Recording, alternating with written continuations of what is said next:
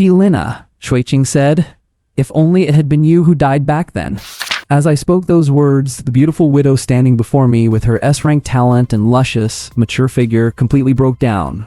Chen Lina turned pale, her voluptuous body swaying unsteadily, before she finally collapsed into my arms in despair, sobbing uncontrollably. I took the opportunity to wrap my arms around her slender waist, feeling the rich, mature fragrance of her scent, as a notification popped up in my mind. Goddess Chen Lina, age 36, S-rank talent, flower of greed. Current corruption level is skyrocketing. Once it reaches 100%, you can permanently strip her of her strongest talent and upgrade it to SS rank. An hour ago, Chen Lina's darling daughter and my childhood sweetheart, Li Shuiqing, had just teamed up with 3 other ingrates to kick me out of the top-ranked hero party. Their reason was that a B-rank support like me wasn't worthy of fighting alongside their 4 S-rank genius selves. They thought they were getting rid of a useless freeloader. Little did they know, I am not only the top player in the entire game, but because of this expulsion, I awakened the SSS rank talent, Goddess Link. As long as I win over a goddess, I can infinitely stack all my attributes and seize their talents.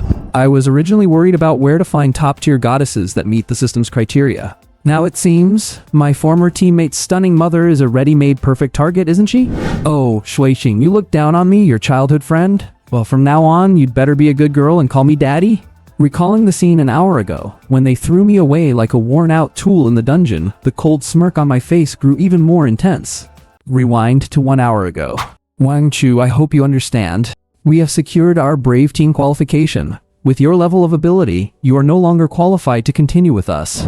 Zheng Xiaoyu looked indifferent. The other 3 women looked on with cold expressions. Inside the gloomy dungeon, Wang Chu stood in the shadows. Just a moment ago, Team Xiaoyu had cleared the Earth Drake lair in a staggering 23 minutes, topping the rankings and seizing the only Brave Team spot in Huaihai City.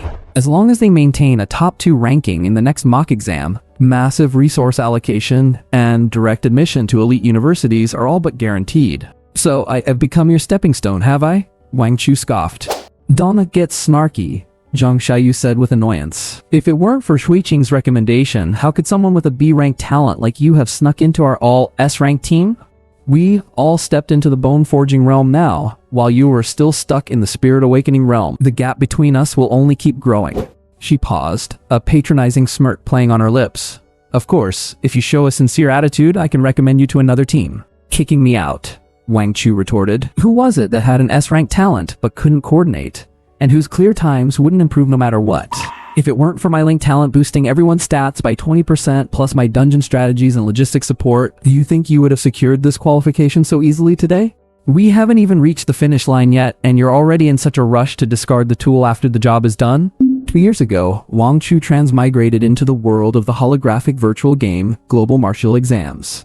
As a top-tier player in the global arena, he knew every setting and dungeon guide by heart, quickly making a name for himself at school. That was until he was invited to join the team by the original owner's childhood sweetheart, Li Shuiqing. Upon discovering that Zheng Xiaoyu and the other 3 were all game heroines, he thought it wouldn't be bad to slack off while teamed up with 4 S-rank prodigies, so he agreed. Of course, it was definitely not because he had looked at too many of those explicit game CGs. Zheng Xiaoyu slammed her longsword into the ground, her expression turning hostile. Yes, you handled the strategies and logistics, but aside from those, what else can you do? We need teammates who can output damage, not some deadweight who rides on the back of a link buff. You don't deserve the title of a brave at all. Swish. She drew her sword, the tip pointed directly at Wang Chu's throat. With our ability, we can crush any dungeon. Once we replace you, we'll only get faster. We don't need your crappy guides at all. Wang Chu laughed in anger. Aside from those?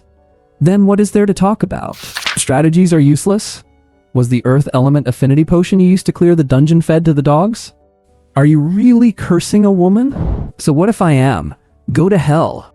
At this moment, the holy priest Angela clasped her hands over her chest, the white angel wings on her back tightening slightly. She lowered her gaze and whispered with a pitiful look. Why don't we just let it go, Captain? It wouldn't be too late to get rid of little Chu once our guaranteed admission is secured. The elf archer Irene immediately rejected the idea. No way. I don't want to carry dead weight anymore. I have to take first place in the martial exams. Zheng Xiaoyu glanced at Angela. She didn't say anything when they discussed this earlier, so why is she playing the saint now? If you want to keep Wang Chu, then you can leave with him. Angela immediately shut her mouth, acting as if nothing had happened. What's your opinion, Shuiqing? Zheng Xiaoyu turned to Wang Chu's childhood sweetheart. Wang Chu also looked at Li Shuiqing. He was very curious to hear what this so-called childhood friend of the original owner had to say. Sister Xiaoyu, Wang Chu is nothing to me. We are just neighbors, Li Shuiqing said, cutting ties immediately. Then, she looked at Wang Chu with indifferent eyes. Little Chu, I have always said that people should be independent and not be parasites who rely on others. I don't deny that you've contributed, but it's not much. With the martial exams approaching, for the sake of the team's future, I hope you can leave gracefully so we can all move on. Wang Chu laughed out loud. Giving me this independent woman act? Then don't drink the mana potions I give you? You want independence in everything except your finances, right? Li Shuiqing frowned. Those potions were bought with the team's budget. What does that have to do with you? What does it have to do with me? She possessed the S-rank talent Ice Boundary, which has high burst damage and mana consumption. The store-bought blue potions couldn't keep up. All this time, it was Wang Chu paying out of his own pocket to source materials and using game bugs to craft them specifically for her, kicking me out. These fools don't realize we're losing a master who knows the future trends, is familiar with all dungeons, and has mastered all life skills. Furthermore, his talent link could provide up to 5 teammates with a 20% bonus to all attributes. And it was just base stats: movement speed, attack speed, cultivation speed, even charm, precision, and luck. As long as it was a stat, it was boosted by 20%. Did they really not notice at all? Oh, right, little Chu, Li Shuiqing added righteously. After you leave the team, you cannot cancel the link buff. We still need it. 1 second they were independent, and the next they were demanding a free ride? Get lost, you idiots. Wang Chu didn't waste another breath, and immediately canceled his talent. You have revoked the link status of Zheng Xiaoyu, Li Shuiqing, Irene, and Angela. The cultivation bonuses provided during the link will be gradually withdrawn. At the same moment, all 4 women received a notification that they had lost their 20% all-attribute bonus. Wang Chu Yu. Li Shuiqing's eyes widened in disbelief. How dare you refuse me? Zhuiqing, stop wasting words on him, Zheng Xiaoyu said with a dark face. Since he won't leave on his own, I'll kick him out.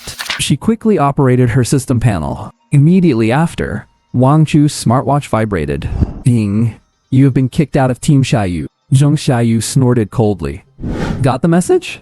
You thought I wouldn't dare kick you out right before the martial exams? I can afford to lose 20% of my points. I've already found a substitute. Once the roster is announced, you will see that compared to him, you're just a piece of trash. You dare revoke the link? I'll make sure you can find another team in this school. Wang Chu didn't hear a word of Zheng Xiaoyu's rant, because the moment he was kicked from the team, a notification sound rang in his head. Ding. Congratulations to player Wang Chu for unlocking the hidden achievement, leaving the team. Your B-rank talent link has been upgraded to the SSS rank talent Goddess link. Goddess link, SS rank talent. Effect 1. Provides a 100% base stat bonus to any target and yourself. Each successfully linked goddess increases the bonus by 50%. Currently linked. 0. Effect 2. When favorability with a linked goddess reaches 80%, permanently gain their strongest bloodline talent. At 100% favorability, the acquired talent is upgraded by 1 tier. Description: link them hard. A hidden achievement? Wang Chu's eyes flickered slightly. As a completionist who collects every achievement, he was certain that this team kick achievement did not exist in the game. A random mistake of being kicked from the team had actually triggered an evolution of his talent. Scanning the description of Goddess Link, Wang Chu felt a shock in his heart. This talent is way too broken. The total attribute bonus surged from 20% to 100%, and it could stack infinitely based on the number of linked goddesses. Linking with 2 would mean 200%. What was even more terrifying was the second effect.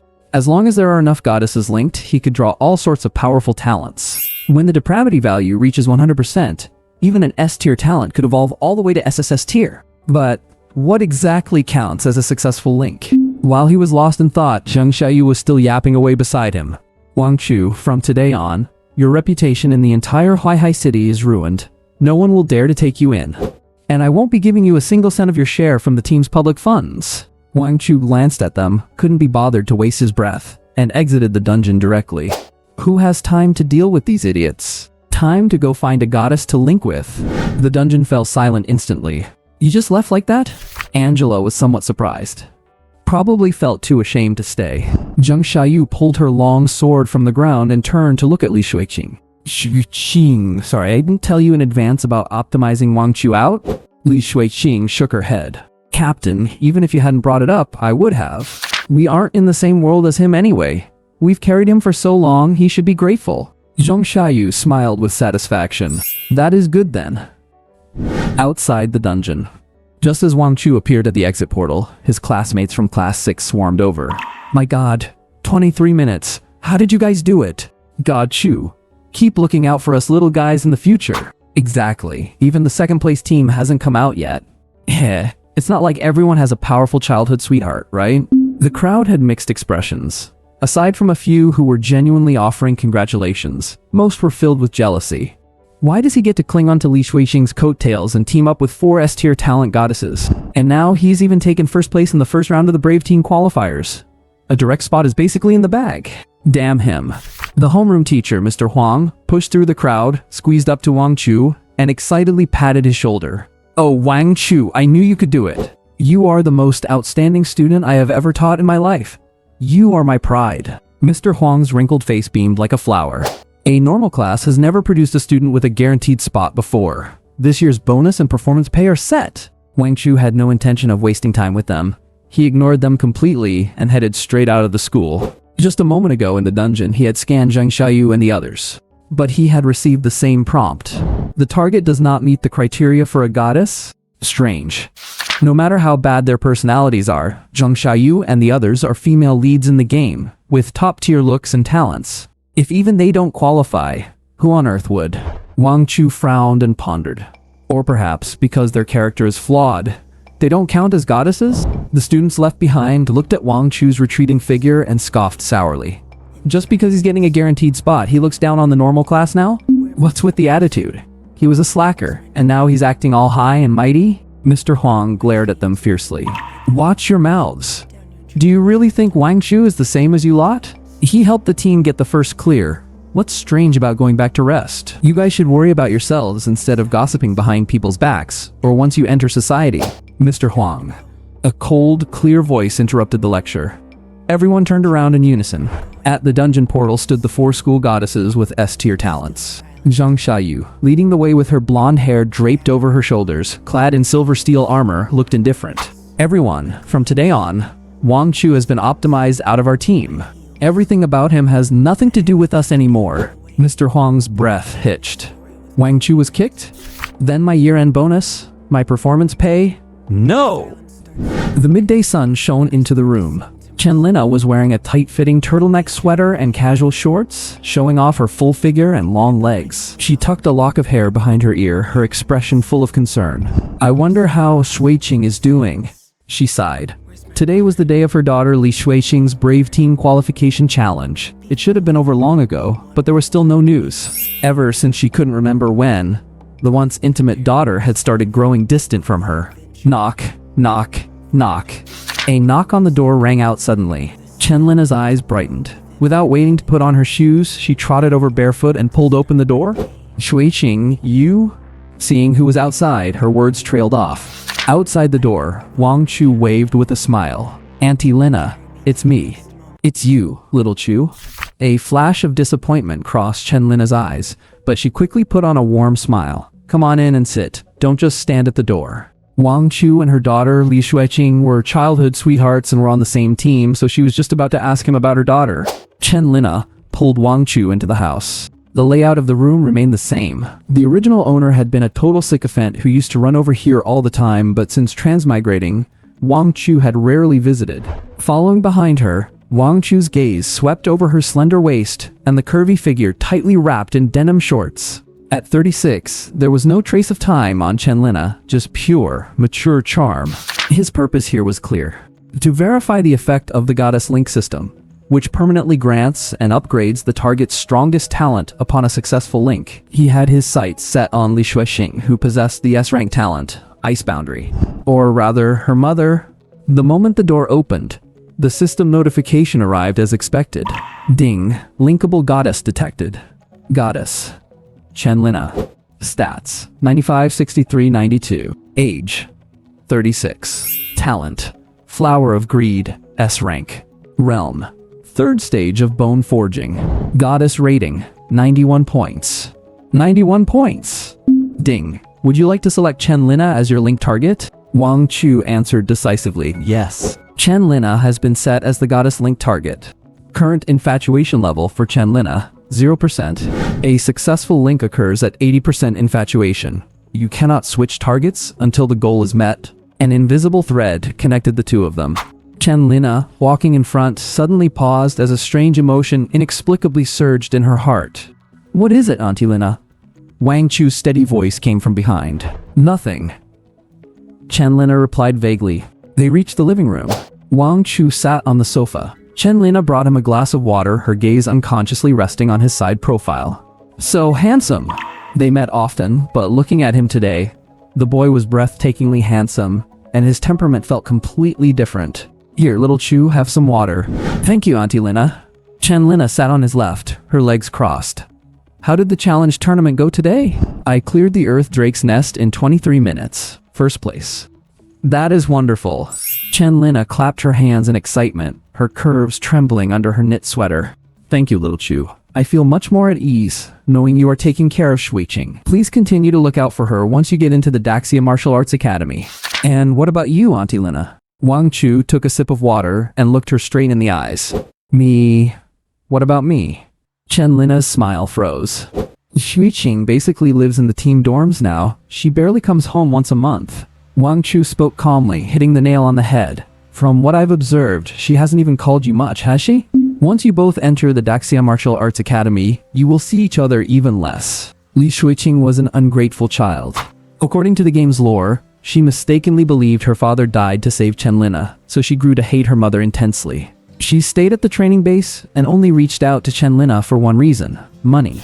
This was exactly where Wang Chu could break through. Chen Lina squeezed out a weak smile. Kids grow up. It is normal that she is not around. As long as you are both safe, I am happy. Auntie Lina, stop lying to yourself. You know very well that Li Shuiqing has a grudge against you. Little Chu, I heard it from Shuiqing.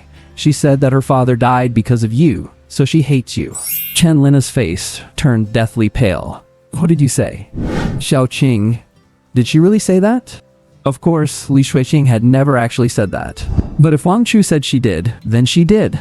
Yes, not only did she say that, she also... Wang Chu feigned hesitation, stopping short. What else did she say? Chen Lina was desperate. Auntie Lina, those words are too hurtful. Little Chu, just tell me. I can handle it. Chen Lina reached out, grabbed Wang Chu's arm tightly, and leaned in close. A faint fragrance wafted through the air. Hooked! Wang Chu sneered inwardly and spoke slowly. Shuiqing said that it would have been better if you had died instead of her father. Chen Lina could no longer hold it together. Her body swayed and she broke into tears. It was actually her father who was having an affair and was beaten to death by the other woman's husband. I kept it from Shuiqing all this time to preserve his image. How did things end up like this? There was such a hidden secret. This was a hidden detail outside the game's official lore, and it was the first time Wang Chu had heard of it. To have a wife this beautiful and still cheat, he deserved to die. Seeing Chen Lina in tears, Wang Chu sat beside her, naturally sliding his arm around her slim waist and pulling her into his embrace. Chen Lina buried her head in his chest, sobbing uncontrollably, completely unsuspecting of his hand around her waist. Strange feelings quietly began to grow. Feeling the sobbing in his arms, Wang Chu immediately pressed his advantage with a second line of attack. Oh right, Auntie Lina? If I recall correctly, is there a special mark on your lower abdomen? It looks just like a withered flower. Withered flowers. Wang Chu felt Chen Lina's body tremble in his arms. How did you know, Chu? Chen Lina looked up and asked with difficulty. Chu, what are you talking about? Don't play dumb, Aunt Lina. I've seen it many times when I was a kid. Wang Chu said casually. He hadn't actually seen it, of course, but it was in the game setting guide. Chen Lina blushed instantly. The location of that flower was extremely hidden. Being able to see that flower meant that basically, haha, Chu, that's just a tattoo I got when I was young and foolish. You really shouldn't be like me, Auntie. Upon hearing this, Wang Chu grinned and leaned into Chen Lina's ear to whisper, Aunt Lina, you're not being honest. Chen Lina's body trembled. A burst of warm breath blew against her ear. That is the Flower of Greed, right? The Flower of Greed is a very special S-rank talent in the game. The most peculiar effect of this talent is that the Flower of Greed will grow robust and increasingly beautiful as it is nourished. At the same time, the user's realm and power will continue to grow as the flower grows. Conversely, if the Flower of Greed is not nourished for a long time, the user's realm will continuously drop. The most crucial part is, this talent ability works for both parties. When a certain level is reached, it will provide a large amount of experience points. Simply put, the more you nourish the Flower of Greed, both of you will become stronger. It's a win-win. You win twice. As for Chenlina, it is precisely because she hasn't used her talent ability for so many years that her realm has fallen all the way from the essence condensing stage to the current bone forging stage. If this continues, one day she will fall back to the initial spirit awakening stage. When Wang Chu pointed out the Flower of Greed directly, Chenlina already knew what his intentions were. She had kept this secret for many years, and now it had finally been discovered by someone else, Aunt Lina. The Flower of Greed is also known as the succubus body. It's such a waste not to use the talent for so long. It's truly great that you've been able to persist for so long for Shuiqing's sake. Chu, I am Shuiqing's mother. I will be angry if you do this. Chenlina's throat was dry and hoarse, and she looked indignant. However, although she had been accustomed to enduring it for years, the little desire stirred up at this moment was starting to make her restless. Wang Chu tightened his hold on Chenlina's arm slightly. Are you angry? Hey, that just makes me even more excited. Aunt Lina, think about Shuiqing. The reason Shuiqing hates you so much now is all because of the mistake that person made. Why should you have to bear the burden of that person's mistake for so many years? Chenlina's heart trembled. Wang Chu's voice, like a demon's whisper, continued to echo in Chenlina's ear. Not to mention, you can't even protect yourself in your current realm, let alone protect Shuiqing. You clearly possess such a powerful talent. You could be much stronger. The day you become a powerhouse, your relationship with Shuiqing will naturally get better and better. After he finished speaking, the body in his arms gradually relaxed and became softer. It was clearly that person who did something wrong, but it almost ruined her whole life. What does Li Shuiqing think of it? Doesn't she know? She just never imagined it was caused by his mistake. Revenge. She wants revenge. Affection value plus 30%. Affection value plus 110%. Wang Chu looked at the 50% affection value that took forever to grind and frowned slightly. Connecting does increase affection, but aside from the initial 30%, the subsequent gains are getting smaller and smaller. It seems it will take some time, or a catalyst, to reach 80% and unlock the talent. However, the Flower of Greed talent is truly powerful. Perhaps the flower hadn't been nourished for too long, like a well that had been dried up for years. A wave of energy from the Flower of Greed started to feed back. Wang Chu's realm was instantly promoted from the spirit awakening stage to the bone forging stage. A huge leap forward. And that Flower of Greed had a very obvious change compared to its just withered appearance. Magic patterns began to flicker. Aunt Lina herself also looked much more radiant. Aunt Lina, you clean up here first. I'm going back to grab some luggage. What are you getting your luggage for? Moving in, of course. Wang Chu had been living alone ever since he transmigrated here. The original owner's parents hadn't appeared for a long time, but they regularly deposited living expenses into his card. You're moving in? Chenlina exclaimed. What if Shuiqing comes back? Keep dreaming, you're quite full of yourself. Even if you died in the house and started to rot, she wouldn't even know. Chenlina. Though his words were harsh, they were true. She couldn't refute them. Chu, you've always liked Shuiqing, haven't you? If she finds out about us, for some reason, there was a faint trace of jealousy in Chenlina's tone. Who said I liked her? Wang Chu clicked his tongue and tapped lightly on his phone. Aunt Lina, the truth is, the reason I kept coming to look for Li Shuiqing is because I like you. After he finished speaking, Chenlina's face was instantly flushed pink. You. What kind of nonsense are you spouting? Goddess Chenlina, affection value plus 3%. Oh? This can also increase affection value. Tsundere, are we? This actually gave Wang Chu a new idea. So, besides intimate connections, other actions can potentially increase affection too? What's this? Cage no Jitsu Yokusha? Soon, without wasting much time, Wang Chu went to the room next door, grabbed 2 sets of clothes and some toiletries, and came back. Chenlina was also quite efficient. She had tidied up the living room and even changed the bed sheets. In the evening, Chenlina rested her head on Wang Chu's chest, watching him browse his social media feed on his phone. The next second, the latest post appeared at the very top. Chenlina recognized the owner of the profile picture at a glance. It's Shui Qing! She acted impulsively, grabbing Wang Chu's phone. Let me see what Shui Qing posted. May 13th, sunny day. Today was a wonderful day. The Xiaoyu team successfully took first place in the Brave Squad Challenge with a clear time of 23 minutes, becoming the #1 candidate team for the Brave Squad. Thank you all for your blessings. We will keep working hard and do our best to take first place in the simulation tournament again. Tomorrow night, the Xiaoyu team will be holding a celebration banquet at the Revolving Restaurant on the 28th floor of the Glory Hotel, and all students are cordially invited to attend. Also, after a team decision, Wang Chu has been kicked out of the Xiaoyu team. From today on, all of Wang Chu's actions have nothing to do with the Xiaoyu team. Further down, there was a group photo of the 4 Academy goddesses: Zheng Xiaoyu, Li Xueqing, Ailin, and Angela. The next day, Wang Chu sat at his desk in the classroom and let out a yawn. Even at an age where you could pee against the wind with enough force to reach 10 feet, you still get tired. So, Li Xueqing likes to play dirty and loves posting on social media, huh? Then Wang Chu had no choice but to get his revenge through Chenlina. At the same time, Chenlina, thanks to her unique ability, had risen from the 3rd stage of the bone forging realm straight up to the 8th stage, and was on the verge of returning to the condensing origin realm. Before she became a widow, she was a professional in the condensing origin realm. With Wang Chu by her side, her future potential would definitely exceed the condensing origin realm.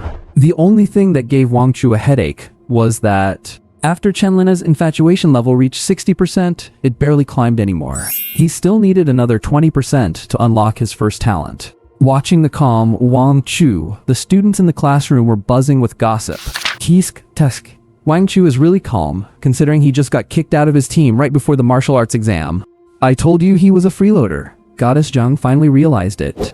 It's so embarrassing for our class. I heard the 4 goddesses of the Xiaoyu team were willing to lose 20% of their points just to dump him. 20% of their points is nothing for the Xiaoyu team. They're still firmly in first place. They were as fawning yesterday as they are cold today. Human nature is clearly visible. Last night, the 4 goddesses of the Xiaoyu team all posted on social media to cut ties with Wang Chu. Immediately after, a post on the school forum was suddenly pinned to the top of the homepage. I am Xiaoyu. Let me talk about the classmate Wang Chu who I kicked out of the team. Everyone, I am Zheng Xiaoyu, captain of the Xiaoyu team. Sorry to use public resources for personal matters, but I wanted to address your concerns. I'm posting this to warn everyone to avoid the trap and be wary of Wang Chu, the malicious parasite. Back then, on Xueqing's recommendation, we invited Wang Chu, who possessed the linked talent, to join our team. Given Wang Chu's low combat effectiveness, we allowed him to stay away from the front lines and dungeons for his own safety, while he handled logistics. We truly believed we would keep fighting together and achieve great results in the martial arts exam. Until one day, we discovered that Wang Chu had been abusing our trust to squander our team's funds. As she said this, Zheng Xiaoyu attached a photo showing the expense records for medicinal herbs and refined steel. As you can see, most of the team's funds were used by Wang Chu to buy these materials, but our team never had any use for them. I have to ask, where did these materials end up? Did they all go into Wang Chu's own pockets? Below the post were several highly liked comments. The top ones were support from Irene, Li Xueqing, and Angela. I support Captain Xiaoyu's decision. I've wanted to kick that parasite out for a long time. So satisfying. Irene, typical brainless beauty. I really hope this is a misunderstanding, but these records are real. Angela, the typical pretentious one. It was my fault for pulling Wang Chu into the team. I'll take responsibility for my mistake. I will make up for it in the mock exam. Li Xueqing, the typical independent woman. However, there was one comment that got highly rated, which surprised Wang Chu. Aren't those materials used for making magic potions? And the refined steel for armor and arrows? Are you sure you're not joking? I don't know who this is, but they're brave to go against the current. They immediately got roasted to pieces. The comments below were all calling them Wang Chu's alt account or a fanboy. Furthermore, every time the post refreshed, more comments appeared. Without exception, they were all attacking Wang Chu and pitying the school goddesses. Very good. Watching the momentum of the post, a smug smile appeared on Zheng Xiaoyu's lips. Wang Chu, I told you to leave, but You wouldn't. Now your reputation is completely ruined. I want to see how you'll survive now that you're public enemy number 1. This is a critical moment before the martial arts exam. The total score for the martial arts exam is made up of a team event and an individual event. Missing the team score, coupled with Wang Chu's strength only at the Spirit Awakening realm, he probably won't even make it into the worst martial arts academies. Thinking about Wang Chu's current situation, Zheng Xiaoyu couldn't help but laugh out loud. Wang Chu, oh Wang Chu, right now, you're probably hiding in a corner crying, right? On the other side, Wang Chu didn't feel a thing. Just as that comment said, all the materials he bought were used for Zheng Xiaoyu and the others. This so-called Xiaoyu team was just a group of deadweights. Captain Zheng Xiaoyu, a swordsman with an S-rank talent, Heart of the Sword Saint. She charges around blindly every day, never dodging monster attacks, and she ruins a piece of armor every single fight. Irene, an archer with an S-rank talent, Blessing of the Wind. Since she hasn't reached the condensing origin realm, she can only use physical arrows. God knows how many arrows Wang Chu had to make for her. Angela, a healer with an S-rank talent, Heart of Holy Healing. She heals well enough, but spends every day saying things like, "Rabbits are so cute, how can you kill them?" and refuses to buy gear, only buying useless jewelry. A total phony. As for Li Shuiqing, a high consumption, high damage mage who can cast at most 2 spells at full mana. After she's done, she's even more useless than a goblin. Without me continuing to supply mana potions and arrows made through game bugs, in less than 2 days, the Xiaoyu team will be in complete chaos. Wang Chu wasn't panicked at all. He was already sitting back, ready to enjoy the show. I wonder who the next unlucky person will be? When the 4 goddesses start tearing each other apart, that should be fun, right? Just as Wang Chu was contemplating this, a screeching voice made the whole classroom go silent. "Wang Chu, get out of here right now." Their homeroom teacher, Mr. Huang, stood at the classroom door, hands on his hips, pointing at Wang Chu and shouting, "You are truly the worst student I have ever taught in my decade of teaching. Trash. Garbage. Someone like you doesn't deserve to attend my class." The students were dying of laughter. "Old Huang, didn't you publicly praise Wang Chu yesterday, saying he was the most excellent student you'd ever taught and that you were proud of him?" How did the tune change so fast? A few seconds later, Mr. Huang saw that Wang Chu was still sitting there motionless, not even sparing him a glance, and he completely blew his top. He strode up to Wang Chu. The aura of a condensing origin realm professional enveloped Wang Chu. "Fine, you won't leave, will you? Then I'll throw you out." With that said, he reached out, grabbed Wang Chu's arm, and gave it a hard pull. The result? Wang Chu didn't move an inch, looking at him with a smirk on his face. "Huh?" Mr. Huang froze on the spot. Even though he had only used less than 30% of his strength, it was definitely something no Spirit Awakening Realm student could easily withstand. Damn it. He even dares to mock me. Mr. Huang glared and put more strength into his grip. This time, even a 3rd stage bone forging student wouldn't be able to resist. It's just that Wang Chu remained in his lazy posture, his left elbow on the desk, his palm supporting his face. After successfully linking with the goddess Chen Lina, the stat bonus from the goddess link talent had reached 150%. And he had jumped straight through the final hurdle and entered the bone forging realm. And a bone forging realm with 150% all stats at that. Did you break through to the bone forging realm? Mr. Huang, being a teacher in the condensing origin realm, immediately noticed what was going on. But so what if he was in the bone forging realm? I am in the condensing origin realm. Just as he was about to use all his strength, outside the classroom, a melodious and gentle voice sounded. "Excuse me, is student Wang Chu here?" The voice was like music to the ears. It was gentle, yet carried a hint of chill, a feeling that kept people at arm's length. Old man Huang was in a foul mood. He shouted as he turned around, his tone irritable. "Damn it, who is it? Can't you see I'm already in a bad mood? It's me." Old man Huang instantly lost his fire when he saw who it was. An unexpected girl was standing at the door. The baggy school uniform could not hide a figure that was far beyond her years. The neckline was slightly open, revealing a slender neck, and her waist was narrow enough to be circled by one's hands. Even in a plain school uniform, she carried an air of nobility. Ning Zhuqing. The students who were just gloating over Wang Chu getting scolded couldn't hold it together anymore. "Oh my god, oh my god, oh my god, it's the school beauty Ning Zhuqing. Are you kidding me? Why would the school beauty come looking for Wang Chu? Who knows, but school beauty Ning is the strongest awakened in our school. I heard she's already reached the 7th stage of bone forging. She and Wang Chu are in completely different worlds, you know?" Quiet! Quiet! Old man Huang shouted twice to restore order. Then, at lightning speed, he switched to a fawning expression. Oh, it's you, Ningju King. Who exactly are you looking for? The girl before him was the strongest student at Huaihai Martial Arts Academy. But more importantly, it was her background. Old man Huang had once seen the principal bowing and scraping before her, looking even more servile than he did right now. That sight was truly staggering.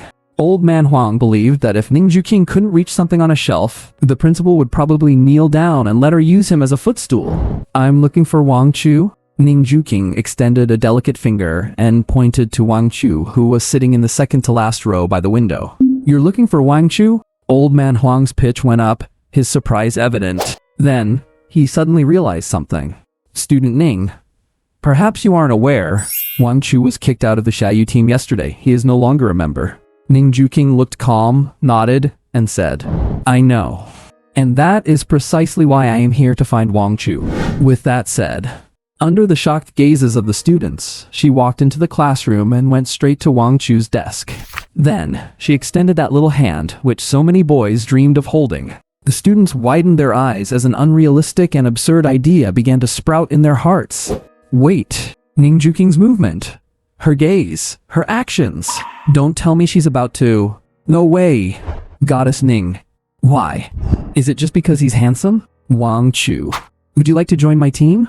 As soon as these words were out, the whole room gasped in unison. She said it. She actually said the words they couldn't believe. Wang Chu, who had just been kicked out of the Xiaoyu team and labeled a parasite. He actually received an invitation from school beauty Ningju King. If I remember correctly, Ningju King's team cleared the Earth Dragon Lair in 35 minutes yesterday. That's still a bit behind the 23-minute record set by the Xiaoyu team, but it's still the second-ranked team in Huaihai City. Student Ningju King, did you make a mistake? The homeroom teacher, Old Man Huang, swallowed hard. Wasn't what was happening before his eyes just too magical? I'm not the type to joke around. Ningju King shook her head slightly, lifted her lowered gaze to glance at Old Man Huang, and said indifferently, I think you've all forgotten something. Before Wang Chu joined the Xiaoyu team, my team was the #1 team in Huaihai City. When she said this, everyone was stunned. Wait, is that actually true? At least within Huaihai Martial Arts Academy, the ranking of the Xiaoyu team had always been behind Ningju King's Baohinia team. No one knew when it happened, but the Xiaoyu team suddenly surged ahead. Everyone just thought it was perfectly normal, because the 4 goddesses in the Xiaoyu team were all S-tier awakened individuals. And in the Baohinia team, only Ningju King had awakened an S-tier talent. The rest were all A-tier. But talent doesn't just manifest right after awakening. Why had the Xiaoyu team been stuck in second place for 2 years before Wang Chu joined? Could it be that Wang Chu wasn't a parasite, but... Hiss. Goodness, my scalp is itching. My brain is starting to grow. On the other side, Wang Chu looked into Ningju King's beautiful eyes. A faint fragrance drifted into his nostrils. Ding. Goddess detected for linkage. Goddess. Ningju King. Stats. 88, 58, 9. Age. 18. Talent. Heavenly Pivot of Myriad Thunders. S-tier. Realm. Bone Forging Stage 7. Goddess rating. 95 points. Current linkable goddesses. 0. Ningju King actually came to invite me to her team? Her action indeed exceeded Wang Chu's expectations, because Ningju King's status was far from ordinary. In the game, Ningju King was the daughter of the great Xia Mansion Lord. In other words, she was a princess. Her father, the current lord of Great Xia Mansion, was an SS tier awakened. Wait a minute? Wang Chu suddenly thought. If he could successfully link with Ningju King, once the obsession value hit 100%, couldn't he obtain an SSS tier talent? Wang Chu. Old Man Huang had long since released his grip on Wang Chu's wrist. Changing his demeanor completely, he said with a smile plastered on his face.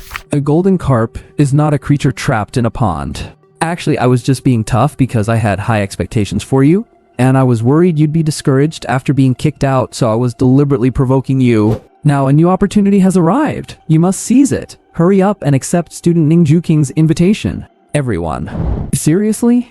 Old Man Huang, your face. It's just too damn ugly. However, almost everyone thought that Wang Chu couldn't possibly reject Ningju King's invitation. Even if it's not the Xiaoyu team, that's still the second-ranked strong team. Even if he doesn't get a guaranteed spot, the team points in the martial arts exam will definitely not be low. Not to mention Wang Chu's current awkward situation. Only a fool would refuse. The next second, everyone heard Wang Chu softly spit out a few words. I refuse. Everyone, huh? No way. Did I hear that wrong? Damn. You actually rejected School Beauty Ning's invitation? So it's not possible after all. After all, Wang Chu doesn't know us well enough. It's normal for him to refuse. Ning Juqing muttered to herself, a look of disappointment flashing in her eyes. After a brief pause, she continued. Wang Chu, I am sincerely inviting you to join my team.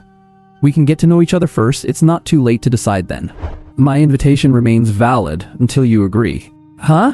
The surrounding students didn't know how to react to everything they were witnessing. School Beauty Ning. Wake up, School Beauty Ning. If you've been hypnotized, blink your eyes. What do you mean by getting to know each other before deciding? Are you two on a blind date?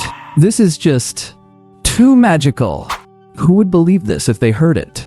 This would be bombshell news on the campus bulletin board. The way the students were looking at Wang Chu, they wanted to eat him alive. However, in the next second, they saw Wang Chu say leisurely, although I don't plan to join your team for the moment, but I can provide you with strategy support. Returning to the top will be a piece of cake. Back to number 1. Piece of cake. The whole class erupted in an instant. Seriously, buddy, you're hilarious. I'm dying. That is the funniest joke I've heard all year. A piece of trash with mere B-rank talent? Daring to say something so insane? Do you have no sense of shame? Sister, I think you're the one with no sense of shame. You're only C-rank yourself. That's completely different. Don't you know a girl's C-rank talent is equivalent to a boy's A-rank talent? Everyone was shocked by Wang Chu's outrageous statement and couldn't help but mock him. Listen up, buddy. Do you have any idea what kind of score you need to help our School Beauty Ning's team take back the lead? Even with 4 S-rank goddesses carrying a dead weight like you, they still only manage a terrifying score of 23 minutes to clear it. If they kicked you out and brought in someone capable, they would take off instantly, wouldn't they? To beat them, you'd have to improve Ning's team from 35 minutes to under 23. Student Wang Chu, you can't just talk nonsense. Old man Huang hurriedly stopped Wang Chu from making such dangerous remarks. Wang Chu finally had a chance to join the second-ranked team. He couldn't let it slip away. If we can't be first, second is fine too. Ning Juqing glanced at old man Huang and said softly, Teacher Huang, I trust Wang Chu. As long as you give him enough time, he can definitely lead the Bauhinia team back to first place. Just like how he led the Xiaoyu team to defeat us back then. Oh man, she's really brainwashed. Everyone was speechless. Does the Xiaoyu team's 23-minute score have anything to do with Wang Chu? He was just a walking buff at best. Looking into Ning Juqing's eyes, a faint smile curled on Wang Chu's lips. Interesting. Immediately, Wang Chu stood up slowly and said indifferently, No need for time. Right now will do. Right now? Another outrageous statement. I'm dying. If he beats the Xiaoyu team's score, I'll eat my hat. Exactly. Cutting 35 minutes down by at least 12? How is that even possible? Man, are you insane? However, Ning Juqing just gave a sweet smile and nodded. Fine, follow me. Aren't you curious why I trust you so much? Walking in front, Ning Juqing looked back at Wang Chu and asked. Wang Chu blinked. Because I'm handsome. He had no prior connection with Ning Juqing. He wasn't some kind of succubus with the ability to make Ning Juqing trust him unconditionally from afar. Hearing this, Ning Juqing chuckled. Actually, I don't trust you. I trust those 4 from the Xiaoyu team. It's impossible for them to surpass my Bauhinia team on their own merits. Alright. That's how you want to play? What? Disappointed that you didn't hear what you wanted from me? Ning Juqing wore a crafty smile. Alright, I'm just teasing you, but you really are the handsomest person I've ever met. But why are you willing to help me? Wang Chu said indifferently. Help you? To me, it doesn't matter who it is, as long as the Xiaoyu team gets crushed. Hearing this, Ning Juqing pouted and huffed. Pig. Couldn't you just say it's because I'm good looking? When they arrived at the dungeon entrance, 3 men and 1 woman were already waiting. Ning Juqing walked up and pointed to a sturdy man. Wang Chu, let me introduce you. These are my teammates. Chen Lei, a shield warrior. His talent is A rank. No need.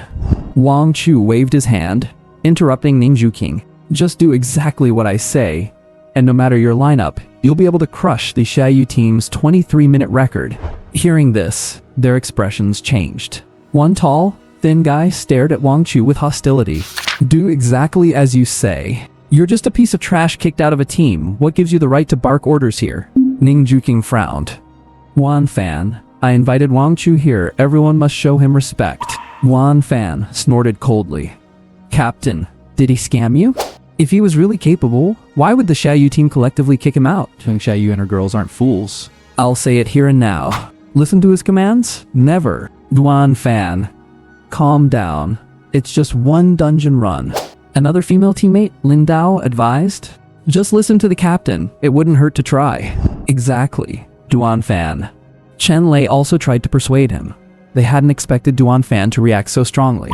Then again, could Duan Fan react any other way? A team can only have 5 members. If Ning Juking is bringing Wang Chu in, who gets kicked out? He is the one with the lowest level in the team, and his role overlaps with Wang Chu's. The martial exam is coming up. Nobody wants to be the one sacrificed. I am very calm. Wan Fan said indifferently. Captain, it's him or me. One of us has to go. The others looked at Ning Juking with difficult expressions. They had been teammates with Duan Fan for a while. Although his personality was a bit flawed, they were familiar with each other.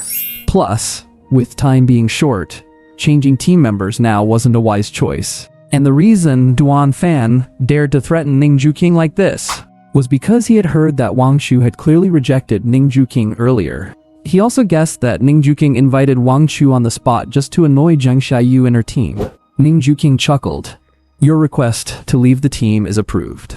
Wan Fan, who was feeling confident, was stunned. Wait, what? Hold on, Captain. I didn't say I wanted to quit. No, you did. My choice is Wang Chu. Even if he doesn't join my team, I'd still choose him.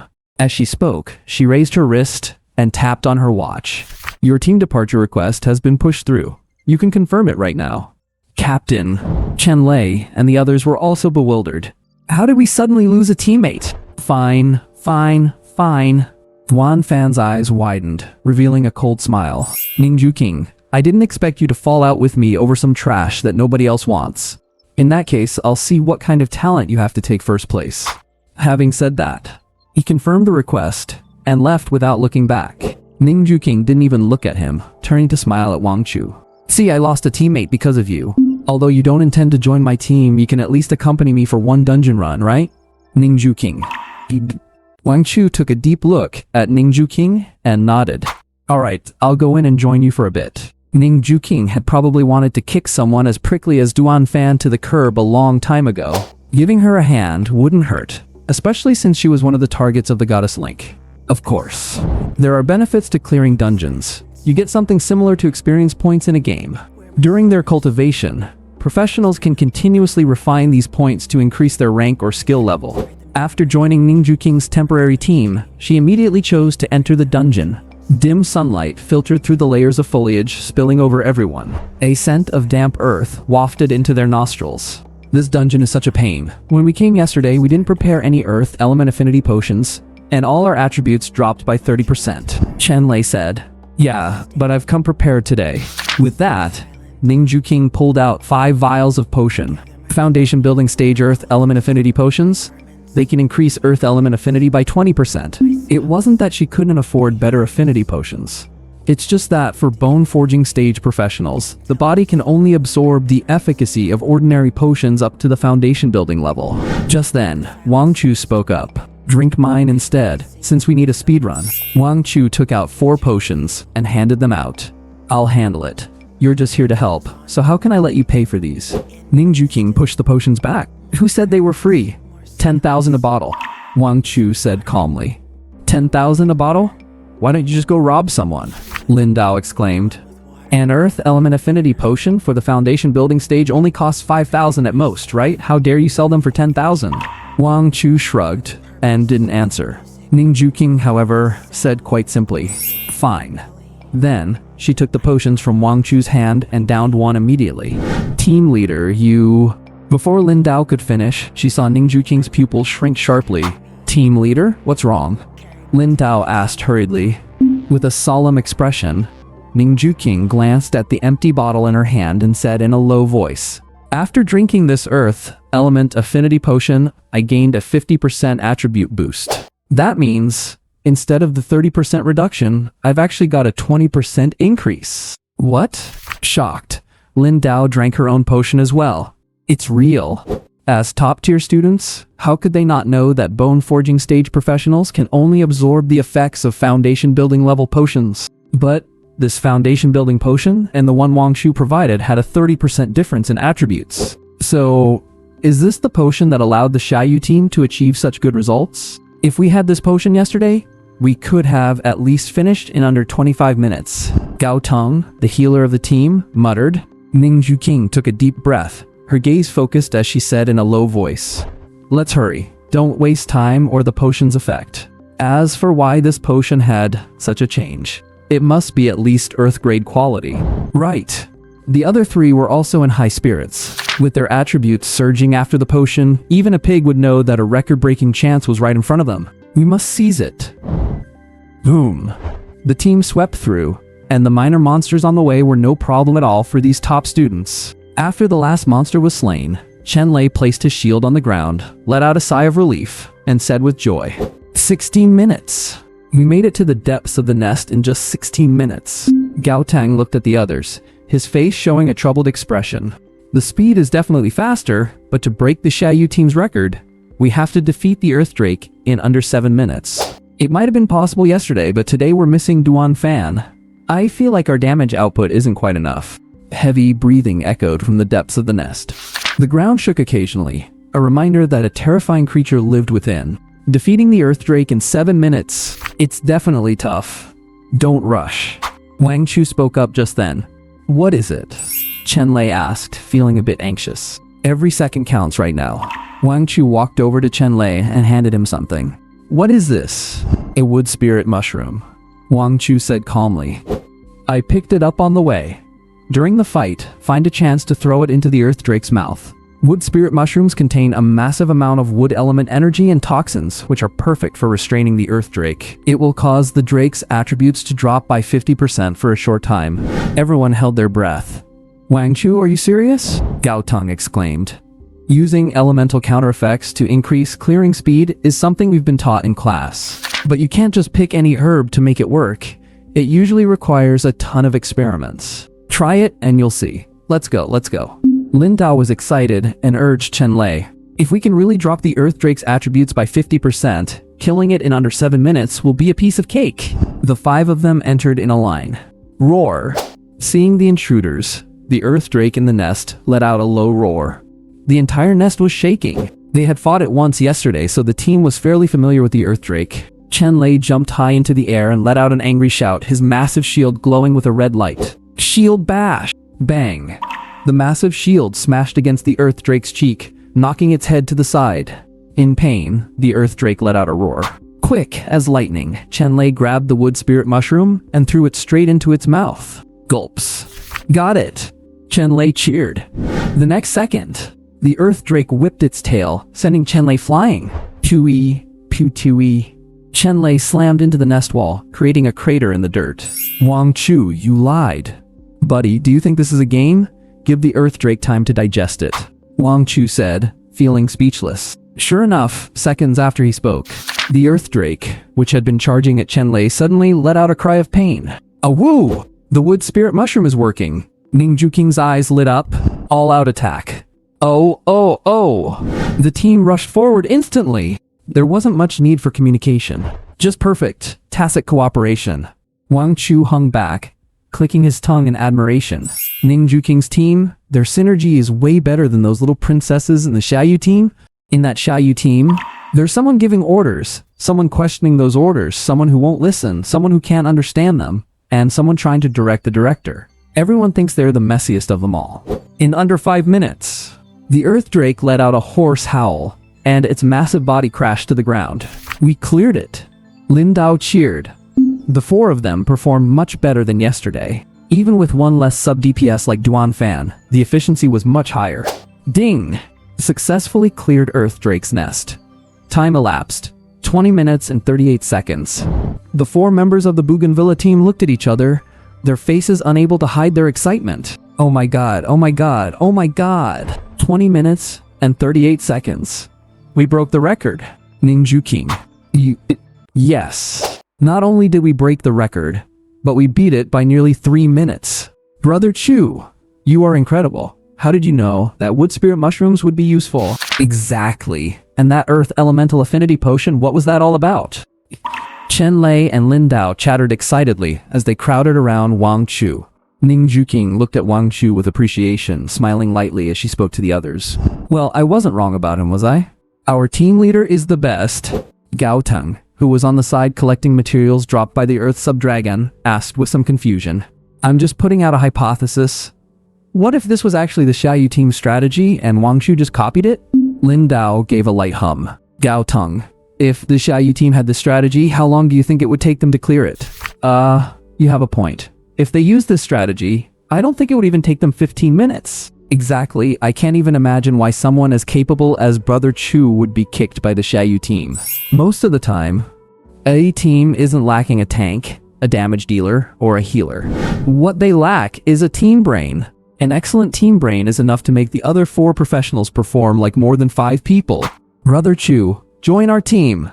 Lin Dao leaned in close to Wang Chu, her eyes sparkling like stars. Even the way she addressed him had changed from just Wang Chu to Brother Chu. Cough, cough. Lin Dao, be a little more reserved. Ning Juqing pulled Lin Dao away from Wang Chu. Lin Dao was standing way too close. It was annoying. We'll see. Wang Chu didn't refuse. Glancing at the time, Wang Chu continued. Since the dungeon is finished, let's head out. Fine, then. Lin Dao pouted. Ning Juqing looked at Wang Chu with a smile. The last spot on the Bauhinia team is always waiting for you. When the 5 of them exited the dungeon, a large group of students had already gathered at the portal. Oh my god, look at the dungeon leaderboard. Huh? The record for the Earth Subdragon's nest has been broken? 20 minutes and 38 seconds? The Bauhinia team! That's terrifying. They beat it by nearly 3 minutes. How did they do that? Wait, is that Wang Chu? I get it now. Wang Chu must have just told the Bauhinia team the Xiaoyu team's strategy. Are you serious? How shameless. Hey, what are you all talking nonsense about? Be careful, or Our Lady will tear your mouths off. Lin Dao put a hand on her hip, pointing at some of the gossiping students in the corner. Ning Juqing scanned the surrounding students coldly and said in a deep voice, the Bauhinia team using the Xiaoyu team's strategy? Are they even worthy? If anyone wants to be a busybody, go ahead and tell Zhang Xiaoyu. From today on, the Bauhinia team will be targeting the Xiaoyu team and crushing every one of their records. The Xiaoyu team has already thrown away their strongest trump card. What do they have left to fight me with? What? Wang Chu led Ning Juqing and her team to clear the Earth Subdragon's nest in 20 minutes? And they're threatening to target our Xiaoyu team? Are you kidding? Where did she get the nerve? Inside a luxury high-end gown boutique, Zhang Xiaoyu hung up the phone in a fit of rage. What's wrong, Xiaoyu? Ailin asked while trying on a gown. Angela and Li Shuiqing also looked over. Zhang Xiaoyu's chest heaved rapidly as she snapped. Just now, Wang Chu led Ning Juqing's Bauhinia team and cleared the Earth Subdragon's nest in 20 minutes and 38 seconds. Ning Juqing is out there clamoring that they're going to crush all of our leaderboard records. Is she joking? Who does she think she is? 20 minutes and 38 seconds? That fast? Ailin frowned. What's the point of taking first place now? The validation for the Hero Squad scores has long been finished. Exactly. Zhang Xiaoyu took several deep breaths, suppressing her anger. Don't worry about those clowns for now. Hurry up and pick your gowns. Today, we are the stars. When we have time tomorrow, we'll go and take the records back. Right. Xiaoyu is right. On the side, Li Shuiqing looked at herself in the mirror, wearing a sapphire blue gown that shimmered brilliantly under the lights. Did he go to Ning Juqing out of spite after I kicked him out? A mocking smirk curled on her lips. Wang Chu, oh Wang Chu, you piece of trash who only knows how to rely on women. Evening.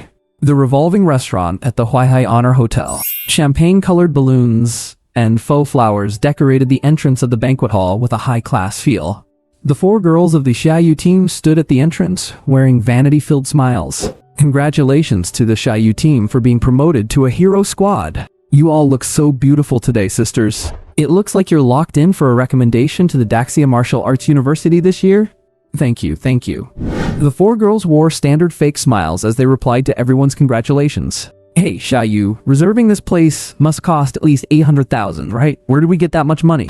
Angela leaned over to Zhang Xiaoyu and asked quietly. Zhang Xiaoyu replied calmly.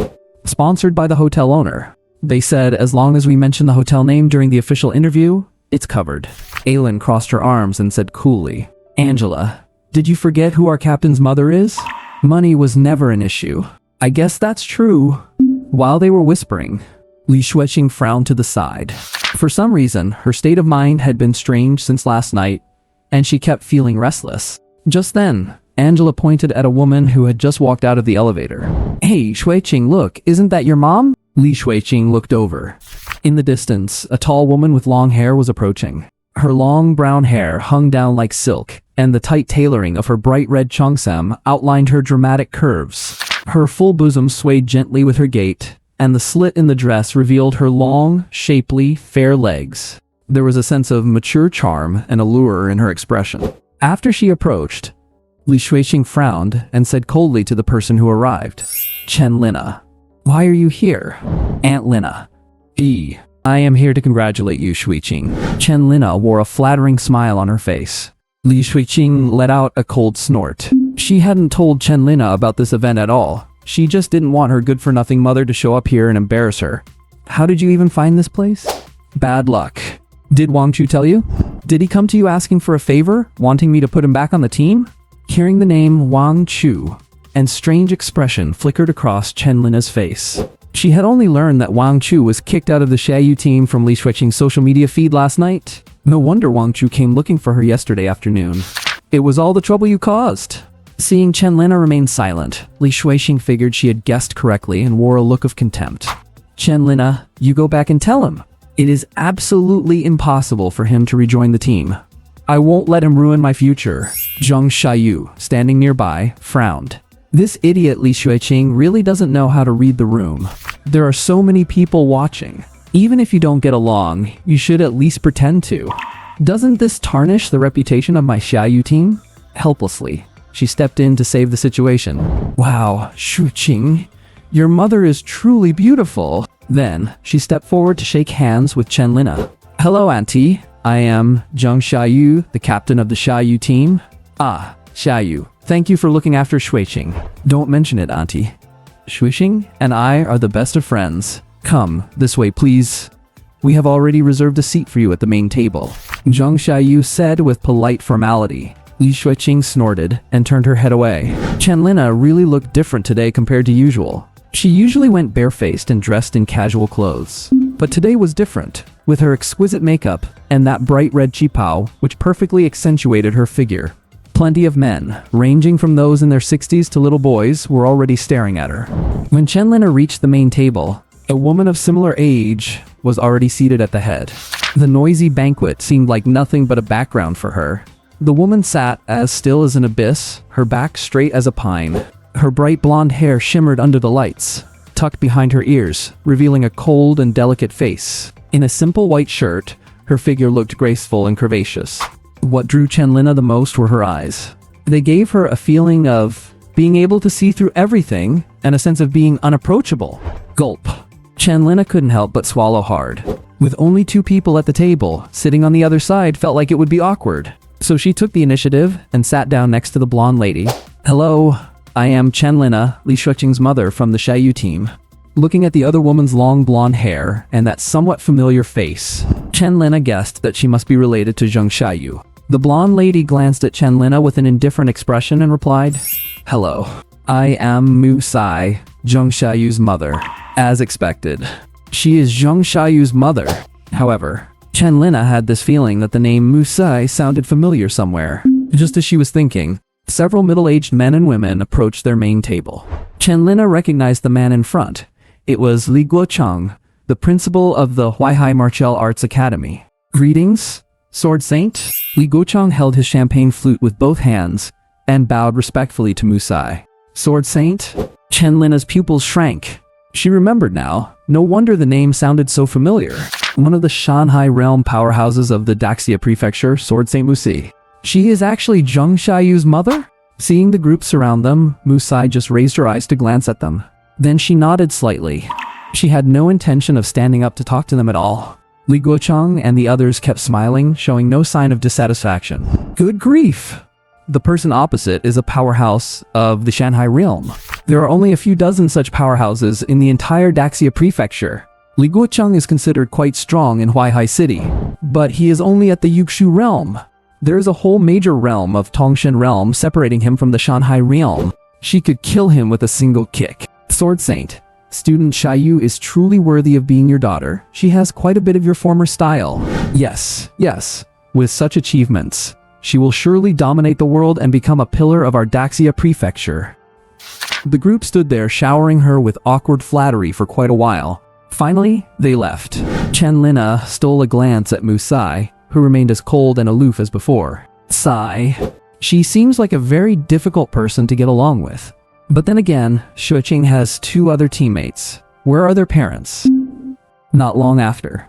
Under everyone's anticipation, the banquet hall lights suddenly dimmed. Inspiring, grand music started to play. Dum, dum, dum, dum. Several spotlights hit the 4 girls of the Xiaoyu team one by one. They were the focus of the entire room. Hello everyone, I am Zheng Xiaoyu. Zheng Xiaoyu stood on the stage, her luxurious gown shining brilliantly under the lights. Thank you all to the students, teachers, and family members for your support and blessings. Today is the moment our Xiaoyu team receives the honor of the Brave Squad. Although there is still a long way to go before we can truly become a real Brave Squad. However, with the efforts of us all, we will definitely achieve it. First of all, I want to thank my mother. After Zheng Xiaoyu finished speaking, Ailin took the microphone. Chen Lina looked at Li Shuiqing on stage, who shone like the bright moon. A smile of gratification appeared on her face. Even if Li Shuiqing didn't have a good relationship with her, she didn't mind. Because, as a mother, Li Shuiqing will always be her pride. Beep. Just then, Chen Lina's phone rang. She frowned slightly and checked her phone. Auntie Lina, come to the 2nd floor of the banquet hall. Come up by the stairs in the corner behind you to the right. The person who sent the message was Wang Chu. Chen Lina turned her head to look up. In the corner, there was a very inconspicuous black shadow. She hesitated for a moment, then replied, Can you wait a while? Shuiqing is about to give her speech. Beep. You can watch from the 2nd floor too. Besides, you wouldn't want Li Shuiqing to find out about that, right? Auntie Lina, that thing. Oh no. Shuiqing must never know about that. Chen Lina's expression froze instantly. After a brief mental struggle, Chen Lina stood up and headed toward the stairs. The 2nd floor was a dark, narrow platform resembling a mezzanine. Standing on the small platform, one could lean out to look at the banquet hall below. Wang Chu was standing by the waist-high railing, waving at Chen Lina with a smirk. Auntie Lina, over here. Chen Lina walked up to Wang Chu and whispered, Chu, why did you call me here? What else do you think it could be? Chen Lina? The next second. Angela, that show-off, thanked everyone around her, even calling out their names. Those boys were moved to tears after a good while. Below, Li Shuiqing's cold voice came over the speaker. She held the microphone and said coldly, Thank you all for your blessings. I want to say one thing here. Wang Chu, I know you are watching. Let me tell you, kicking you out of the Xiaoyu team was the best decision I've ever made in my life. You want to return to the Xiaoyu team? That will never ever happen. Wang Chu is watching. It's just that he's watching from the 2nd floor. Huh.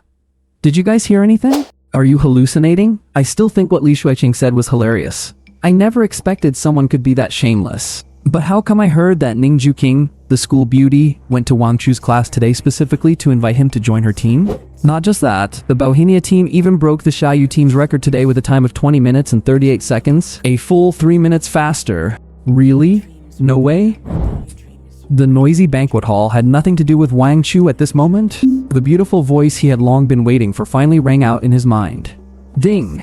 Goddess Chen Lina's infatuation level has increased by 30%. Chen Lina's infatuation level has reached 90%, currently acquiring talent. You have acquired the S-rank talent, Boundary of Ice, S-rank talent. Effect. Ice element skills deal 300% damage, casting cost is 500%, and the learning speed and mastery improvement speed of ice element skills increase by 200%. Description. Let it go, let it go. In this very moment, the ice elemental particles around Wang Chu became active, as if they had finally found their master. They surged wildly into his body. In just a few breaths, various elements were already flowing through all the meridians in his body. Ooh! Wang Chu let out a long breath. The infatuation level has finally passed 80%. It's just a pity that it's still 10% short of upgrading this S-rank talent to SS rank. Boundary of Ice can be considered a formidable talent even among S-rank abilities. It can deliver a terrifying 300% output, with the only drawback being the 500% casting cost. It's the kind of ability where you can only unleash a few ultimate moves in a whole battle, but it is genuinely powerful. Otherwise, Li Shuiqing wouldn't be so arrogant. Alright, Auntie Lina. Upon hearing this, Chen Lina wore a look of grievance. Xiao Chu, how could you be like this? How could I be like what? Wang Chu grinned. If I didn't know your infatuation level just jumped by 30% and is now at 90%, I would have almost thought you were actually feeling wronged. Downstairs. Li Shuiqing frowned slightly, glancing towards the mezzanine as if she had sensed something. Seeing only two dark figures, she assumed it was just staff and looked away. At that moment, she noticed out of the corner of her eye that Chen Lina was no longer at the main table. Heh? She kept saying how much she cared about me and that I was her everything. And yet, she disappeared while I was giving a speech. She gave a cold laugh. She then handed the microphone to Zheng Xiaoyu. Zheng Xiaoyu stood in the center of the stage and said, I think many of you have already seen our post and social media update from yesterday and are aware of the personnel changes in our team. In my capacity as the captain of the Xiaoyu team, I want to emphasize this once again. From now on, everything involving Wang Chu has nothing to do with our Xiaoyu team. At the same time, she paused and a smile appeared on her face. I am here to announce the newest member of our Xiaoyu team, Zhu Badan. As she finished speaking, a young and handsome man walked onto the stage, took the microphone and said, Hello everyone, I am Zhu Badan. As soon as he appeared, exclamations broke out in the seating area. My god, it's Zhu Badan. Who is that? I've never seen him at school. He was previously at the Huaihai Second Martial Arts Academy. I heard he just transferred over. I didn't expect it was to join the Xiaoyu team. Wait, so Wang Chu being kicked out was actually planned? Maybe? Zhu Badan is from the Zhu family in the capital. Buying a spot on the Brave Squad is too easy for him. The Zhu family? That wealthy Zhu family? Not only are they rich, but he is also an S-rank talent profession holder. The slots for the Brave Squad can indeed be bought, but at the same time, there are restrictions. Either pay enough to get one member to voluntarily quit, or do it like Zheng Xiaoyu, kick a teammate directly at the cost of 20% of their points. Feeling the heated discussion from the crowd below, Zhu Badan smiled and said in a calm voice, I'm very happy to be able to join the Brave Squad, and I also want to thank Captain Zheng Xiaoyu for giving me this opportunity. I will cooperate well with my teammates and secure the Brave Squad's qualification. Everyone knew what he was referring to. The true qualification for the Brave Squad is decided by the combined scores of two competitions. And the fact that the Xiaoyu team had 20% deducted after kicking Wang Chu is extremely critical. This means they must take first place again in the simulation match in half a month to hold on to the title of the Brave Squad. There is no room for error. If they only get second place, Ning Juking's team, who placed second this time, would take first instead. The ownership of the Brave Squad would shift to Ning Juking's team. However, people just smiled knowingly about such a prospect. The Xiaoyu team would lose? Impossible. The current Xiaoyu team has evolved into its perfect form. 5 S-rank talent profession holders. How could such a lineup possibly lose? Not to mention that Zheng Xiaoyu is the daughter of the Sword Saint Musai, and Zhu Badan is from the Zhu family. Aylin and Angela, one from the elf race and the other from the angel race, I heard their backgrounds are quite impressive too. A team with no shortage of resources or money, the Xiaoyu team will only keep getting stronger. Zheng Xiaoyu let out a soft laugh in front of the microphone. Badan is still being a bit conservative. I think some people already know that someone has been spouting nonsense and challenged our Xiaoyu team. What I want to say is, challenging us as the Brave Squad? You are not qualified yet. Tomorrow we will challenge the Earth Subdragon Nest again. We will easily crush it and set a new record. After a few seconds of silence, there was a wave of thunderous cheers. Yes, the Xiaoyu team is awesome. Truly worthy of being the captain of the Xiaoyu team. That's so cool.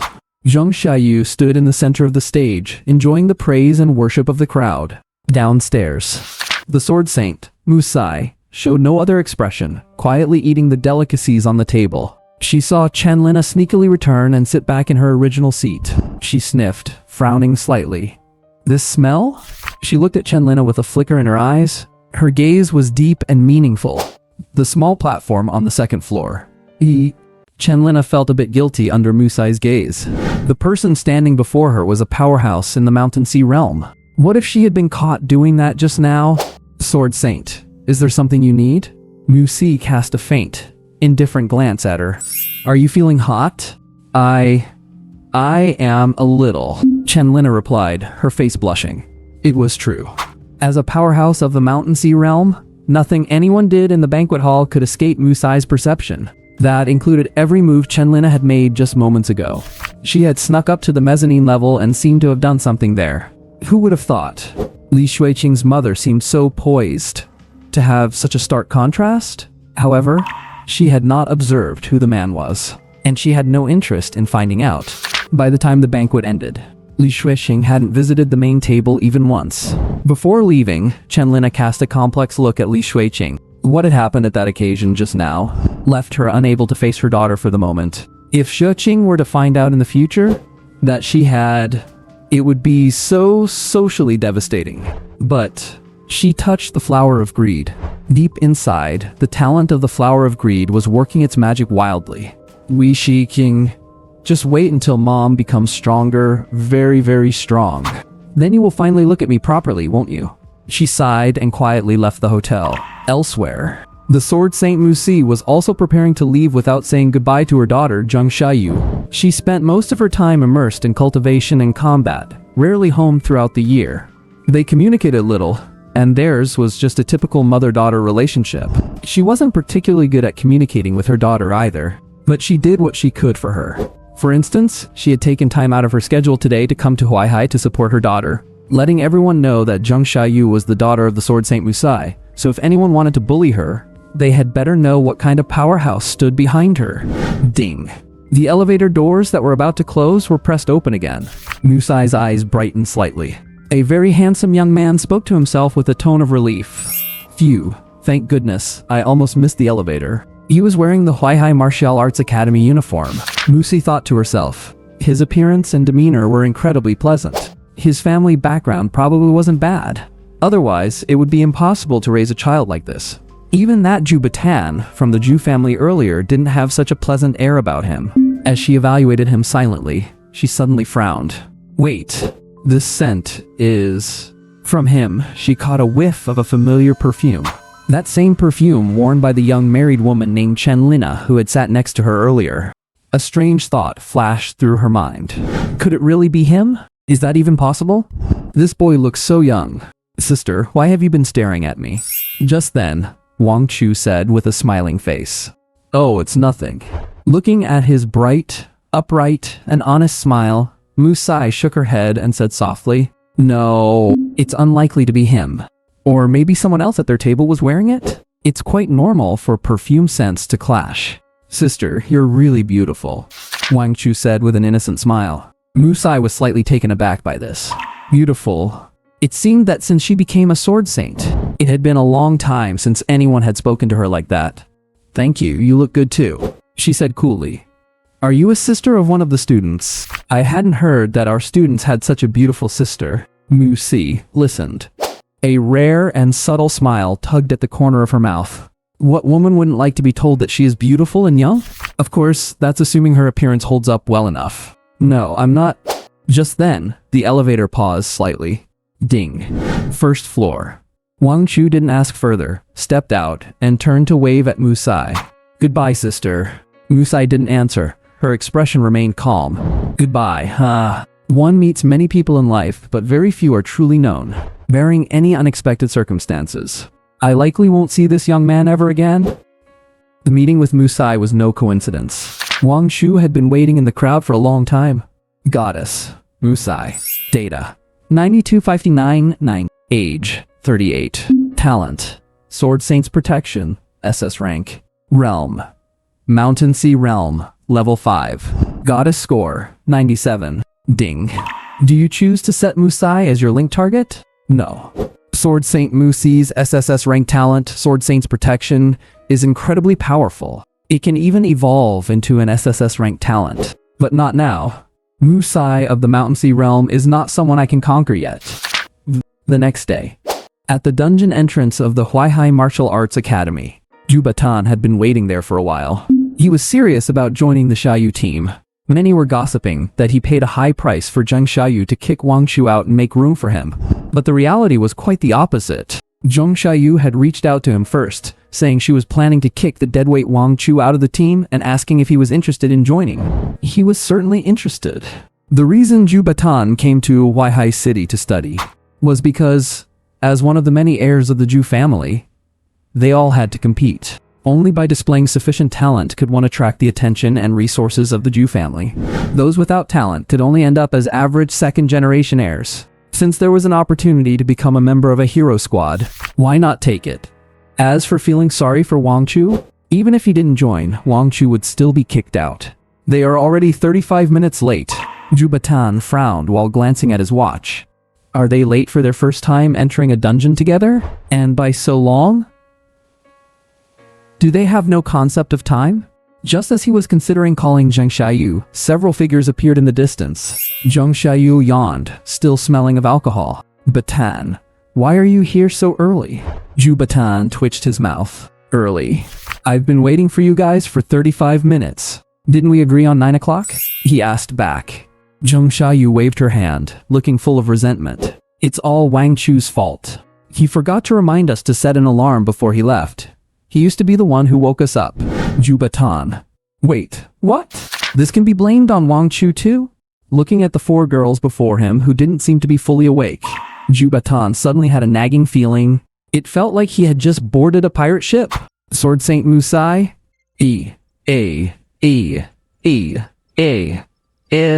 As the 4 goddesses of the Xiaoyu team appeared at the dungeon portal, more and more students started to pay attention. The Baohinia team broke their record just yesterday. It seems the Xiaoyu team is coming back strong today, ready for revenge. No kidding. The campus belle Ningju King even said she would break all the records held by the Xiaoyu team. Hiss. Who do you guys think will win? Who else? The Xiaoyu team, of course. Do you have any idea how much weight 5S ranked talents hold?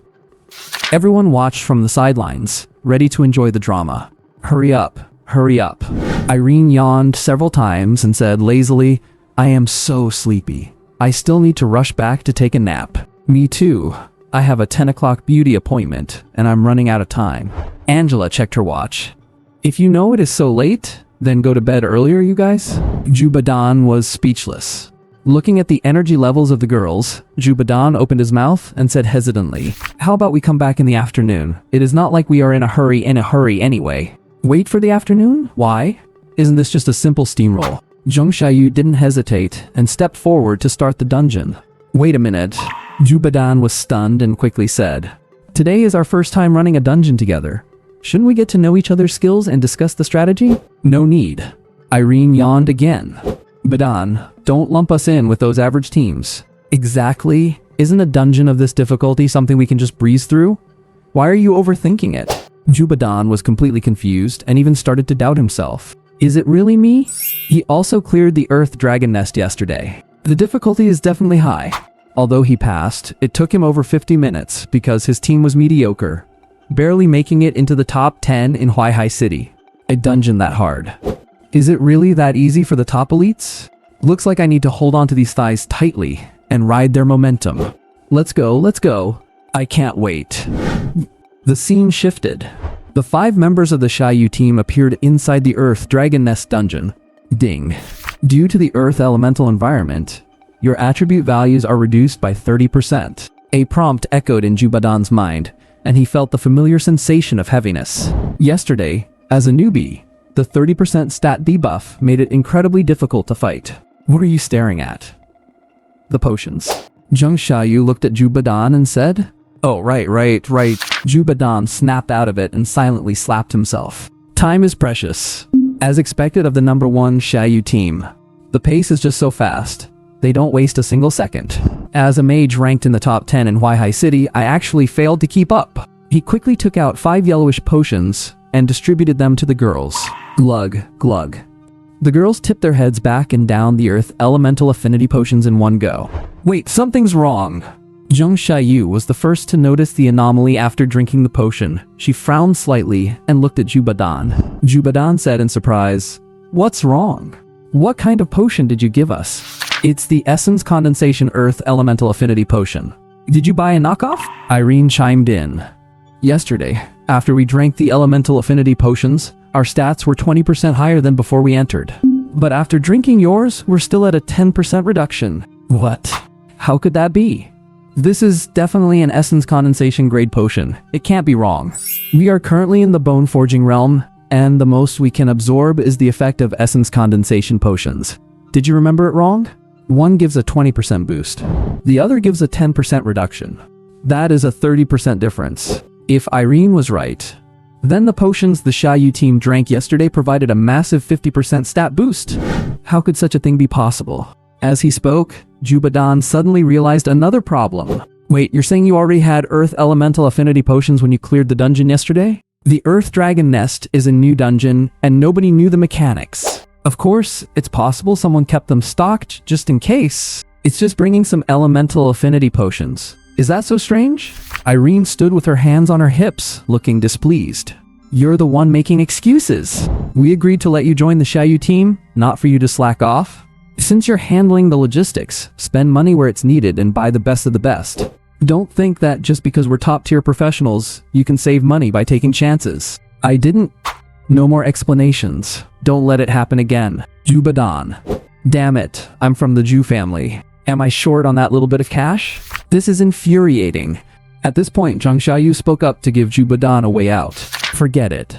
It's just a small difference in stats. It won't affect anything. It's normal for Badan to be unaccustomed to our rhythm since it's his first time in our team. We've already wasted enough time. Keep up. With that said, Zhang Xiaoyu took the lead and walked out. Jubadan followed behind, falling into silence. Could it really be his fault? True. His main role is an S-rank fire mage, and he doesn't know much about logistical support. The reason he's handling logistics is one of the conditions Zhang Xiaoyu set for him to join the team. After all, without a dedicated support player, someone has to take care of the trivial tasks. Soon, the group encountered the first wave of dungeon mobs, Earth Wolf Dog, Bone Forging Tier 1, even though they are only Tier 1. There were quite a few of them, 20 in total. Many teams can't even get past the first wave of 20 dogs. Seeing this, Zhang Xiaoyu lowered her posture and charged toward the wolf pack in a flash. Jubadan picked up his staff, ready to cast a spell.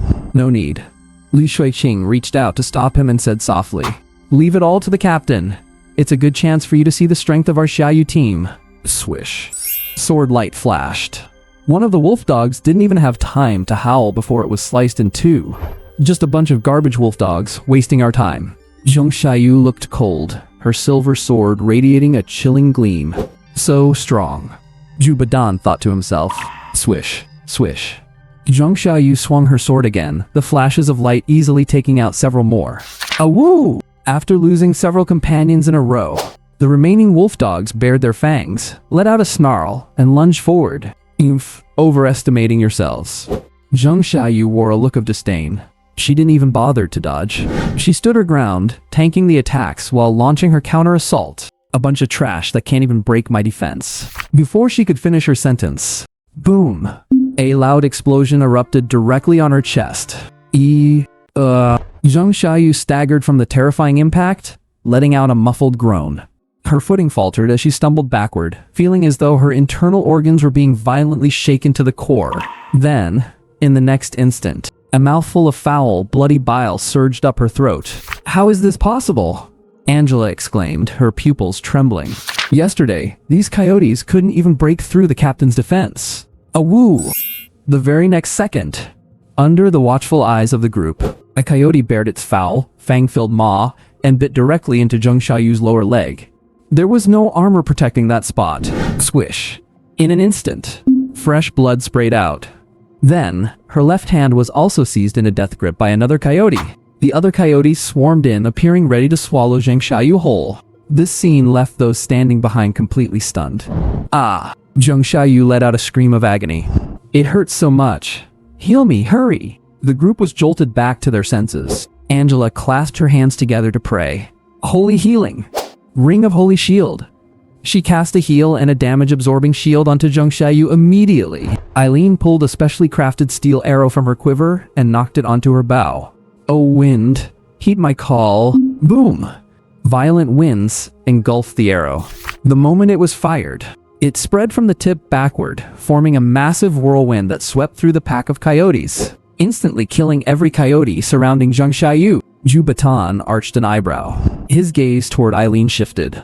No wonder this elf was so arrogant toward others. She really does have some skill. Both her damage output and control are quite impressive. Compared to her, Zhang Xiaoyu, I can't help but feel she doesn't live up to the title of Little Sword Saint. Captain, are you okay? Angela trotted over and helped Zhang Xiaoyu up.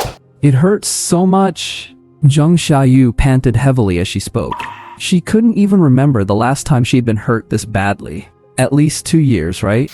Angela hurriedly continued to use holy healing to treat Zhang Xiaoyu's wounds. Soon, the bloody wounds began to heal under the holy light. What on earth happened? Yesterday, these coyotes couldn't even break your defense. Li Shuiqing asked, frowning. Could the coyotes have suddenly gotten stronger? Angela asked. Everyone turned to look at Zhang Xiaoyu. The reason the team had no main tank class was simple. Zhang Xiaoyu felt that she was more than capable of soaking up the damage herself. Common mobs couldn't deal much damage to her anyway. Even against bosses, she had enough room for mobility. And even if she did get hurt, she had a healer with an S-tier talent to patch her up. I know the reason. Eileen stood to the side and said coldly. She glared at Zhu Batan, who was nearby. It's all Zhu Batan's fault. Zhu Batan? Huh? Me? If it weren't for the low-quality elemental affinity potions he provided, our stats wouldn't be this much lower than yesterday. That's why the captain couldn't hold up and got hurt by the coyotes. Zhang Xiaoyu knitted her brows, looking at Zhu Batan with an unfriendly gaze. That does seem to be the reason. Zhu Batan. Your head is the reason, you idiots. The potions I provided are the best grade for the condensing essence realm. If you don't believe me, feel free to take the leftovers and have them inspected. Zhu Batan wasn't someone without a temper, and his face darkened instantly, trying to pin the blame on me time and time again. Do they really think I'm that easy to push around? You guys stop arguing. Angela held her hands to her chest, looking pitiful. She said softly, there's one more thing you might have forgotten. Wang Chu's B-tier talent, Link, used to provide each of us with a 20% stat boost. That means when we entered the dungeon yesterday, we had a total of 40% in stat bonuses, which is a 50% difference compared to today. The group went silent. A full 50% stat bonus. The impact of that gap is obvious. It's a shame this isn't a game. It would be much more intuitive with a stat panel. Zhang Xiaoyu let out a long sigh, her face grim. Wang Chu, it's Wang Chu again. It's all that idiot Wang Chu's fault. Zhu Batan. Are you kidding me? What does this have to do with Wang Chu? You kicked him out and he stopped providing you with talent buffs. Isn't that perfectly normal? And you're blaming him? He suddenly began to regret joining this so-called brave team.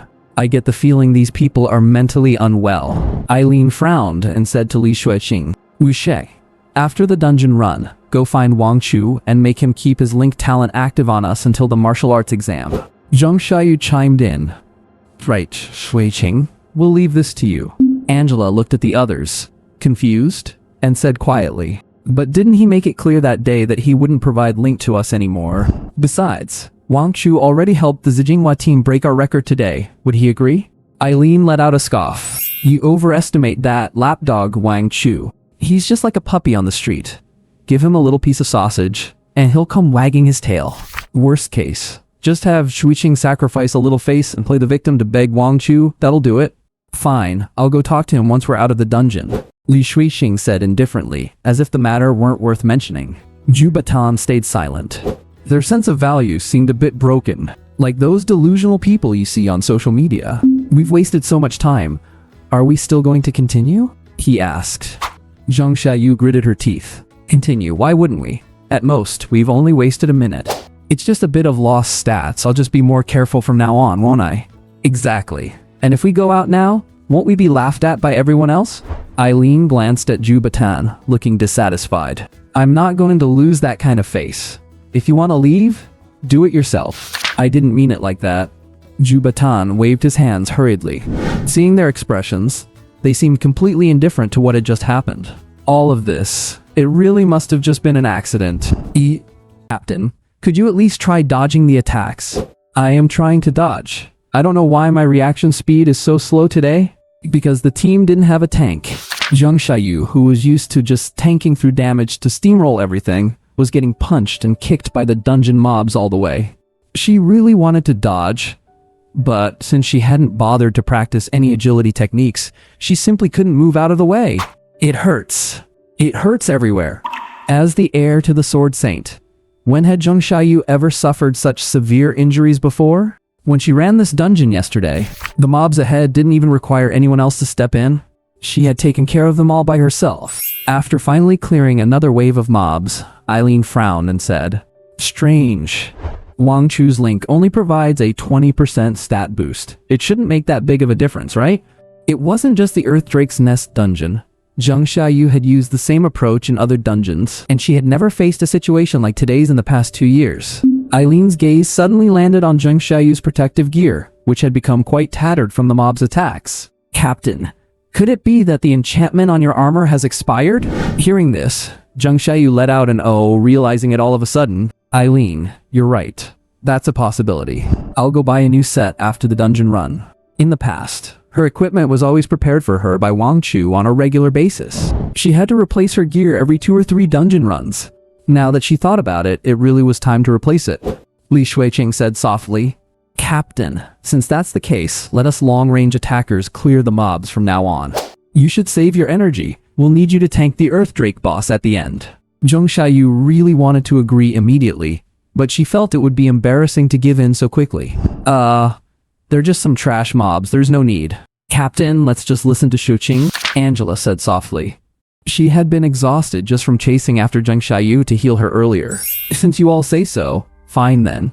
It's not that I don't want to tank those monsters." Zheng Xiaoyu put on a reluctant expression, but she actually breathed a secret sigh of relief. Is Li Shuiqing going to make a move now? Jubatan fixed his gaze on Li Shuiqing, who had blue hair and a cold, aloof expression. Also a mage with an S-level talent. Li Shuiqing's ice boundary was world famous. She could be called the #1 mage in Huaihai City. Her terrifying ice attribute output was the direct definition of a frozen, wintry world. Now, I finally have the chance to witness the ice boundary with my own eyes. Jubatan felt quite expectant. Soon, a wave of mobs came surging in. Li Shuiqing stood in front of the others with a deep blue staff in her hand, a light breeze gently stirring her clothes. The next second, a cold wind suddenly arose. Li Shuiqing raised her staff, tapped the air in front of her, and parted her delicate red lips. Frozen path. Piercing, snowy white cold aura roared outwards. The dozen or so mobs in the front came to a crunching halt, their bodies instantly covered in frost before they turned into ice statues. The cold didn't stop there. It continued to surge forward, freezing everything in its path. Then, Li Shuiqing stared blankly at the field of ice statues and clenched her hand into a fist. Shatter. Bang. Bang. Bang. The ice statues exploded one after another. There were no screams, no blood, just shards of ice crystal glimmering in the sunlight. My god. Jubatan was stunned.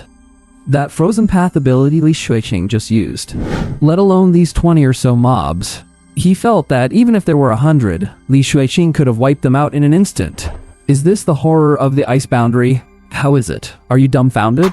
Eileen glanced at Jubatan, a smile tugging at the corners of her mouth. This is our team's ace. As long as Shuiqing is here, we're not afraid no matter how many monsters the dungeon throws at us. Strong. Truly very strong. Jubatan gave a thumbs up. His heart, which had been disappointed by Zheng Xiaoyu's string of ridiculous maneuvers, started to race again. This is the level of power I expected from a brave squad. One Eileen, one Li Shuiqing. They both showed strength far beyond typical S-level professionals. Soon, the final wave of mobs was wiped out by Li Shuiqing in seconds, without taking up much time at all. Zheng Xiaoyu followed behind, checking the time on her phone, and said in a deep voice, "It's been 17 minutes so far. We only have 3 minutes left." Angela frowned slightly. 17 minutes? Isn't that even slower than yesterday? Eileen let out a huff, sounding quite dissatisfied. Who caused us to waste so much time in the beginning? Although Eileen didn't name anyone, the person who made the mistake knew exactly who she was talking about. Someone started getting agitated as if they'd been pricked in a sore spot. "Are you saying I wasted time?" Zheng Xiaoyu's voice turned sharp. "If I hadn't been tanking the damage before, would we have made it this far so smoothly? The only reason I took on the tank role was for the team's sake. Do you think I enjoy going up there to get hit?" "Captain, calm down. Eileen definitely didn't mean it that way." Li Shuiqing quickly interjected. "Captain, I wasn't talking about you." Then who are you saying wasted time? I'm calling out whoever wasted time. Jubatan watched the bickering girls and felt like his head was about to explode, so he quickly stepped in to mediate. Stop arguing. Everyone, please stop. We're running out of time. Yeah, Angela said quietly. We originally had over 3 minutes. Now we have less than 3. So who's to blame? Me? Stop arguing, all of you. Li Shuiqing shouted, and the atmosphere instantly froze. If you want to argue, do it outside. Today is the first day of the new Xiaoyu squad, and look at this mess. We have 2 minutes left, right? As long as I'm here, it's plenty. Yeah, let's just focus on clearing the dungeon first. It's normal to have some issues on the first day of working together. Zhong Xiaoyu took a few long breaths. That idiot elf, I'll deal with you later. The priority right now is to clear the dungeon. And I must be faster than the Baohinia squad's 20 minutes and 38 seconds. I can't afford that kind of shame. Let's go. Zhong Xiaoyu waved her hand. I'll draw the Earth Drake's aggro first to give you enough time to cast Absolute Zero. Fine. Li Shuiqing nodded. Then, everyone charged into the Earth Drake's nest. Roar! Disturbed, the Earth Drake let out a low, deep roar. Its scarlet eyes locked onto the intruders. I'm going in, be quick. The Earth Drake possessed a trace of dragon bloodline. Don't let its rank, just a few stages higher than the team, fool you. It's a typical boss with extremely high health, attack, and defense stats. Even under Wang Chu's command yesterday, it had taken them quite a while to finish it off. Batan, instant mana potion. Oh, Jubatan was a bit surprised that a mage like Li Shuiqing hadn't brought her own potions, but he still pulled out a bottle filled with clear blue liquid and gave it to her. Li Shuiqing opened the cap and gulped the potion down. The next second, Li Shuiqing's expression changed abruptly. She glared at Jubatan and shouted, "What kind of potion did you give me? Why did my mana only restore about a quarter?"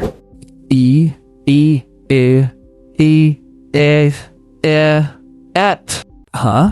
Jubatan was left completely confused by the question. I just gave you an instant mana potion at the Condensing Origin realm. It should restore a large amount of mana for a Bone Forging realm professional. Are you fucking kidding me? A large amount of mana? Then why did I barely get back a quarter of it? You take me for someone who has never used an instant potion before? Li Shuiqing said, with annoyance. Jubatan tried to explain. It really is a Condensing Origin instant potion, although everyone's situation varies slightly. Restoring a quarter of your mana instantly is already quite a lot, isn't it? Instant potions are different from slow regeneration potions. The former may have a slightly weaker effect, but they are great because they work instantly and can often turn the tide of a battle. The latter restores more mana slowly over a period of time. Li Shuiqing pressed further. Are you cutting corners again? The instant potions Wang Chu used to give me were enough to restore my mana to full. Restore to full? How is that even possible? Jubadan's voice pitched up sharply. These mana and health recovery potions are different from affinity potions. Even a Foundation Origin Realm professional can use Condensing Origin Realm potions or higher. As long as you have the money, with our current Bone Forging Realm stats, we would need at least a Divine Connection Realm instant potion to fill the bar instantly. Using a Divine Connection Realm potion just for a dungeon run? Who can afford that? Not to mention, he actually had one in his inventory. But that was for emergencies. To use a life-saving item like that in a routine bone forging dungeon? Still making excuses? Jubadan, I never expected you to be this kind of person. Li Shuiqing snorted coldly. I won't hold you accountable for now. My mana only recovered a little, not nearly enough to use Absolute Zero. Who's going to take down the Earth Sub-Dragon now? This? Jubadan didn't know what to do for a moment. Instant potions have a cooldown. It's not like you can just drink 4 in a row and fill your mana. The main thing was, he still didn't believe it. Did Li Shuiqing really have it that good in the past? Are you serious? Using Divine Connection potions for dungeon runs? A single bottle costs at least 300,000 Daxia coins. Even his wealthy Jew family wouldn't be that wasteful. While the two were facing off, Zhong Xiaoyu's anxious voice came from the battlefield. Where are my teammates? Where are you? Jubadan, deal some damage? Why are you just standing there watching? Shuiqing, how are you coming along? How much longer? Angela shouted from over there too. Hurry and help the captain. If you don't kill the Earth Sub-Dragon soon, the captain is going to be beaten to a pulp. Li Shuiqing and Jubadan looked over. In the center of the battlefield, the already battered Zhong Xiaoyu failed to dodge in time. Boom! The Earth Sub-Dragon's thick arm slammed into Zheng Xiaoyu, sending her flying into the wall. She was stuck in there and it looked hard to pull her out. Squish, squish, squish. Blood was gushing out. Save me.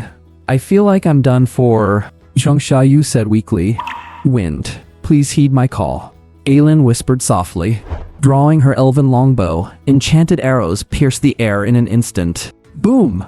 The Earth Sub-Dragon let out a painful roar. However, that arrow only caused a piercing wound on its left flank. Boom! Boom! Boom! Sensing the threat, the Earth Sub-Dragon charged straight at Aylin. Seeing this, Aylin immediately started hopping around. Zheng Xiaoyu, what are you doing? Hurry up and pull the boss back. Zheng Xiaoyu? Are you serious? Do I look like I can pull a monster in this state? Flame blast. Just then, a scorching fireball surged toward the Earth Sub-Dragon. It hit the Earth Sub-Dragon head-on, the burning flames instantly engulfing it. Aru. The Earth Sub-Dragon let out a miserable shriek. It worked. Jubadan breathed a sigh of relief. At that distance, the Earth Sub-Dragon would have caught Aylin in no time. With the boss delayed, Aylin started applying pressure again. Li Xueqing, how much longer is this going to take?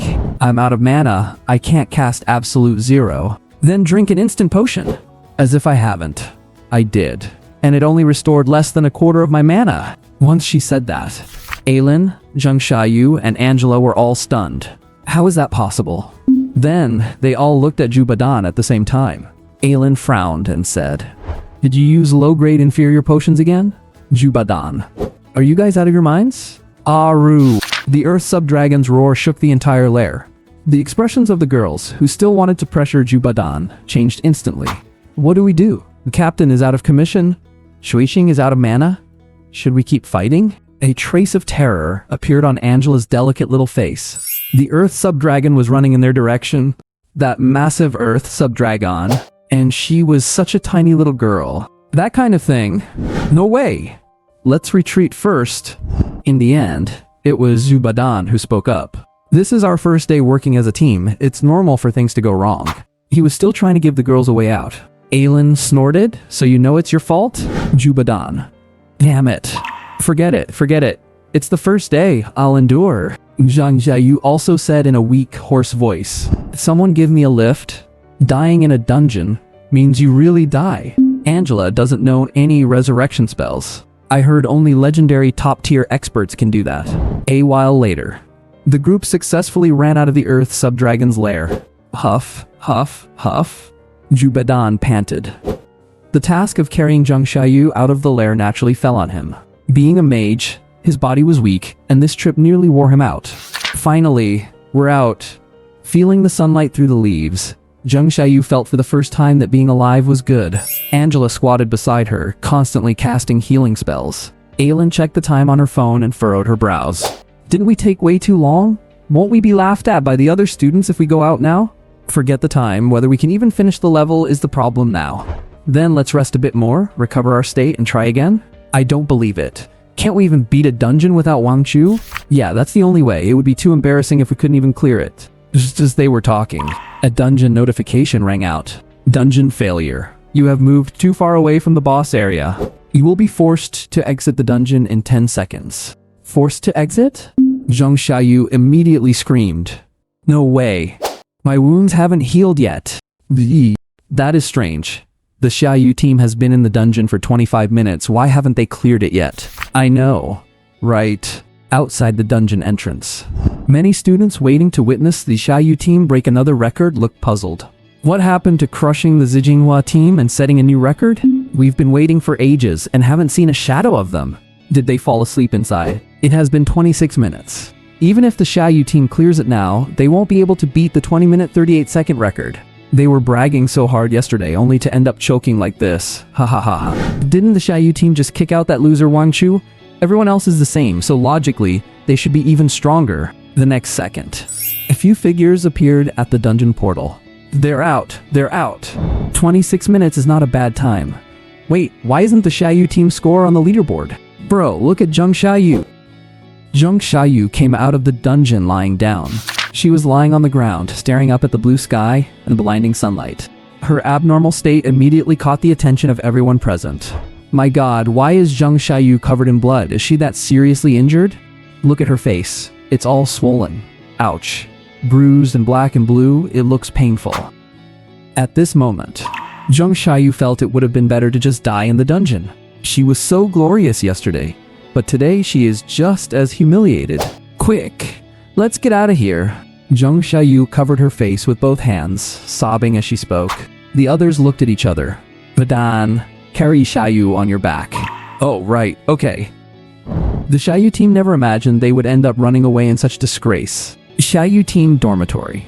The pressure was low, and the mood was terrible. The first mission of the new Xiaoyu team ended in failure. After treatment with potions and Angela's healing, Zheng Xiaoyu seemed fine on the surface. Wait a moment. I'm going to update my equipment. Her voice was slightly hoarse. Captain, this isn't your fault. Eileen shook her head, then shifted the focus. If we're going to blame someone, it's Jubadan. If it weren't for those poor quality potions he provided, we wouldn't have ended up in this situation due to carelessness. Exactly. Li Shuiqing nodded. It's the first time I've ever taken a mana potion that only restores a quarter of my mana. I don't know where he got such trash. Post-battle scapegoating session. Actually, no one needed to assign blame. Jubadan took it all willingly. After all, this is a team of 4 girls. Girls support girls. Jubadan felt very heavy-hearted. He thought he was hitching a ride to success, but it turns out the ride is absolutely ridiculous. How did this team manage to qualify as a brave team? The medicine I provided was perfectly fine. Jubadan opened his mouth, trying to defend himself. If you think there's a problem, you can procure the materials for the next dungeon run yourselves. I'll pay for it. He had wanted to quit the team right then and there. But he was already here. Might as well give it another try. What if today was just a coordination issue? Which team doesn't have its conflicts? Don't pick on Badan. Zheng Xiaoyu shook her head gently.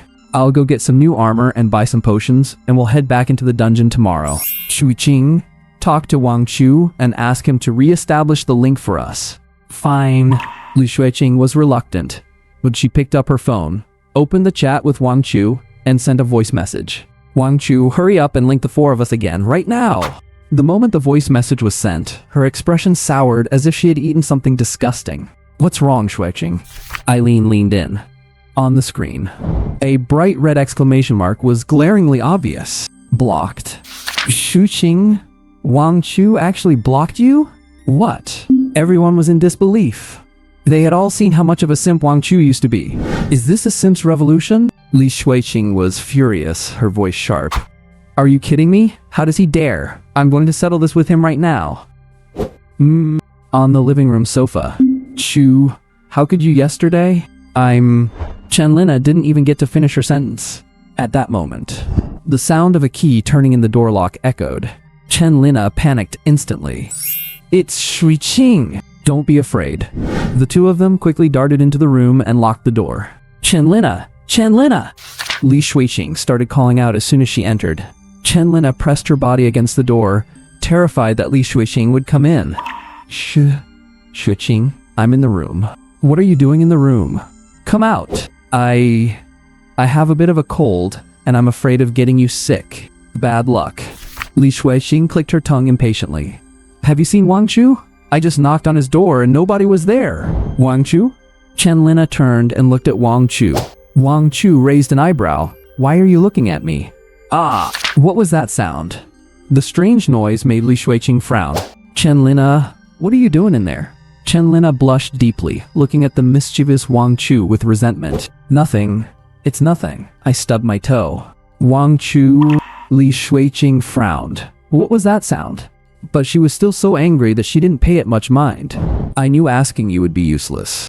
That guy is so obsessed with Ningzhu King, he's probably still hanging around her place. If you see Wang Chu return tonight, tell him something for me. He actually dared to block me? I'm angry. I'm extremely angry. Unless he comes here himself and kneels to apologize, this isn't over. Chenlina was about to cry. Daughter, I'm still in his hands here. And you're standing out there bad-mouthing Wang Chu? I am suffering so much. I got it. With that, it became quiet outside the door. Chenlina didn't dare to move, keeping her ear against the door to listen for movement outside. Just as she was about to open the door to take a look, suddenly, Li Shuiqing's voice rang out again from outside. Chenlina, Why are Wang Chu's clothes on the living room floor? Li Shuiqing returned suddenly. Directly. Ding. Favorability for the goddess Chenlina has increased by 10%. Chenlina's favorability has reached 100%. She is completely infatuated. Your S-rank talent, Ice Boundary, has evolved. You have obtained the SS rank talent, Mage God's Protection. Mage God's Protection, an SS rank talent. Effect. Total Elemental Mastery. No casting incantations required. Magic skill cultivation speed increased by 300%. Increases maximum mana by 300%. Increases spell attack power by 300%. And reduces casting consumption by 50%. Description. I am the representative of the Mage God in the mortal world. Favorability is at 100%. Wang Chu was overjoyed. He didn't expect that while grinding for infatuation points, he would encounter an emergency mission. This sudden emergency mission helped him reach 100% favorability so quickly, as the Mage God's Protection talent condensed within Wang Chu's body. The Flower of Greed also benefited from this powerful SS rank talent. Chenlina, say something. The sound of Li Shuiqing knocking on the door came from outside. Chenlina leaned against the door and spoke weakly. I am sorry, Shuiqing. I just felt a little dizzy. The clothes you mentioned were left behind because Xiao Chu said he was busy lately and asked me to help him with the laundry. This was a very lame excuse, but it was the best explanation Chenlina could come up with while her brain was feeling mushy. Fortunately, Li Shuiqing did not pry any further. Even if she racked her brains, she would never imagine that Wang Chu was actually inside the room. After hearing Li Shuiqing leave, Chenlina's mind went blank. The Flower of Greed's talent ability began to bloom. Auntie Lina, what are you doing? Wang Chu gasped. He felt an extremely powerful suction force. Could it be the feedback ability is? A surge of vast and pure energy began to directly raise Wang Chu's cultivation level. Bone Forging Realm Level 2. Bone Forging Realm Level 3. Bone Forging Realm Level 4. 3 levels raised in a row. My god, Auntie Lina, is the Flower of Greed too powerful? Chenlina felt a bit weak. The feedback from the Flower of Greed does not automatically make the host stronger as well. I don't know either. It has never happened before? This is the first time the Flower of Greed has provided feedback. Wang Chu gasped. Doesn't this mean... In the afternoon, arriving at the Baohinia team base, Ning King and the others were already waiting there. God Chu, you're here. Lin Dao's eyes lit up and she jumped right up. After yesterday's battle, she became a total fan of Wang Chu. She trotted over to Wang Chu and said with a smile, God Chu, have you heard? The Xiaoyu team tried to challenge the Earth Sub-Dragon Nest again today and they didn't even pass the dungeon. And that Zheng Xiaoyu got beaten until his face was bruised and swollen, and they had to be carried out of the dungeon, ha ha ha. If I hadn't been there, I would have gone up to express my concern. The others also had smiles on their faces. Wang Chu was not surprised by this. The entire Xiaoyu team had been spoiled by him. Zheng Xiaoyu never needed to dodge skills because he had enchanted Zheng Xiaoyu's equipment. Li Shuiqing never had to consider mana consumption when using skills because he had bugged potions. Now, both of them must be crashing. Soon, it will be Eileen and Angela's turn. So I said that Zheng Xiaoyu kicking God Chu was like cutting his own artery. Ning King said with a smile. Our captain has good judgment. Facing everyone's flattery, Wang Chu smiled and then looked at Ning King. You told me on the phone earlier to break the other dungeon records of the Xiaoyu team together, but I won't be going. Huh? God Chu, you're not going? Then how can we break the records? Chenlei asked in surprise. Rest assured, I will tell Zhu King the strategy. With my strategy, Zhu King could break records even if she were leading 4 pigs. God Chu, how can you call me a pig? Lin Dao puffed out her cheeks, and Ning King's eyes flickered slightly. Just now, she very precisely captured the difference in Wang Chu's words. Zhu King. Wang Chu actually called her Zhu King. That is right. This was Wang Chu deliberately trying to get closer to her. After finishing the strategy for Chenlina, the goddess Link could now link to a second person. Wang Chu didn't think he was some kind of succubus who could make a goddess of Ning King's level fall madly in love with him instantly. So it was still necessary to grind Ning King's favorability. However, Wang Chu did not choose to link to Ning King for the time being. Regarding choosing Ning King, Wang Chu had some reservations. First, Ning King is the daughter of the current master of the Great Xia Mansion. Her status is noble, she is well informed, and the strategy difficulty is extremely high. Second, Ning King is a decisive person in the game's plot, and she might not necessarily indulge in love. The great Sha Mansion Master's SS rank talent is indeed tempting. But just like with the Sword Saint, what if the progress bar gets stuck? For the link target, full preparations must be made. Following that, Wang Chu taught everyone the detailed strategies for the other dungeons. They were just some beginner dungeons, so he wasn't afraid of the strategies getting out. The members of the Bauhinia team listened with eyes growing wider and wider. Really? This works too? Huh? This boss commits suicide if you don't fight it. Don't fight that minion, it helps fight the boss? That is too ridiculous. God Chu, you could think of this? Even the senior strategies didn't have this method? To this, Wang Chu just smiled. Are you kidding? The experts on the forums and the strategy groups were even more twisted than the next. They produced strategies quickly and in abundance, and there was all sorts of stuff that was mind-blowing. After the discussion ended, Wang Chu noticed that Ning King's gaze had been fixed on him without moving. What is wrong, School Beauty Ning? Wang Chu said with a smile. Ning King's expression was a bit serious. It seemed that after some careful thought, she took Wang Chu's arm and walked aside. Wang Chu, I don't know how much you know about the Mirage Realm? Mirage Realm. Wang Chu narrowed his eyes and looked at Ning King. In the game, the Mirage Realm was a dungeon similar to a combination of PvE and PvP. Simply put, there were monsters to fight inside, and there were also people to fight. Not only could you obtain a large amount of experience points, but there were also some rare items and skill books. At the same time, high returns represent high risks. The opponents inside were not just bosses, but also professionals from other jurisdictions. Are you inviting me to go to the Mirage Realm together? Wang Chu asked. Generally, information about the Mirage Realm was only mastered by a few people, but Ning King was the daughter of the great Sha Mansion Master. Yes. Ning King nodded. There is a two-person Mirage Realm that is restricted to those below the Yuan Condensing Realm, and it opens in 3 days. I don't know if you are interested in going with me? Why choose me? Wang Chu said. You are not looking for those 9th level Bone Forging Realm professionals, but looking for me, someone who has just broken through to the Bone Forging Realm? When Ning King heard this, a sweet smile bloomed on her lips. You are the one who can lead even that Sha Yu team to first place. As the daughter of the Daxia Prefecture Governor, Ning King had access to abundant resources and a formidable strategic support team. However, 2 years ago, she made a sudden discovery. No matter how hard she tried, she could never surpass the clearance records set by the Sha Yu team. After her observations, the one responsible for all this was Wang Chu, who stood right before her. Exactly how strong is Wang Chu? Only she, having been his opponent, truly knows. On the contrary, the star player of the team was actually kicked out. When Ning King first heard the news, she was shocked. People from other prefectures will also be participating in this Mirage Realm, so the risk factor is quite high. You might want to think it over carefully before letting me know. Ning King said softly. Wang Chu raised an eyebrow and said with interest, If I go with you, shouldn't there be some kind of reward?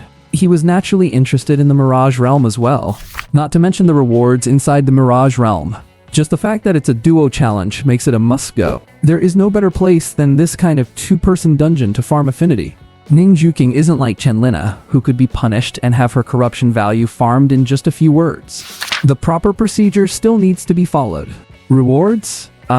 Ning King elongated her tone, appearing to be in deep thought. She tapped her chin with a slender finger and said softly, To be honest, this Mirage Realm is of great significance to me. I simply must secure a win. The rewards within the Mirage Realm don't mean that much to me, so you can have them all. Besides, whether we win or not, I can provide you with a special admission quota to the Daxia Martial Arts Academy. What do you think? Whoa! As expected of the governor's daughter, offering a special admission quota to the Daxia Martial Arts Academy just like that. You couldn't buy such a quota on the outside with any amount of money. Tisk-tesk. Looks like you're trying to get a free ride, Miss Ning. Huh? Wang Chu clicked his tongue twice. I can get into the Daxia Martial Arts Academy whenever I want. Do I really need your special quota? That is true? Ning King blinked, looking a bit troubled. Then I can't think of anything more valuable to offer for your help for the time being. Then just owe it to me for now. I'll ask for it when I need it. Wang Chu grinned. Upon hearing this, Ning King's eyes lit up, and she beamed with joy. All right. As long as it's within my power, I will grant you whatever you ask for. Of course she would, wouldn't she? A playful glint appeared in the depths of Wang Chu's eyes. But even if I didn't receive a thing, I've already made a huge profit. The Mirage Realm is a resource dungeon controlled by a handful of people. Others couldn't buy entry even if they wanted to. Getting both entry and rewards, this is sweet. Take them and head into the dungeon first. Remember, you must crush every single record held by the Xiaoyu team. Wang Chu said indifferently. Rest assured. Ning Juqing smiled faintly, not taking the Xiaoyu team seriously at all. Not one of their records will remain standing. Qian Family Trading House. It is the most famous trading house in Daxia Prefecture besides the Zhu Family Trading House. When Wang Chu's figure appeared at the entrance of the Qian Family Trading House, the long-legged girl in a cheongsam standing at the entrance lowered her eyes slightly and walked straight up to greet him. Young Master Wang, please come this way. Wang Chu nodded slightly and walked familiarly toward the depths of the trading house. After waiting in the VIP lounge for a while, a series of hurried footsteps came from outside, followed by the door opening. Young Master Wang, it's been a few days. I've truly missed you. With a waft of fragrant scent, a soft and titillating voice rang in Wang Chu's ears. Qian Yingying wore a long red dress that trailed on the floor. The silk fabric clung to her exquisite figure, highlighting her slender waist that could be gripped with one hand. Upward, it showcased her full, proud curves, while downward, it revealed her straight and slender legs. Her face was a classic oval, with skin as white as snow, which only made those red lips look even more alluring. What? Did you miss me? Wang Chu replied indifferently. Young Master Wang, you jest? I think of you every single moment. Qian Yingying covered her mouth and laughed, her eyebrows arched with a natural charm. Looking at the woman before him, Wang Chu silently marveled at what a vixen she was. However, as the manager of the Qian Family Trading House in Huaihai City, Qian Yingying was far more sophisticated than she appeared on the surface. Ding. Goddess eligible for link detected. Goddess. Qian Yingying. Stats. 95, 56, 92. Age. 26. Talent. Soul Focus. Grade A. Realm. Level 5, Condensing Origin Realm. Goddess rating. 96 points. Ding. Do you wish to link with Qian Yingying? Yes. Ding. Qian Yingying has been set as the target for the goddess link. Current corruption value for Qian Yingying, 0%. The link will be successful when Qian Yingying's corruption value reaches 80%. You cannot select another person for linking until the corruption value reaches 80%. Young Master Wang, I feel like you've become even more handsome than a few days ago. Qian Yingying sat beside Wang Chu, her beautiful eyes lowered, lashes fluttering. Her hands rested gently on Wang Chu's arm, maintaining a certain distance. Yet, the slight physical contact was enough to make one's heart itch. Wang Chu smiled faintly. The current link bonus has reached 150%, which includes charisma, so naturally, I would look more handsome. The same as before. 40 instant mana recovery potions for the Condensing Origin Realm, and 10 for the Imperial Void Realm. After deducting the materials according to my purchase list, transfer the remaining money directly to my card. Qian Yingying pouted. You brat, you really have no sense of romance. I've been charming you for ages, and you just want to talk business? Young Master Wang, can't you give me more? She pushed Wang Chu gently with both hands. That batch of potions sold out the second it hit the shelves. So many people came specifically for them and left disappointed. Wang Chu chuckled. How could these potions be mass-produced? It's already quite good that there are this many, isn't it? The instant recovery potions Wang Chu provided to the Qian Family Trading House were 50% more effective than similar potions on the market. As for where they came from, Wang Chu only needed to take a few potions he had created via a bug and then dilute them with a large amount of water. And just like that, basin after basin was produced. Low cost and highly efficient. But since scarcity makes things valuable, Wang Chu naturally wouldn't reveal his bottom line. Alright then. Qian Yingying sighed lightly. Young Master Wang, to tell you the truth, there is something today that I would like to ask your help with. Please, tell me, Miss Qian. Qian Yingying looked serious, a hint of worry in her eyes. Young Master Wang, would it be possible for you to introduce me to the powerful alchemist behind you? Here it comes! The fish has taken the bait. The corners of Wang Chu's mouth curled up slightly. Qian Yingying. In the game, Qian Yingying appears in the plot as a manager of the Qian family trading firm in the imperial capital. You can learn about her later through the story. For major families like the Zhu and Qian families, in order to cultivate heirs, They send their direct descendants to various cities to take charge of trading firms. Only those with the most outstanding results can become candidates for the family head.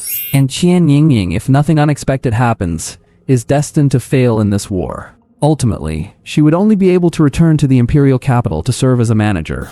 Wang Chu's appearance was like a beam of light suddenly breaking into the darkness. It ignited hope for victory in Qian Yingying. Wang Chu raised an eyebrow, looking at Qian Yingying without saying a word.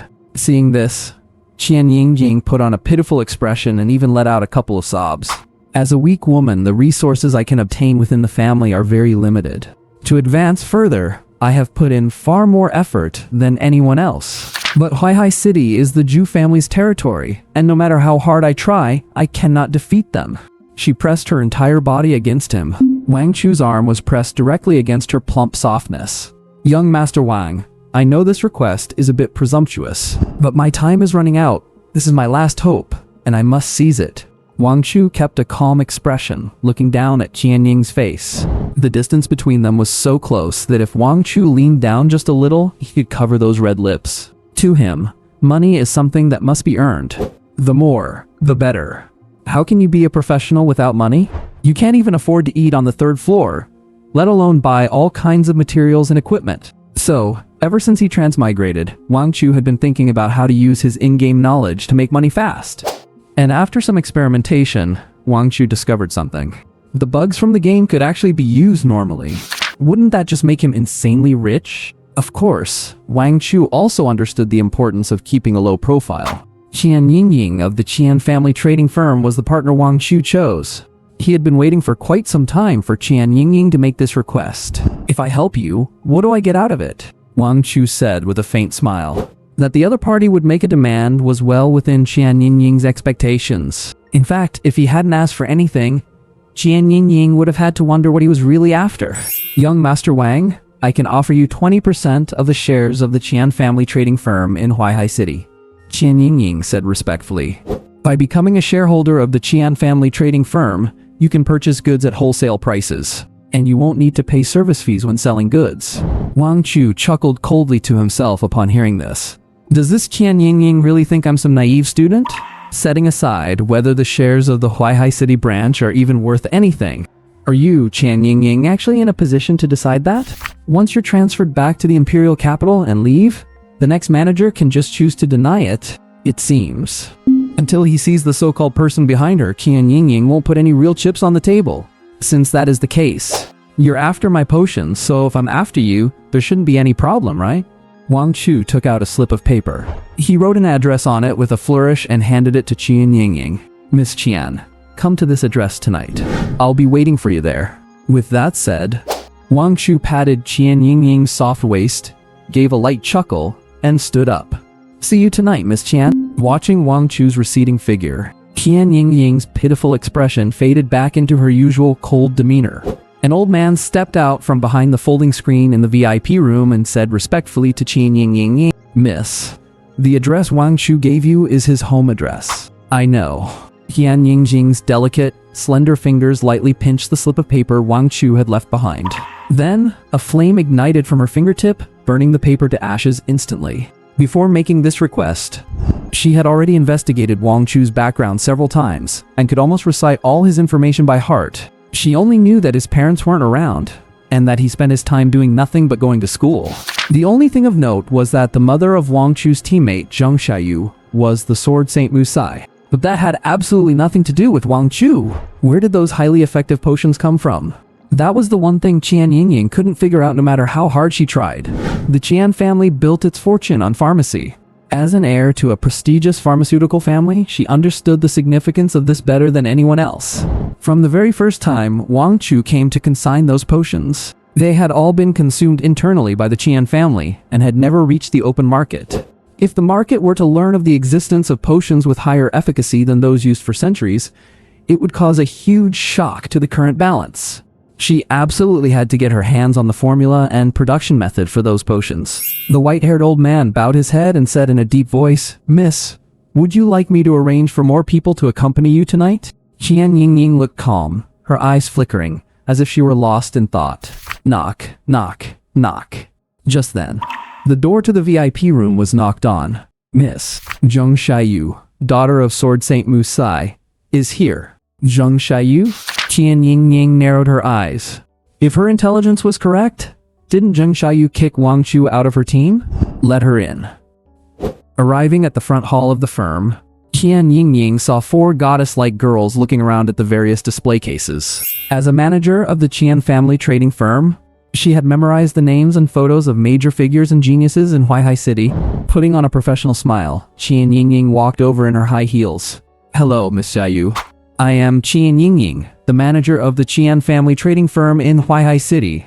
Zheng Xiaoyu nodded slightly, looking the mature woman up and down.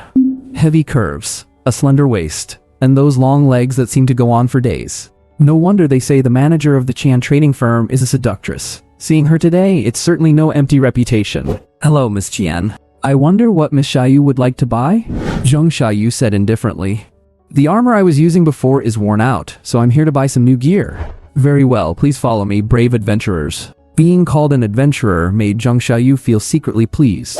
Qian Yingying swayed her hips as she led the way. Aylin whispered a curse under her breath. Look at how she's swinging those hips. What a slut. Li Shuixing nodded with a stoic expression. Soon, they reached a massive showroom where all kinds of equipment came into view. Miss Xiaoyu should be at the bone forging stage, right? Qian Yingying took out an exquisite silver breastplate from a cabinet and introduced it. Then I recommend this silver scale breastplate with a tier 1 enchantment for 50,000 each. It can reduce 50% of the damage from monsters of the same tier, and it's our best-selling protective gear. 50,000 each, and it only reduces 50%. Zheng Xiaoyu frowned, her tone dissatisfied. Miss Qian, don't try to cheat me with this low-grade trash. I want gear that can completely negate the damage of bone forging stage monsters. Completely negate. Qian Yingying's expression turned strange. Miss Xiaoyu, if you want armor that can completely negate the damage of bone forging stage monsters, you would need at least a divine level enchantment. Using gear with divine level enchantments to run a bone forging stage dungeon would be way too wasteful, wouldn't it? Qian Yingying.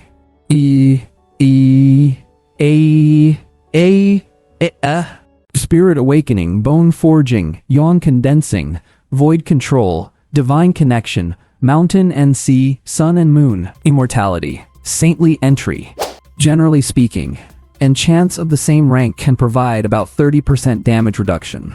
For instance, if you want to resist attacks from bone forging realm monsters, wearing armor with a bone forging level enchant will grant you 30% damage reduction. It is about 50% for the yuan condensing realm, and about 80% for the void control realm. If you want complete damage negation, you would need an enchantment from the divine connection realm? Qian Yingying said. Of course, this is just strictly regarding the damage reduction effect of the enchantment. The material of the armor and the rank of the professional also play a role. What kind of joke is that? Zheng Xiaoyu frowned and tapped her fingers on the table. The armor I have always been using completely negates damage, you know? After saying that, she took a tattered silver piece of armor out of her professional inventory and threw it on the table. I cannot explain it clearly to you, just get me another piece exactly like this one. Qian Yingying saw the armor on the table, and her delicate brows furrowed slightly. She was about to say that this is just the most basic standard steel armor, which only costs 1,000 per piece. However, the exclusive enchanter of the Qian family trading firm standing nearby already let out a gasp.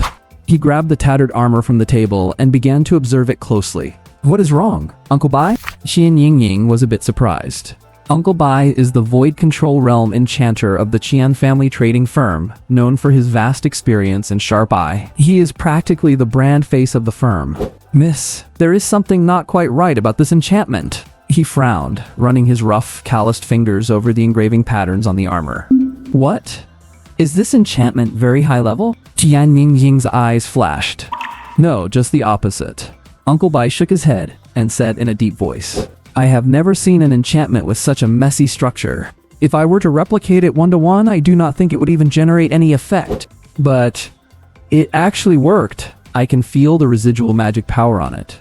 He continued to mutter to himself. How could this possibly work? Was it just a lucky coincidence? Even if it worked, the stability of the effect shouldn't be guaranteed. Zheng Xiaoyu did not understand anything about enchanting. She frowned and asked, What is the matter, Miss Qian? Can't the Qian family trading firm find similar armor? Qian Yingying shook her head and said, I am sorry, Miss Xiaoyu, just as I told you earlier. If you need armor that can completely negate damage from bone-forging realm monsters, you need at least a Divine Connection realm enchantment. As for the armor you provided, not counting the cost of the enchantment, this type of standard steel armor is about 1,000 apiece. Why don't you check who provided your enchantments before? You can just buy the same armor and have them do it. Zheng Xiaoyu's face sank upon hearing this. It was always Wang Chu who provided them before. Who do you expect me to go to now? Can't your enchanters handle it? No way. Irene let out a scoff from the side.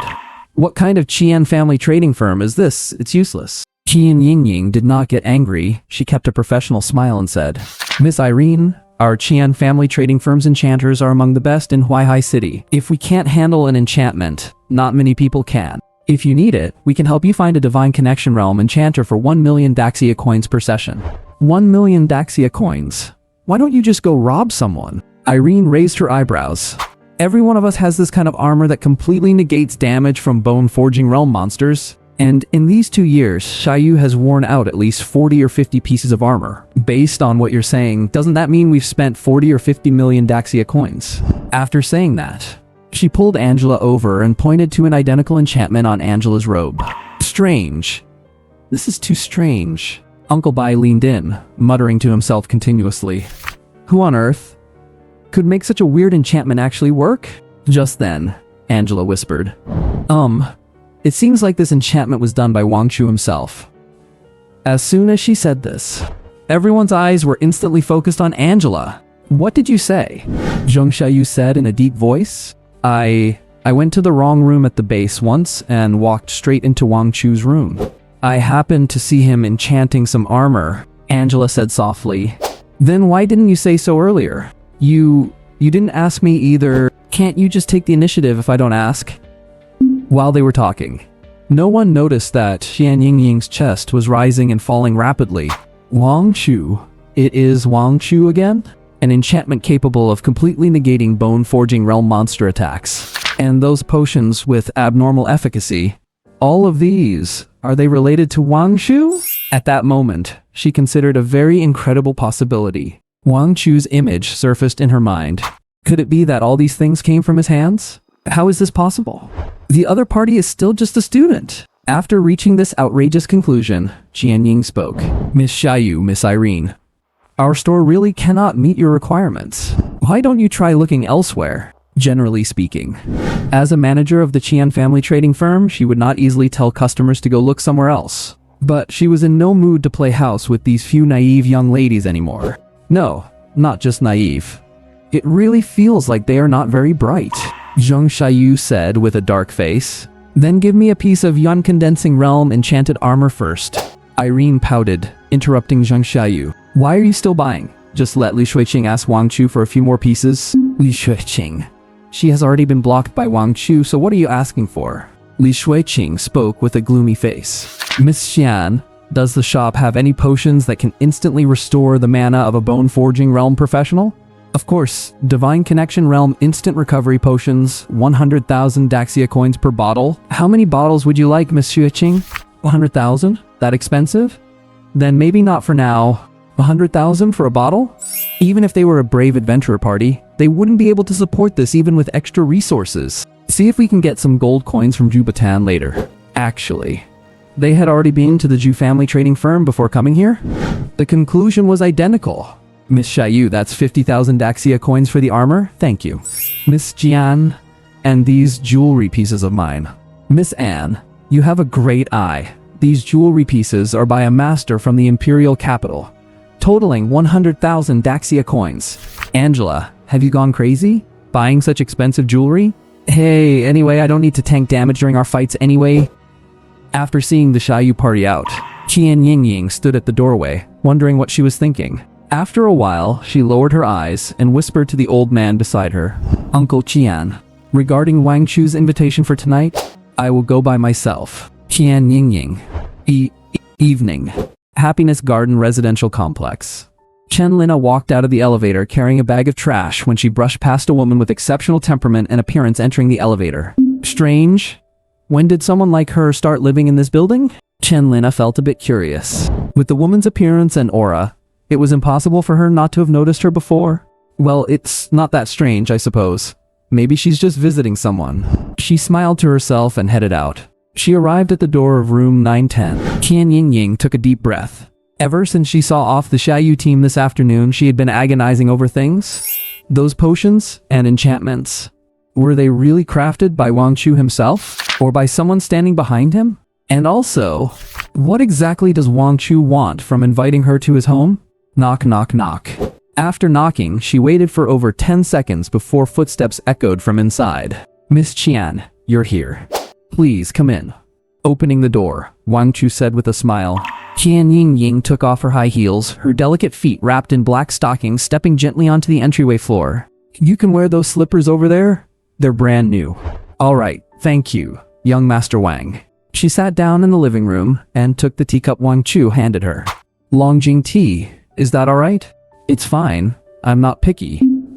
After chatting for a long while, seeing that Wang Chu had no intention of getting to the point, Qian Yingying couldn't suppress her curiosity any longer and spoke up first. Young Master Wang, may I ask when that Master Alchemist will arrive? Master Alchemist?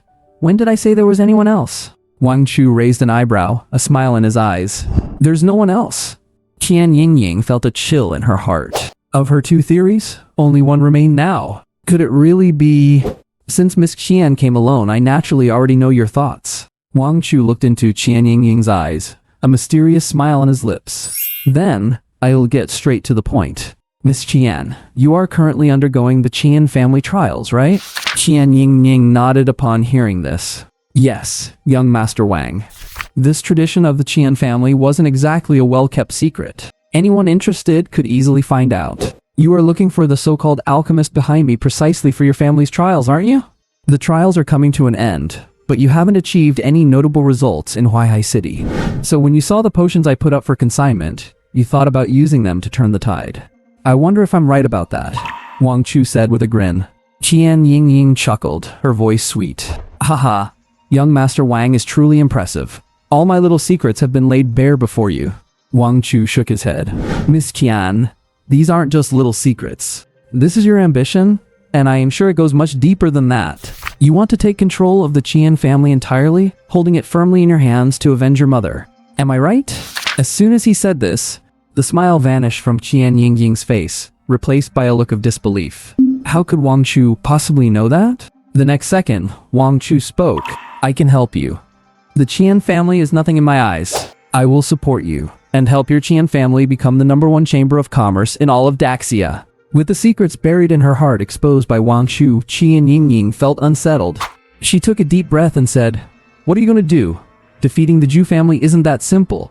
Their hidden strength is even more terrifying than the rumors suggest. Wang Chu took a potion out of his spatial storage and tossed it to Qian Yingying. This is a potion I made. It's not enough. This is nowhere near enough. Not enough? Wang Chu smiled and threw another potion over. Does this look familiar? This is the one I showed you. And the ones you saw as a chance to turn the tide, the ones you were afraid to put on the market, were just the result of diluting that one bottle to 1% of its original potency. Diluted to 1%. Potency? Qian Yingying froze. The bottle you are holding can instantly restore the mana of a god-tier professional. If the materials are sufficient, even professionals at the Mountain Sea or Sun Moon stages could have their mana restored instantly. When he said this, it hit Qian Yingying's mind like a sledgehammer, leaving her completely stunned. After a long while, she snapped back to reality and asked urgently, Is what you were saying true? Not only that, you saw the armor enchantment Zhang Xiaoyu brought over today, didn't you? You knew Zhang Xiaoyu went to the store? Of course. How could I not know about her being in a frantic state over a piece of armor? That armor only used materials for a bone forging enchantment, yet it completely negated the attack damage of a bone forging stage monster. Likewise, as long as the materials are sufficient, even damage from Mountain Sea or Sun Moon stage experts can be completely negated by my enchantments. Logically speaking, Qian Yingying should have jumped up in shock at this moment, but she noticed that her legs and feet were trembling. The two bombshells Wang Chu had dropped were simply too shocking. She didn't question anything Wang Chu said, because everything that had happened served as an incredibly strong endorsement of his words. She had personally hired experts to study those potions, and they were completely at a loss. And the enchantments from the afternoon, according to Zhang Xiaoyu and the others, they truly were capable of negating damage from the same level. Even if the final effect wasn't as extreme as Wang Chu said, Being able to work for Mountain Sea or Sun Moon tiers? Even below the god tier, it's already terrifying. These are strategic resources. As for any ideas of trying to control Wang Shu and use him like a slave, that was completely out of the question. There were simply too many people who would go insane for these two things. In the silent living room, Qian Yingying felt her breath growing heavy. She swallowed hard and forced a beautiful smile. Young Master Wang, what is it that you want in exchange? Looking into her eyes, Wang Chu chuckled lightly. Don't you know already? After all, you came here all cleaned up. Qian Yingying. The scent of her subtle perfume was mixed with the smell of body wash. From the moment she decided to come alone, she had already prepared to sacrifice everything for her ambition. No need to take them off. I prefer to tear them. They're just black stockings. You can afford to replace them, right? Qian Yingying. The Daxia Prefecture, the imperial capital. In a luxuriously decorated reception room, 3 people sat around a tea table. You have got to be kidding me, right?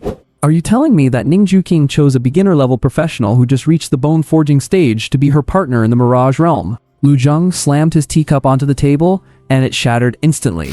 He splashed everywhere. Are you trying to con me, you damn fool? Ning San offered a bitter smile. Master Lu, how would I dare to speak nonsense? I have already done my best to recommend young Master Lu to the prefect, and the prefect had no objections. But who would have thought that Miss Ning would pass over a prodigy like young Master Lu, who is about to step into the condensing essence stage, and choose an ordinary person instead? The upcoming opening of the Mirage Realm has attracted a lot of attention. The reason is simple. Ningju King, the daughter of the Daxia Prefect, is going in. As a duo dungeon, many have their eyes set on the position right next to her, especially the young talents. Everyone knows that a place filled with crisis, where adrenaline surges, is the best place to spark a connection. If you can win Ningju King over, you have essentially secured a link to the prefect of Daxia. Ning San, you have taken plenty of benefits from me. Is this how you handle things? Master Lu, that is not quite fair. I do not have the authority to make decisions for Miss Ning. The most I can do is make recommendations. I really do not know what the prefect is thinking. Why would he send Ningju King to a small place like Huaihai? On the side, Lu Qing frowned and spoke. Xiao Qing, do not speak recklessly about the prefect. Lu Zheng patted the table and looked at Ning San. Steward Ning, is there anything special about this Wang Chu? Ning San shook his head and pulled out a file, placing it in front of them. Not only is there nothing special about him, but on the contrary, he is far too ordinary. He has a B-grade talent called Link. Just a few days ago, he was still in the Origin Awakening stage, and now they say he has just stepped into the Bone Forging stage. Just 2 days ago, he was even kicked out of his squad by a local adventurer team in Huaihai City. Upon hearing this, Lu Qing looked completely bewildered. Are you kidding? Never mind me, there are so many heaven-sent prodigies in the imperial capital lining up for her to choose from. And she ends up picking such a mediocre professional? He grabbed Wang Chu's file and said indignantly, how? On what basis? Halfway through his sentence, Lu Qing saw Wang Chu's photo in the file out of the corner of his eye, and the words caught in his throat. A moment later, his face flushed red as he muttered, just because he looks handsome. Does being handsome matter that much? Is it useful? Can being handsome defeat enemies in the Mirage Realm? Lu Zheng also saw the photo of Wang Chu on the sheet and sighed. Grandson, in terms of looks alone, you have truly lost quite miserably. Steward Ning, did Prefect Ning not say anything about this? After all, this involves the Mirage Realm. It is dangerous, and someone could easily lose their life. Ning San shook his head with a heavy gaze. That is exactly what I find most strange. Although the master has always doted on the young lady, he usually steps in when it comes to major matters of principle. It is just unclear why he did not intervene this time. He didn't even say a word. Lu Zheng felt helpless, breathed a sigh of relief, and said, in that case, I have nothing left to say. I wish Miss Ning all the best in the Mirage Realm. Then I shall take my leave now, Master Lu. Go slowly. I will not see you out. As Ning San's figure disappeared through the doorway, Lu Zheng's expression grew sinister. Among all the talents in the imperial capital, Lu Qing was the most likely to enter the Mirage Realm with Ningju King. And now, his spot has been snatched by some country bumpkin who popped up from nowhere. It has completely disrupted his plans. Originally, he had been hoping that his grandson could develop a connection with Ningju King in the dungeon, and then naturally get together. Once he could control the Ning family, then the entire Daxia prefecture. Grandfather, I want Wang Chu dead, Lu Qing shouted from the side. Lu Zheng narrowed his eyes, his gloomy voice echoing in the living room. Rest assured, my dear grandson, he won't be jumping around for much longer. Ying. Current number of linked goddesses. 2. Total attribute buff increased by 50%, for a total increase of 200%. Favorability of goddess Qian Ying Ying plus 60%. Looking at the favorability, that was only at 60%. Wang Chu rubbed his chin. Reaching 80% in one go is still very difficult. Afterward, Qian Ying Ying curled up under the covers, looking at Wang Chu with a resentful expression. These are Balenciaga Spring Limited Edition black stockings? Do you have any idea how expensive they are? Wang Chu smiled, his right fingers sliding over her smooth, delicate skin. I was just thinking, so they are a limited edition. No wonder they feel so good. But speaking of which, for a high-level executive of the Qian family trading firm in Huaihai City, you are worried about the price? Qian Ying Ying pouted and huffed. That is the Qian family's money, not my money. Rest assured, the Qian family will soon be ours, Wang Chu said calmly. So, from the very beginning, I was already in Master Wang's plans. Qian Ying Ying looked at the young man in front of her with complex eyes. Handsome, dashing, and still looking a bit childish. But the things he has done do not look like those of a beginner professional at all. Including his techniques and ability in that regard, he did not know how to be gentle at all, to the point where she almost fainted from shock during her first time. What did you expect? Do you think such groundbreaking, era-defining technology would just fall into your lap for nothing? Dream on! Wang Chu shrugged. He then took several potions and pieces of protective gear out of his spatial storage. These are instant recovery potions that can restore full mana even for someone in the god-refining stage. Take them back and dilute them yourself. And these pieces of gear, too, have enchantments that can completely negate attacks from the essence condensing stage, one that completely negates void governing stage attacks, and one that completely negates god-refining stage attacks. Qian Ying Ying's eyes brightened as she gathered up all the potions and armor. Do not release these potions and gear all at once. Use scarcity marketing? Wang Chu was just about to pull out the tactics used by cunning merchants from his previous life. Qian Ying Ying rolled her eyes. Master Wang, do you think I am stupid? Just leave it to me. If I can't take down the little Zhu family in Huaihai with such a trump card in my hand, I might as well bang my head against a piece of tofu and call it a day. Looking at these items in her hands, which were key to her comeback, she felt extremely excited. She must plan how to use them well. In the little time left, achieve a turnaround and control the Qian family. Wang Chu nodded in satisfaction. Look at that drive. Check it out. How powerful.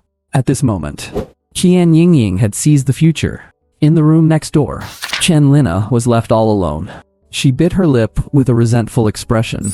Where on earth did that brat Wang Chu go? He just said he was moving in with me, and now he is spending the night out? The next day, Wang Chu sighed as he looked at the 79% decadence level. As for Qian Ying Ying, someone with her level of ambition won't keep wallowing in this kind of thing forever. Only by truly crushing the Huaihai Zhu family beneath her feet is what matters most to her right now. Wake up.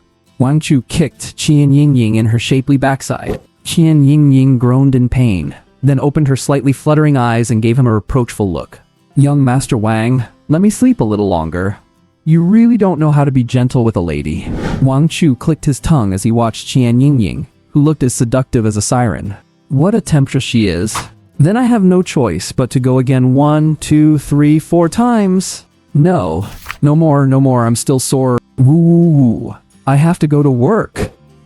Over an hour later, Qian Ying Ying finished fixing her makeup and gave Wang Chu a resentful look. Young Master Wang, it's all your fault. I'm already late.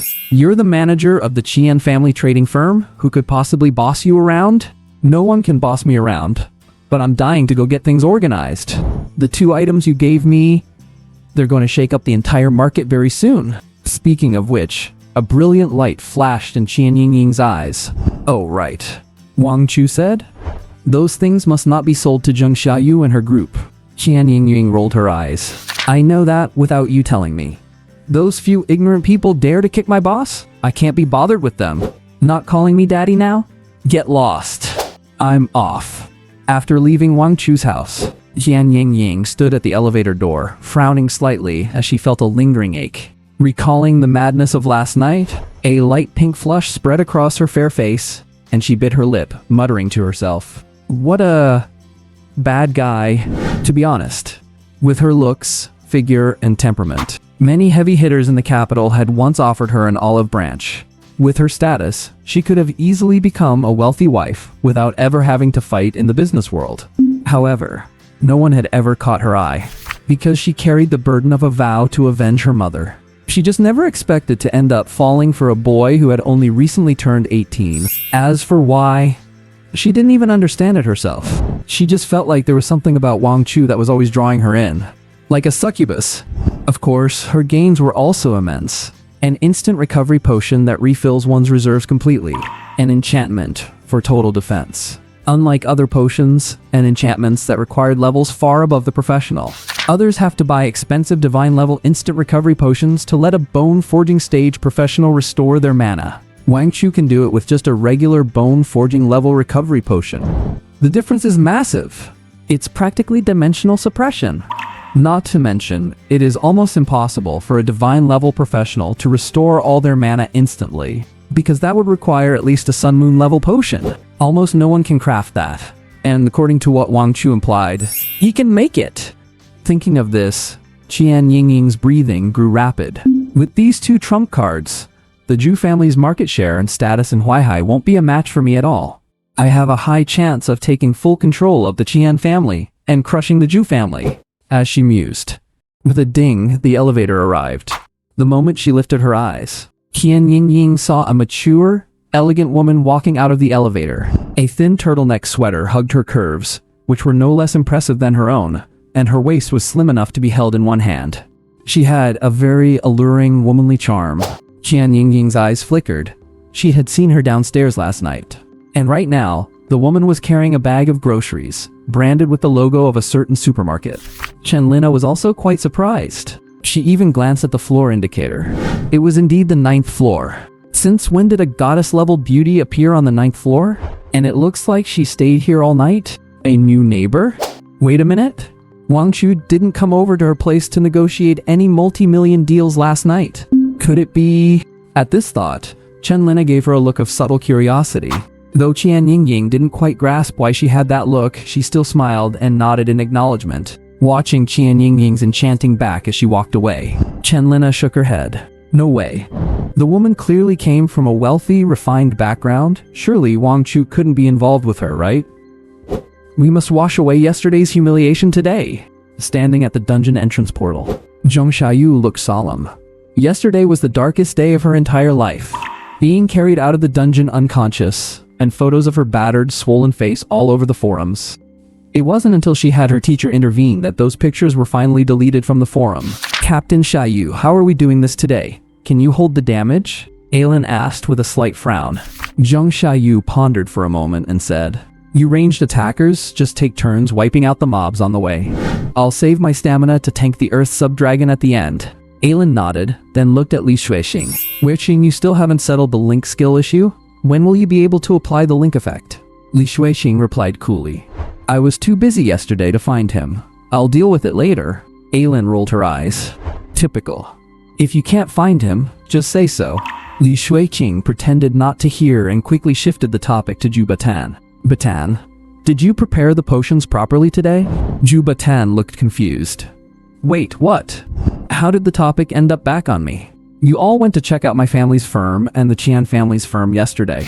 Other than divine level potions, there's no such thing as an instant recovery potion that can fully restore mana for a bone forging professional. Li Xuexing waved her hand dismissively with an indifferent expression. That just means the ones I've been drinking were all divine level. As the young master of the Zhu family, can't you even afford a 100,000 gold bottle of divine level instant recovery potion? You're just stingy, that's all. Zhu Batan, are you even listening to what you're saying? You want me to use a 100,000 gold divine level potion for a low-level dungeon run? Is it made of diamonds or something? The Xiaoyu team has entered the Earth Drake lair again. Think they'll finally beat the Bauhinia team's record today? Definitely. Yesterday was just a mistake. The Xiaoyu team is a group of heroes. How could they not be able to clear a dungeon? The Xiaoyu team is coming out. So, did they break the record? My god, Captain Xiaoyu got pummeled again. At the dungeon portal, Zhong Xiaoyu looked completely drained of life. Compared to yesterday when she was carried out in such a pathetic state, she clearly gained some experience this time, as she was standing. The only thing that hadn't changed was her bruised and swollen face. It was obvious she had been beaten up. Captain? Couldn't you have held on a little longer? My absolute zero was almost ready. Li Shuiqing frowned with dissatisfaction. As soon as she finished, Irene complained with equal annoyance. Captain, can't you just stand in one place and kite the boss? You keep dragging the Earth Drake all over the place, and all my arrows missed. Hearing this, Zheng Xiaoyu was furious. She pointed at Li Shuiqing and Irene, her finger trembling. You can't even get your own damage output up and you're blaming me? If you guys did damage a bit faster, would I need to kite the boss for so long? It's not easy for a sword master like me to hold the Earth Drake for 2 minutes, okay? If you're so good, you do it. Clearing the small mobs along the way had been quite smooth today. With several S-tier range DPS talents, they wiped them out without any pressure. They had originally thought they could easily reclaim the first place spot. But the problem arose when dealing with the Earth Drake. Zheng Xiaoyu couldn't handle the Earth Drake's attacks for long and had to keep running all over the lair with the boss chasing her. This caused 70% of everyone else's attacks to miss. In the end, Zheng Xiaoyu was caught by the Earth Drake and smashed into the wall. Angela carefully observed everyone's expressions and felt she should speak up for herself as well. Captain, didn't you already switch to new armor? Was it useless? Healing Zheng Xiaoyu was just too exhausting. It left her drenched in sweat, always terrified that if she missed a single heal, Zheng Xiaoyu would drop dead on the spot. Unlike before, when she barely needed to heal her at all. It's damn. Zheng Xiaoyu was about to blurt out a curse, but realized it was Angela speaking, so she immediately calmed down.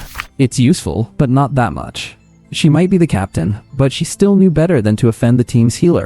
Angela started missing the time when Wang Chu was around. Back then, she barely had to heal and could slack off all day, so she could only let out a sigh. Sigh. I really don't know where Wang Chu found that armor before. Zheng Xiaoyu was also beginning to realize it now. As the beneficiary of Wang Chu's armor, she felt the gap between the two sets of armor very clearly. If Wang Chu's armor were still here, she wouldn't have to be beaten up like this. Jubadan couldn't take it anymore from the side. Are these people out of their minds? Can't you just ask Wang Chu for it directly? Zheng Xiaoyu quickly spoke up. That's right, Shuiqing, you can just ask Wang Chu for it along with the link thing. Irene rolled her eyes. He's already blocked you, and you're still counting on Li Shuiqing? Bringing up the blocking again. Li Shuiqing's temper flared up immediately. That's because I didn't go to see him, okay? Jubadan was left speechless. Do these people have nothing in their heads but the idea of getting a free ride without any effort? Are you kidding? If Wang Chu won't give it to you, can't you just buy it from him?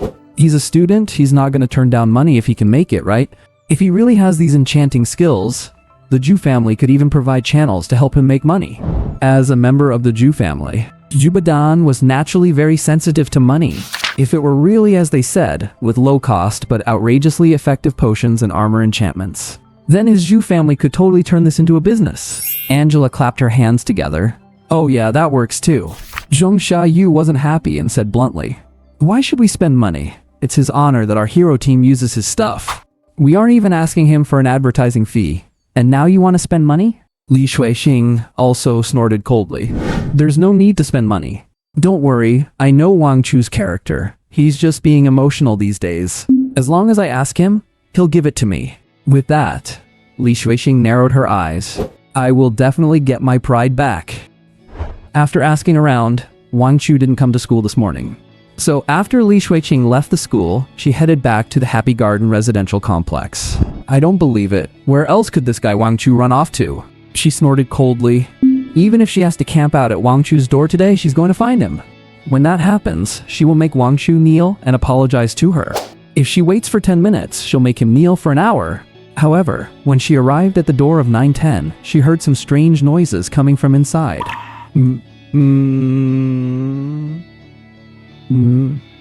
Gentle. That sound was like a pair of hands tickling someone, enough to make your scalp crawl. What is that sound? Is it from the TV? Or a phone? Li Shuiqing frowned, looking confused. But no matter what, the fact that there was sound inside meant Wang Chu was home. So, she started pounding on the door without hesitation. Bang! Bang! Bang! Wang Chu opened the door immediately. The sound in the room stopped abruptly. Not a single sound. Hearing that, Li Shuiqing was even more convinced that Wang Chu was home and kept knocking on the door. Wang Chu, don't hide in there and stay quiet. I know you're home. Open the door for me right now. After knocking for a good while, the door to 910 was finally opened. Chanlina was at her wit's end. After grocery shopping in the morning, she went home and tidied up the place. After the busyness subsided, she sat on the sofa and stared blankly for a long while. Her mind was filled with thoughts of Wang Chu. He just said he would move in. How could he just disappear? She bit her lip lightly, her fingertips turning pale from the pressure. Could it be that Wang Chu doesn't want me anymore? At that thought, Chanlina, who had just felt her inner emptiness filled, panicked. And so she took a chance and knocked on the door next door. To her surprise, Wang Chu was actually home. Not only that, but he pulled her into the room at once. Sob. She felt a bit aggrieved. When Wang Chu grabbed her hands, she almost burst into tears. Xiao Chu, where did you go yesterday? Why didn't you come back? Since when do you have the right to boss me around? Chanlina had just started to say something when a knock came at the door. Wang Chu, open the door quickly. Chanlina whispered. It's Shuiqing. She was at my house just yesterday, and now she's at Wang Chu's place, and I ran into Li Shuiqing again. She barely even visited once a month before. Why has she shown up 2 days in a row? Ignore her. Chanlina could only bite her lip hard. Meanwhile, Li Shuiqing outside clearly had no intention of stopping. Bang! Bang! Bang! Wang Chu, don't hide in there and stay silent. I know you're home. Open the door for me right now. Seeing her daughter's anxious state, Chanlina couldn't bear it and whispered, Xiao Chu, let me go hide in the room first. Wang Chu frowned slightly. Hide from what? With that said, Wang Chu walked straight toward the door. Chanlina, Xiao Chu, have you lost your mind? With a click, the lock turned, and Wang Chu opened a small crack in the door, staring at Li Shuiqing with an impatient look. Are you crazy? What are you making such a racket about this early in the morning? Wang Chu, why did it take you so long to open the door? Do you have any idea how long I've been waiting out here? The moment Li Shuiqing spoke, she started blaming Wang Chu. She was about to push the door open, but realized Wang Chu was blocking it with his body. Let me in. After saying that, Li Shuiqing finally noticed half of Wang Chu's body behind the crack in the door. Wang Chu, what are you doing? Wang Chu said coldly. What am I doing? Whatever I want, get lost. I don't have time for you. Li Shuiqing leaned against the door, preventing Wang Chu from closing it, and threatened him. Wang Chu, if you don't open this door, I'm never going to talk to you again. Wang Chu chuckled. Is that a promise? That sounds great, please. Keep your word. Li Shuiqing turned bright red with rage. Wang Chu, if you don't open the door, I'll tear your front door down. As an S-class bone-forging professional, she was fully capable of blowing his door up with a single skill. Upon hearing this, Chanlina, if the door gets blown up, wouldn't that just... Oh no. Anything but that. How could Wang Chu be intimidated by Li Shuiqing? He sneered. If you want the whole school to know you're headed to the police station, be my guest. Li Shuiqing. Seeing that hard tactics didn't work on Wang Chu, Li Shuiqing changed strategies and softened her tone. Wang Chu, I know you're angry, but Zheng Xiaoyu is the team leader. Her decisions, I can't change them. Trust me. If you reconnect the link for us and keep providing us with those armors and instant recovery potions. Zheng Xiaoyu's mother is a sword saint. Wouldn't it be easy for her to arrange an admission spot for you? And also, haven't you always liked me? Once we get to the Daxia Martial Arts Academy, I'll give you a chance to be with me.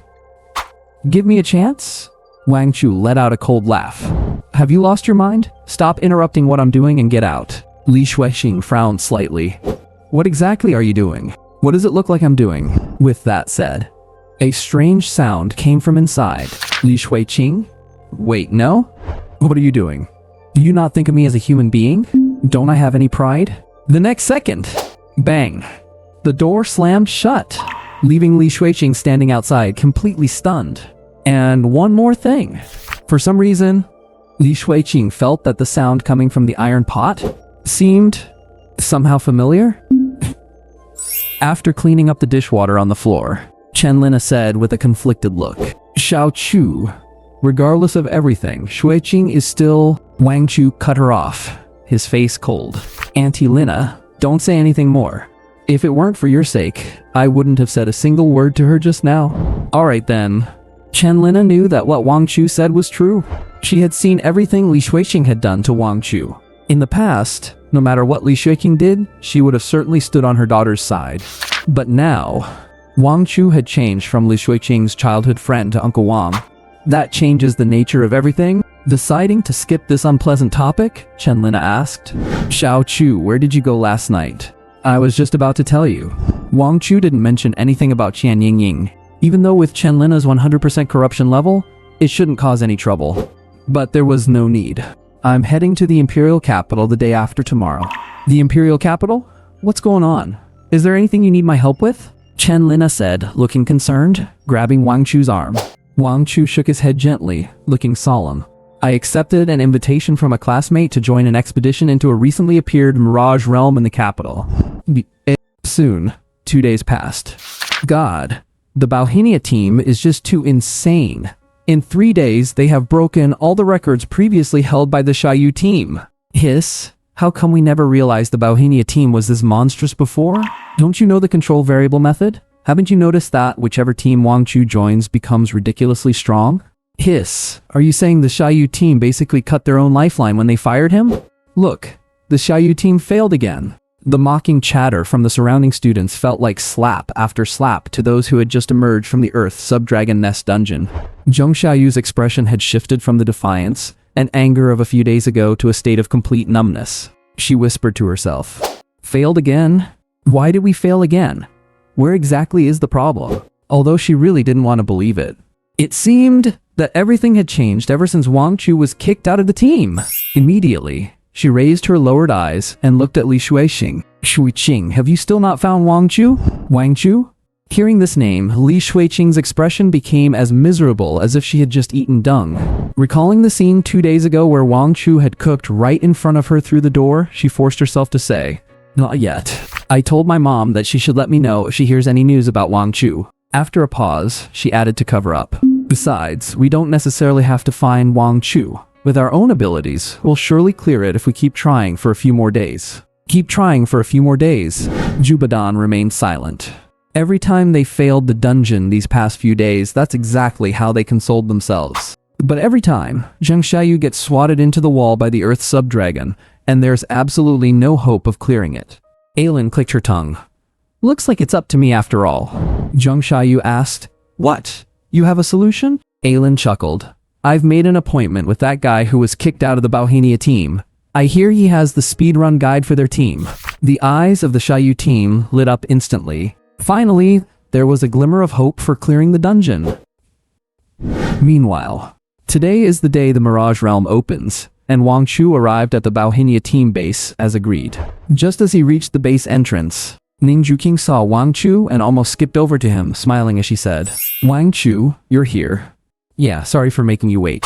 Wang Chu nodded with a smile. It was mainly because Aunt Lina was being too persistent, making things last a bit longer. Ever since finding out Wang Chu was going to the Mirage Realm, Chen-Lina had been biting her lip and dragging Wang Chu to crazily nourish the flower of greed. It was fortunate that Wang Chu was young and in good shape, or he might not have been able to get out of bed today. Behind Ning Juqing followed a middle-aged man with a determined face, thick eyebrows, and large eyes. He was dressed in a crisp military uniform with dazzling shoulder patches. Seeing Ning Juqing's reaction, his eyebrows lifted visibly, and his gaze swept over Wang Chu like a blade, conveying one single meaning. Is this the kid? Student Ning, who is this? Wang Chu found him somewhat familiar. He must be an NPC from the game's storyline, or perhaps he had seen him on TV or somewhere else. Either way, he was no simple character. Ning Juqing composed herself, turned, and introduced. This is Zhang Yan, the commander of the Huaihai military region of the Daxia prefecture. Zhang Yan? Once the name was mentioned, Wang Chu finally remembered. Commander Zhang Yan of the Huaihai military region, a master of the heaven-connecting realm. Zhang Yan nodded at Wang Chu and spoke directly. Wang Chu, I've finally met you in person. Wang Chu raised an eyebrow.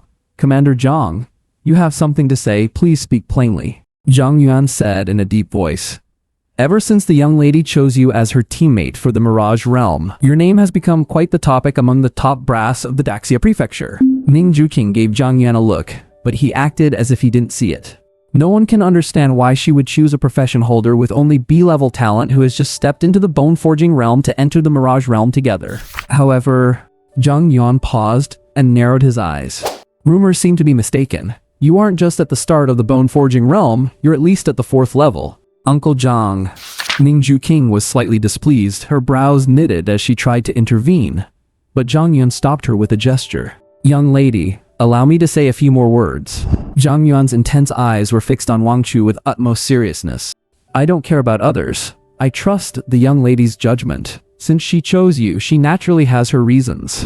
But the Mirage realm is not a child's game. Not just people from Daxia, but people from every prefecture will have their eyes on you to see if you make a fool of yourselves, or if something goes wrong. Every word he spoke carried great weight. Don't let her have made the wrong choice. Wang Chu. Wait, what? Why does it sound like you're giving away your daughter? Is this really that emotional? Wang Chu stopped joking around and looked at Zhang Yuan very earnestly. Please rest assured, Commander Zhang. As a person from Daxia, I naturally know how important every Mirage realm is to us. Since I accepted Student Ning's invitation, I am naturally confident in my ability. Zhang Yuan nodded slightly. In fact, he had come prepared to play the villain. If this boy named Wang Chu looked unreliable, he would have intervened forcefully, even if it meant upsetting Ningju King. But when he saw Wang Chu in person, that slight misgiving in his heart settled. At first glance, the guy doesn't look like a con artist. At second glance, he looks quite dependable. At third glance, yep, he's the one. Under the massive stat buffs of the goddess Link, Wang Chu was already showing the potential to become a succubus. We have some time left, so I will share some of the information I have on the Mirage realm with you. As Zhang Yuan spoke, he waved his hand. A light blue light screen rippled open like water, enveloping the entire living room. Wang Chu's eyes flickered. The special ability of a heaven-connecting master, mental projection. This is mental projection, which you will naturally master once you reach the heaven-connecting realm. Zhang Yuan noticed Wang Chu's expression and said calmly, "Within this range, everything is under my control, including sound." Having said that, he continued to lightly tap in the void, and a projection screen sprang up. Wang Chu saw at a glance that the map displayed on the projection was that of the Daxia prefecture.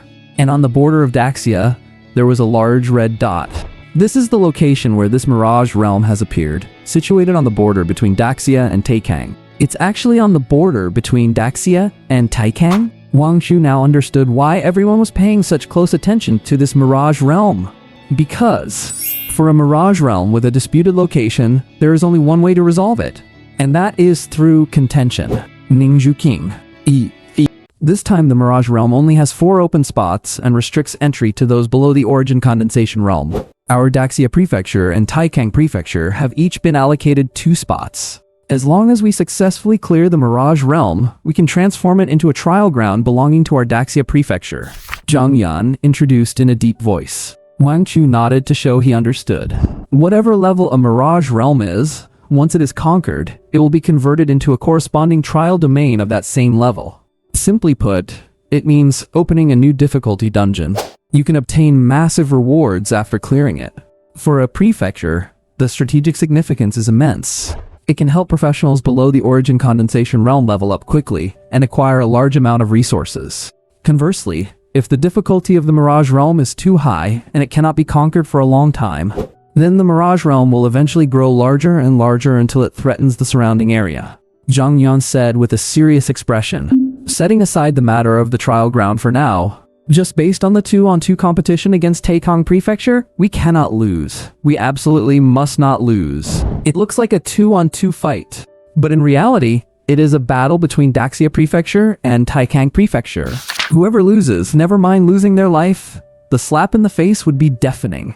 Then, Zhang Yuan tapped on the light screen a few more times. 2 photos were projected. On the left is a red-haired man with a confident smile on his face. The photo on the right shows a girl with snow-white hair and a calm expression. The 2 faces look somewhat similar. Zhang Yuan pointed at the boy on the left and introduced him. For this Mirage realm, there is a very high probability that Taikang Prefecture will send these 2 professionals to fight. Gongcheng Tian, 19 years old, S-Grade talent Solar Flame, 9th level of the Bone Forging realm, is the strongest among the new generation of the Gongcheng family in Taikang Prefecture. It is said that he could break through to the origin condensation realm at any time, but he has kept his cultivation suppressed at the bone forging realm, all to temper his solar flame. The person on the right is his younger sister. Like you, she is a professional from an intermediate academy with S-grade talent lunar flame and is at the 6th level of the bone forging realm. What you need to pay attention to is, although Gongcheng Mei does not look like she has a high cultivation level, it is said that when she is with Gongcheng Tian, they can unleash multiple times the combat power. Looking carefully at the appearance of these two, and then recalling these two names, Wang Chu felt very reassured. Two people who have never appeared in the main game story or side quests. Just cannon fodder, nothing to worry about. However, looking at the strength on paper, Wang Chu and Ning Juking from Daxia Prefecture are indeed much weaker. It is no wonder people are pessimistic about them. Wang Chu rubbed his chin, his peripheral vision sweeping across Ning Juking. At this moment, she is carefully studying the files on Gongcheng Tian and Gongcheng Mei. So the question arises, the prefecture master of Daxia, that is, Ning Juking's father, what kind of role is he playing in all this? Seeing his daughter just randomly drag a B-grade talent nobody to enter the Mirage Realm, does he have no objections? After all, the 2-on-2 Mirage Realm is a matter of life and death. After introducing the Gongcheng Tian and Gongcheng Mei siblings, Zhang Yuan introduced several other potential opponents. Glancing at the time, Zhang Yuan said in a deep voice, "Time is almost up. It is time to prepare to head to the Mirage Realm." At the same time, in the meeting room of the Gongcheng family in Taikang Prefecture, the specific intelligence is as follows. An elderly man with white hair finished his introduction and sat back down. In front of a long marble table, a tall figure sat upright, with short red hair burning like flames. It is exactly Gongcheng Tian from the file earlier. Peef. At the seat closest to Gongcheng Tian, an unabashed mocking laugh broke the silence. With silver-white long hair reaching her waist, Gongcheng Mei has a beautiful face and sweet looks, but her eyes are full of playful and mean expressions. Is Daxia Prefecture so empty of people? Why would they send out such useless losers? She looked at the page of information about Wang Chu in her hand. As if she had seen the biggest joke in the world, she casually threw it onto the table. Upon hearing this, Gongcheng Tian looked at her, his eyes full of doting affection. "Sister, we must not underestimate the enemy. The Daxia people love to act like pigs to eat the tigers. If we meet him, we still have to go all out." Hearing this, Gongcheng Mei laughed again. Acting like a pig to eat a tiger?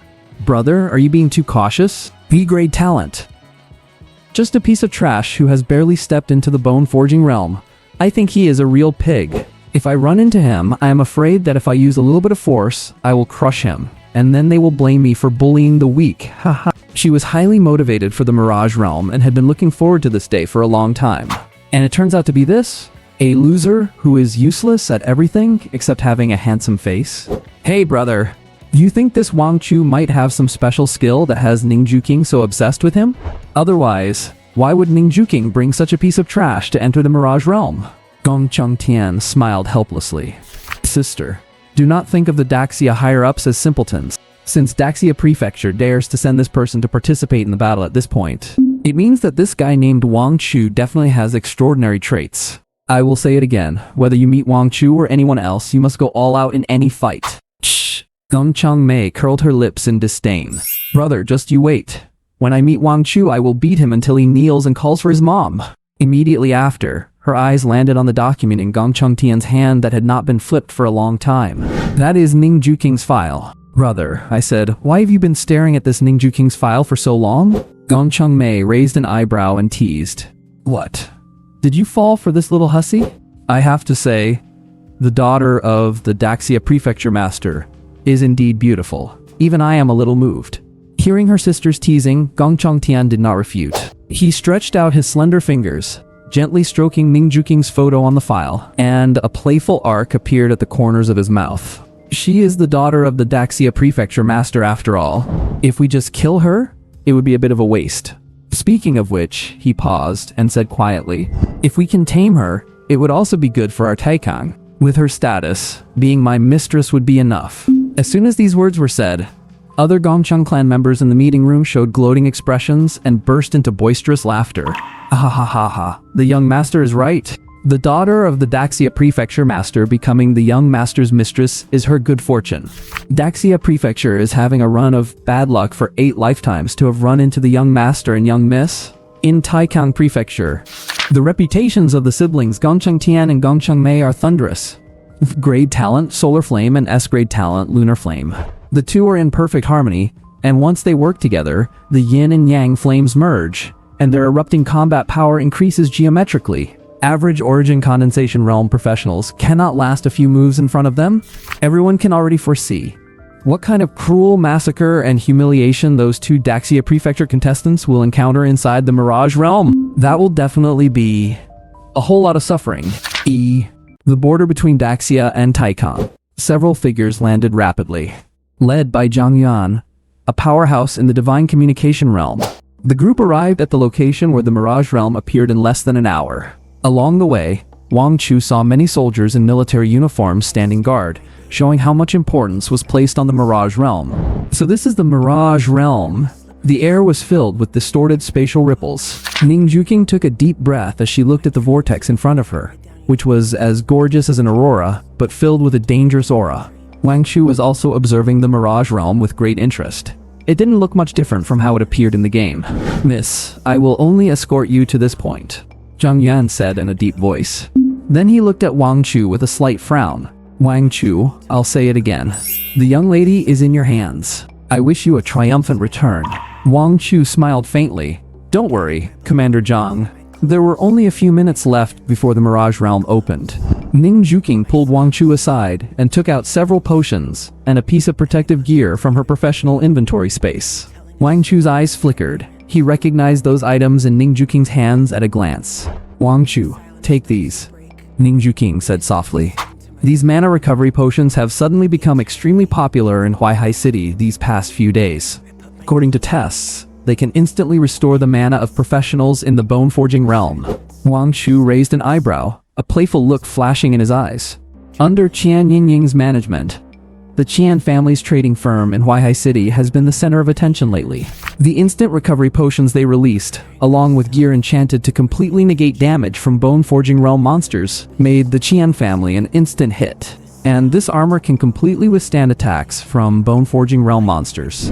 However, tests show that the enchantment effect will fade after taking a maximum of 20 attacks. So, it's good for saving your life, but try to dodge attacks as much as possible rather than relying too heavily on external items. Is it that exaggerated? These things can't be cheap, right? Ning Juking nodded. They aren't cheap, but compared to Divine Communication Realm potions with similar effects, they are much cheaper. Speaking of potions with unusual effects, Ning Juking remembered the Earth Elemental Affinity potion that Wang Chu provided in the Earth Drake Lair a few days ago. She had a hunch that perhaps these suddenly appearing potions might be related to Wang Chu. But this suspicion was too shocking, so she dared not confirm it just yet. After storing the potions and putting on the armor, Wang Chu wanted to ask about the official Daxia government's view on these items. Suddenly, the vortex in front expanded violently. "It's time." Wang Chu and Ning Juking exchanged glances, and without a second of hesitation, they both stepped forward and vanished into the vortex instantly, not far away. Zhang Yuan watched those two determined backs, his mind filled with thoughts. For some reason, he suddenly had a feeling. Perhaps this trip to the Mirage Realm would have a far-reaching impact on the future of the Daxia Prefecture. After a wave of dizziness and a sense of weightlessness, their vision focused again. What came into view was a dark, fog-filled forest. "Wang Chu, stay close to me." Upon entering the Mirage Realm, Ning Juking immediately went into combat mode. A flash of light appeared in her hand, and a strangely shaped silver-long spear manifested out of thin air. The spear shaft was slender and crackled with purple lightning. She held it with the tip pointing toward the ground, looking bold and heroic. Hiss, hiss, hiss. The next second, intense scratching sounds echoed from the surrounding trees. Countless scarlet eyes lit up in the fog. "Watch out, they are gargoyles, and there are quite a lot of them." Ning Juking frowned and whispered, "Thunder God body?" Boom! In an instant, lightning erupted around Ning Juking, and violet blue bolts swirled crazily around her. Gargoyles have extremely high physical defense, and are the nightmare of many melee combat professionals. But that didn't include Ning Juking. S-rank talent. Myriad Thunder Pivot. She was born to be the nightmare of such dark creatures. Bang! The ground cracked under her feet. Ning Juking erupted instantly, charging into the swarm of gargoyles, and started a wild massacre. Countless gargoyles were annihilated by the violet blue lightning before they could even react. However, Ningju King soon discovered something abnormal. She dashed back to Wang Chu's side, breathing slightly heavily. Something's wrong. I've already killed so many gargoyles, but their numbers keep increasing. Exactly. These gargoyles are constantly regenerating, Wang Chu said calmly. Ningju King frowned, raising her spear to charge again. Then I'll just keep killing them until they stop appearing. Wang Chu, I didn't realize you were so reckless before. You're a completely different person once you pick up that spear, aren't you? Wait. Wang Chu stopped her quickly. These gargoyles are infinitely respawning. You definitely can't kill them all by brute force. Ningju King opened her mouth. Infinitely respawning? Yes, but the solution is quite simple. Wang Chu raised his hand and pointed to an inconspicuous stone pillar in the corner to the front left. Hidden by the mist and the dense swarm of gargoyles, it was impossible to see without careful observation. See that broken stone pillar? That is the formation eye of this stone forest. Just shatter the red crystal at its base. Ningju King didn't know how Wang Chu knew so much, but she didn't hesitate at all. Her tall figure shot into the air. She held the spear horizontally in front of her chest, her long hair dancing wildly amidst the lightning. In the next second, the tip of her spear actually folded open, revealing a dark cannon barrel. Wang Chu, seriously? Your spear has this move too? Times have really changed. Thunder-piercing cannon. Boom.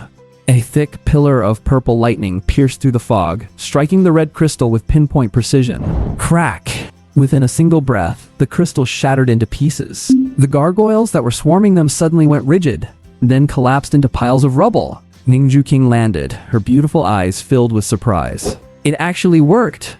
She turned to look at Wang Chu. His expression was calm and indifferent, without a ripple of emotion in his eyes. Bringing Wang Chu into the Mirage realm, it was definitely the most correct choice she ever made. If it were anyone else, they'd probably still be fighting the gargoyles head-on right now. On the other side, gargoyles? What garbage? Miyagami Mei curled her lips into a smile and waved her hand, ice thorns whistling out to instantly kill several gargoyles. This is the Mirage realm, don't be careless, Miyagami Tian said, but his expression was very relaxed. Mere gargoyles were no different from ants on the side of the road in their eyes. Brother, 2 minutes. Start the timer. Miyagami Mei gave a shout and charged straight into the gargoyle swarm. In an instant, ice crystals bloomed wildly. Miyagami Tian leaned against a tree in a showy way, calmly pulling out a timer to start counting. This was a little game the siblings often played. 2 minutes later, brother, why can't I finish off these disgusting things? Another 2 minutes passed. Brother, my mana is running out. Brother, save me. Ningju King. Boom! A wave of heat exploded through the stone forest. Miyagi-Den could no longer sit by idly as flames poured instantly from his hands. As one of the new generation's top talents from Taikang Mansion, his strength was unquestionable. At such a young age, he had already reached the 9th stage of the bone forging realm and was ready to step into the origin condensation realm at any moment. Various fire element skills, bolstered by his S-rank talent, Solar Flare, instantly burned swaths of gargoyles to ash. What the hell? Why are these gargoyles endless? Miyagi Mei finally had a chance to catch her breath. She retreated to the back, pulled out a potion, and drank it, a flicker of annoyance flashing in her eyes. Miyagi-Den lost his earlier composure, his brows furrowed as he said, "This must be some kind of mechanism within the Mirage realm. Simply killing the gargoyles won't solve the problem. We must find the source as soon as possible." Easier said than done. But finding the source in this fog-shrouded stone forest is easier said than done. The two had no choice but to bite the bullet and search aimlessly like headless chickens while fighting. After several minutes passed, Miyagi-Den's flame blast went wide, smashing directly into a stone pillar. Crack! As the sound of shattering crystal echoed, the entire stone forest fell silent. The gargoyles that were still attacking instantly collapsed and turned to ash. Brother, that was incredible! How did you do that? Miyagi Mei's beautiful eyes lit up, and she immediately grabbed onto Miyagi-Den's arm. Miyagi-Den wiped the beads of sweat from his forehead, a trace of relief flashing in his eyes. Ahem. This kind of simple dungeon setup is too easy for me. I knew the clearance condition all along. I just wanted to see if I could farm for a few more minutes to trigger some kind of hidden boss. The difficulty of this first stage had indeed exceeded his expectations. If that flame blast hadn't hit by pure luck, who knows how long they would have had to keep fighting gargoyles here? Brother, If even we had to put in so much effort to pass the first stage, then wouldn't Ning from the Daxia Mansion, and what's his name, be completely unable to pass? Miyagi-Mei asked. A flash of contempt crossed Miyagi-Den's eyes, but he said, hard to say. We just need to focus on ourselves. Oh brother, you're just too cautious. Miyagi-Mei pouted coquettishly and revealed a gloating expression. To be honest, even I felt it was getting tough just now. If the two people Daxia sent are both as strong as Ning Juking, then passing the first stage is just a matter of time. But the problem is, there's that guy named Wang Chu holding Ning Juking back. Maybe they've already been torn to shreds by the gargoyles by now? Ha ha ha ha. Miyagi-Mei laughed heartily. She had completely forgotten how she was just shouting desperately for help earlier. Miyagi-Den chuckled as well.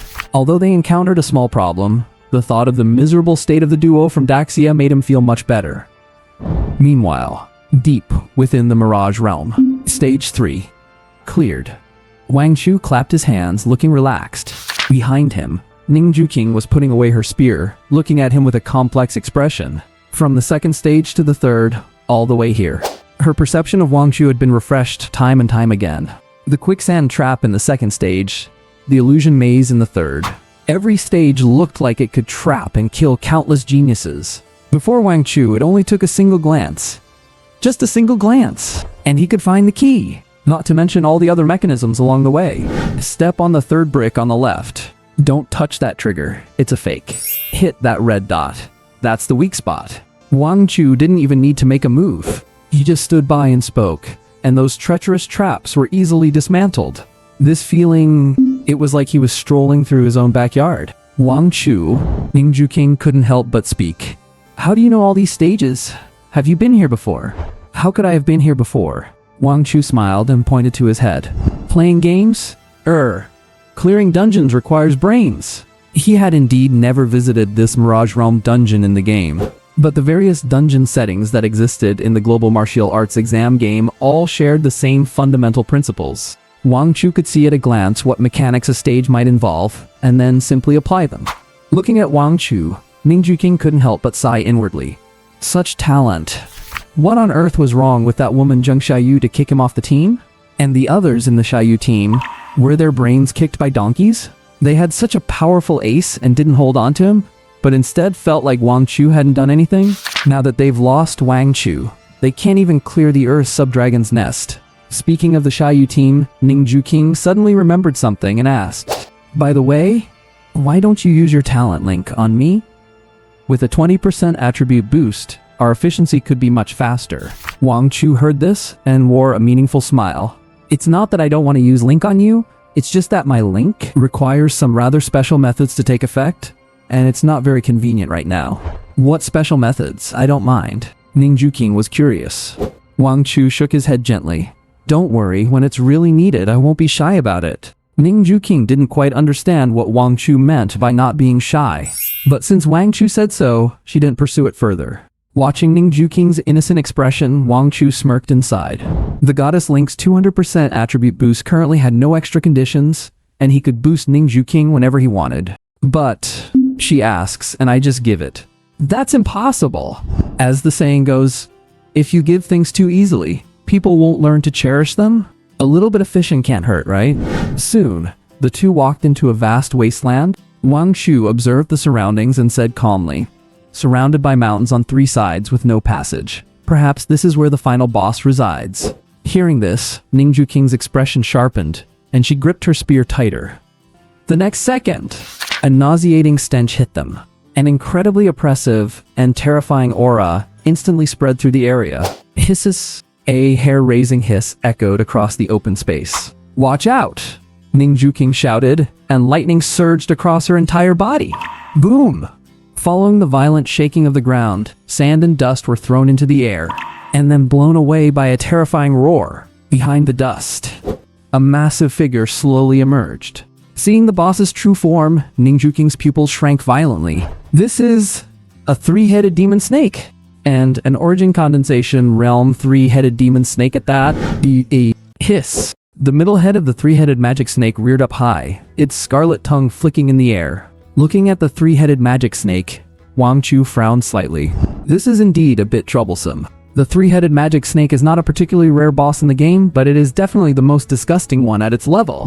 The three heads command poison, fire, and earth elements respectively. It has a wide variety of attacks and a hide so thick that its defense is ridiculously high. Wang Chu, be careful yourself.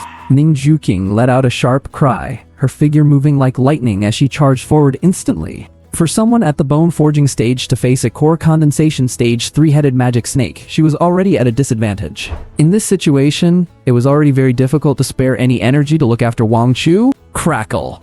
Blue-purple lightning crackled wildly around her body, and the long spear in her hand turned into an afterimage, thrusting directly at the middle snake head. Thunder penalty. Roar. The fire attribute middle head of the magic snake suddenly opened its massive maw. A thick pillar of fire erupted instantly. Boom! The two forces collided violently in the air, and energy burst forth. So strong! Ning Juking was startled. This core condensation stage three-headed magic snake is the most terrifying existence she has encountered so far. No! Must win! She gritted her teeth and exploded with speed as the tips of her toes touched the ground. The technique of her spear changed from a thrust to a sweep, attempting to strike the soft underbelly of the magic snake. Boom. An earth wall rose instantly, blocking her attack. Immediately after, the thick snake tail shattered the earth wall directly and swept toward her with a whistling wind. Ning Juking only had time to hold her long spear horizontally across her chest to block. Bang! An irresistible force struck. Ning Juking was sent flying, barely keeping her stance as she dragged her spear across the ground for a long distance. Cough, cough. A trickle of blood spilled from the corner of Ning Juking's mouth. The hand holding the long spear was trembling slightly. The gap is too big. The three-headed magic snake before her has at least the strength of the second level of the core condensation stage. The gulf between them cannot be easily bridged by skill alone. If she were at the 9th level of the bone forging stage, perhaps she could rely on her S-rank talent to fight it? But not now. Just as she felt a moment of helplessness and confusion, a figure arrived by her side. How is it? Can you still fight? Wang Chu's voice remained as calm as ever. I can. Ning Juking forcefully suppressed the surging blood in her body, took a deep breath, and looked at Wang Chu with firm eyes. Even if I can't, I must. Wang Chu is just a bone forging stage professional with a B-rank link talent. How could he possibly be a match for the three-headed magic snake? Not to mention, Wang Chu was invited by her. She must take responsibility for him. Wang Chu, please give me your link. Even an extra 20% to all stats will be critical. As for the conditions you mentioned, no matter how harsh, it won't be a problem at all. I can accept it. Hurry. The three-headed magic snake is coming. Wang Chu looked into Ning Juking's eyes and nodded. Alright, then, classmate Ning, forgive me. As soon as he finished speaking, before Ning Juking could react to what he meant by that, Wang Chu suddenly stepped forward and reached out to grab the back of her head. Then, maw. Aim. Ning Juking's beautiful eyes widened in instant shock. The warm sensation on her lips instantly impacted her brain. No way? Is this what you meant by harsh conditions? She instinctively wanted to push Wang Chu away, but her body wouldn't move. This feeling, it doesn't seem to be something I hate. Before she could think it over, a massive, suffocating amount of energy surged out from within her body. Ding. Goddess Link has taken effect. Obtained a 200% increase to all stats. Wait, 200%? Ning Juking was completely dumbfounded. Wasn't it 20%? How did it become 200%? At this moment, Ning Juking's strength, speed, reflexes, and perception, all her stats were soaring crazily. A 200% increase, which means her stats had tripled. Roar. At that moment, the three-headed magic snake's attack arrived. Although Ning Juking was still in a state of confusion and shyness, her body's instinctive reactions were astonishingly fast. She pushed Wang Chu away and then charged toward the three-headed magic snake. Boom. The three-headed magic snake's attack was shattered by her casual spear thrust. This power... Ning Juking looked at her own hands. She felt that she was terrifyingly strong right now. Don't space out, it's coming! Wang Chu's voice rang out at the right moment. Ning Juking narrowed her eyes and instantly entered combat mode. Boom! She stomped on the ground and met the three-headed magic snake once again. This time, it wasn't a probe, but a direct head-on collision. Bang, bang, bang. The long spear collided with the snake scales, emitting explosive clashing sounds of metal against metal. The scales that were previously indestructible began to shatter piece by piece in front of the 200% enhanced lightning power. The three-headed magic snake let out a painful hiss, shaking its three heads wildly as it attempted to fight back. Back off 10 meters. Wang Chu's voice sounded leisurely. Ning Juking instinctively leapt backward. Whoosh. A pillar of fire grazed the corner of her clothes, not even burning a hair. The head on the left is about to spit poison, hit its lower jaw. Peef! The long spear struck like a dragon, precisely piercing the soft flesh of the left snake head's lower jaw. The mouthful of poison was choked back down its throat. Under Wang Chu's commanding, which felt like he was using a full map hack, Ning Juking felt smoother and more surprised with every strike. Every move and every dodge felt as perfect as if it had been precisely calculated. Wang Chu actually knew every skill's wind-up and every weak point of this magic snake like the back of his hand. Is this even human? Wang Chu shouted. The final blow, the heart. A brilliant flash appeared in Ning Juking's eyes. Thunder God body. Thunder flash. Rumblings. A thunderous sound rang out at that moment. Ning Juking held her spear in a thrusting posture, appearing behind the three-headed magic snake out of nowhere. And the heart area of the three-headed magic snake had already been pierced through, leaving a giant bloody hole. A few moments later, the three-headed magic snake crashed to the ground. Ning Juking panted, turned to look at the giant snake corpse before her, her chest heaving violently. We won. We actually really won. And we won in a way that was almost a complete crushing victory. She turned her head to look at the young man not far away. She gently raised her right hand and touched her lips, a complex emotion she had never felt before surging in her heart. That was my first kiss. Haji Chu, so that's what you meant when you said you wouldn't be polite. Wait for me a moment. I'm going to collect some materials. Wang Chu didn't mention what had just happened between the two of them. He walked to the side of the three-headed magic snake's corpse and began to carve it up. This stuff is high-quality material. It can sell for a lot of money. It also dropped a few pieces of equipment. Check later to see if there's anything you need. Wang Chu's voice came over. Ning Juking snapped out of it, her face flushing red. She walked over to Wang Chu and picked up a shining crystal from beside the magic snake's corpse. Mirage Core. With this, the Daxia government can control the Mirage trial transformed from the Mirage realm. However, right at that moment, two figures rushed over from the fog in the distance, tearing through the air. Stop! A desperate, angry voice shouted. They had been stuck in the third-level maze for ages, only to suddenly discover the maze had disappeared. Gong Changtian immediately realized. The Mirage realm had been cleared. What the hell is the point now? So the brother and sister used all the strength they had to sprint here. Gong Changmei caught her breath and walked in front of Gong Changtian. With her hands on her hips, she lifted her chin, looking down her nose haughtily at Wang Chu and Ning Juking. Hand over the Mirage Core. This young lady might spare your lives. The air seemed to solidify completely at this very moment. Miyagi Tian stared fixedly at the Mirage Core in Ning Juking's hand, the greed in his eyes almost overflowing. That is the key item capable of transforming the Mirage realm into a phantom trial. As long as he secures it, the Miyagi clan is guaranteed to make a massive contribution. And his own status within the Taikang mansion would rise even further. As for the two people in front of him, judging by Ning Juking's appearance, she clearly just finished a major battle and is at the end of her rope. And Wang Chu, who is standing beside her, he is just trash, not worth mentioning. Miyagi Tian straightened his slightly messy collar, a mask of utter hypocrisy returning to his face. Miss Ning, although our Taikang mansion and Daxia mansion have had our frictions, we are still neighbors after all. Out of respect for your father, the Lord of Daxia Mansion, I do not want to take things too far. He reached out a hand, his tone carrying a sense of condescending charity. As long as you hand over the Mirage Core, I can let you off the hook and let you leave here alive. How about it? Hey. Miyagi Mei crossed her arms, her gaze shifting to Wang Chu with a strange expression in her eyes. Brother, stop putting on an act. If we don't strike now, when will we? Haven't you always wanted to have a taste of the Daxia Mansion Lord's daughter? And as for this young man, she licked her bright red lips, a twisted glint flashing in her eyes. I originally thought Daxia Mansion had run out of people, forcing Ning Juking to drag you in. But looking at it now, no wonder Ning Juking went against everyone's advice to bring you here. It seems she is really obsessed with you. Ning Juking, who was on high alert, suddenly turned bright red. What? Don't talk nonsense. What do you mean obsessed? Huh? I'm going to kill you all. Ningju King took a deep breath and gripped her spear tightly. The muscles in her fair legs tensed instantly, and the veins began to bulge. Her nerves strained to the limit as blue and purple lightning began to roll and coil around her body. Wang Chu, if you are in danger, run straight to me. I will kill them all, Ningju King said coldly, holding her spear horizontally, her eyes lowered.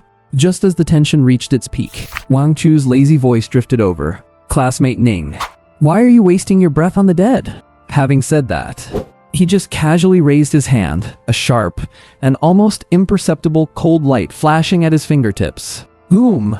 A dull explosion sounded like a ripe watermelon suddenly bursting apart. Miyagi Mei, who was still clamoring wildly just a moment ago, fell silent instantly.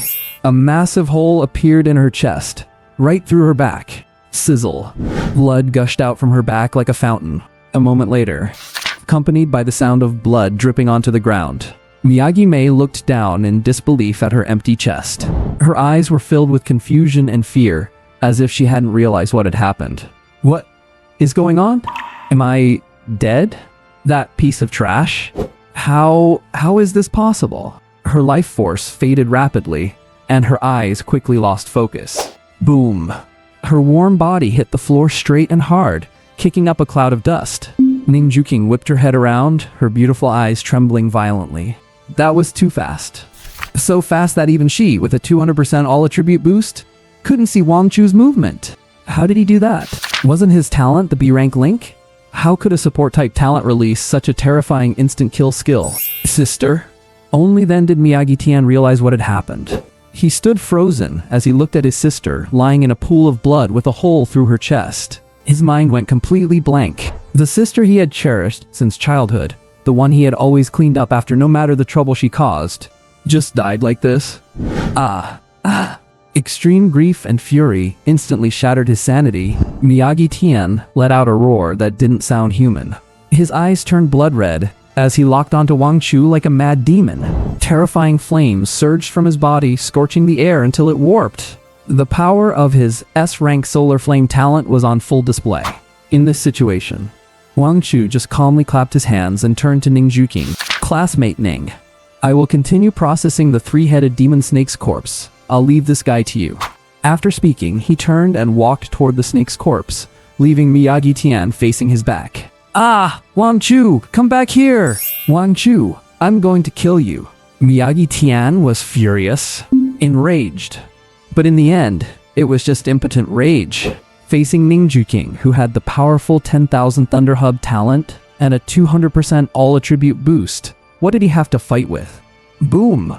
Her spear moved like a dragon, thunder exploding. Ningju King didn't hesitate.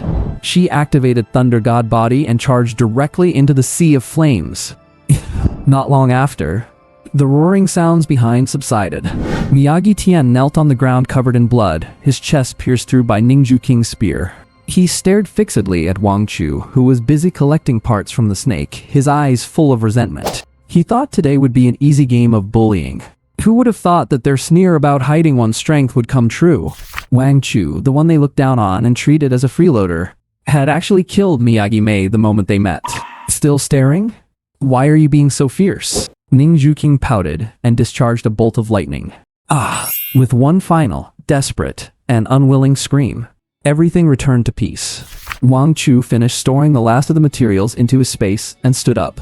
By Ningju King's feet, Miyagi Tian had turned into a charred corpse. Dead as a doornail. A good harvest today. Plenty of materials from the Yuan condensing realm, and the snake's heads will fetch quite a few military merits. Thanks for bringing a slacker like me into the Mirage realm, Miss Ning, Wang Chu said with a smile. He felt enough time had passed and deactivated the goddess link he had placed on Ningju King. In an instant, the immense power receded like a tide. Ningju King took a deep breath, her gaze incredibly complex. That feeling of being filled with strength was truly intoxicating. She had originally intended to bring Wang Chu in as a strategist, only to find out that not only was he powerful, he had an incomprehensible talent. Most importantly, that warm, moist feeling, she couldn't forget it. Isn't your talent a link skill that increases attributes by 20%? How? Ningju King asked. Wang Chu smiled faintly and recited his rehearsed explanation. It started as a B-rank link, but for some reason, it evolved into the S-rank talent, Goddess Link. But you know how it is. Although the attribute boost is higher, the conditions are much stricter. He gave an awkward look and scratched his head. I wouldn't have done it if I wasn't forced to. Sorry, classmate Ning, but it was an emergency and there was no time to ask for your consent. It fine? Ningju King shook her head with a blush. Everything was for Daxia Mansion. A 200% all attribute boost. If others knew, the line of people wanting to be Wang Chu's teammates would stretch from the north of Daxia Mansion all the way to the south. Zheng Xiaoyu and Li Shuiqing, you two really are total idiots. As they were talking, Wang Chu suddenly felt that something wasn't quite right. Usually, once the Mirage Core is taken, the Mirage Realm loses its power source and should have ended by now. Why is it still... Wait! Wang Chu whipped his head around. His pupils dilated instantly. Sometime, without him noticing, a slender black figure had appeared out of nowhere next to Miyagi Tian's charred corpse. A chilling voice, quiet yet clear, reached the ears of Wang Chu and Ningju King. It has been so long since I tasted such authentic power of resentment. How delicious. Beyond the mirage, the scorching sun hung high in the sky. Zheng Yan stood motionless like a statue, his hands behind his back, positioned right before the entrance of the vortex. It has been an hour, and I have no idea how things are going inside, he thought, his expression grave. Still, there is no point in just worrying out here. The only thing they can do now is endure this long and agonizing wait. The next second, the previously calm vortex entrance began to tremble violently. A nauseating aura began to seep out from the gaps. At that exact moment, Zhang Yuan's pupils constricted into needle points, and every hair on his body stood on end. This aura? Is it the void? As a powerful expert at the God communication realm, Zhang Yuan instantly sensed the essence of this power. A storm surged in his heart, his face filled with disbelief. How is this possible? Void creatures were completely driven out hundreds of years ago. They should only be barely surviving on the void battlefield. Why would they suddenly appear here? His brain started racing at full speed. Are they the remnants? Or is there some conspiracy brewing? Regardless of the situation, something major has happened. If a void creature has really appeared inside the mirage, then Ningju King and Wang Chu are in grave danger. And it is not just about Ningju King and Wang Chu in the dungeon. If the mirage fails and the void creature escapes, all living things in this vicinity will be devastated. He spun around and roared like thunder at his adjutant behind him. Huaihai Military Region Demon Suppressing Army, listen up. Assemble everyone. Raise the level 1 alert immediately. Seal off a 20-kilometer radius. No, 50 kilometers. Do not let even a single fly out. After issuing the order, Zhang Yuan took a deep breath, pulled out his phone, and dialed a number. His daughter is still inside. Inside the mirage, a hair-raising chewing sound echoed through the open space. Crunch, crunch. That pitch-black, slender figure was crouched on the ground, greedily devouring Gongchang Tian's charred corpse. With every bite of flesh that vanished, the cold and evil aura radiating from it grew at an alarming rate. Ningju King watched this terrifying scene, her body trembling uncontrollably. This aura made her instinctively feel a shudder deep in her soul. Just as her mind went blank, a strong hand pulled her back. Wang Chu didn't waste any time. He grabbed the back of her head and leaned in. Ningju King was left in shock. The warm sensation instantly sealed her gasp. Before she could recover from her shyness, that familiar, violent power flooded into her body again. Ding. Goddess Link has been activated. You have received a 200% all-attribute boost effect. Linked again right after breaking the link. Wang Chu suddenly realized. Wait, I should just add a specific time limit to my Goddess Link from now on, so that if they want the effect, they'll have to do that once. Wouldn't that make the corruption value skyrocket? Unfortunately, Wang Chu hadn't set Ningju King as a link target yet, so he couldn't see her corruption value. Releasing the breathless Ningju King, Wang Chu calmly stared at the monster. Don't space out. That's a void creature. Ningju King recovered from her shyness. Void creature? Weren't they long since? I don't know, maybe it's a straggler, or perhaps someone is meddling behind the scenes. Wang Chu didn't offer a conclusion. Of course he knew what was going on. The game was about to enter the main storyline, and then the void creatures would return to the world. There's a traitor among the crowd, guys. And this time is the precursor to the void creature's return. In the global martial arts exam game, this plot only existed in memories. The Mirage strategy fails, and it starts expanding. And by the time someone discovers the traces of void creatures, it's too late. It has already devoured many professionals and grown increasingly strong. In the end, it took 2 top-tier experts of the Mountain Sea realm working together to suppress it before it could fully mature. However, Wang Chu narrowed his eyes, carefully sensing the fluctuations of the monster's aura. The void creature before him was not on the same level as the demonic monster from the game records that slaughtered countless lives. It felt like it was at the 6th or 7th stage of the origin condensation realm, still quite a distance from touching the threshold of the void imperial realm. But the most terrifying thing about void creatures is their growth rate. It just woke up and is still in a weakened state. A sharp glint flashed in Wang Chu's eyes as he spoke quickly. It's recovering its strength by devouring corpses. We absolutely cannot let it continue. Move. Kill it. Hearing this, Ning Juqing assumed a stance. The moment Wang Chu finished speaking, she transformed into a bolt of lightning and charged. Execution at its finest. Thunder penalty, cloud piercer. Boom. The spear wreathed in terrifying thunder struck towards the monster's back with destructive force. Hey. The void creature let out a shrill, eerie cackle and didn't even try to dodge. It turned around, its pitch black aura forming a palm that caught the tip of the stabbing spear. Zzz. Her unstoppable, violent lightning. The moment it made contact, it vanished as if it had been swallowed by the sea. What? Ning Juqing was shocked. She felt as if her spear had stabbed into a massive mountain, immobile. The opponent's strength and defense were more than a notch above that 3-headed demonic snake. Even her lightning element abilities were heavily suppressed and weakened. Watching this scene, Wang Chu frowned slightly. The reason void creatures are so troublesome is because of their strange settings. Who knows where these guys came from? Their physical and magical resistance are extremely high. But Wang Chu focused his eyes. Even a void creature is essentially a physical entity relying on certain elements. What's more, it has barely woken up and is still very weak. It can be killed. Prepare your strongest attack. Coordinate with me. Got it. Ning Juqing didn't hesitate for a moment and leaped back. Wang Chu raised his right hand, opened his palm, and grabbed at the void creature. Whoosh! The sound of rushing water.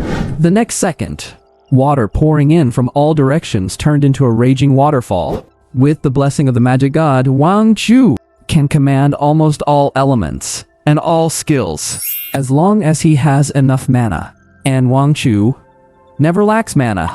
His left hand pulled an instant refill potion from his inventory, topped himself off immediately. Abyssal cage. Rumble.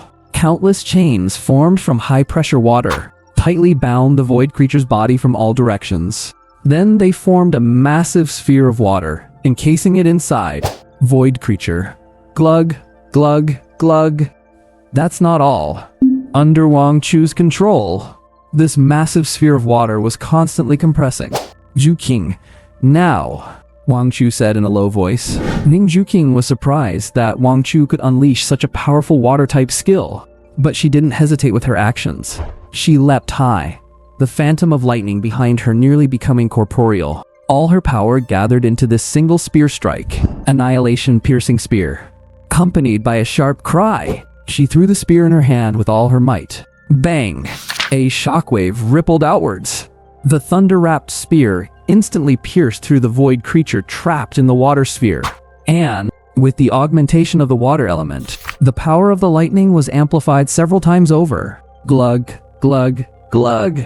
Instantly, the void creature's black body began to crumble piece by piece within the lightning light. We won. After landing, Ning Juqing stared in disbelief at the black shadow that had already dissipated. The skin-crawling sensation the void creature had given her moments ago still lingered. But now, she turned her head to look at Wang Chu. The latter looked completely calm and unbothered. Where on earth did that power he wielded come from? It certainly didn't seem as simple as just what he called the goddess Link. Outside the Mirage, the atmosphere was heavy. Thousands of demon suppression soldiers stood at the ready, their magic circuits on the verge of activation. Zhang Yuan stood at the very front of the line, his brow furrowed.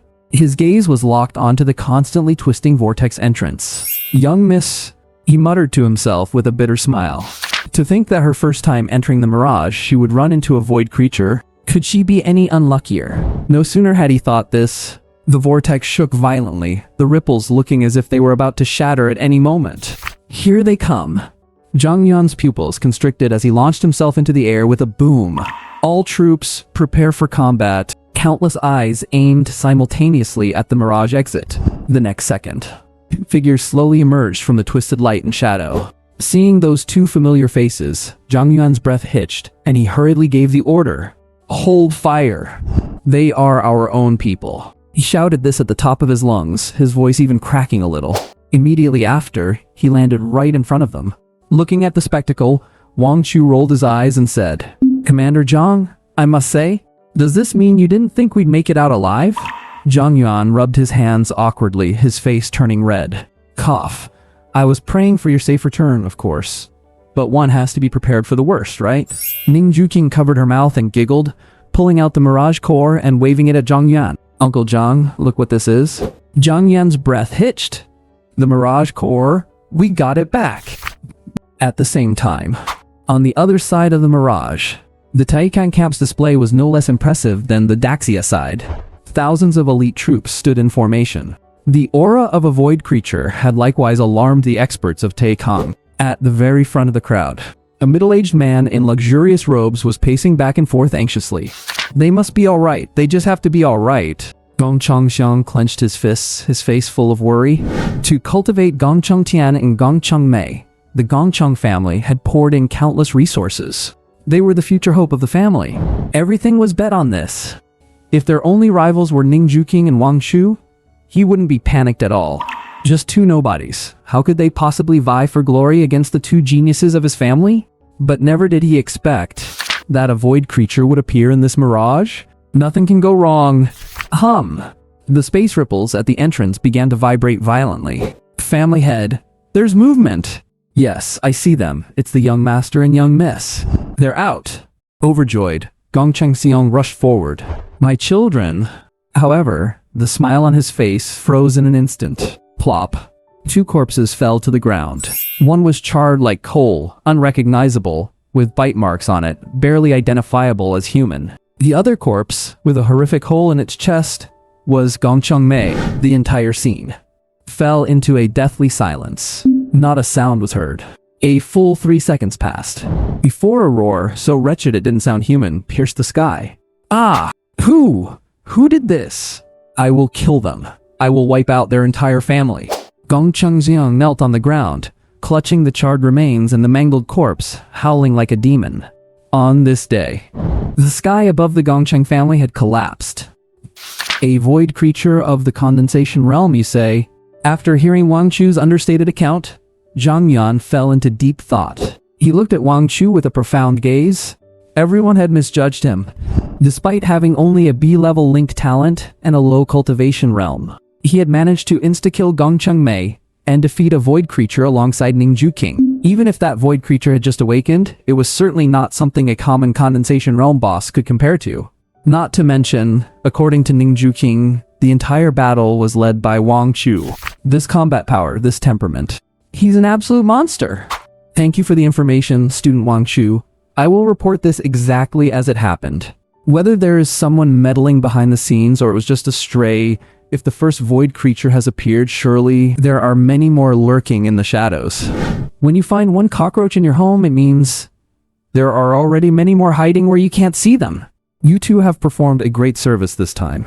Not just by clearing the mirage and obtaining the core, but by preventing a disaster that could have engulfed the entire Huaihai city. Military honors will be recorded directly into your files. As for the rewards, Zhang Yuan smiled and said, rest assured, Daxia never mistreats its heroes.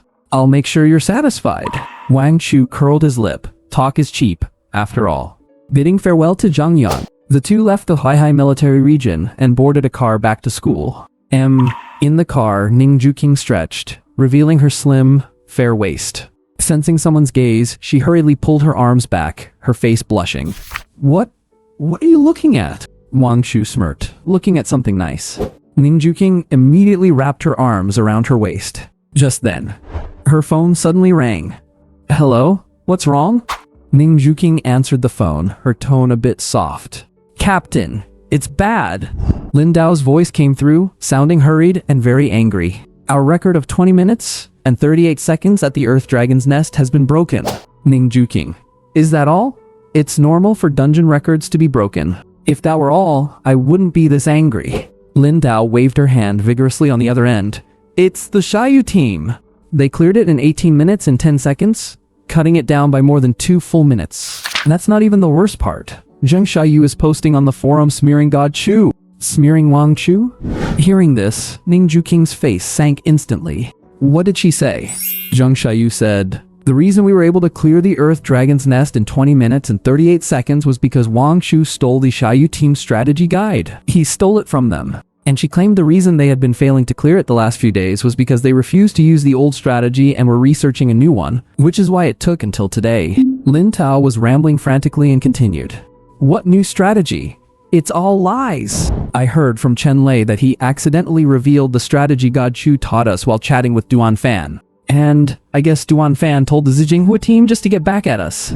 Stupid Chen Lei. A yelp came from the other side of the phone as Chen Lei got kicked by Lin Dao. Now they are flooding the forum with slander against God Chu. I've never seen such shameless people. Truly brazen. Ning Juking was also fuming, saying Wang Chu stole their strategy. Do they even deserve to? Also, this Chen Lei, he needs to be dealt with. What's wrong? Wang Chu next to her was calm, leisurely looking at the scenery outside the window. Ning Juking repeated what had happened. After hearing it, Wang Chu smiled. He took out his phone and opened the school forum. The first pinned post was the one Zheng Xiaoyu had just posted. The title was in bold red, extremely eye-catching. Justice may be late, but it never misses. Xiaoyu team reclaims the top spot with a successful speedrun. To the petty thief who stole our tactics, is your face hurting yet? The comment section was filled with hired trolls and clueless bystanders following the trend to insult him. Wang Chu is disgusting for stealing his former team's tactics. Isn't this just thievery? Poor goddess Xiaoyu getting backstabbed by someone like that. I heard she was even helping Wang Chu find a team before, and this is how he repays her? Looking at these comments, the amusement in Wang Chu's eyes grew deeper. Since you want to play, I'll play along. You've handed your faces over to be slapped. It would be a shame not to oblige such a dedicated performance. A few seconds later, a new reply appeared at the bottom of the post. The content was simple. Just one short sentence. You call 18 minutes and 10 seconds a speedrun? Give me 5 minutes, and I'll show you a bunch of frogs in a well what a real speedrun looks like. Let's see what a real speedrun looks like, shall we? In a sophisticated, high-end restaurant in the center of Huaihai City, Zheng Xiaoyu looked at the latest reply on her phone screen and couldn't help but let out a snicker.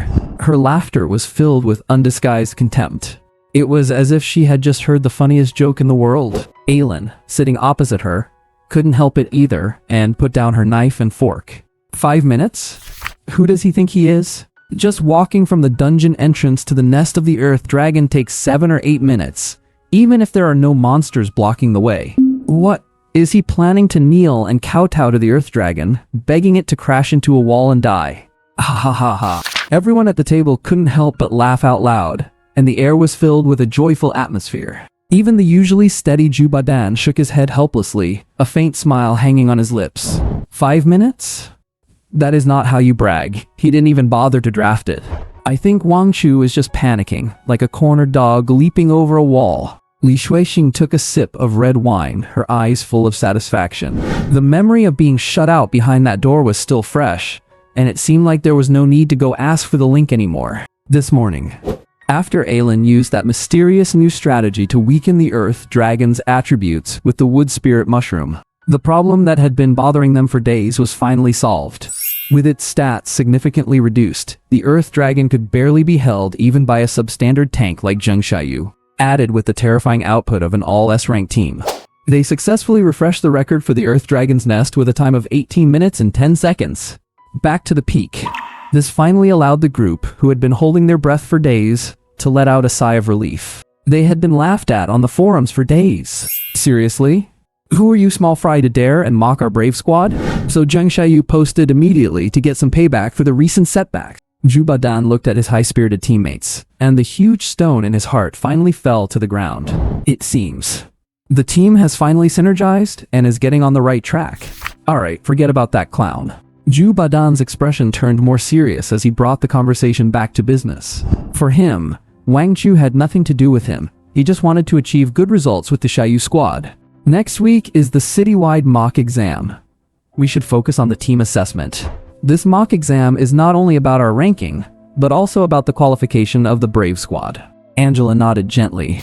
Yeah, because we kicked Wang Chu out, according to the rules, we have to be deducted 20% of our team points. Although we took first place before, our advantage is gone after the 20% deduction. We must get first in the mock dungeon to secure the Brave squad qualification. First place? Zheng Xiaoyu smiled confidently, her eyes flashing with pride. Isn't that easy as pie? Looking across all of Huaihai City, who else can compete with our Xiaoyu squad? The Bauhinia squad? Or any other stray cats and dogs? The first batch of resource bonuses for the Brave squad has been issued. Everyone can go buy some cultivation resources, equipment, and potions in the next 2 days to take our strength to another level. By then, we will crush everyone. Mentioning equipment and potions, Aileen suddenly remembered something and turned to look at Zhu Badan. By the way, Badan, I heard that the Qian family firm launched an instant mana recovery potion that allows bone-tempering professionals to restore their mana instantly, and an enchanted piece of armor that can completely block attacks from bone-tempering monsters, and it's not even expensive. Doesn't your Zhu family firm have them? If you do, get us a batch. The Zhu family is wealthy, so if you don't exploit the landlord now, when will you? She didn't mention paying at all. Hearing this, Zhu Badan frowned slightly, his tone complicated. I've heard about this too. It's a mysterious source of goods that the Qian family somehow obtained. The quantity is limited, and they are sold out as soon as they hit the shelves. Our Zhu family only managed to get a batch to study? What he didn't say was, the appearance of these goods has already caused an earthquake in the entire Huaihai business circle. Heaven-defying effects and people-friendly prices. It is simply dimensionality reduction combat. Many large firms, including the Zhu family, have begun to investigate in secret, hoping to cut in and get a piece of the pie from the Qian family. And one more thing, Zhu Badan frowned. The effects of these goods are very similar to the potions and armor that Wang Chu provided, as mentioned by the Xiaoyu squad members before. I wonder if this has anything to do with Wang Chu. Shh, Aileen, having failed to take advantage, sneered. Zheng Xiaoyu said indifferently. It doesn't matter. Anyway, with our strength, we can still take first place without those fancy tricks. Zhu Badan nodded, and then brought up another topic. Besides the team competition, there is also the individual competition. How does Captain Xiaoyu plan to arrange it? He seemed quite eager to try. In the individual competition, each team can send 1 to 2 professionals. Although the top few in the individual competition won't directly receive a Brave quota, the value is just as high. They usually receive direct recommendations from top universities. Everyone looked at each other and laughed. Need you ask? Aileen pointed to Zheng Xiaoyu. In our team, everyone is a top expert in their own field. But when it comes to being invincible in a one-on-one, who can beat our Captain Xiaoyu? She is the direct daughter of Sword Saint Mushi. She has been influenced by the Sword Saint since childhood and awakened the S-rank talent, Heart of the Sword Saint. When it comes to individual combat ability, among all the young people in Huaihai City, who is her opponent? Zheng Xiaoyu raised her chin proudly upon hearing this. That goes without saying. The individual champion will only be me.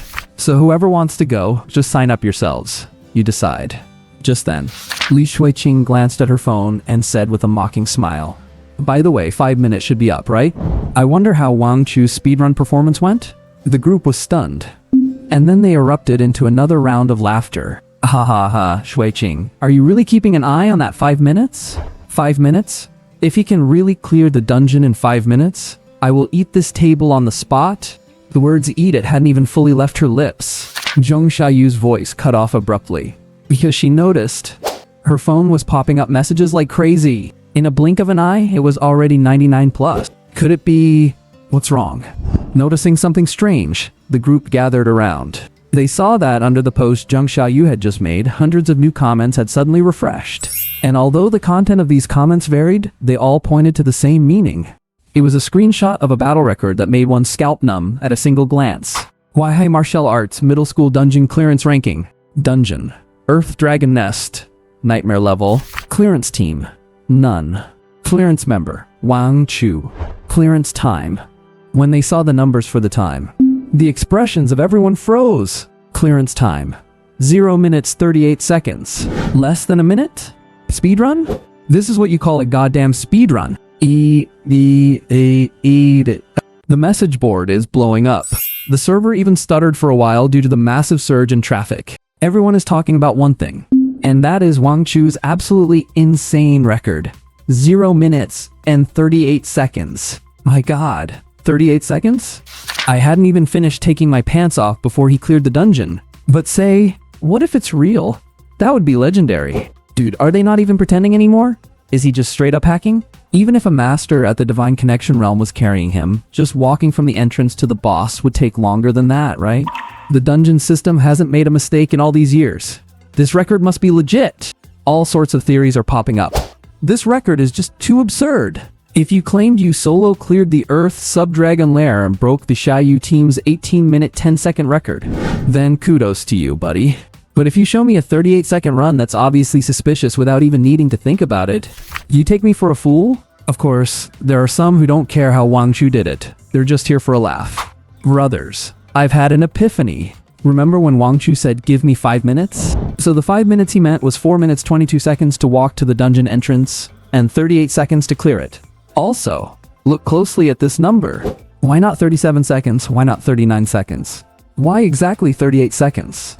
Wait, as soon as this was posted, it got 100 likes, and a bunch of trolls started flooding the replies. Wang Chu, I don't just want to win, I want to deliver a killing blow to their hearts. Haha, 38? The Xiaoyu team is probably going to spit blood when they see this. The news of the 38-second clear of the Earth's Sub-Dragon Lair spread through all the academies in Huaihai City. People started showing up in droves to see for themselves. The public opinion is getting intense. Just then, a pinned report with a real name attached pushed the hype to the peak. Zhang Xiaoyu wrote this report in the cafeteria, practically gnashing his teeth. I, Zhang Xiaoyu, am reporting Wang Chu for maliciously using a bug to rig his dungeon score. Zhang Xiaoyu said, I feel humiliated. Zhang Xiaoyu also said, 0 minutes 38 seconds? This is an insult to the dungeon mechanics, and an even greater profanity to us professionals who work hard to study strategies and sweat for our achievements. Zhang Xiaoyu, unable to contain his anger, said, Our Xiaoyu team strongly suspects that Wang Chu used illegal means to clear the dungeon. This is a trampling of fair competition. This is an insult to all hard-working professionals.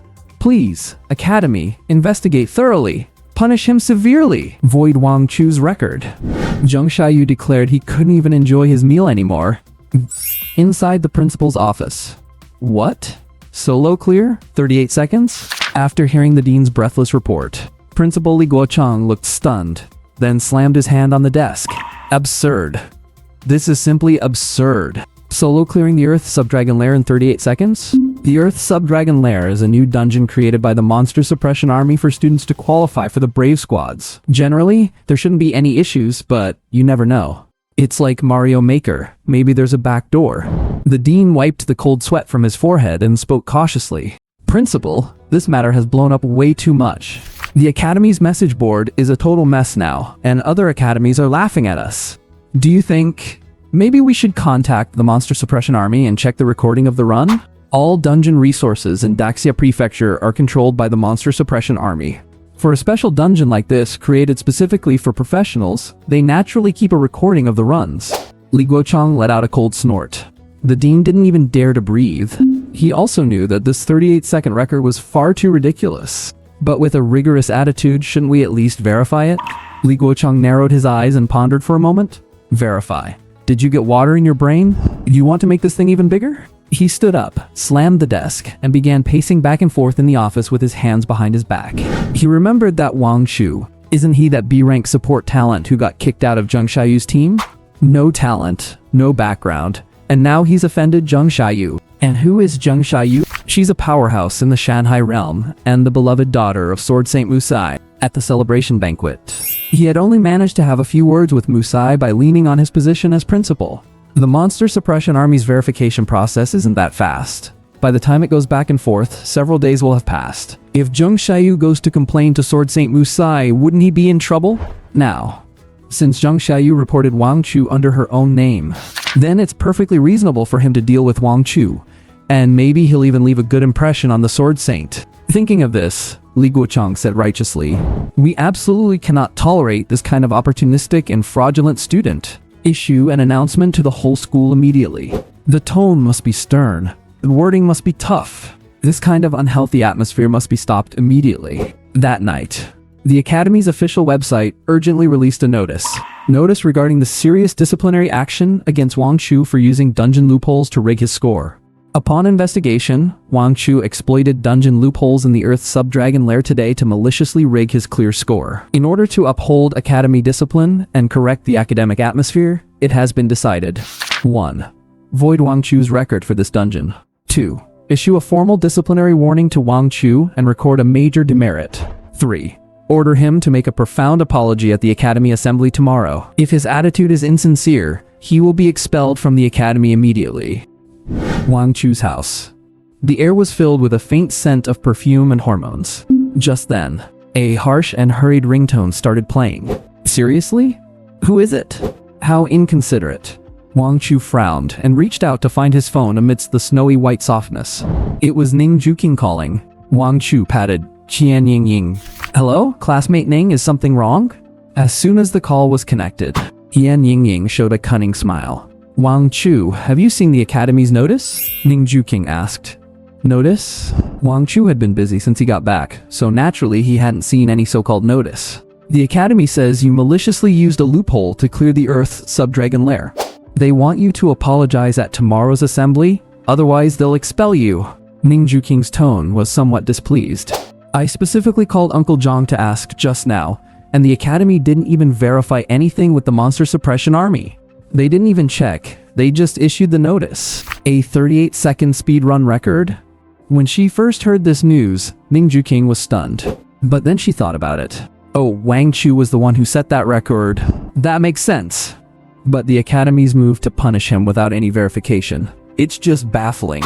Okay, I see. Thank you, classmate Ning. I'm going to get back to training, Wang Chu said calmly. Aren't you angry? Why should I be angry? That kind of thing can be checked, can't it? But Ning Juking was deeply moved.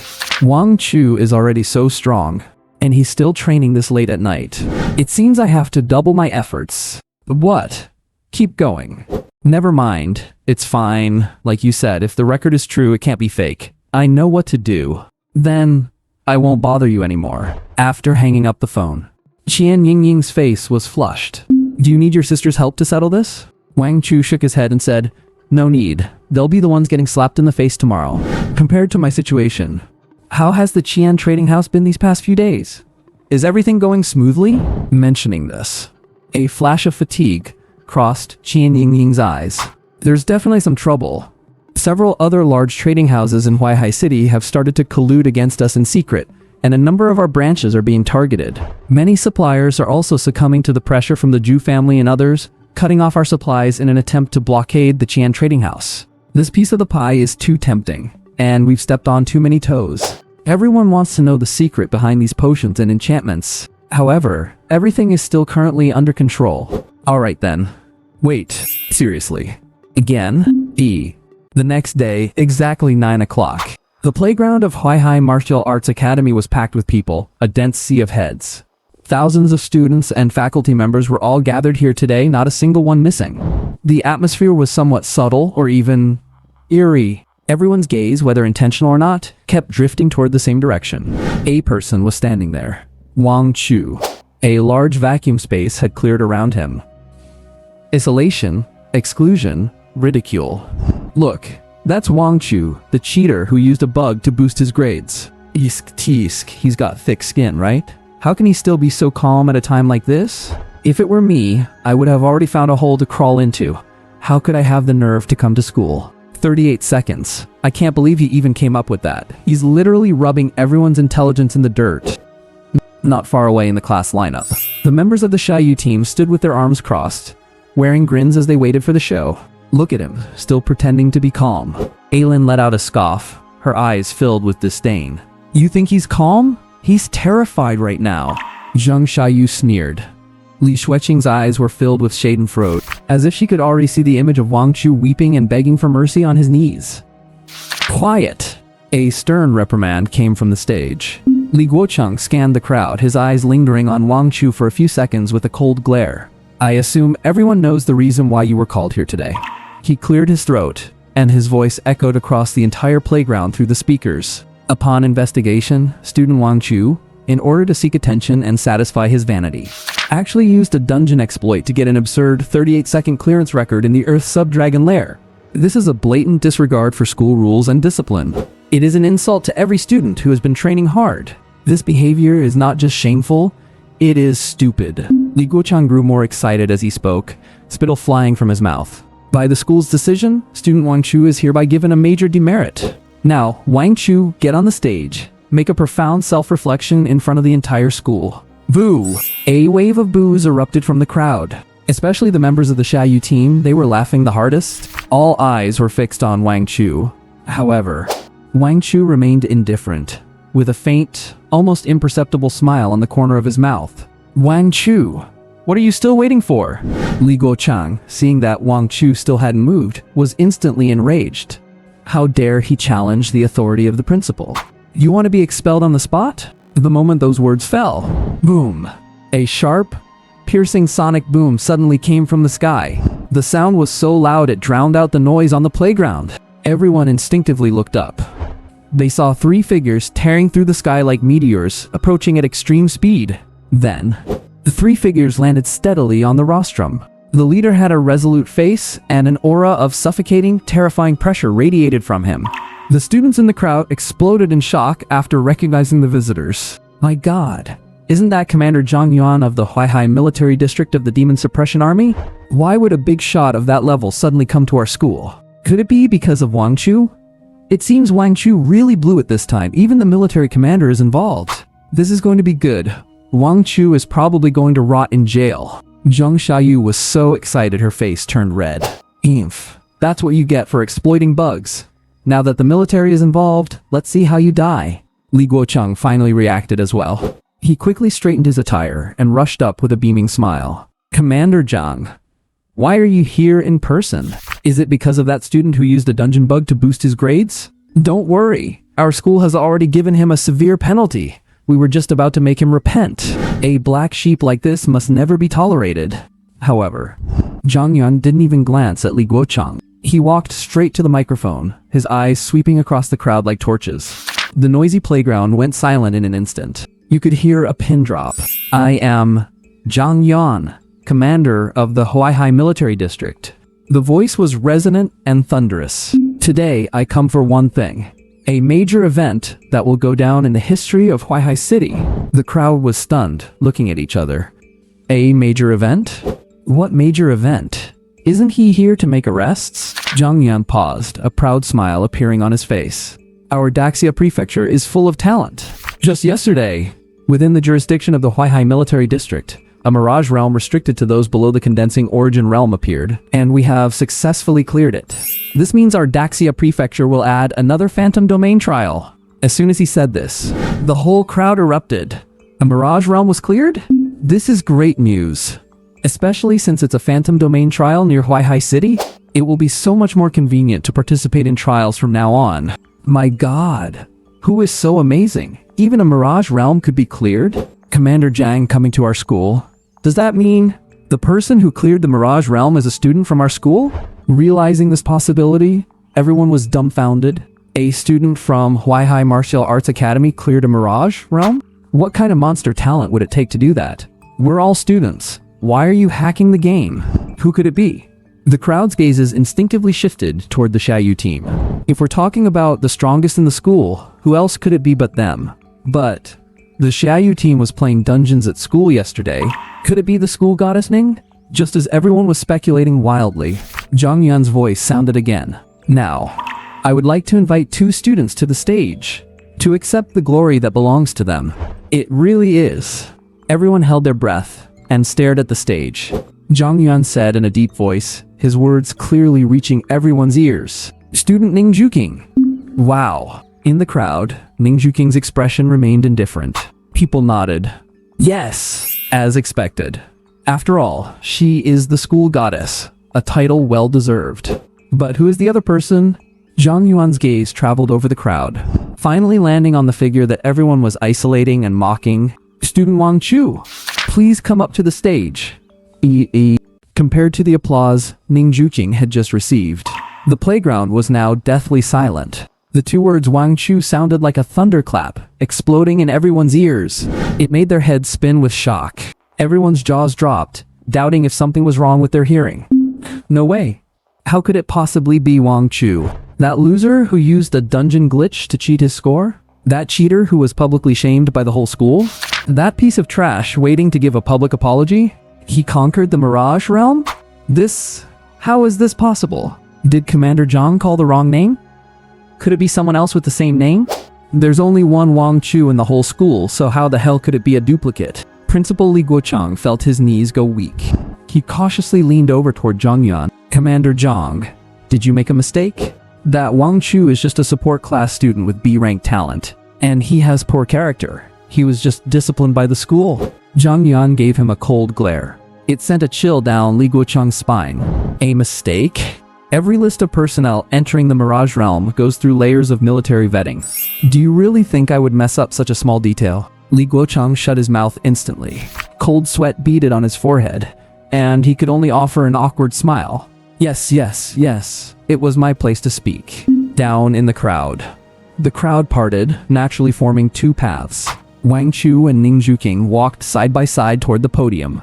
They looked calm and composed, strolling as if it were a casual walk. Watching the two of them walk onto the stage, Zheng Xiaoyu's face turned green with envy. The fire of jealousy in her eyes was almost consuming her. How could that loser possibly conquer the Mirage Realm? I get it. Ning Zhuqing must have carried him to victory. He just got lucky and hitched a ride. Aylin was also bitter. Exactly.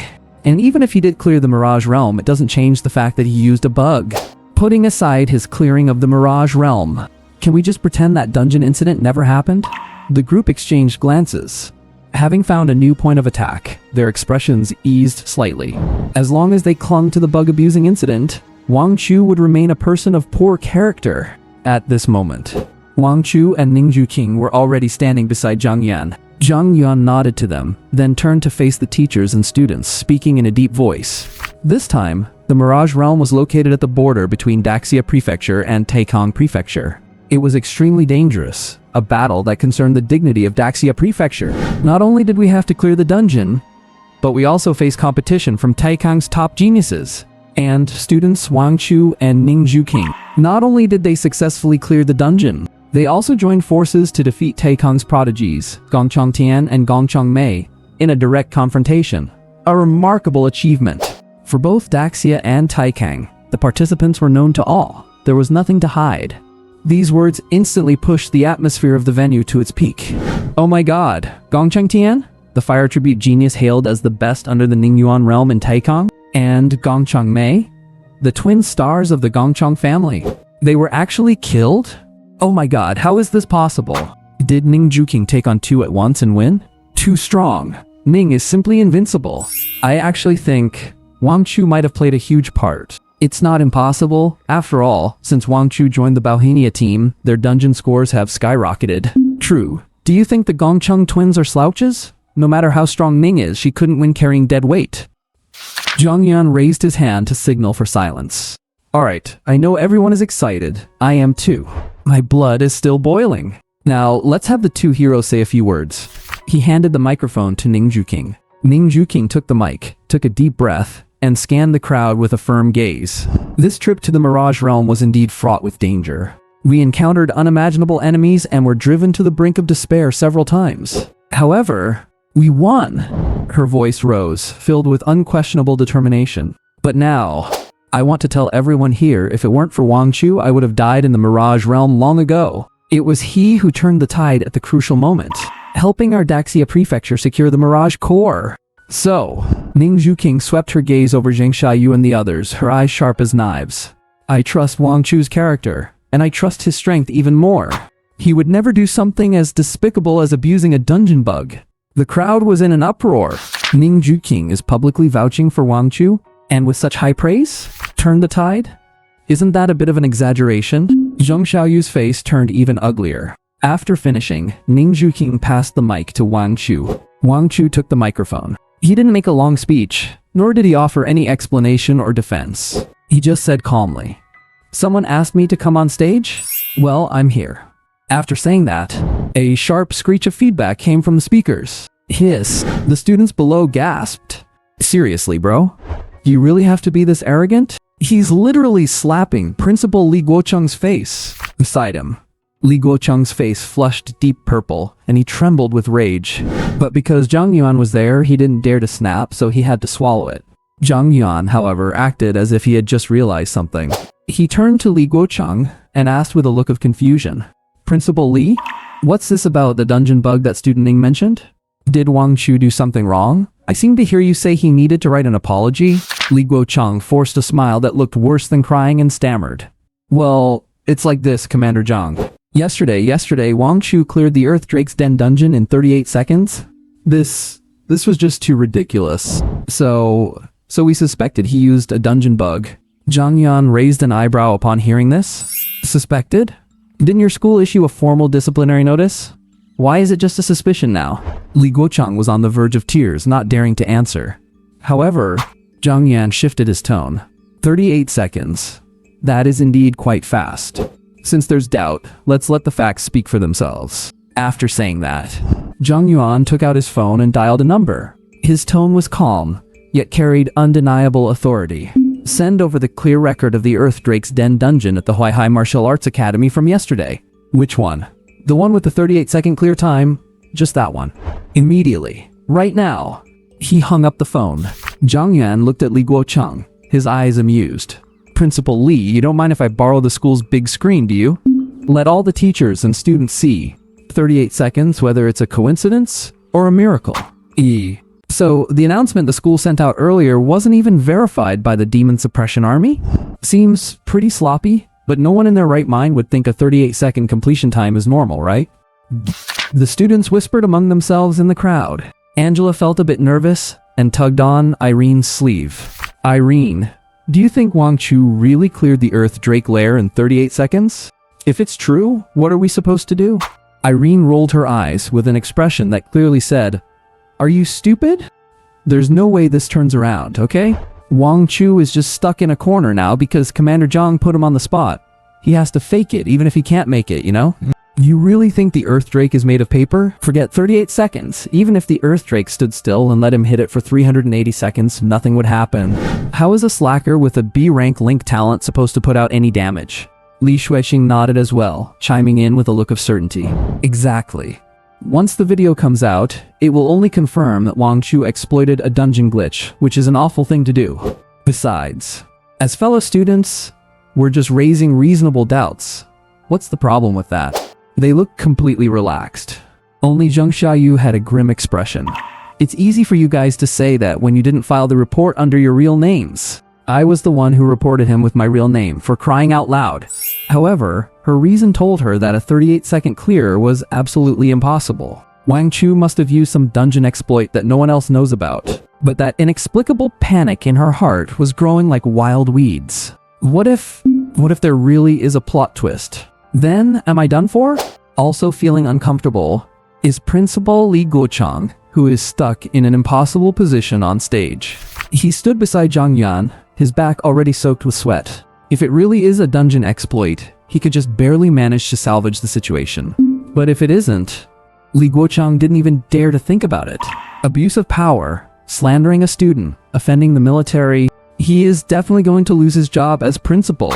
Maybe he'll even end up being targeted by the Sword Saint for blowing this whole thing out of proportion. I'm finished. I'm completely and utterly finished. Whether they were prepared beforehand or the video was just easy to find, no one knows. In less than 2 minutes, the video was sent to Zhang Yuan's phone. "It's here." Zhang Yuan uttered those 2 words calmly. Static sounds. The giant screen behind them flickered twice, and the image gradually became clear. Thousands of eyes across the school were glued to the screen. They were even holding their breath subconsciously. On the screen, Wang Chu appeared at the entrance of the Earth Drake lair. Instead of rushing in for a speed run as everyone had imagined, he walked with his hands in his pockets, turning away from the direction of the dungeon exit. The teachers and students were instantly stunned, completely baffled. What is he doing? Did he go the wrong way? That's not right. I recall there being a huge cliff behind there. It's a dead end. Is he trying to jump off a cliff to commit suicide and trigger some hidden storyline? I know this trope in novels. jumping off a cliff leads to meeting a fortuitous encounter. Soon, in the video, Wang Chu had already reached the edge of the cliff, and less than 10 seconds had passed. Then, under everyone's watchful eyes, he did not hesitate at all. He took a leap. He jumped straight off. On the playground, a chorus of screams from the female students erupted instantly. Many people covered their eyes, afraid to look at the bloody mess that was about to follow. Zheng Xiaoyu and the others also felt their pupils constrict. He's crazy. This guy has definitely gone insane. However, the image of Wang Chu smashed into pieces that they expected did not happen. Just 2 seconds before he was about to hit the ground, a visible stream of cyan airflow surged up, acting like an invisible hand cradling his body. Then, he landed gently on the ground. Elegant. Simply elegant. Isn't he only in the bone forging stage? How can he fly? Are you stupid? That's wind elemental power. The eyes of many teachers lit up. What Wang Chu just did might look simple, but it actually requires a high level of control over magical power. Some teachers in the energy condensing stage might not even be able to do that. Before everyone could recover from their shock, they suddenly realized the environment Wang Chu was in at that moment. Huh? Why does it look a bit familiar? The next second. Wait a minute? Isn't this the Earth Drake's lair? My god, that is too impressive. Hiss. Gasps of disbelief rose one after another. No way? So, the Earth Drake's lair was located right below the original entrance all along? Who would have thought you'd arrive just by jumping down? Then what about us walking for half a day? Does that count as me being diligent and seeing this scene? Zheng Xiaoyu actually laughed out loud. Angela asked in confusion. Captain Xiaoyu, what are you laughing at? Zheng Xiaoyu curled her lips into a mocking smile. So far, it's taken 20 seconds total, and now it's at 22 seconds. With 38 seconds as the goal, there are only 16 seconds left. So what if he reached the entrance of the lair? There's still a 7th tier bone forging Earth Drake inside. Even us geniuses have to grind for several minutes to take down an Earth Drake. He's alone, trying to one-shot the boss in just over 10 seconds? Is he dreaming? The more Zheng Xiaoyu watched, the more reassured she felt. What she feared most was that Wang Chu would come up with some weird strategy again. Now, this little travel trick actually confirms that Wang Chu has to face the Earth Drake head-on. The video continued. Surprisingly, after reaching the entrance of the lair, Wang Chu didn't rush in. He just stood there, looking down at the time on his phone. It was as if he was waiting for something. 1 second, 2 seconds, 3 seconds. He was making all the viewers impatient. No way? Move. Did it lag? The progress bar can't take it anymore, man. He waited for a full 5 seconds. Wang Chu finally moved. He strode into the lair with big, purposeful steps. Roar! Sensing the intruder, the boss, the Earth Drake, let out an angry roar. Its massive body stood up slowly, the ground itself was shaking. However, before it could even stand up completely, Wang Chu kept his hands in his pockets, making no flashy movements. Hum, hum, hum! Massive balls of crimson fire instantly condensed behind him, dozens of them. The terrifying heat warped the surrounding air. My god, meteor fire rain? What? How does Wang Chu know a skill like this? The next second, those giant fireballs crashed down like falling meteors, slamming hard into the Earth Drake. Boom, boom, boom! Ow. The Earth Drake let out a painful roar. However, unlike the exclamations of others, at this moment, Zheng Xiaoyu was completely relieved. Not enough. She said with a sneer, Meteor fire rain consumes massive amounts of magic power. Based on Wang Chu's bone forging level, he can't possibly cast many of them. Wang Chu, oh Wang Chu, the time left for you is running out. Oh no. Zhang Yuan's brows furrowed sharply. Meteor shower is a powerful skill that consumes a massive amount of mana. Even a mage at the core condensation realm would need to catch their breath after casting it once. And Wang Chu, he is only a professional at the bone refining realm. One shot, at most one shot. His mana should be completely bottomed out by then. When that happens, facing a furious Earth Subdragon, what difference is there between a mana-less professional and a lamb waiting for slaughter?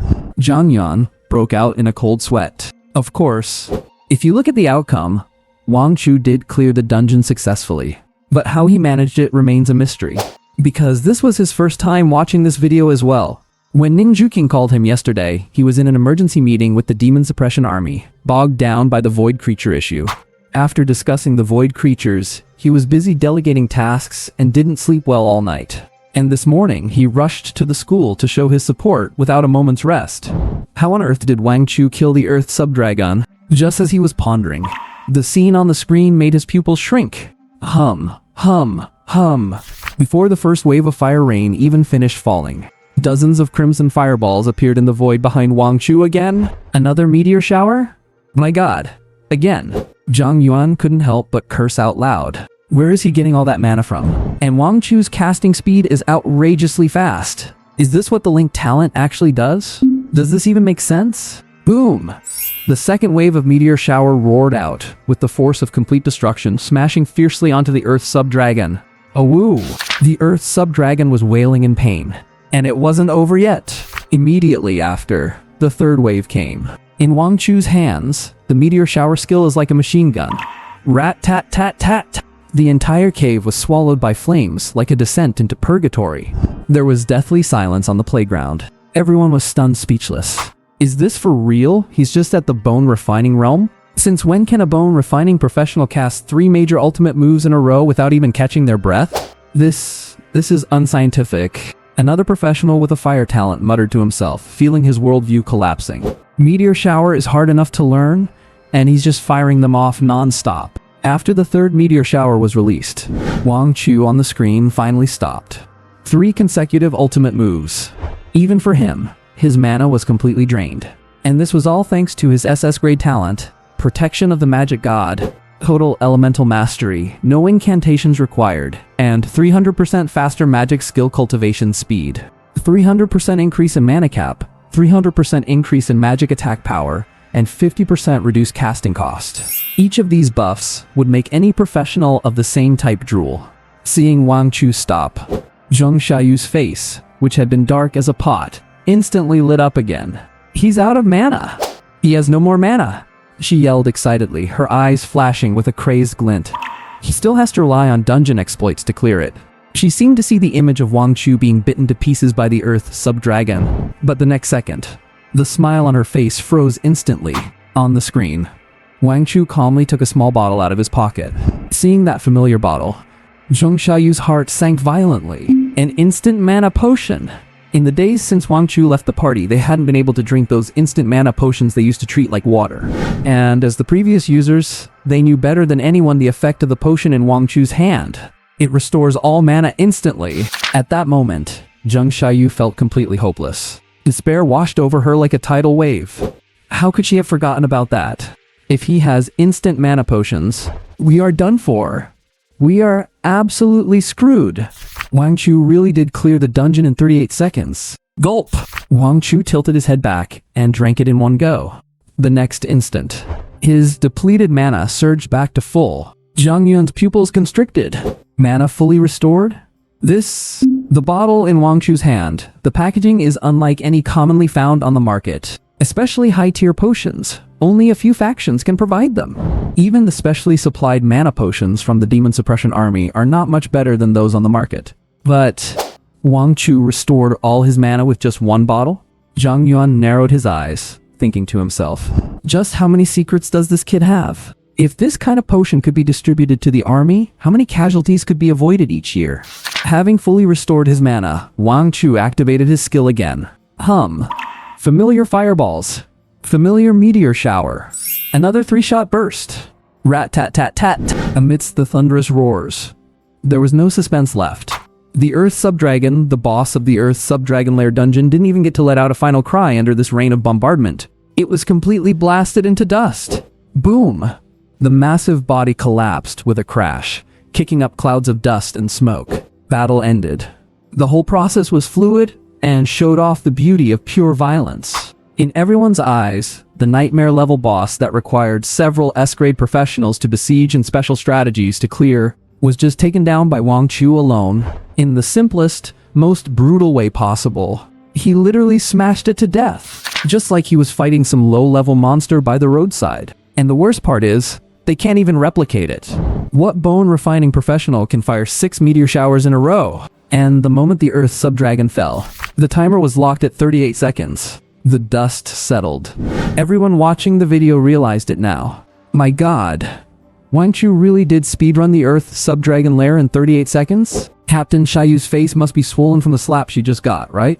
If I were Zheng Xiaoyu, I'd be digging a hole in the floor with my toes out of pure embarrassment. That's not even enough room. Everyone knew Wang Chu's strength was far more than this. He was relaxed and composed the whole way through, and had even waited several seconds just to hit the 38-second mark. If he had gone all out, he could have been at least 10 seconds faster. Wang Chu on the screen didn't rush to leave after killing the Earth sub-dragon.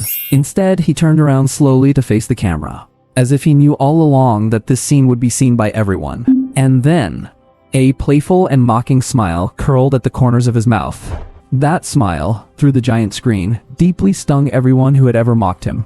I know you all will see this video. Everyone looked over to where the Xiaoyu team was standing. The 4 girls of the Xiaoyu team blushed bright red. Jubatan silently took 2 steps back, hiding behind the others. My Ju family can't afford to lose this much face. Whatever embarrassment they're facing has nothing to do with me. Then, Wang Chu's calm voice echoed clearly across the entire playground. You were talking about speedrunning dungeons?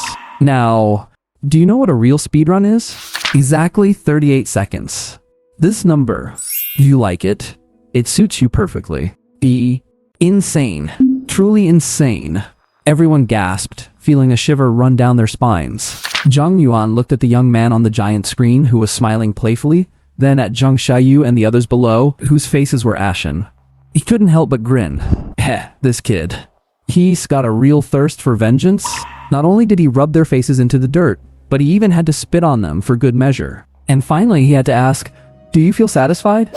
Ruthless. Absolutely cold-blooded. Damn, he really suits my taste. A man should seek revenge for his grievances. What's the point of training if you just swallow your pride when bullied? The video ended, and the giant screen slowly faded to black. Zhang Yan wiped the smile off his face and turned to Li Guochang beside him. Principal Li, the truth is finally out. Facts prove that Wang Chu did not exploit any dungeon loopholes. He achieved that 38-second miracle purely through his own skill. This is not just the fastest record in Huaihai City. It is one of a kind across the entire Daxia Prefecture. Our demon-suppressing army takes this footage very seriously, and we plan to use it as a classic teaching case to be promoted throughout the entire prefecture.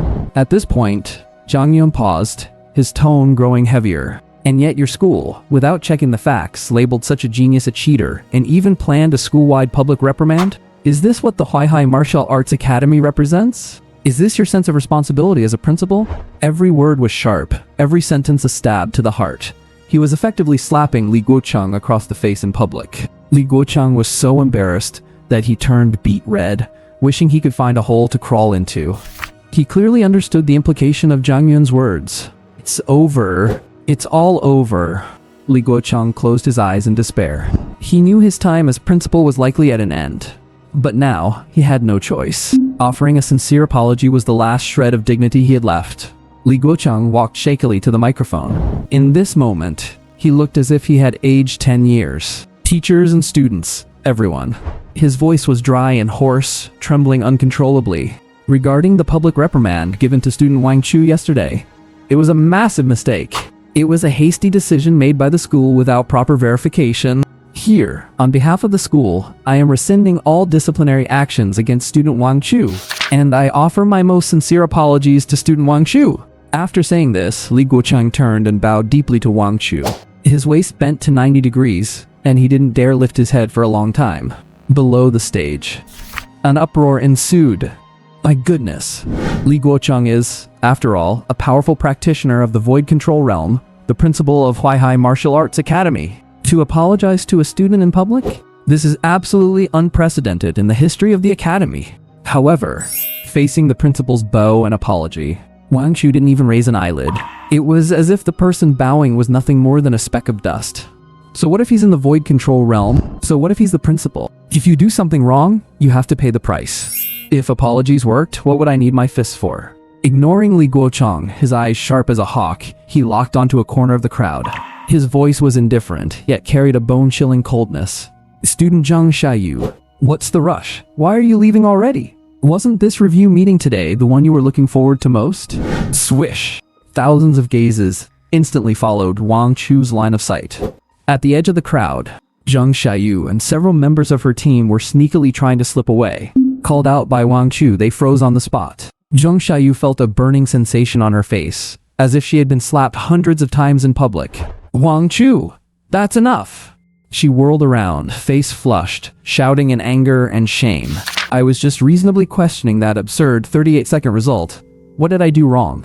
Hearing this, Wang Chu laughed. You call that questioning? You were spreading rumors and slandering me, for heaven's sake. Used to acting like a privileged princess, you think the whole world revolves around you, right? Zhang Xiaoyu screamed. Is that the same thing? As soon as she said that, the surrounding students began pointing and whispering. Exactly, that's a huge double standard. Zhang Xiaoyu should apologize too. You were so aggressive yesterday, but now that you've lost, you want to run? Hey, it's not like you didn't post comments insulting him yesterday too, right? I was just swayed by Zhang Xiaoyu, listening to the whispers around her. Zhang Xiaoyu shook with fury. She, Zhang Xiaoyu, the daughter of a sword saint? When had she ever suffered such humiliation? She was a prideful genius. Ask her to apologize to a loser? Apologize? Keep dreaming. Let's go.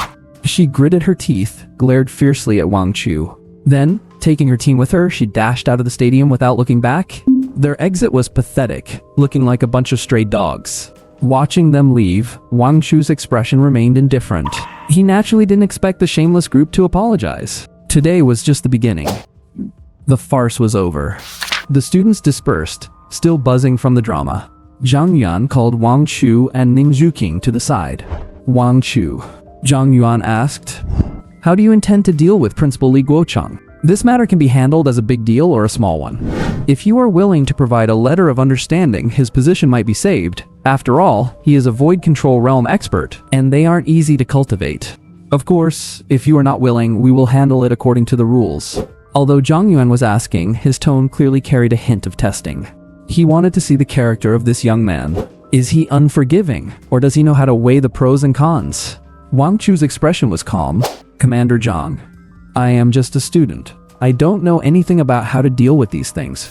I only know that a country has its laws and a school has its rules. If you do something wrong, you must bear the consequences. Deal with it however it needs to be dealt with. His tone was calm, without any emotional fluctuation. Understanding. Forget it. Since you tried to trample me to please others, you should be prepared to be trampled yourself. Zhang Yuan saw this, and a hint of admiration flashed in his eyes. Alright, I understand. Zhang Yuan nodded. Then, he paused and lowered his voice a little. By the way, that potion you used to restore mana in the video, that should be the instant recovery potion recently launched by the Qian family trading firm, right? Wang Chu nodded. Yes, as I thought. Zhang Yuan squinted, thinking to himself. You were lucky to get your hands on it. The demon-suppressing army has obviously received word about the Qian family releasing such an insanely effective potion. I just don't know what the production scale is. If the volume is sufficient, we could make it a special supply for the demon-suppressing army. That way, the army could further reduce casualties. Hearing this, a subtle arc appeared on Wang Chu's lips. The pressure Qian Yingying is facing is definitely not as easy as she claimed. And now, here is a chance to board the ship of the demon-suppressing army. Isn't that just perfect? Downtown Huaihai City, the busiest commercial street. Bang! A crisp sound rings out, and vase shards fly everywhere. The lobby of the Qian family trading firm is a complete mess. What kind of lousy trading firm is this? My brother ate your medicine, started foaming at the mouth, and is now lying in the hospital with his life hanging in the balance. You better give me an explanation today, otherwise I'm going to tear this dump down. A few intimidating Ningyuan realm professionals are causing a scene in the lobby with aggressive hostility. They scream and shout while casually smashing cheap decorations. Nearby customers have long since fled to a safe distance, peeking over and whispering to each other. At the second floor railing, Jian Yingying, wearing a red dress with her arms crossed, looks down at the scene from above. There is not a trace of panic on her face. Instead, she exudes a chilling coldness that makes one's heart skip a beat. It is as if she is watching a few clowns performing a pathetic farce. Miss. The gray-robed elder standing behind her asks in a low voice, a flicker of murderous intent flashing in his eyes. It is obvious these men were sent here to stir up trouble. Would you like me to step in and throw them out? Qian Yingying shakes her head slightly, her red lips parting. No need. When we run a business, we value harmony as the source of wealth. Taking action now would only give people something to use against us and play right into their hands. She pauses and says indifferently, "Let them smash it. They are just worthless trinkets anyway. However, memorize their faces and their energy signatures. Once they leave this door, throw them into the Huangpu River to feed the fish." The elder bows his head. Understood. As the person in charge of the Qian family trading firm in Huaihai City, what kind of storms hasn't she seen? Would she really be intimidated by a few thugs?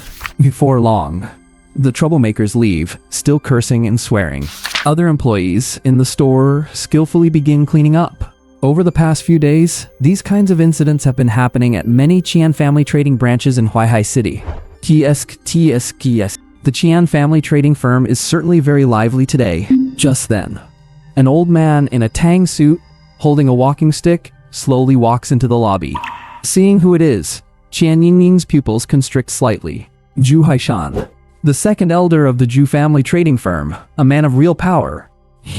Miss Qian. Zhu Haishan looks at the mess on the floor and shakes his head hypocritically. It seems business hasn't been easy for the Qian family lately. Qian Yingying walks down the stairs with a calm expression. "Sorry to trouble you with our affairs, Elder Zhu. They are just a few flies. They can be swatted away with a flick of the hand." Zhu Haishan isn't angered, simply tapping the floor gently with his cane. "Miss Qian, let's stop playing games. I'm here again for that one matter. How have you considered it?" His gaze is filled with greed and threats. "Hand over the supply chain and partner with our Zhu family. Otherwise," he lets out a cold laugh. "Miss Qian, although you have some methods, you are ultimately just a woman. No matter how big you grow the business, so what? Sooner or later you'll have to marry, and settling down to look after a family is your true destination. If things get too out of hand and upset the old man of the Qian family, that wouldn't be good." These words are nothing short of a blatant threat. He is not only threatening Qian Yingying herself, but also exposing the internal conflicts of the Qian family. Qian Yingying's face turns grim instantly. She knows that Zhu Haishan is telling the truth. The potions and armor provided by Wang Chu are a goldmine, but they are also a hot potato. Too many people are eyeing this piece of fat meat right now.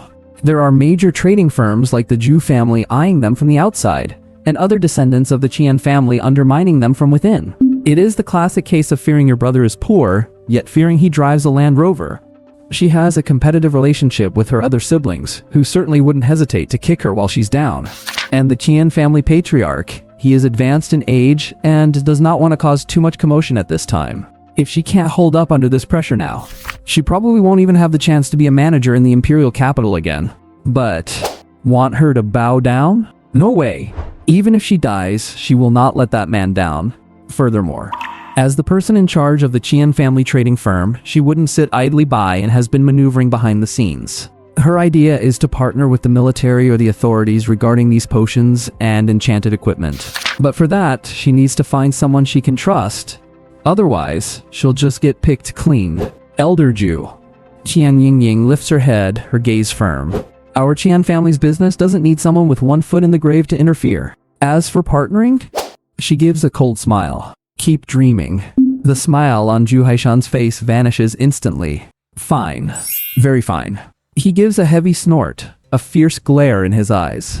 He turns around abruptly, making a show of leaving. 1. Zhu Haishan takes a step and says in a deep voice. 2. 3. Qian Yingying, don't blame me for not warning you. Once I walk out this door today, by tomorrow, there will be no place for the Qian family trading firm in Huaihai City. At that point, even if you get on your knees and beg me, it won't be any use. Qian Yingying's expression remains cool. At that very moment, swoosh! A sharp, whistling sound suddenly comes from outside the door. Following that, a powerful wave of air, carrying terrifying pressure, surges into the lobby, causing the door to bang violently. Before Zhu Haishan can even take a few steps, he is forcefully pushed back by this wave of energy. His face changes drastically, and he looks toward the entrance in shock. Who is that? The dust settles. 3 figures appear at the door. The next second, one figure walks out of the blinding sunlight, their voice cool. What is it you wanted to do? You can say it clearly now. I'd also like to hear just how much power the Zhu family has to ensure the Qian family has no place in Huaihai City. Zhu Haishan narrows his eyes, looking at this handsome young man before him. He has never seen him before. He doesn't seem to be a scion of any major family. Probably just another one of Qian Yingying's suitors trying to show off, right? How overconfident, he says in a deep voice. Who are you? Trying to stand up for the Qian family? Don't kid yourself, see if you have the qualifications. No sooner had he finished speaking, another cold laugh comes from outside the door. Zhu's second elder, you're looking quite majestic today, aren't you? Step. Zhang Yuan walks in, golden stars on his shoulders, his presence as grand as a rainbow. Zhu Haishan's pupils shrink to pinpoints. Zhang Yuan? Why would he come here? And he looks like he's here for trouble, doesn't he? He is stunned. Qian Yingying has made contact with the demon suppression army, and also, Zhang Yuan seems to show quite a bit of respect for this young man. Who on earth is he? Zhu Haishan's spirit had completely wilted. The arrogant and domineering aura he displayed just a moment ago was instantly extinguished, as if doused by a basin of icy water. He, Zhu Haishan, is indeed a notable figure in Huaihai City, and the Zhu family is a clan with deep-rooted influence. But that depends on who you compare him to. Compare him to the demon-suppressing army? Are you kidding? I'm not even fit to be compared with them. Not to mention, the man standing before him right now is the commander of the Huaihai military region, a master of the Tongshan realm, Zhang Yan. Zhu Haishan felt his scalp tingle, and cold sweat streamed down his back. This is big trouble. Zhu Haishan's mind raced frantically. Since when did this woman have the demon-suppressing army backing her? With a powerhouse like Zhang Yan in charge, forget about targeting the Qian family firm. Even just trying to trip up Qian Yingying in Huaihai City would require careful consideration of the consequences. Unless the main family in the imperial capital steps in personally and uses their connections there. Wait a minute? Zhu Haishan seemed to realize something, his pupils instantly constricting. Could it be that Qian Yingying's backer in Huaihai City was the demon-suppressing army all along? Otherwise, how else to explain those suddenly appearing potions and armor? Is Qian Yingying acting as their frontman? Thinking of this possibility, Zhu Haishan squeezed out a smile even uglier than crying. Commander Zhang, it's a misunderstanding. A massive misunderstanding. Since Commander Zhang is here today, I won't bother you any further. I will definitely prepare generous gifts to apologize to Miss Qian another day. With that, he turned around and tried to slip away. Right at that moment, Wang Chu's indifferent voice echoed, "Get out." Zhu Haishan paused, his face turning pale and then green.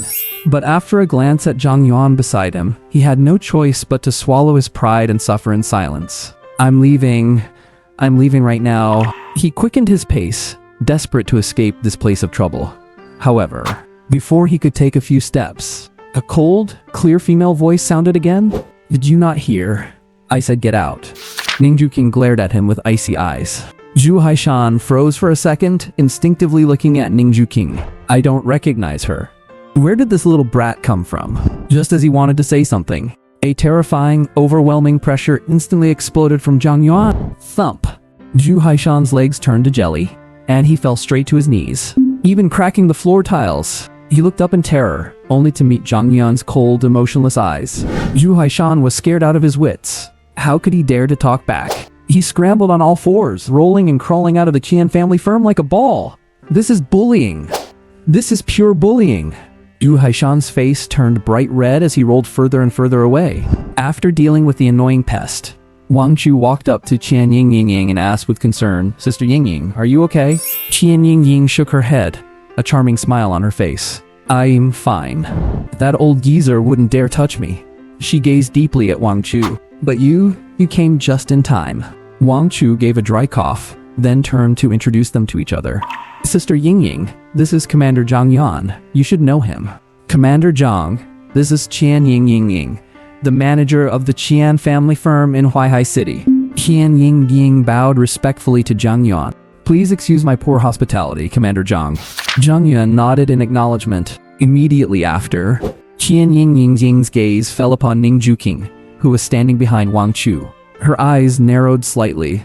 Beautiful. Truly beautiful. Even as a woman, Qian Yingying had to admit that the aura of the girl in front of her was simply stunning. Cool, aloof, and noble. Standing beside Wang Chu, they looked like a perfect match. A strange sense of sourness welled up in her heart, but she quickly suppressed it. "And she is? Oh, this is my classmate, Ningju King," Wang Chu introduced. He could tell Qian Yingying about Ningju King's identity privately, but in person, it was better not to say without her permission. Nice to meet you, classmate Ning.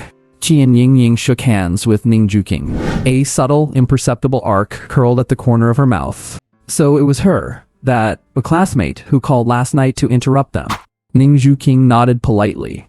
But she was murmuring in her heart, the way this woman looks at Wang Chu, why does it feel so strange? The group arrived at the VIP hall upstairs. Wang Chu went straight to the point. Commander Zhang, I already briefed you on the general situation on our way here. Does the demon-suppressing army have any interest in collaborating with the Qian family? On the way, Wang Chu had clearly told Zhang Yuan that Qian Ying was looking for a reliable ally. Of course, Zhang Yuan wouldn't pry into how Wang Chu and Qian Yingying knew each other. Zhang Yuan nodded and said, naturally. The instant recovery potions and special enchanted armor the Qian family had been selling over the past few days had the alchemists and enchanters of the demon-suppressing army racking their brains, yet they still couldn't figure out how it was done. The demon-suppressing army had long since intended to approach the Qian family.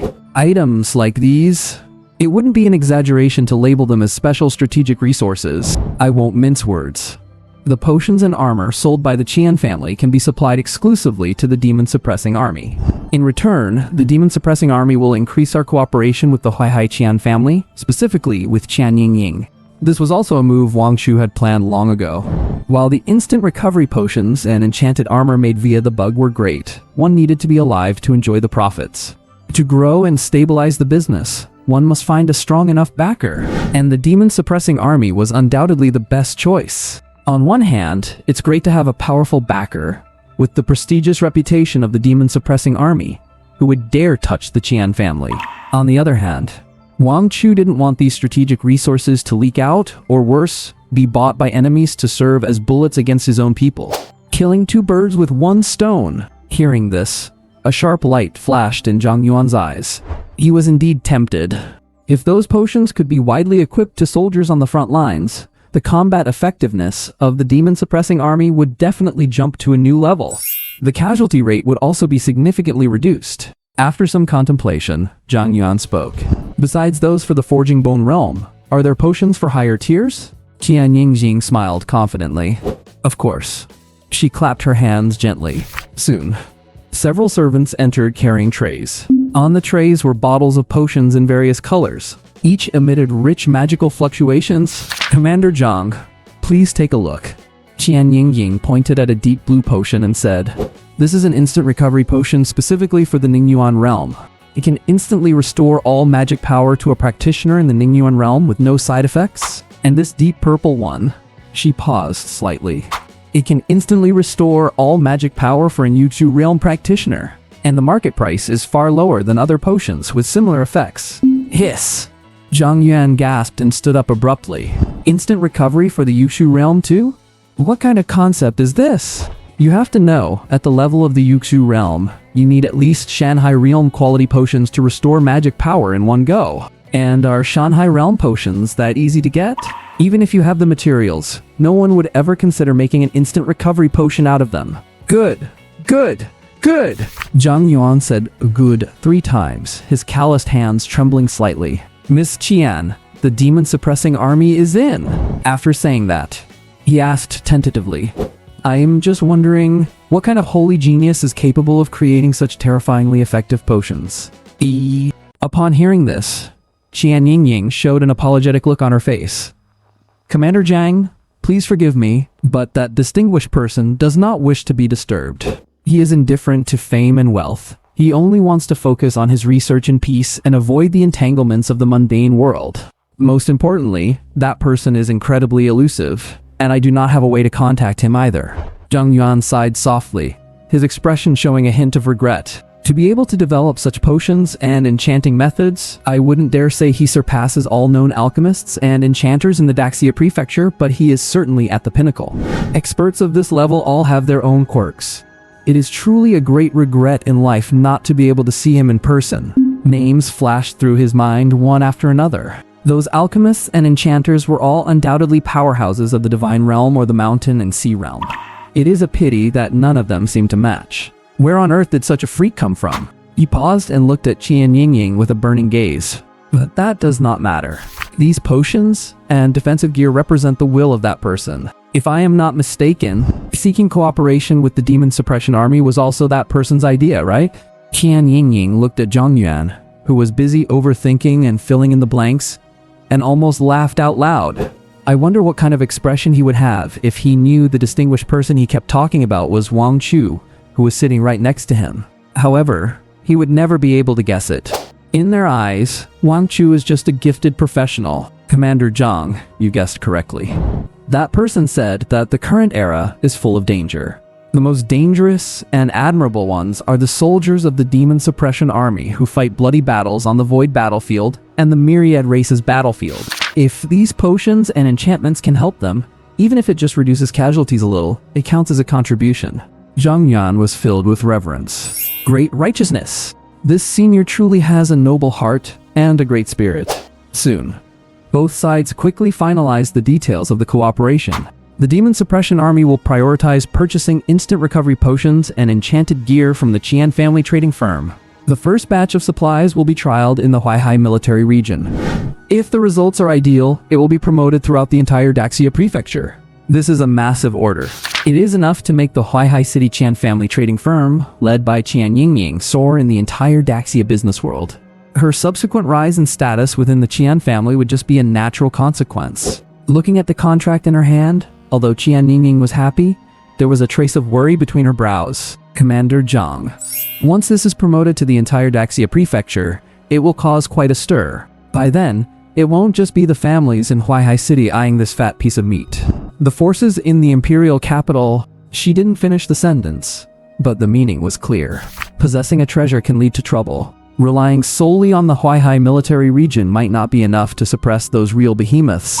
Not to mention that people from other regions of the Demon Suppression Army might also have other ideas. Just then, Ning Juqing, who had been silent on the side, suddenly spoke up. Her voice was cold, yet carried an unquestionable sense of confidence. Don't worry.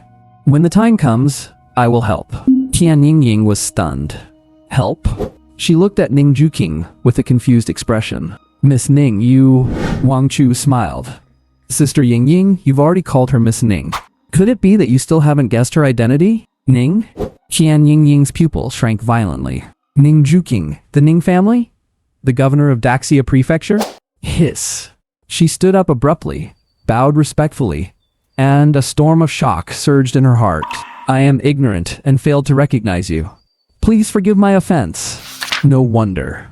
No wonder Zhang Yun was so polite to her. No wonder she dared to say she could help. The daughter of the Daxia Prefecture governor can walk sideways even in the imperial capital.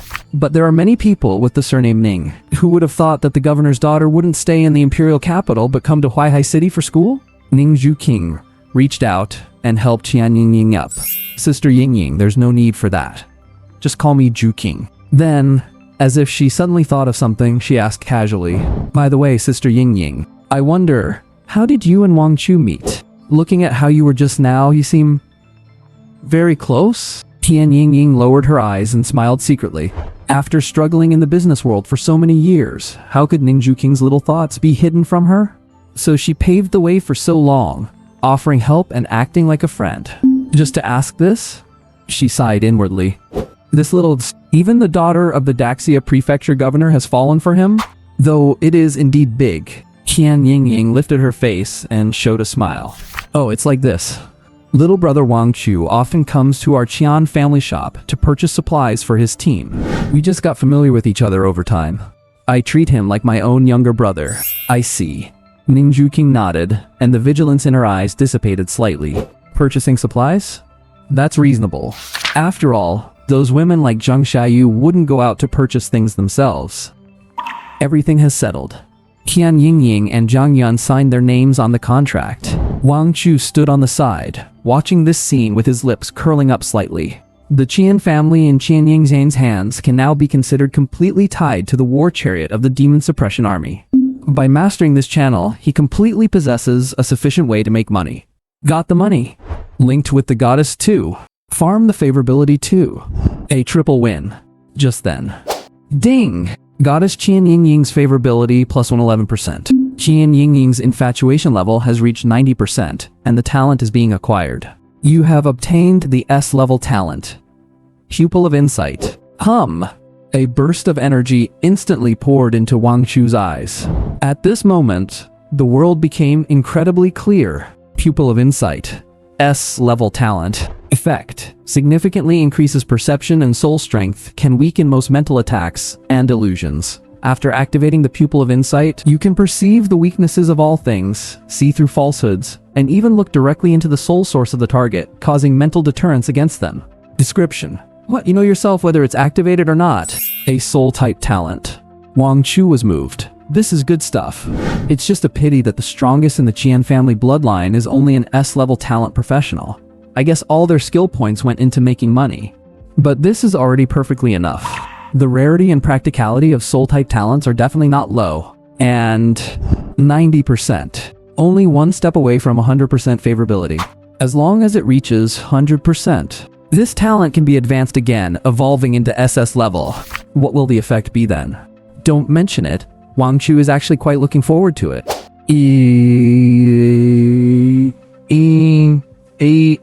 Huaihai City, Xiaoyu Team Base. Bang! Bang! Crash! A series of harsh crashing and smashing sounds echoed through the lobby. It was like a rabid stray dog throwing a tantrum in sheer impotence. Aileen, Angela, Li Shuixing, and Jubadan watched silently from the corner. Zheng Xiaoyu really needed to vent. She had completely humiliated herself today. Reporting someone in real name, getting mocked by the entire internet, and then getting slapped in the face in front of thousands of people at school. Being humiliated was one thing, but getting caught while sneaking away was another. If it were any of them, they would have probably found a hole to crawl into and never dared to show their faces again. Only Zheng Xiaoyu was thick-skinned enough to still be smashing things here to vent her anger. Alright, Xiaoyu. After a long while, Aileen finally spoke up to persuade her. Smashing things here won't do you any good. We paid for all of these things, so we'll just have to buy them again if you break them. Instead of venting here, why not think about how to get your own back? Zheng Xiaoyu abruptly stopped what she was doing and turned to look at Aileen. How? The whole school is laughing at me right now. Even Principal Li Guocheng got fired because of this. Aileen smiled faintly, leaned in and said, "Have you forgotten about the citywide mock exam in a few days? I heard that guy Wang Chu registered for the individual competition. When the time comes, as long as you're placed in the same bracket." Zheng Xiaoyu's eyes brightened instantly. That's right. There's still the individual competition. If it's the individual competition, she would definitely be able to pay back the humiliation she suffered today 100 or 1,000 times over. But Jubadan frowned and said with some concern, Wang Chu was able to kill the Earth Sub-Dragon in 10 seconds? His strength might not be as weak as we think. What if there are no what-ifs? Li Shuixing interrupted him coldly. A sharp, wise light gleamed in her eyes, as if she had seen through everything. Badan, have you been scared stupid? Everything Wang Chu showed today were mage-type long-range skills. This means he has one fatal weakness: weak close-quarters combat. What is a mage most afraid of? They are most afraid of being caught in close-quarters combat. And when it comes to speed and burst damage, who among professionals of the same age in Huaihai City can compete with our Captain Zheng Xiaoyu? Wang Chu won't even have a chance to cast his skills. After hearing this, the gloom on Zheng Xiaoyu's face vanished, replaced by confidence and arrogance. Indeed, no matter how strong Wang Chu's skills were today, he's useless once someone gets close to him. As long as I get matched against Wang Chu, she clenched her fists, her knuckles cracking. I'll show Wang Chu what true despair is, and what the fear of being dominated by the little sword saint means. I'll go check the tournament schedule right now. It would be best if I could pull some strings to get put in the same group as Wang Chu. I want to make him kneel and beg for mercy. Over the next few days, the video of the 38-second speed run through the Earth's sub-dragon's nest spread like a virus across the internet in the Daxia prefecture. Countless people were asking who this teenager named Wang Chu was. But strangely, Wang Chu, who was at the center of the storm, was living an unexpectedly peaceful life. No harassment whatsoever. It was as if an invisible hand was blocking all the chaos for him in the dark. In room 902, an intense battle had just ended. Chen Lina, her hair disheveled and face flushed, leaned against Wang Chu while catching her breath. Xiao Chu. She hesitated for a moment before carefully asking the question that had been weighing on her mind. Have you already completely broken things off with Shuixing? Wang Chu toyed with her hair nonchalantly and nodded. Yes. Why? Are you trying to plead on her behalf? Chen Lina shook her head quickly, fearing that Wang Chu might misunderstand. Of course not. I've seen everything Shuiqing has done over the past few years. It's my fault for raising her to be so selfish and arrogant. I spoiled her too much, which is why she turned out like this. I naturally wouldn't expect you to forgive her." Wang Chu's lips curled into a playful smile upon hearing this. "In that case, let me ask you a question. If Li Shuiqing and I both fell into the river, who would you save?" Chen Lina was stunned. What kind of death trap question is that? That's completely upside down." She didn't hesitate, and her voice, though soft, was exceptionally firm. "I'd save you." Wang Chu was satisfied. It seems the UFO effect has been effective. Just as he was about to give her a reward, Chen Lina suddenly added quietly, Shuiqing has an ice-type talent. She could just freeze the water if she fell in, so she's not afraid of water." Wang Chu. Well, look at that. The logic loop is complete. It seems that although Chen Lina has been swayed and the goddess Link is involved, she is still a mother after all, and maternal love is great. It will still take some time to completely change her mindset. But that's what makes it interesting. Seeing Wang Chu stay silent, Chen Lina thought he was angry and quickly changed the subject. "By the way, Xiao Chu, the mock exam is coming up soon. Have you registered your account for Everlasting Void?" "Everlasting Void?" Wang Chu raised his eyebrows. "I almost forgot. It's an online global virtual holographic game, and nobody knows which big shot created it. It claims to have 99% realism. Players' real-world strength can be perfectly mapped into the game. The final citywide mock exam before the Daxia Martial Arts exam, both individual and team competitions. They all take place in this game, to avoid casualties." "Not yet." Wang Chu shook his head. "I almost forgot. I haven't even bought a virtual helmet." Chen Lina sat upright and said with a serious expression, "Then you can use mine for now. Although Everlasting Void claims to have 99% realism, it still takes some time to adapt at first." "Alright." Wang Chu nodded. He followed Chen Lina to the study and put on the virtual helmet. As soon as he logged in, the game's prompt sounded. "Please enter your ID number. Your Everlasting Void account will be permanently bound to you. Please enter your ID. Kill instantly. Registration successful. Kill instantly. Welcome to Everlasting Void. This is a world full of eternal reincarnation and redemption. Young man, struggle through this eternal cycle of destruction and rebirth and find a way to break free from your fate. Burning up at 8 degrees, but finally finish this chapter. Verifying your cultivation realm. Verification complete. Current realm, bone forging stage, 5th layer. Please set your pain synchronization rate. Beginners are advised to set it to the minimum of 30%. Wang Chu looked at the translucent screen in front of him and dragged the slider to the very top without a moment of hesitation. 80%. The maximum. Since the goal is to simulate real combat, the more realistic, the better. Generally speaking, all professionals start with this setting. However, after getting beaten up a few times, they usually learn their lesson and dial it back down to 30%. After the settings were configured, the scene changed. Wang Chu appeared in a very lively, bustling hall. People were doing all sorts of things. Some were performing music, others were doing abstract art, and some were even over there dancing the Kemu dance. Wang Chu shook his head and clicked to enter a practice room. He stretched his limbs and tried channeling the magical energy within his body. Kisk. This black technology is truly worthy of its claim of 99% realism. This feeling is almost identical to the real world.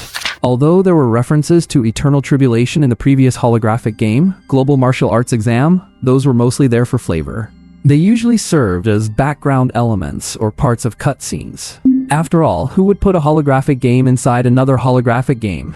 That would just be a pointless and redundant waste of time. After a simple period of adjustment, Wang Chu opened the game menu. The gameplay in Eternal Tribulation is incredibly diverse. There is the Void Battlefield, a PvE mode where 60 professionals are randomly matched to battle against void creatures. There is also Stimulating Battlefield, a battle royale PvP mode with 100-player brawls supporting both solo and team play. It is a favorite among those who like to carry their friends. And then there is the most hardcore mode that best showcases individual strength, the Ranked Duel Room. Here, rank points are everything. The higher your points in rank, the stronger your overall combat strength is considered to be. While there is ultimately a gap between virtual and reality, this remains an important benchmark for measuring a professional's combat capability. Let me test the waters with a few ranked matches first. Wang Chu clicked directly on the Duel Room matchmaking. Current rank: Bronze Eye. Duel points, 1,000. Record, 0 wins, 0 losses. Matching you with an evenly matched opponent. It was almost an instant match. Match found. Opponent evenly matched. Entering the match now. Whoosh. His vision blurred for a moment. When his vision cleared, Wang Chu found himself standing in a dilapidated plaza in an old urban district. The surroundings were filled with mottled walls and abandoned vehicles, while the setting sun, red as blood, bathed the entire scene in a dark crimson light. It had the distinct feel of a post-apocalyptic wasteland. On the other side of the plaza, about 50 meters away, stood a man holding a long spear.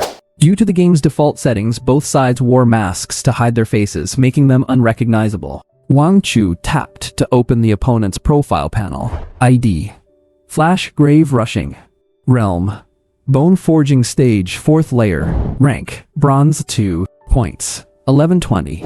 Season Stats. Season S56. 3 wins, 1 loss. Looks like he's a new account just like me.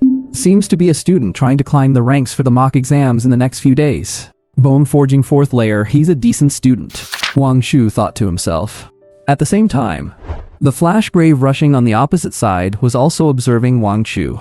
Seeing Wang Chu's blank record of 0 wins and 0 losses along with a clean slate of no past season history, his previously tense nerves instantly relaxed. A complete noob. Although his realm is 1 layer higher than mine at Bone Forging 5th Layer, the gap isn't huge, and he likely won't be used to the pacing of the duel room right away. This win is in the bag. In order to climb the ranks, he used an aggressive, reckless playstyle. By setting his pain perception to 30%, he would charge head-on at the start of every match, trading hits recklessly. Using this tactic, aside from his first match where he was still adjusting, he had already won 3 in a row. Battle start.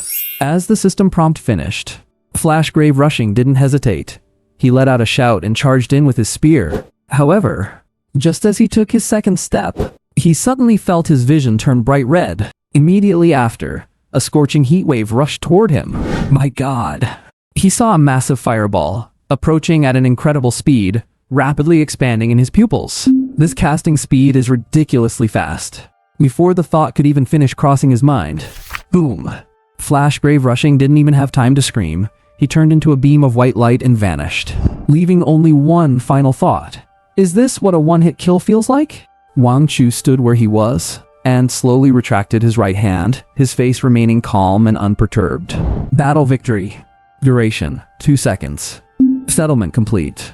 Current points, 1060 plus 60. Returning to the result screen, Wang Chu pondered for a moment. Sure enough, regardless of how many talents I have, they all carry over into Eternal Tribulation. That last hit, the instant cast effect and damage bonus from Protection of the Magic God were undeniably obvious. And the full stat boost from Goddess Link is also effectively present. Again, following that, Wang Chu didn't stop and clicked matchmaking again. Battle victory.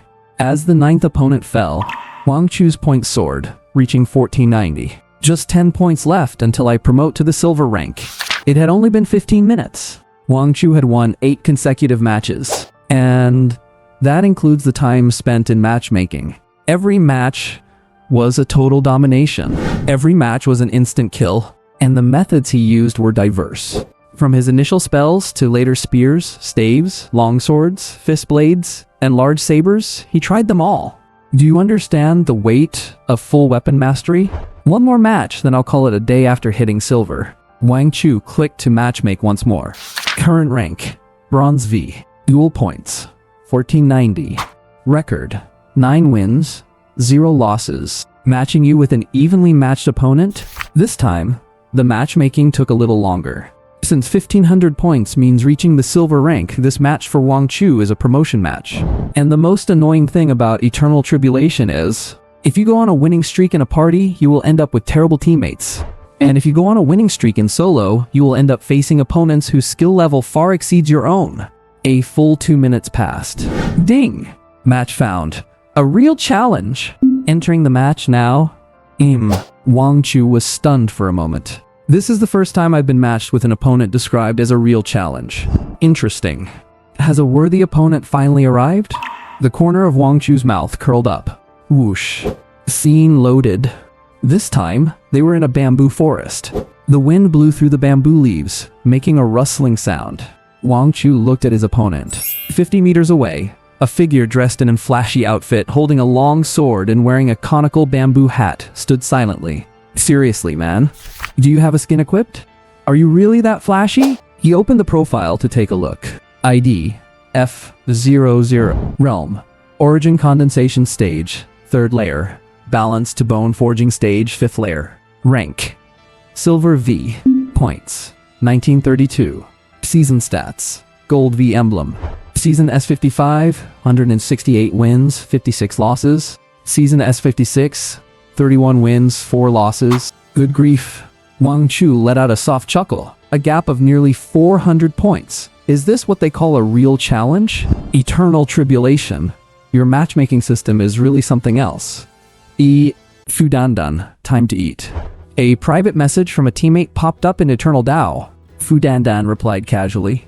Alright, I'll go after this match. After sending it, he curled his lip and muttered, Eating?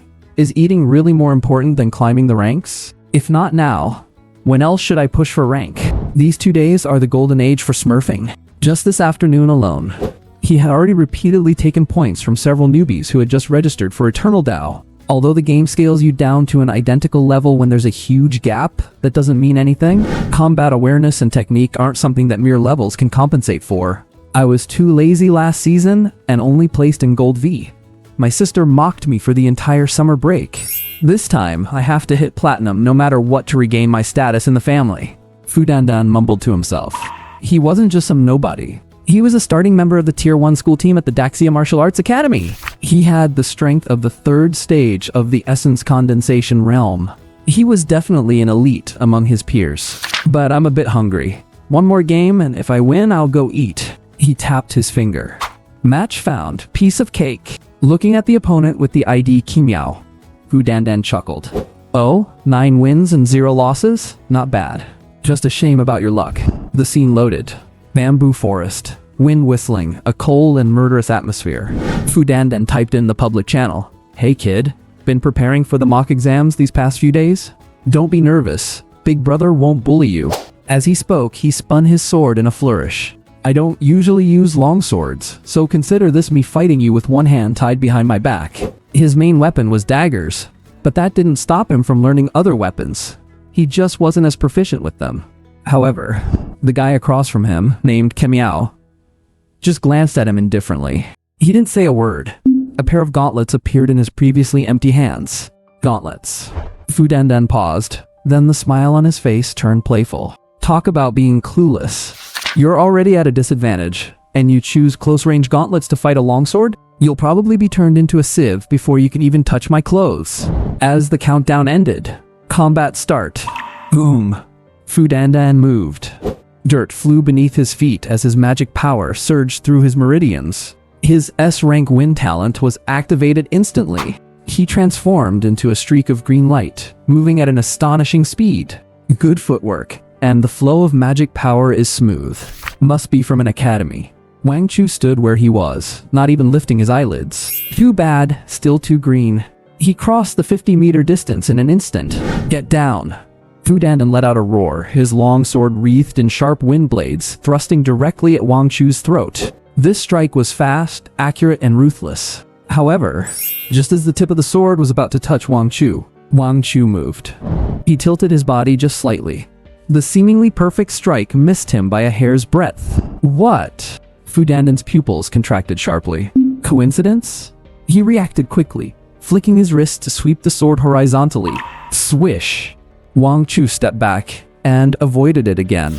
Again, by a hair's breadth. Damn it. How is he so good at dodging? Fudandan grew anxious, and a flurry of follow-up attacks were all easily dodged. It made his arrogant attitude turn into agitation. I don't believe it. Wind and Thunder Sword. Fudandan decided to stop playing around and used a sword skill. Cyan and purple light flared on the sword, accompanied by the faint roar of wind and thunder.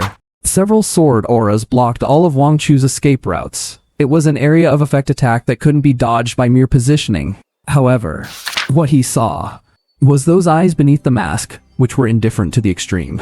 The next second, Wang Chu's figure vanished from the spot without warning. Where did he go? Fu Dandan looked around, confused. Then, a sharp pain suddenly struck his left abdomen. Boom! Ugh. Fu Dandan groaned as he staggered. On the left, he looked over. No, it's empty. Before he could react, his back took another heavy blow. Boom. The force of that punch nearly broke his spine. Fu Dandan grunted in pain. Immediately after, his chin took a heavy hit. An irresistible force sent him flying into the air, weightless. Fu Dandan struggled to adjust his view, trying to find his opponent. But, no matter how he turned his perspective, he couldn't see anyone. He couldn't even see a corner of the opponent's clothes. Boom! Boom! Continuous hits landed all over his body. Every strike was precisely aimed at the direction he was trying to escape to. He was being endlessly juggled in the air by his opponent. A few seconds later, Fu Dandan's field of vision went completely black. You have died. Daxia Martial Arts Academy, Thunder Team Training Base. A few team members in uniforms were chatting while eating. Why isn't Fu Dandan here yet? Didn't that kid say he'd be here after one more win? It's been 30 minutes. A guy with yellow hair laughed jokingly. Haha, one last game, right? You guys know how it is? His sister hit Platinum V last season, and it really triggered him.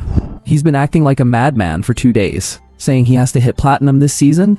He's overthinking it. To reach Platinum, you have to beat a Void Realm professional. It's not that simple. Everyone burst into laughter at that. Alright, who's gonna call him? I'll go. A tall teammate set down his chopsticks, wiped his mouth, and stood up to walk toward the dormitory. He arrived at Fu Dandan's door. He knocked for a long time with no response. This kid, he's wearing his helmet and can't hear me, right? The teammate shook his head helplessly and pushed the door open. Hey Dandan, you've gotta be... He froze before he could finish his sentence. The room wasn't lit. Only the dim blue indicators of the simulation pod were blinking. Fu Dandan had already taken off his virtual helmet, but he hadn't stood up. Instead, he was slumped in his chair, staring blankly at the dark screen ahead. His face was pale, and cold sweat was dripping down his forehead in large drops. My god? Dandan, what's wrong with you? The teammate was shocked and rushed over, reaching out to shake him. Violently shaken by his teammate, Fu Dandan's dilated pupils finally regained a bit of focus. He slowly turned his head to look at his teammate. His lips trembled several times before he let out a dry, raspy voice. Lao Zhang? Do you know? I saw the shadow step, and I saw it on a beginner account with only a few games played.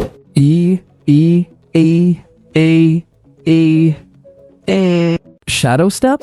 Zhang Meng burst into laughter after hearing that. He reached out to touch Fu Dandan's forehead, looking at him as if he were looking at a brain-damaged child. Are you not running a fever? Dandan? Did you get beat so hard you went stupid? The teacher specifically mentioned in class that the shadow step is a theoretical ultimate movement technique that only exists in theory. It involves high-frequency, continuous movement by utilizing the opponent's blind spots, attack lag, and changes in light and shadow. Almost no one can master it, and even if they do, it is extremely difficult to pull it off consistently. Are you telling me that a newbie just used the shadow step to trash you? Facing Zhang Meng's mockery, Fu Dandan stood up abruptly and roared with a flushed face. I'm not blind. Damn it. Do I not know if it was the shadow step or not? Don't believe me? I have the recording. A full-angle recording. Seeing that Fu Dandan had completely snapped, the smile on old Zhang's face faded a little. For real? No kidding. Alright, let's take a look then. Old Zhang walked out of the room and called out to the floor below. Guys, stop eating, go to the conference room. 5 minutes later, Lading team conference room. A teammate grumbled. What's the rush? I haven't even finished my meal yet. Zhang Meng chuckled and said, Dandan says he encountered a newbie account just now that could use the shadow step. Shadow step? Are you talking about that? Shadow step? The teammate looked skeptical. Zhang Meng shrugged. That's right. They exchanged looks and all burst out laughing at the same time. Shadow step? Fu Dandan, have you lost your mind? Yeah, do you believe him, or are you expecting me to believe I'm Emperor Li? Fu Dandan coldly pressed the play button. Stop yapping and just watch the recording. Then, the lights went out, and a giant holographic projection began to play Fu Dandan's recent match. The footage played on. Both sides stood facing each other. 9 wins, 0 losses? No match history? Definitely a newbie, no doubt. Fist blades against a long sword? Come on, Dandan, you didn't actually lose to this, did you? Fu Dandan looked dark, saying nothing. Still yapping. You'll be the ones getting slapped in the face in a moment. Bamboo forest, wind rising. Fu Dandan struck first, his long sword thrusting out. Afterwards, the smiles on everyone's faces began to freeze, and they started to get serious. The first sword strike missed. The second sword strike still missed. They knew Fu Dandan's skill. Although the long sword wasn't his primary weapon, his proficiency was still decent. Yet he couldn't even touch the corner of his opponent's clothes. Dandan is getting serious. He's even using the Wind Thunder sword cheat. Wait, how did that guy appear in that position?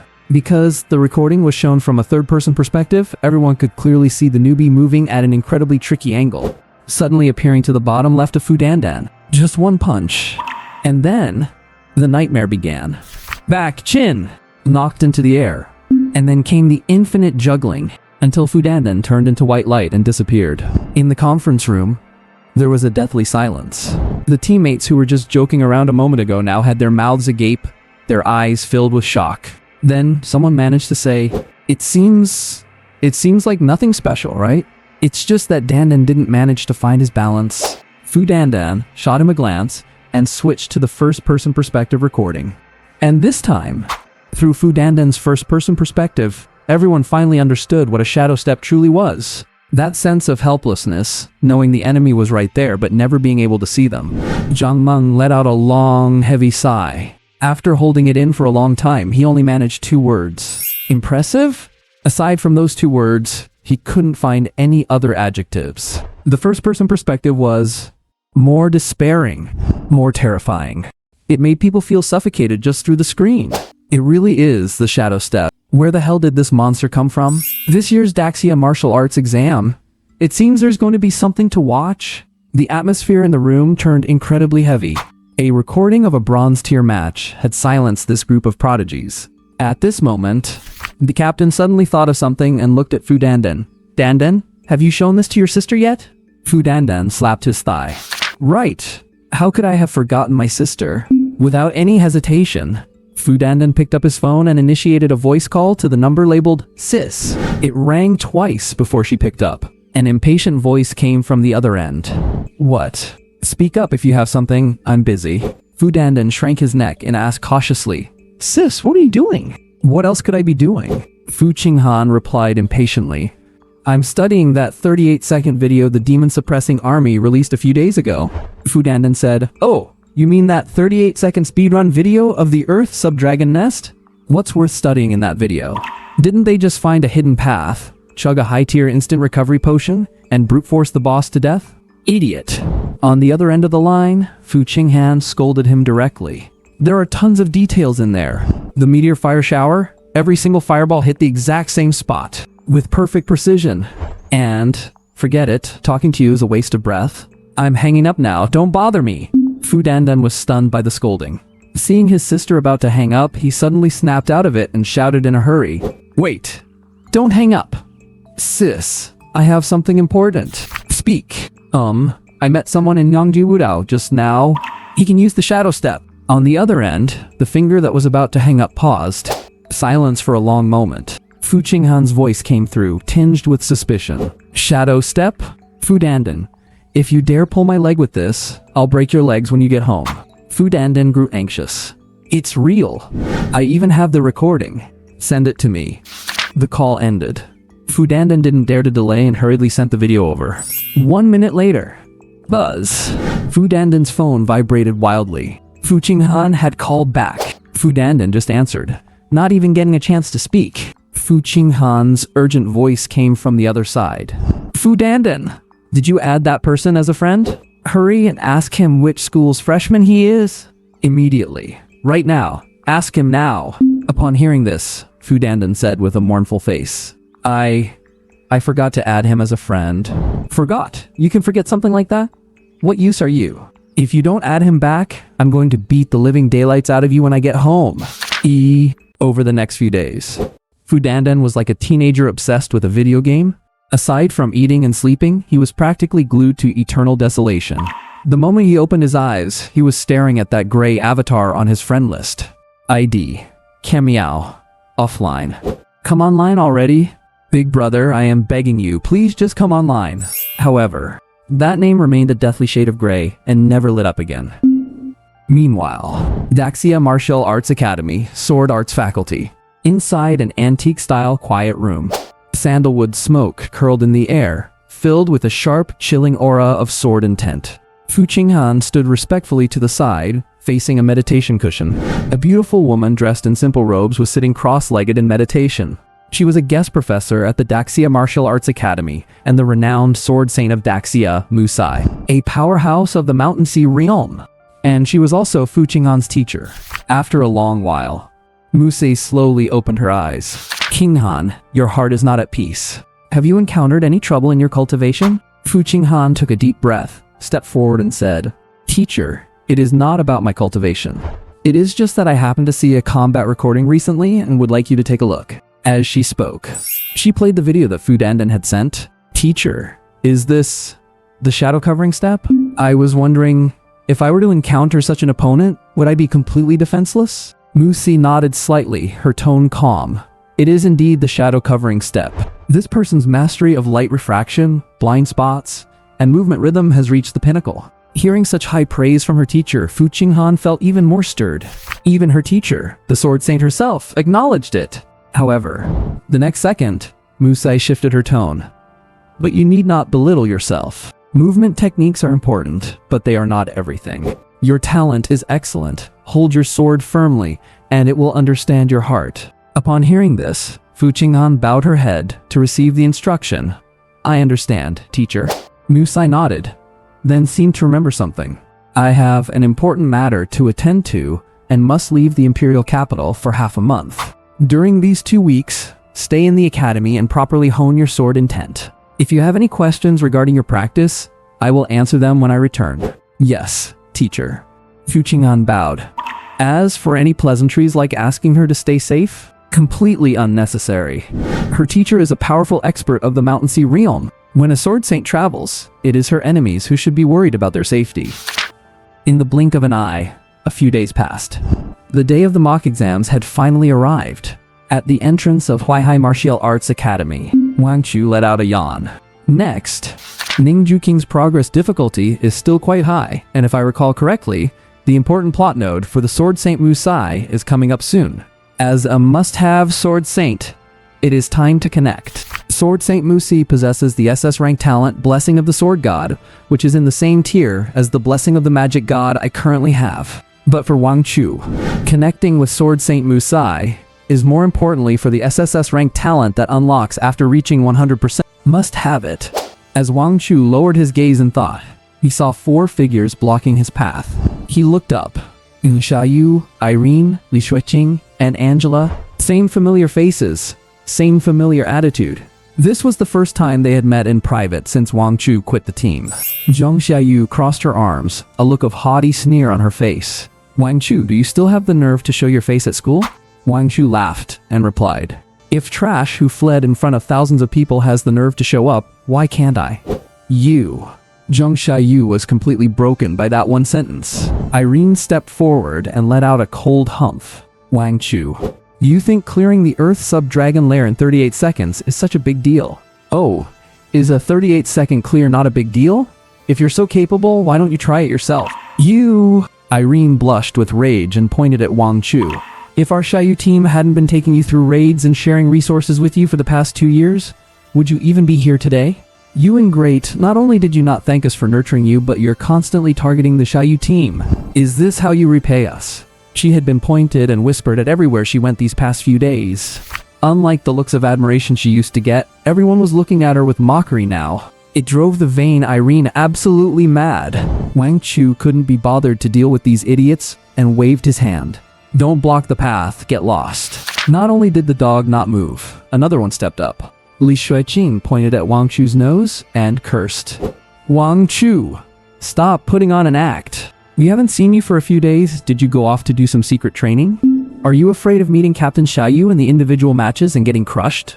I'm telling you, it's useless. In the face of absolute strength, any struggle is futile. In the individual matches, you will only be crushed under Captain Xiaoyu's feet.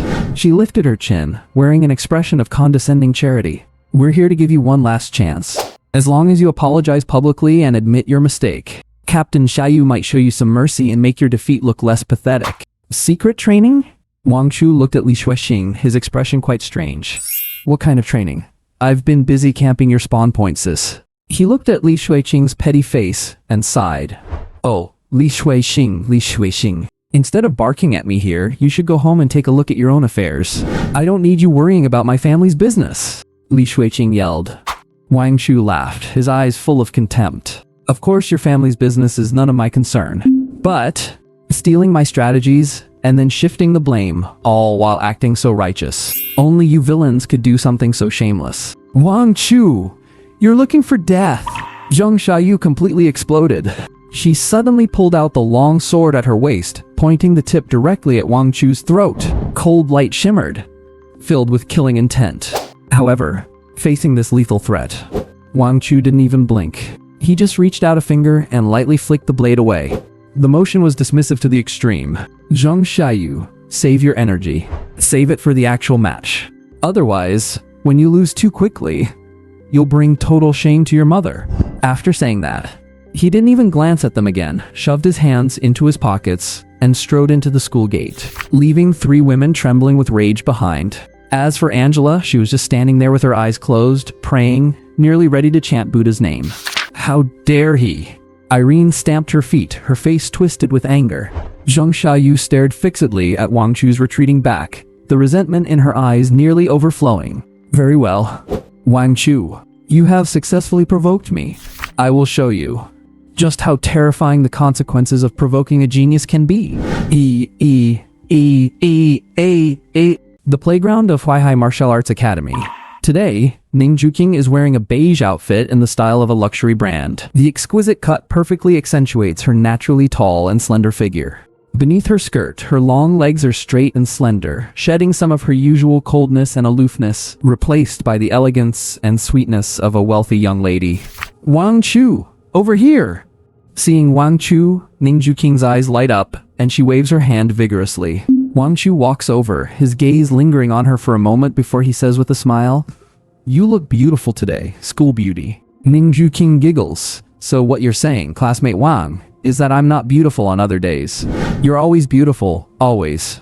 After a brief exchange of pleasantries, Wang Chu greets the other members of the Bauhinia team, then pauses in surprise. Why are there only 3 of you? Wang Chu asks. Ning Juqing replies calmly. Chen Lei quit the team on his own after leaking the strategy to Duan Fan last time. Wang Chu nods slightly. I see. Whether or not it was a voluntary resignation didn't matter. Lin Dao, standing beside them, says dejectedly, "It's just that at this critical moment, we can't find a replacement at all. It's so frustrating. Not to mention, we're missing a main tank. That's a huge blow. In that case, let me join your team," Wang Chu says. Before the words even faded, and before Ning Juqing could respond, before Ning Juqing could even speak, Lin Dao next to them already jumped up with joy.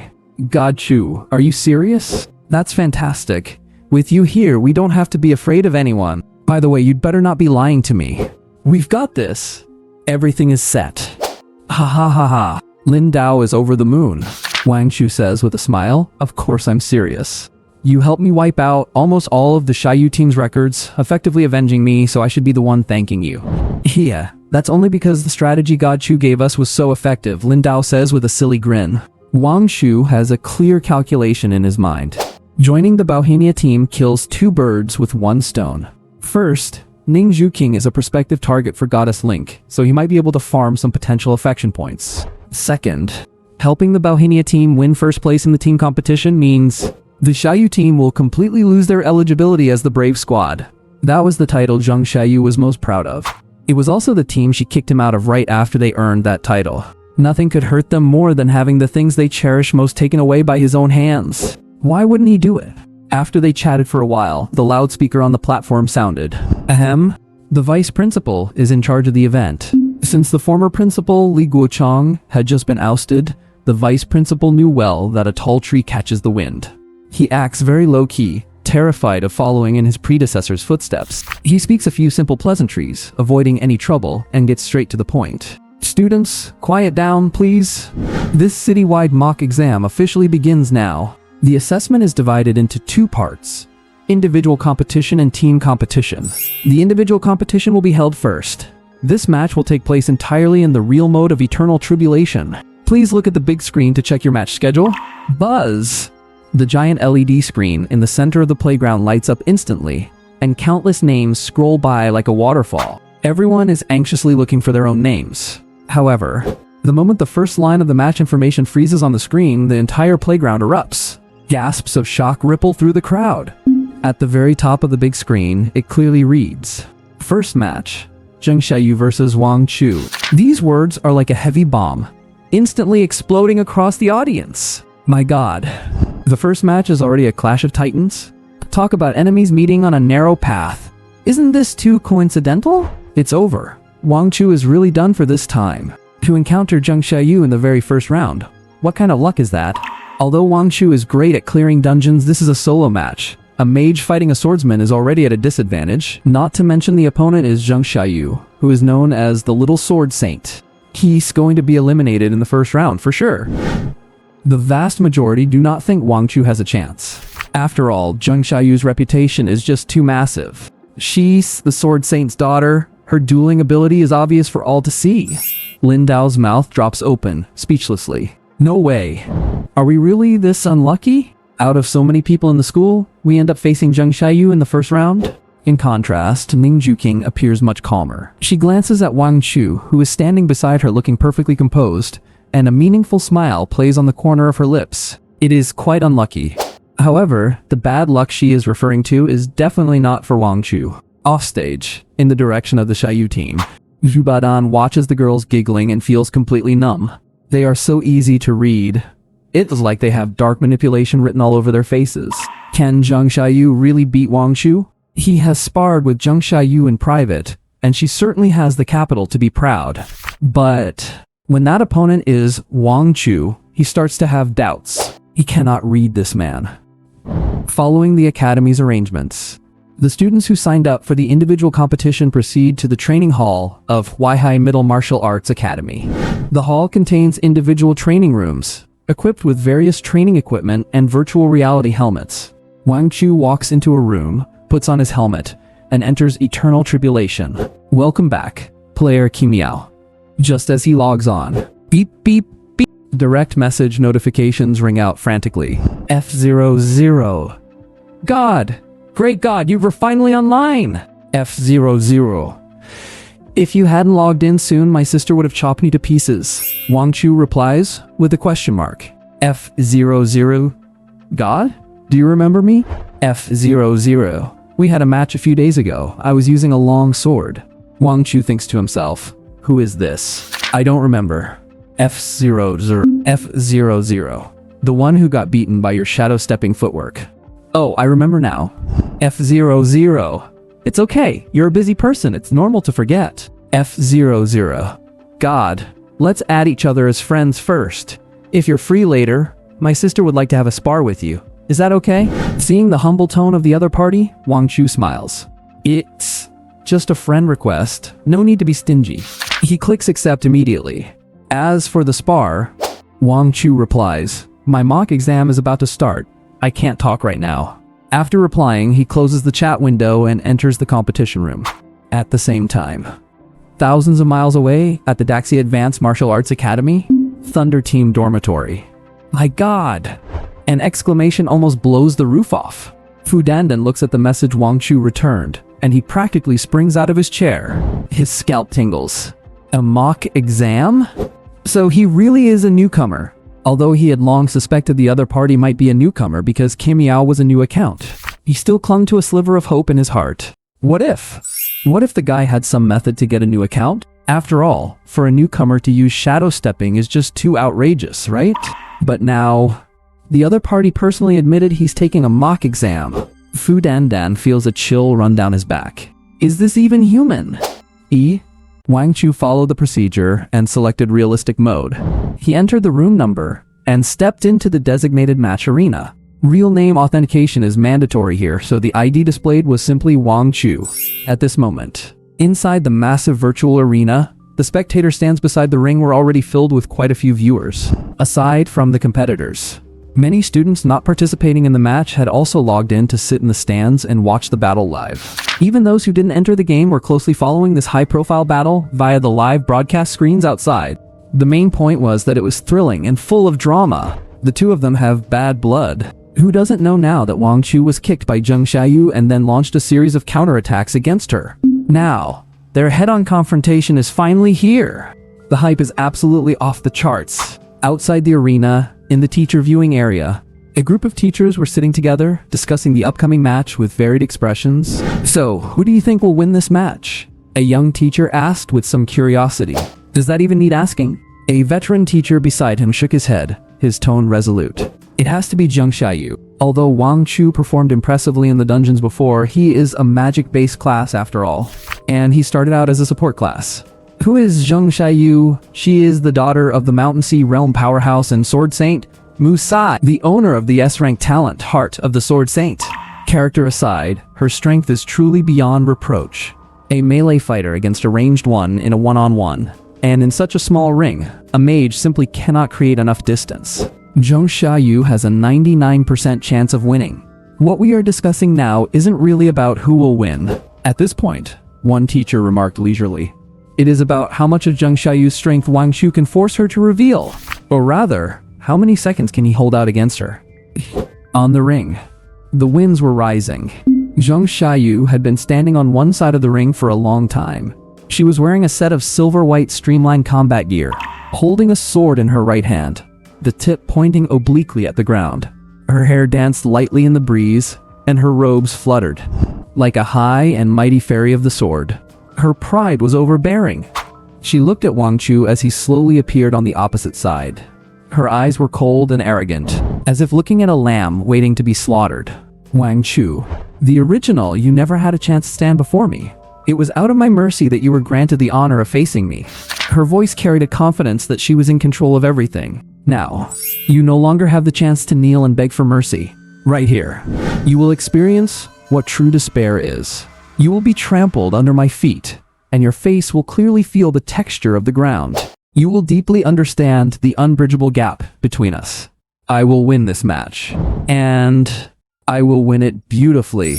Facing this declaration of victory from Zheng Xiaoyu, Wang Chu remained calm.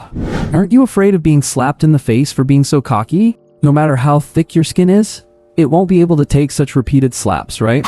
Or is it that you have a masochistic streak? Do you feel uncomfortable if you aren't slapped for a day? Zheng Xiaoyu narrowed her eyes and snorted coldly.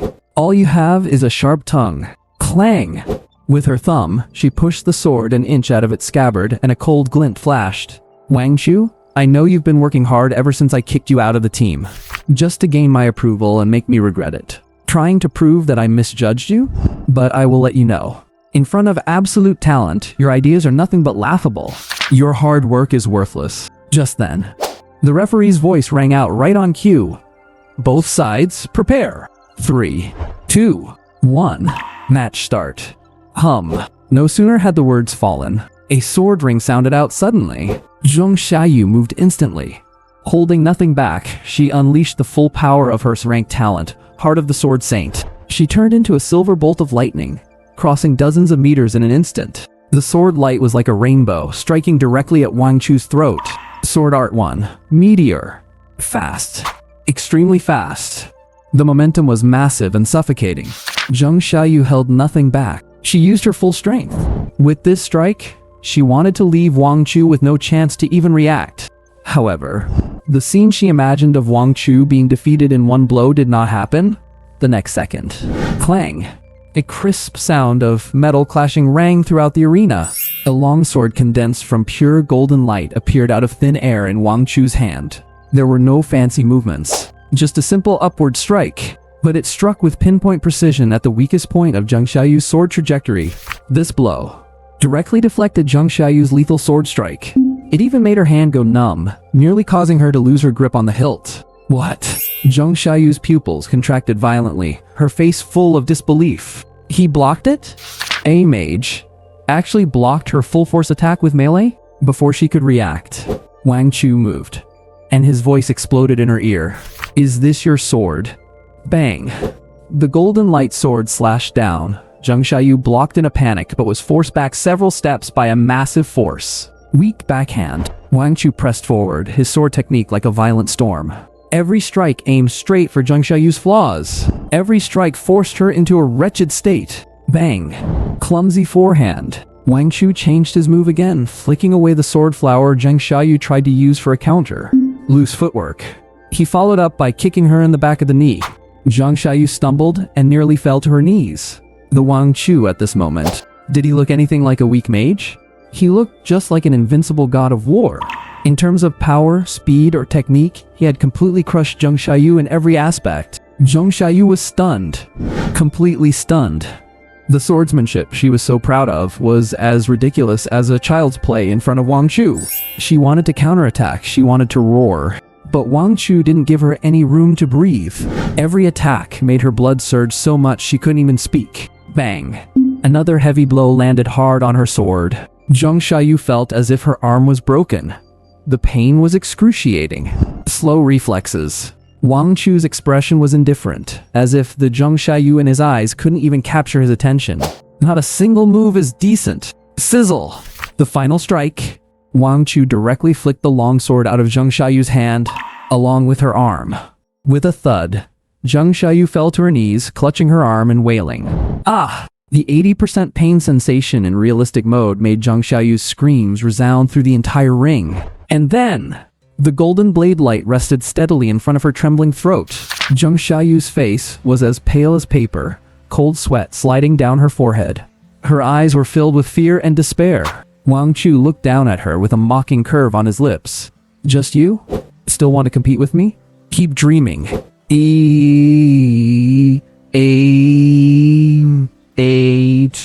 What? Watching Zheng Xiaoyu just collapse to her knees before Wang Chu like that. In the spectator stands, the students watching the live stream outside, everyone was staring at this with expressions of disbelief. Are you kidding me, bro? Are you hacking that hard? Did I see that right? Is it over? It's already over? Zheng Xiaoyu lost? She didn't even last 30 seconds, did she? My god, that's Zheng Xiaoyu, the little sword saint who is invincible among her peers. Can someone tell me what just happened? I just blinked. How did our goddess's arm fly off? The worldviews of all the students collapsed at this moment. They had imagined countless possibilities. Perhaps Zheng Xiaoyu would instantly crush Wang Chu with thunderous momentum.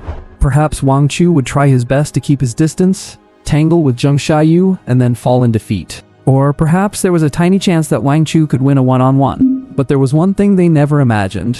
That Wang Chu would end the fight in this way. It was just a total beatdown. Absolute domination.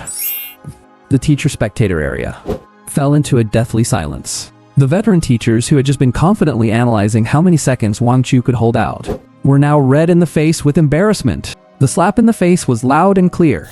Is Zheng Xiaoyu strong? Very strong. Incredibly strong. Among her peers, her practical one-on-one combat ability is arguably invincible. In fact, there are even a few teachers at the Ningyuan stage here who have lost to her in private sparring. The swordsmanship inherited from Sword Saint Musi, combined with her perfectly compatible S-rank talent, the heart of the Sword Saint. That is what made Zheng Xiaoyu. But now, old Liu, did you see that clearly? A teacher swallowed hard and asked in a dry voice. This Wang Chu, what kind of swordsmanship did he use? The swordsmanship teacher called old Liu frowned deeply. He didn't use any swordsmanship at all. He didn't use any swordsmanship.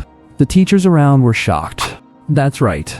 Old Liu took a deep breath. At least, I couldn't tell. Every move and stance of his was very straightforward and simple. Like drawing a straight line between 2 points, direct and simple. The ultimate simplicity of the great Tao. He paused and said in a low voice, Zheng Xiaoyu uses the long famous falling star of all phenomena by the Sword Saint, which focuses on extreme speed, accuracy, and power, like a meteor streaking across the sky, leaving no trace. But Wang Chu, he blocked every single starfall. Every time he swung his sword, he precisely predicted Zheng Xiaoyu's path and struck at her most vulnerable points. This is no longer a matter of technical suppression. This is dimensionality reduction destruction on the arena. Although it was just a virtual battle of the eternal way, the simulated smell of blood still filled Zheng Xiaoyu's nostrils and rushed straight to her soul. She knelt on the ground, the intense pain from her severed arm beginning to go numb. She lost. She actually lost? Is this real? She found it hard to accept reality.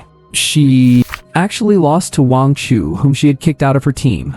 Lost to that piece of trash who she thought was just a dead weight. And even in her most proud field of swordsmanship, she was completely crushed head-on. Zheng Xiaoyu wore a bitter expression. She didn't even touch a corner of his clothes. A huge sense of humiliation engulfed her like a tide. Yo, yo, yo. Why are you quiet now? Wang Chu held a long sword formed by magic and chuckled softly. You were quite talkative just a moment ago. All that talk about real despair, about insurmountable chasms. Is that all you've got? Wang Chu pressed his light sword down slightly, the tip piercing the skin of Zheng Xiaoyu's neck. I really don't know how the Sword Saint teaches her kids. Not only is your character trash, but even this swordsmanship you're so proud of is pathetic. It's simply shameful. Hearing the word Sword Saint, Zheng Xiaoyu, whose eyes were dim, trembled violently, like a beast whose reverse scale had been touched. That is her mother, and her goal in life. I remember vaguely. It was a snowy winter day. Mom, look, I learned it. Zheng Xiaoyu held a wooden sword and shouted excitedly, hoping for even a single word of praise. However, the tall back standing in the wind and snow never turned around. She only left behind a cold voice that poured into her ears with the cold wind. Too slow. Keep practicing. Too slow, but clearly, every time she swung her sword, she gave it her all. She gripped her sword tighter. That back was an insurmountable mountain in her heart.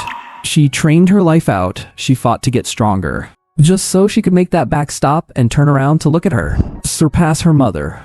Become an even stronger sword saint. This is the entire purpose of her existence. But now, this man in front of her actually devalued everything she stood for. Shut up. Zheng Xiaoyu lowered her head, her voice hoarse. I won't allow it. I won't allow you to talk about her. Boom. Her heart beat violently. A powerful aura exploded from within her instantly. The S-rank talent, Heart of the Sword Saint, overclocking. Whoosh! Her figure vanished from where she stood. Fast. Faster than before. It even broke her body's limits. The next second, she appeared next to the sword she had dropped and grabbed the hilt with her remaining left hand. I haven't lost yet. The winner of this battle will only be me. Zheng Xiaoyu gathered all her strength into this one strike. This is the strongest killing move that her mother, Sword Saint Musai, had taught her. And it was her final trump card. Heavenly Light. The team members in the Xiaoyu team, who had already been in despair, suddenly screamed. This is Zheng Xiaoyu's strongest sword skill. The brilliant radiance of the sword was like the breaking of dawn, piercing toward Wang Chu's heart with unyielding determination. This strike amazed everyone. Even the teachers outside the arena couldn't help but gasp in surprise. However, facing this desperate strike, Wang Chu didn't even blink. He just coldly watched that glaring sword light and slowly raised the long sword he had formed from magic. He neither dodged nor parried. Instead, he met the blade head-on, flashy, but useless. Crack. A crisp sound echoed clearly in everyone's ears. Following that, in the terrified eyes of everyone, the seemingly indestructible heavenly light shattered into pieces, along with the sword in Zheng Xiaoyu's hand. It was also shattered by Wang Chu with a single strike. Zzz. The sword turned into countless fragments, exploding like fireworks. Zheng Xiaoyu's body froze in place. Her left hand remained in the posture of swinging the sword, but all that remained of the blade was the hilt. She stared blankly at Wang Chu, her mind almost completely blank. The light in her eyes had completely faded. Wang Chu casually dissipated the light sword in his hand and clapped his hands. He looked down at Zheng Xiaoyu, who was sprawled on the ground, his expression indifferent and his words cold and heartless. Captain Xiaoyu. Zheng Xiaoyu's pupils contracted sharply. If I may be blunt, whether it's you or your sword, you're both trash.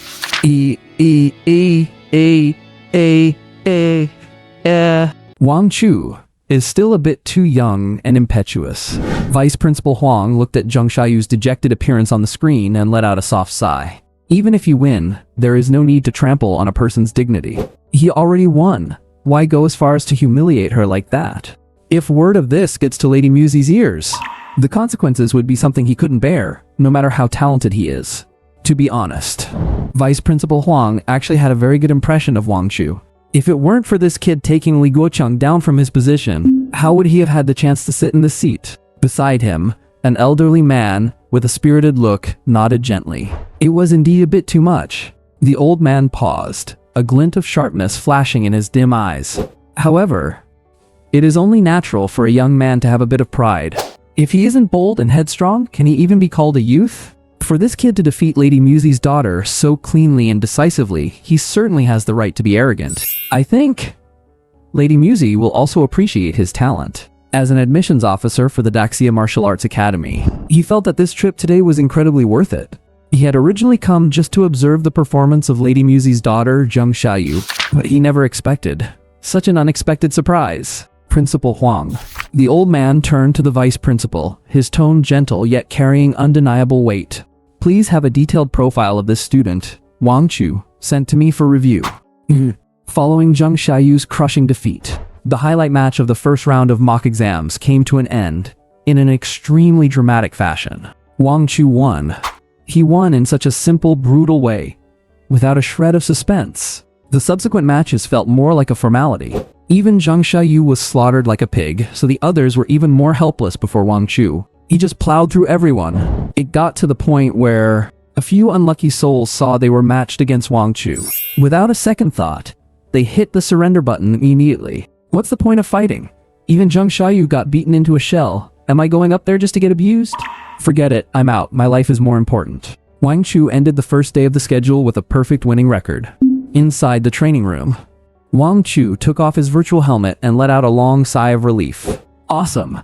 Just thinking about Zheng Xiaoyu kneeling on the ground, that look of despair and breakdown on her face, he felt a thrill from head to toe. But wait, did I forget something? Just as he was about to get up and leave, his phone screen suddenly lit up. Wang Chu, which training room are you in? Huh? Aunt Lina is at school? Wang Chu was a bit surprised, but didn't overthink it and called her back immediately. Hello? Aunt Lina? Little Chu. On the other end of the line, Chen Lina's voice sounded off. Her breathing was ragged, with a hint of uncontrollable trembling. Which training room are you in? Tell me quickly. I'm in 302. Wang Chu gave her the room number. Okay, wait for me. I'll be there right away. The call ended. Less than a minute later, knock, knock, knock. A rapid sound of high heels echoed in the hallway, drawing closer and closer. Click. The lock turned. The door to the training room was pushed open, and a voluptuous, mature figure walked in quickly. Then she reached back and locked the door. Aunt Lina, what are you? Wang Chu started to ask. But he noticed that Chen Lina was in a very strange state. Her face was flushed, her eyes were slightly unfocused and burning with an intense heat. Her usually neat and elegant bun was now a bit messy, with strands of hair falling around her ears. Little Chu. Chen Lina walked a few steps up to Wang Chu, her face rosy. Meanwhile, at the base of the Xiaoyu team, the atmosphere was suffocatingly tense. Zheng Xiaoyu sat dejectedly in the corner of the sofa, knees tucked to her chest, her head buried deep between her arms. The others looked at each other, not knowing what to say. Today's battle. It was definitely a total steamrolling. Except, the one being steamrolled was the wrong person. Damn it! Finally, Aylin couldn't hold back anymore, slamming the table and cursing through gritted teeth. That Wang Chu is just too hateful. He must have been hiding his strength all along, pretending to be trash just to disgust us. If he had shown this kind of strength earlier, would we have kicked him out? Would we have targeted him? This kind of person. He is so despicable. Such deep schemes. She got angrier as she spoke, as if all the faults were Wang Chu's. Suddenly, she turned and pointed at Jubatan. And you, Jubatan, if it wasn't for you, would we have kicked Wang Chu out? It's all your fault. Jubatan was in the middle of drinking water when he heard this, and almost spat it all out. He widened his eyes, pointing at his own nose, looking in complete disbelief. Me? Are you serious, lady? Are you out of your mind? You're trying to pin this on me too? Being made a scapegoat again and again. Jubatan couldn't take it anymore. He gave a cold laugh and began to fire back. Now you're blaming me? Who was it back then that kept complaining that Wang Chu was a burden and wanted to kick him out for someone else? Was it me? Instead of reflecting on your own mistakes, you're blaming me? It's hilarious. He stood up, his eyes scanning the women present with disdain. I've finally seen through you all. You bunch of people are just frauds with no real talent. All talk and no substance, with absolutely no capability. Even taking down our Earth sub-dragon nest took you so many days. You're not even as fast as Wang Chu with a few dead weights in his party. Being on a team with you is just plain bad luck. You! Aelin shook with rage, pointing at Jubatan, unable to utter a single word for a long time. I'm a girl. How dare you talk back to me? The entire base descended into chaos, just as they were busy arguing and bickering. In the corner, Li Shuexing, who had been silent all along, had shifting, restless eyes. She watched the people arguing relentlessly and recalled Wang Chu's stunning performance on the stage today. And that posture of his, just like a god of war. She bit her red lips gently, her mind racing. Wang Chu?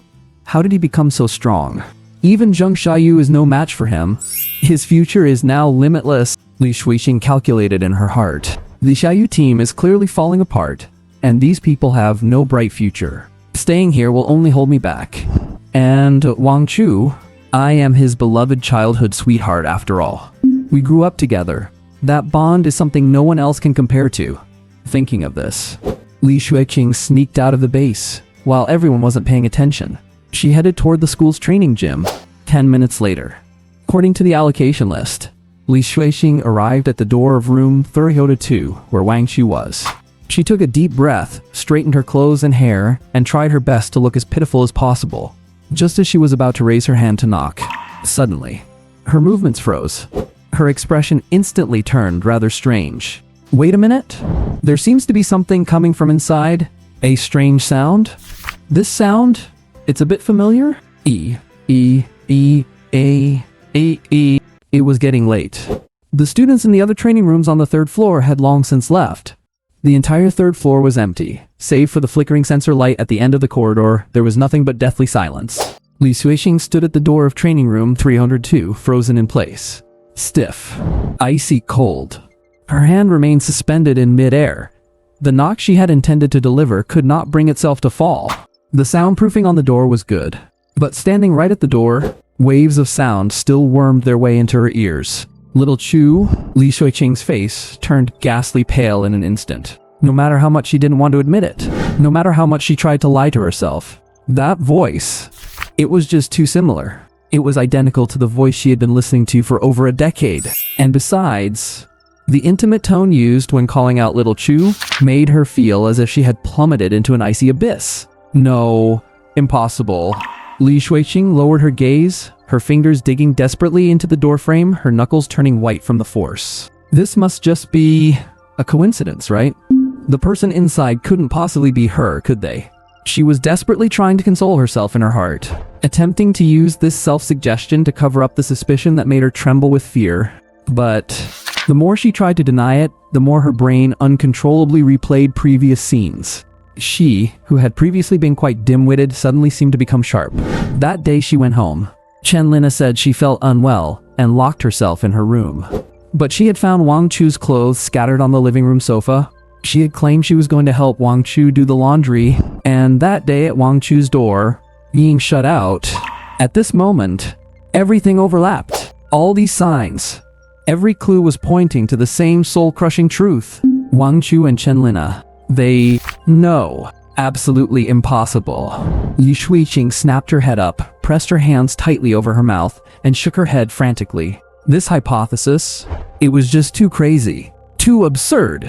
Although Chen Lina was a widow and Wang Chu was an adult now. However, Wang Chu was someone Chen Lina had watched grow up. How could they... Are they coming out? Li Shuixing's pupils constricted instantly. Panicked. Completely panicked. Scanning left and right, Li Shuixing hurried to the corner of the corridor and huddled in the shadows. Her heart pounded wildly, as if it were about to jump out of her throat. She prayed frantically within herself. Please don't let it be her. Don't let it be the person I suspect. I'd accept anyone else, truly anyone, as long as it's not Chen Lina. God, no. Every second felt like torture for Li Shuixing. Click. The sound of the door lock turning was jarringly loud in the silent corridor. Li Shuixing held her breath, staring fixedly at the door slowly swinging open. Wang Chu walked out of the training room with his hands in his pockets. His clothes were wrinkled, and his hair slightly disheveled. Then, as if he sensed something, a playful smile curled at the corners of his mouth. He stood at the door and, instead of leaving immediately, looked back inside. Following that, a voluptuous figure poked her head out from behind him. She scanned the surroundings cautiously like a thief. Little Chu, you don't think any other students will see us, do you? Chen Lina's shy voice echoed in the hallway. I checked. Everyone has left. There are no students around, Wang Chu said with a smile. There were indeed no other students. But your daughter is here. In the dim light of the corridor, Li Shuiqing saw that face clearly. Boom! At that moment, Li Shuiqing's world collapsed. It was a face she knew so well, a face that even resembled her own. Fair, delicate, perfect, and flushed with a light hue. An embarrassed expression hung on her face. It really was Chen Lina. It really was her. How could this be? How is that possible? Li Shuiqing felt her entire worldview shatter in an instant. Anger, shame, despair, and a sense of betrayal that she couldn't even name. All these emotions intertwined, turning into an uncontrollable fury that surged straight to her head. She could no longer hold it in.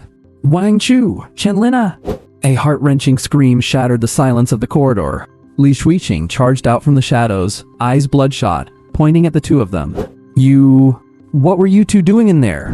Hearing that sudden sound, Chen Lina was startled, her entire body trembling. Like a cat whose tail had been stepped on, she instinctively tried to hide behind Wang Chu. Her face turned ash white instantly, her eyes filled with panic. How are you here? It's over. We've been discovered. The thing she dreaded most had happened. In contrast, Wang Chu seemed much more composed. He watched the hysterical Li Shuiqing charge over, showing not a hint of panic. He even reached out to wrap his arm around Chen Lina's waist, pulling her back into his embrace as she tried to dodge. A playful smile curled on his lips. Yo, isn't this Shuiqing? What a coincidence. Li Shuiqing didn't even pay attention to Wang Chu's mocking voice. Her eyes were fixed tightly on the woman held in Wang Chu's arms. Chen Lina, why are you here? What on earth are you two doing? Her chest heaved violently, and the bloodshot veins in her eyes looked like they were about to burst. Terrified by her daughter's murderous gaze, Chen Lina shuddered all over. Her face went pale, and her eyes darted away, not daring to meet Li Shuiqing's look. You listen to my explanation. This is all a misunderstanding. A misunderstanding. Li Shuiqing let out a sharp cry. At a time like this, you still want to lie to me? Forget the explanations. She pointed at Chen Lina's neck, her finger trembling. There, the once fair and slender swan-like neck was now covered in red marks. What are those on your neck? Were you bitten by mosquitoes? Or did you pinch yourself? So many hickeys. Do you think I'm blind? Chen Lina instinctively covered her neck, her cheeks turning bright red in an instant. She was so ashamed she wished she could crawl into a hole in the ground.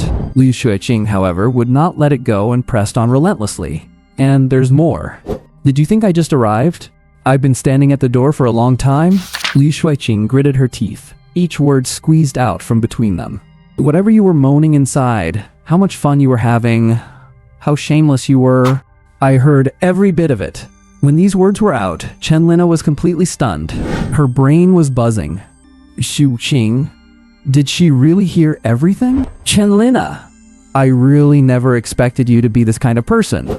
You usually pretend to be so noble, and look at you now. How can you be so shameless? You disgust me. I am so disappointed in you. Each of Li Shuiqing's words stabbed deeply into Chen Lina's heart. Tears welled up in Chen Lina's eyes, and her body swayed as if she might collapse. She opened her mouth, but found she had no strength to argue back. Just as Chen Lina was about to crumble and fall to the ground, a warm and firm hand gently patted her shoulder. Then, that tall figure stepped forward, blocking her directly and shielding her from her daughter's aggressive glare. Wang Chu still wore that cynical, almost playful smile on his face. He looked at the nearly frantic Li Shuiqing and said calmly, Li Shuiqing, is that how you talk to your mother?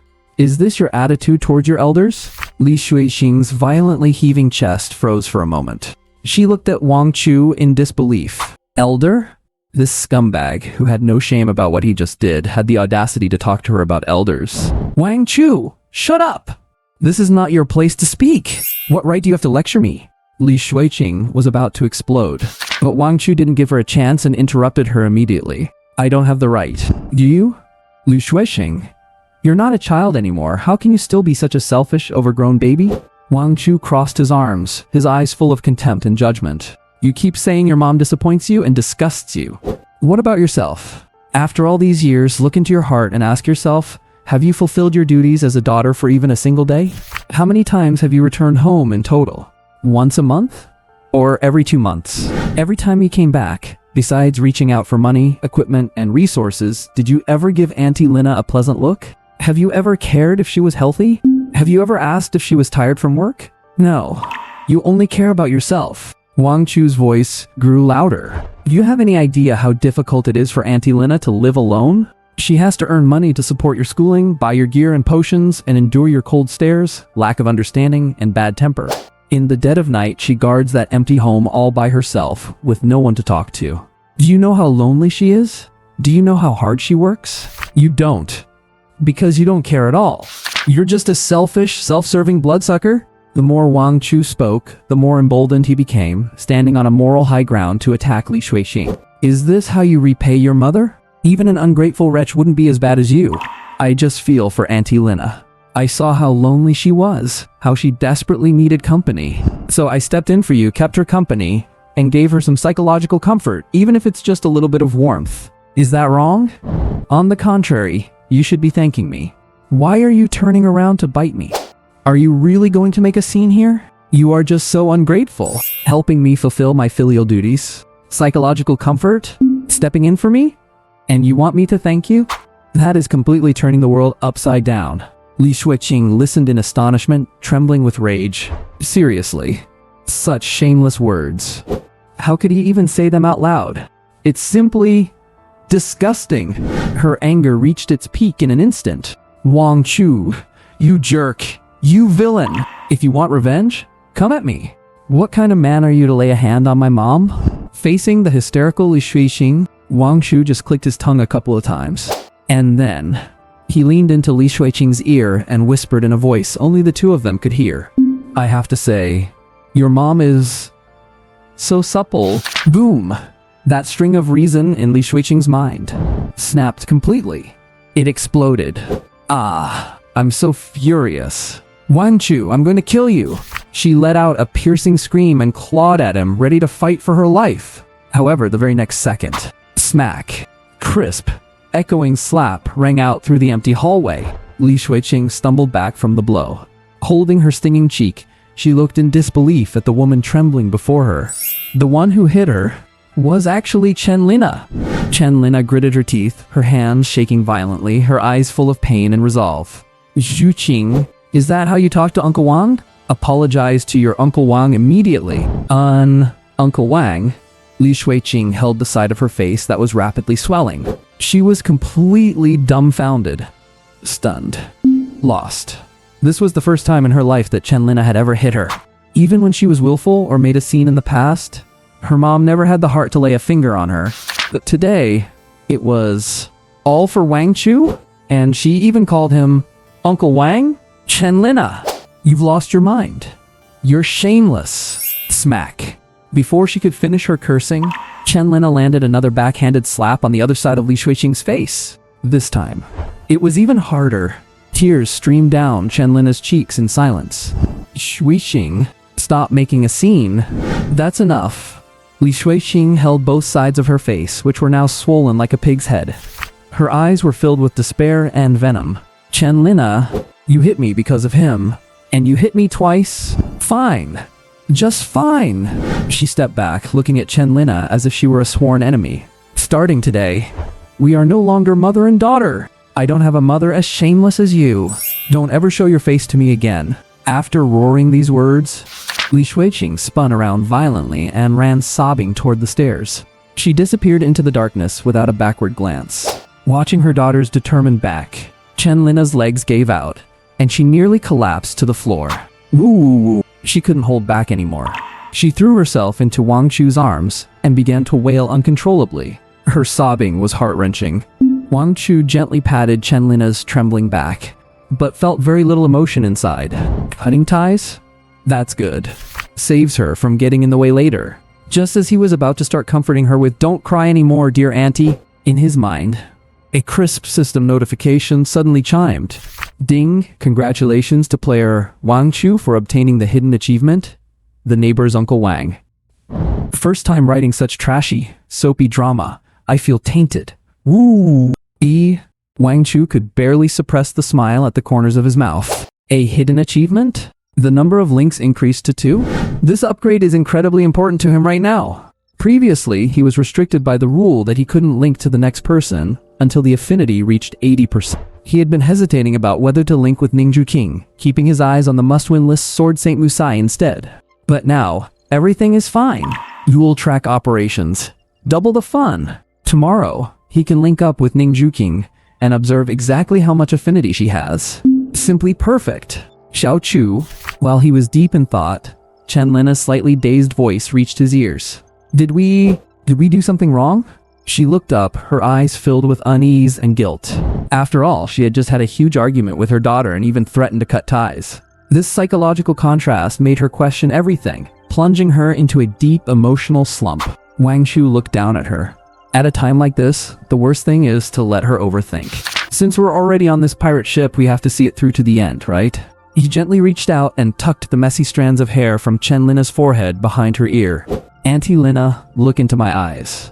Wang Chu's gaze was firm and affectionate. He could well be called the most devoted man in Huaihai City. You didn't do anything wrong.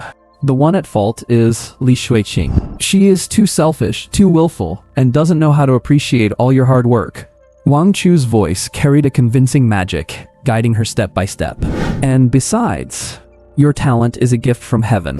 What you need to do is to maximize its potential. Before, it was ignored, but now, I'm here. You must remember, this is not only important to you but also to me. As he spoke, Wang Chu's aura surged.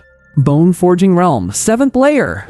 The huge energy feedback from earlier had easily helped him jump to 2 small realms. Look, because of you, I've become stronger, and you've become stronger too. Auntie Lina. To me, you are irreplaceable. I need you. I need you. These 4 simple words were like an adrenaline shot, piercing straight into Chen Lina's anxious heart, instantly dispersing all the gloom. Her originally pale complexion regained its rosy glow at a speed visible to the naked eye. She looked even more radiant than before. Xiao Chu. Her eyes were misty, and her voice was so soft it could almost melt. Seeing this, Wang Chu grinned. Understood. High noon has arrived. Chen Lina let out a low gasp. Wang Chu said calmly. If a rebellious daughter like Li Shuiqing is gone, so be it. The next one will be more obedient. Wang Chu pushed the door open again, and the lights in training room 302 flickered on once more. Click. Locked. On the other side, when Li Shuiqing returned to the Xiaoyu team base, the intense argument from earlier had already ended, but the air was still filled with awkwardness and a Cold War atmosphere. Xuxing, Angela, who was bored and playing on her phone, saw her and hurried over, eyes brightening. Where have you been? We were just saying, did you run off to apologize to Wang Chu? But you said that's impossible, ha ha ha. Before she could finish, she was startled by Li Shuiqing's wretched appearance. My god. Shuiqing, what happened to you? Who bullied you? Why are you crying like this? Hearing the commotion, Aylin also gathered around, looking concerned. Yeah, Shuiqing, what's wrong? How come you look like... She paused, swallowing the words that were about to come out. That would be too ominous. Better not say it. Facing her teammate's concern, Li Shuiqing lowered her head, biting her lip hard. Her mind was filled with the unsightly scenes from just moments ago. Humiliation, anger, resentment. Various emotions surged within her heart, eventually turning into a fire called revenge. She lifted her head abruptly. Her eyes revealed an unprecedented determination. Everyone, the upcoming team competition. We must win. We have to win. Aylin was stunned for a moment, then shrugged helplessly. Forget it.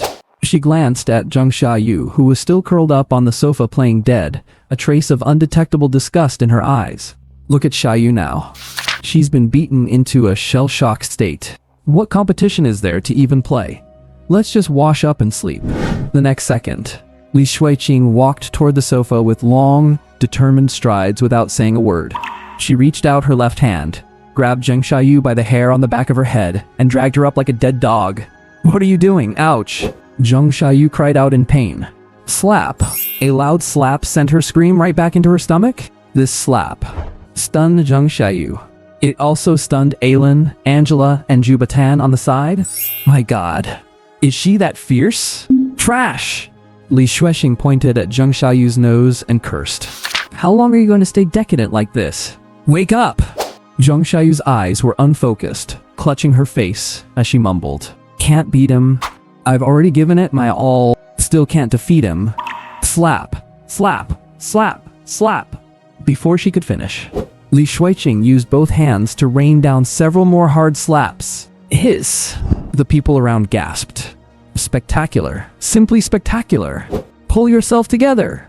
Li Shuexing roared hysterically. You only lost to Wang Chu in one fight. What's the big deal? I even had my mom. Halfway through the sentence, she snapped back to reality and hurriedly shut her mouth. Almost let it slip. What about your mom? Angela asked, full of curiosity. Nothing? Nothing? Li Shuexing's eyes darted around as she gritted her teeth. The fact that Wang Chu turned into Uncle Wang must never be known by them. If such an embarrassing thing gets out, she'll never be able to hold her head up again. Aylin, seeing this, quickly stepped in to smooth things over. Ahem. Well, Captain Xiaoyu, Shuexing is right. We still have a chance in the team competition.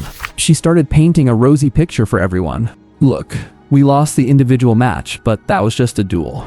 But the team match is different. We have a luxury lineup with 5 S-rank professionals. Although our coordination is still lacking, we've already started to get on the right track. And look at that Bauhania team. Aylin started counting on her fingers. Only Wang Chu and Ning Zhuqing are decent fighters. What are the other 2? Total nobodies. Just passengers.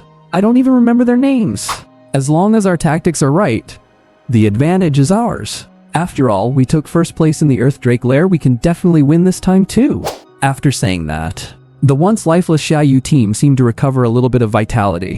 Zheng Xiaoyu's eyes began to show some life again. That's right. There's still a chance in the team competition. As long as we keep taking first place, we remain the hero squad. Jubatan, watching the women rally, felt a bit better himself. Looks like these few are still somewhat savable. Maybe we really can win? Just as he thought that, Aylin's shrill, caustic voice came through, shattering his illusions. Hey, Jubatan! If you hold us back again this time and cause us to lose, watch out, or I'll skin you alive. Jubatan. Great. Old habits die hard. Forget it. The martial arts exam is almost here. I chose this team, so I'll have to finish it, even with tears in my eyes. Mountain City.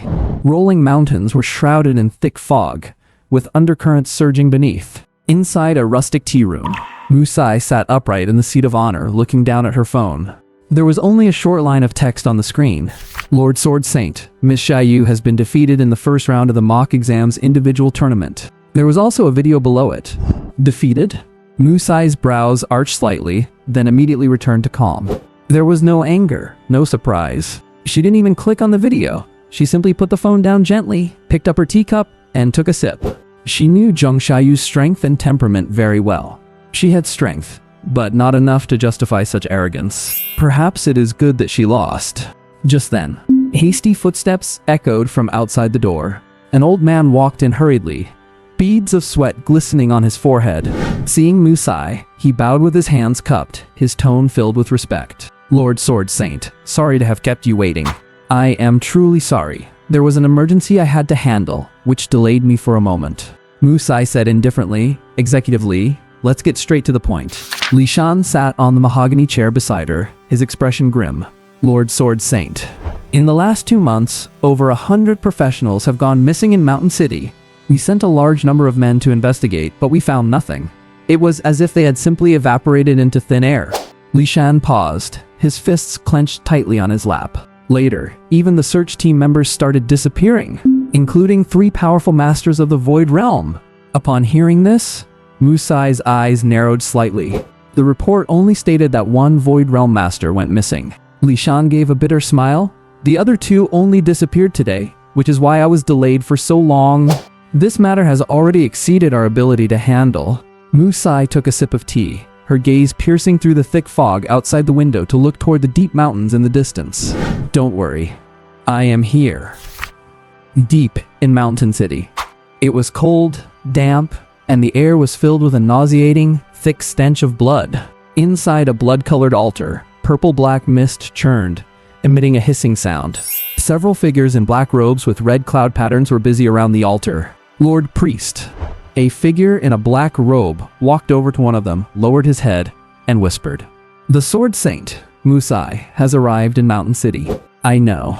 The old man known as the priest said indifferently. At this point in time, only Musai is free in the mountain and sea realm.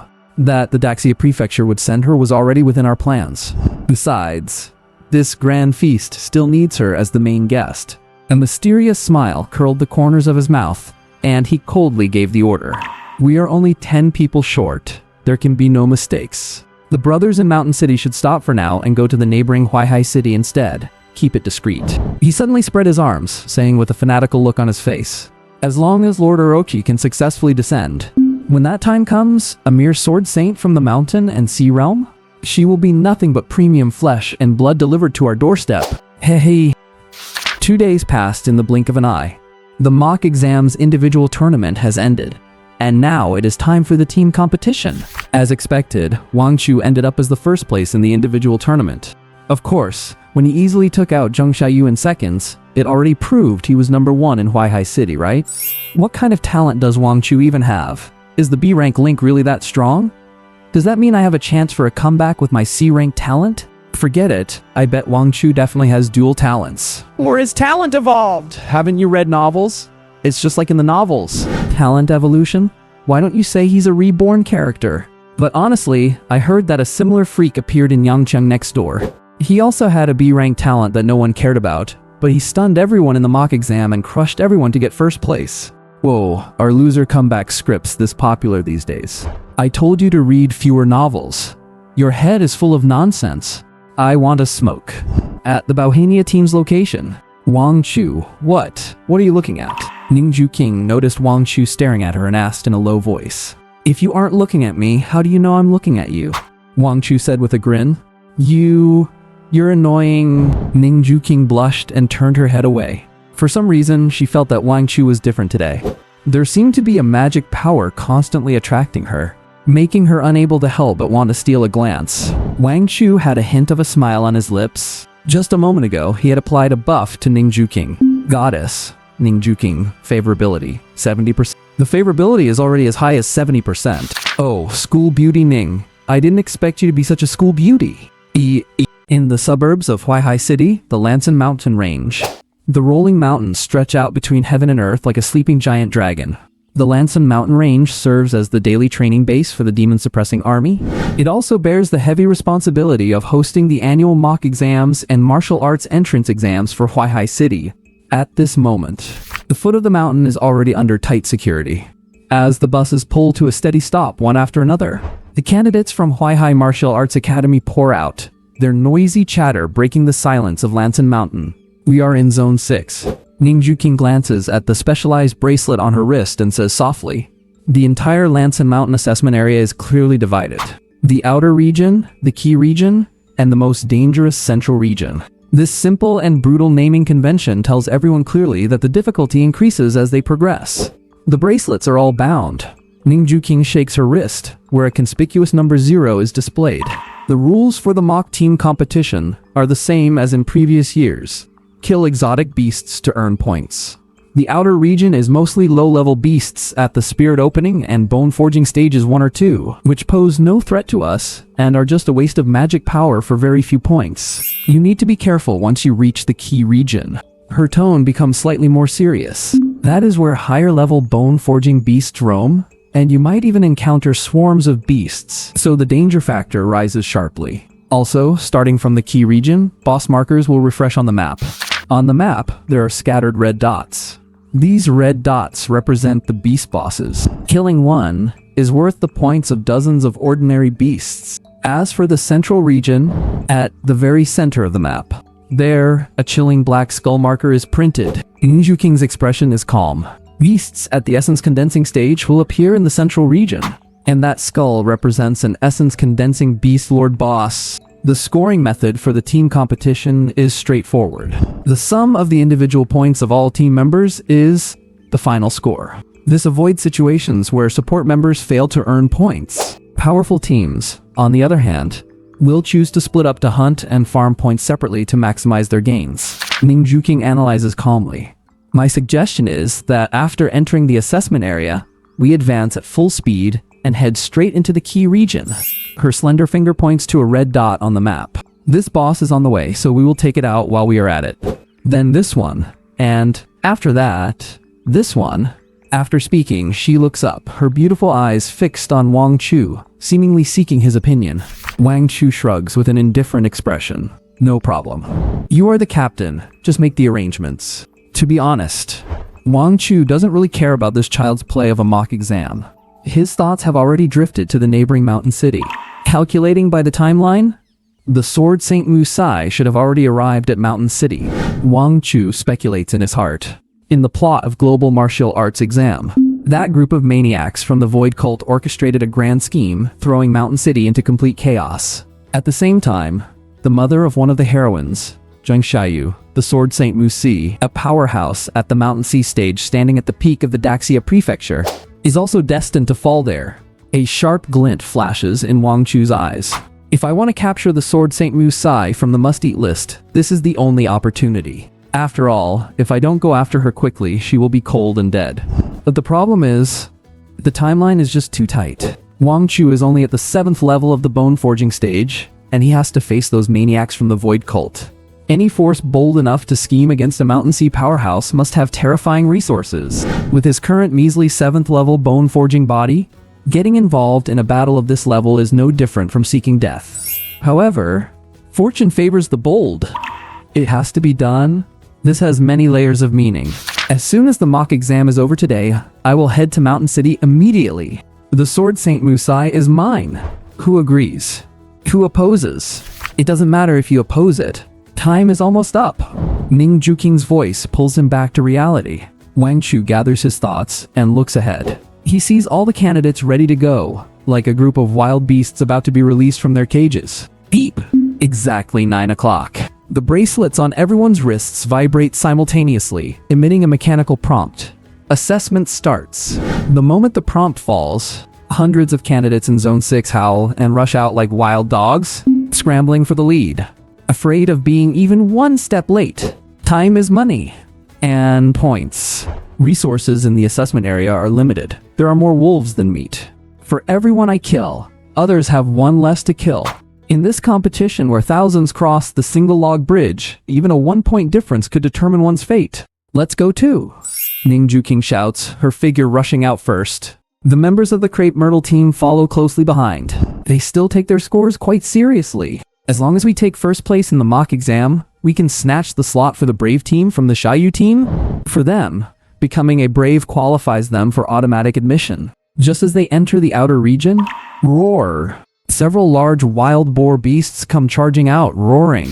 Ning Juking doesn't even slow down. She grips her spear tightly, crouches low, and lunges out. Blue-purple thunder whizzes by. Several large beasts are instantly killed. For the members of the Crepe Myrtle team, these beasts in the outer region are as fragile as paper, just plowing straight through. The point numbers on their bracelets also start to climb. In less than 20 minutes, they have charged into the key region with irresistible force, and have reached the first marked red dot. Roar. A deafening tiger roar rings out, shaking the surrounding leaves until they fall. In the open space ahead, a giant tiger the height of a single-story building is perched. 9th level of the bone forging stage. Half a foot already stepped into the essence condensing stage. Lin Dao swallows hard. This pressure is just too strong. She subconsciously looks at Wang Chu beside her and asks, God Chu, do you have any strategy? However, Wang Chu just looks at her strangely. The look in his eyes is as if he's looking at an idiot. Strategy. He points at the big cat, his tone full of confusion. Do you need a strategy to fight a stray like this by the road? Lin Dao. Big brother, are you serious? This is a 9th level bone forging boss. Before she could react, Wang Chu has already raised his right hand.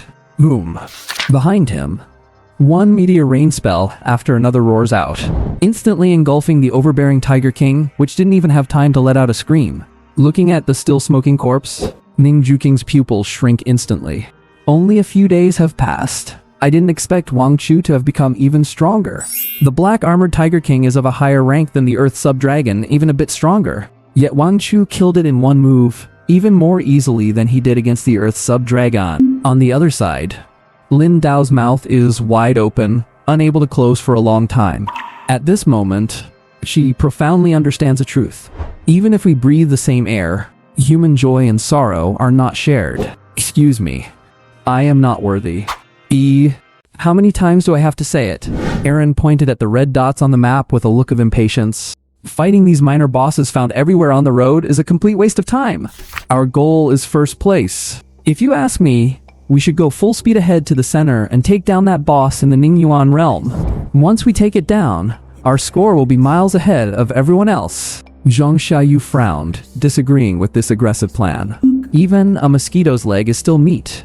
Taking out a few on the way to earn some extra points won't hurt. Besides, what if we can't beat the Ningyuan realm boss? Or what if someone else snipes it? Are we supposed to go back and fight these small bosses then?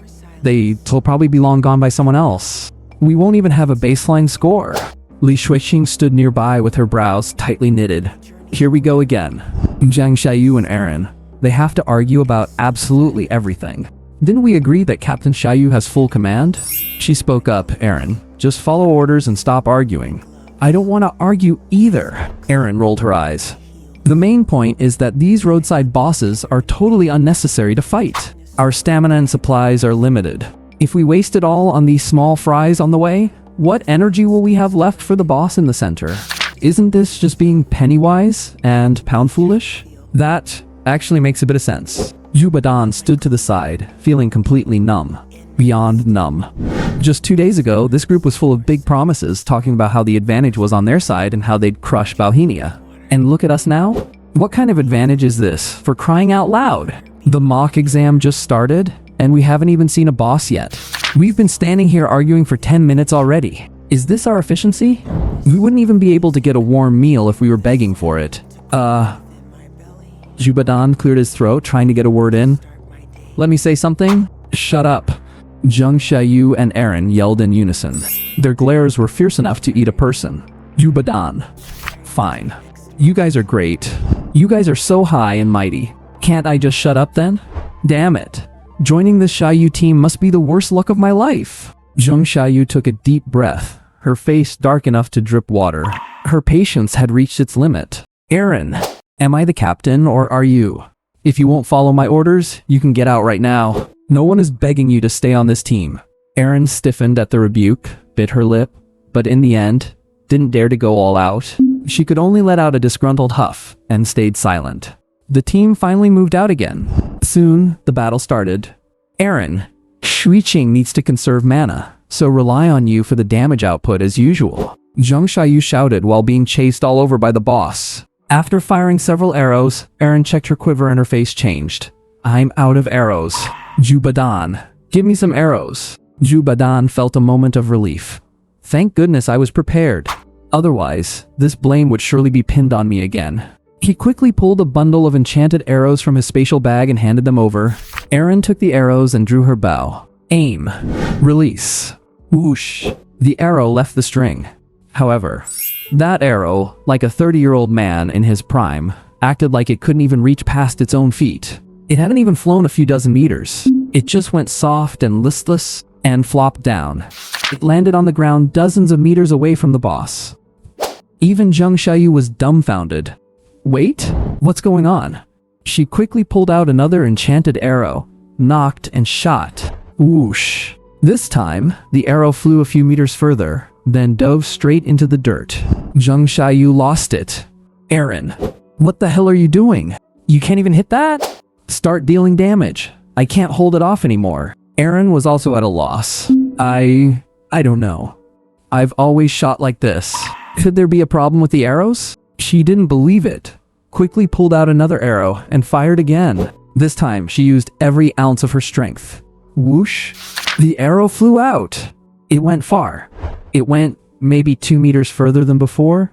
It's still limply stuck into the ground, not even grazing the boss. Zhang Xiaoyu completely exploded.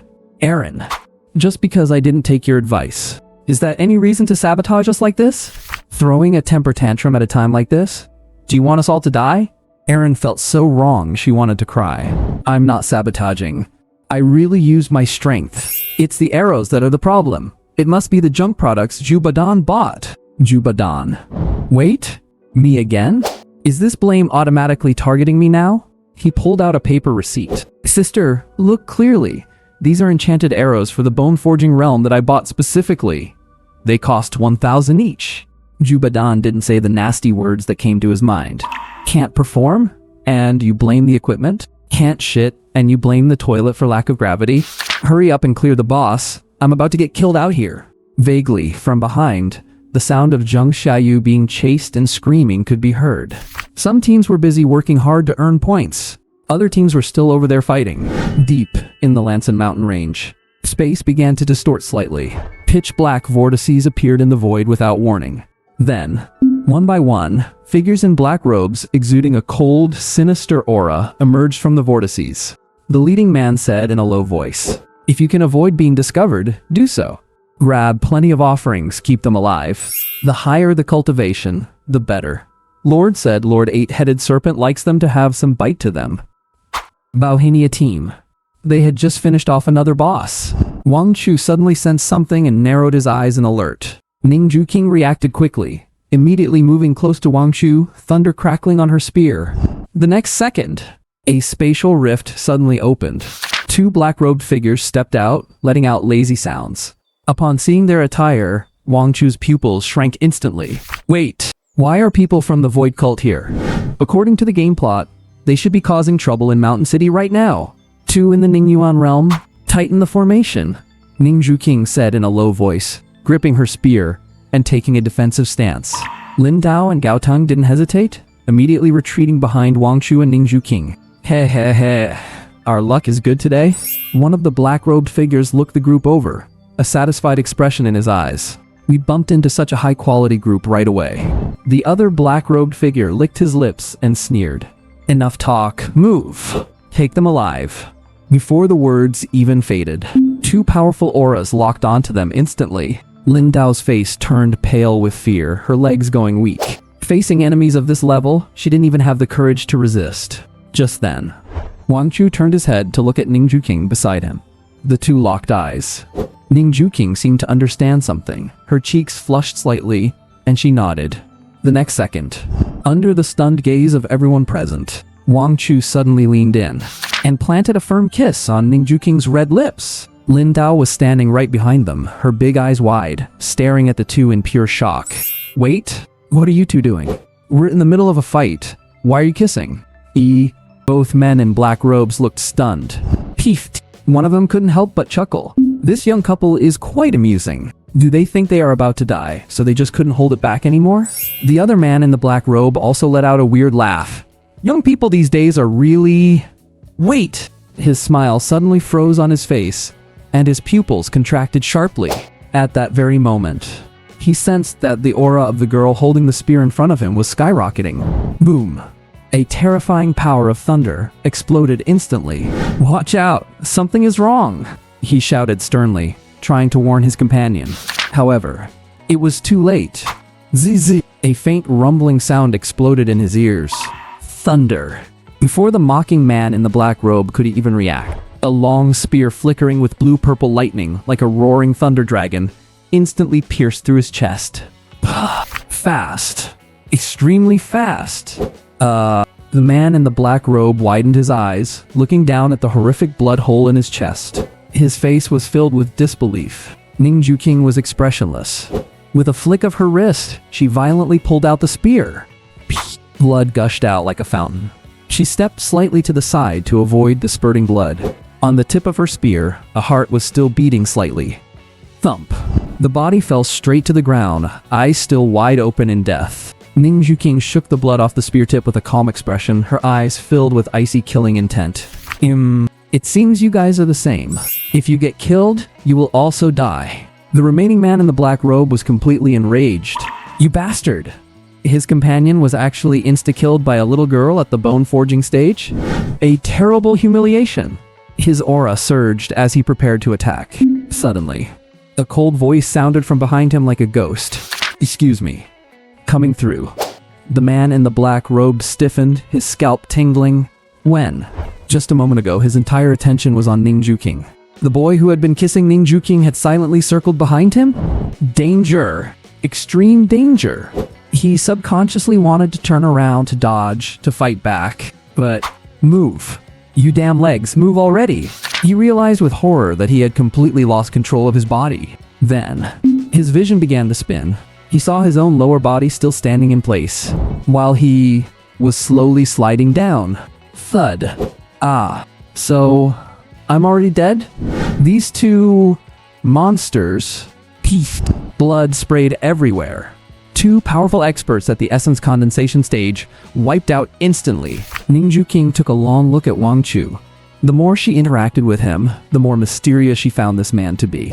Logically, most students would have been scared out of their wits in such a life-and-death crisis. But Wang Chu?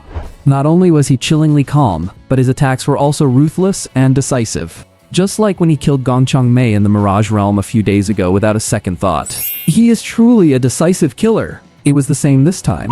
Clean, swift movements without the slightest hesitation, straight to the kill. If these two essence condensation experts had been prepared, even with their Goddess Link bonus, it would have been a grueling fight. Strike first to gain the advantage. This kind of courage and calculation is simply not what you expect from a student at an intermediate academy.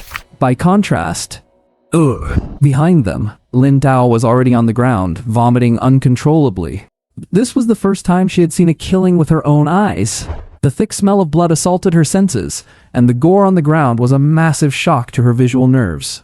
Her stomach was churning. She felt like she was going to throw up her bile. Gao Teng wasn't doing much better. His face was pale as paper, and he was covering his mouth, retching repeatedly. But he still had some sense left, his trembling hands fumbling with his wristband, trying to call for help. 10 seconds later, Gao Tong raised his head, his voice tinged with despair. Captain, the signal around here seems to be malfunctioning. There is absolutely no signal. I can't contact the academy nor the demon-suppressing army? Wang Chu nodded with a calm expression, as if he had anticipated all of this. That is normal. The fact that they dared to act during our mock exam means they came prepared. Blocking the signal is just a basic tactic. They wouldn't let us call for reinforcements that easily. But this in itself is an abnormal situation.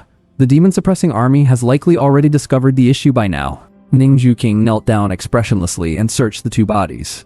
A moment later, she stood up with a frown. Nothing of value on them. However, she pointed to a strange pattern on the collar of one of the robes. This spiral-shaped symbol might be a clue. Wang Chu took a look. Of course, he knew that this was the symbol of the Void Cult. But he certainly couldn't say that now. It would seem too abnormal. He nodded and said in a deep voice. When those two were talking, they mentioned capturing us alive. There are definitely other men in black robes currently attacking the students. Immediately after, Wang Chu spoke to Ning Juking seriously. Juking, you guys go back first. Find a way to break through the signal interference zone and report the situation here to the teachers and the demon-suppressing army. I'll go elsewhere and see if I can do something. Ning Juking said immediately. I'm going with you. The weakest among them are at the essence condensation stage. There might even be experts at the void perception stage or the god spirit stage. No need. Wang Chu shook his head, his tone firm. He wasn't trying to be brave. He had a new plan. And besides, your word carries weight. Also, if something happens to you inside, or if you get lost, it will only make things bigger and more complicated. But Ning Juking wanted to argue. Listen to me. Wang Chu looked her straight in the eyes, his voice leaving no room for doubt. Looking into Wang Chu's determined eyes, Ning Juking bit her lip, but still nodded forcefully. All right, then, you must stay safe. After saying that, she immediately turned and issued the order. Gao Teng, Lin Dao, bring these two bodies with you. These bodies are important evidence and must be brought back for identification. Maybe we can follow the trail to find the mastermind. Even though Lin Dao still felt sick and wanted to vomit, she knew this wasn't the time to be squeamish. With a pale face, she endured her discomfort, and together with Gao Teng, they each shouldered a body. Master Wang, take care of yourself. We're heading out? Ning Juking took one last deep look at Wang Chu. At the moment she turned away, Wang Chu heard a voice, as faint as a mosquito's hum, yet unusually clear. I will wait for your return. Ding. A system notification sound echoed in his mind. Goddess Ningzhu King's favorability increased by 5%. Current favorability, 75%. Wang Chu's mouth curled slightly, watching the backs of the departing group. The warmth in his eyes instantly disappeared. Replacing it was a bone-chilling, icy intent to kill. Sir, we have a problem. Lanson Mountain, Demon Suppression Force Command Center. An officer in charge of information monitoring suddenly took off his headset, his expression looking grim. Li Meng frowned. Speak. We have lost contact with everyone in the central zone, as well as all patrols within a 10-kilometer radius. There is no response to any of our calls. Lost contact? Li Meng turned to look at the technician nearby. Technical team. What is going on? The head of the technical team was sweating profusely, his fingers flying across the keyboard. Sir, the signal has indeed been cut off, and it was a targeted blockade. This is definitely not a natural phenomenon. We are doing our best to restore it, but it will take time. Li Meng narrowed his eyes. With his extensive experience, he realized immediately that this was by no means an accident. Someone is making moves. He made a snap decision, his voice resounding like a bell. Initiate emergency procedures. Danger level 3. All patrols in the assessment zone, stop routine patrols immediately and gather at the central area. The perimeter will be taken over by the reserve squads. Notify the lieutenants to proceed to the central area for reconnaissance immediately. Yes, sir. Not long after, several figures shot into the sky, turning into streams of light as they dashed toward the deep mountains. Those in the void-treading realm can fly, making them more than twice as fast as ground troops. Soon, the first wave of intelligence came back. Report, sir. An emergency signal has been received from an outer patrol. There is a suspected, unidentified teleportation array in the central zone. Li Meng's heart sank to the bottom. He picked up the desk phone and pressed a button. The call went through. A cold voice came from the other end. What is it? Li Meng stood straight, speaking at a rapid pace. Report. Chief Zhang. There is a signal anomaly in the Lanson Mountain assessment zone, and an unidentified teleportation array has been discovered in the center. We suspect an infiltration by external forces. Level 3 emergency procedures have been initiated, and we are organizing rescue operations. So far, we have not received Lanson Mountain? Before Li Meng could finish his report, on the other end of the line, Zhang Yuan's previously calm voice suddenly spiked by 8 octaves. Li Meng, immediately, right now, lead the team into Lanson Mountain yourself. You must ensure the safety of a candidate named Ningzhu King and another candidate named Wang Chu. Thud. Cold sweat instantly broke out on Li Meng's forehead. This chief, a master of the soul communication realm, was usually as unshakable as Mount Tai. Why is he acting so out of sorts today? Wait, Ningzhu King? Ning? What? A million thoughts raced through Li Meng's mind. No way? That person's daughter? Why would she be taking a mock exam in a small place like Huaihai City? Yes, guarantee to complete the mission. He hung up the phone. Li Meng charged straight out of the command room. Adjust the emergency procedure level. Level 1. All troops deploy. Turn Lanson Mountain upside down for me. Elsewhere, deep in the Lanson Mountains, a dark shadow moved through the treetops like a phantom. Ooh. A muffled sound of sobbing drifted from ahead. Wang Chu halted, silently dropping behind a large tree. Through the dense branches and leaves, a team of 5 students was being driven forward like lambs to the slaughter. They were being escorted by 2 mysterious figures in black robes, one in front and one behind. 2 more in the condensing origin realm. Wang Chu narrowed his eyes, quickly calculating the combat power between the 2 sides. With my current 7th level bone forging realm, plus the 250% full attribute bonus from Goddess Link and protection of the God of Magic, it's enough. One-shotting them won't be difficult. Without any hesitation, murderous intent flashed in Wang Chu's eyes, and he sprang into action. A dark shadow flashed. Heads rolled. The black-robed figure leading the group frowned. Why did the temperature around here seem to drop so much? He turned his head abruptly. Who is it? However, his only response was a brilliant ice blue light. Swish. Peefed. An icicle condensed from extreme cold shot through the air.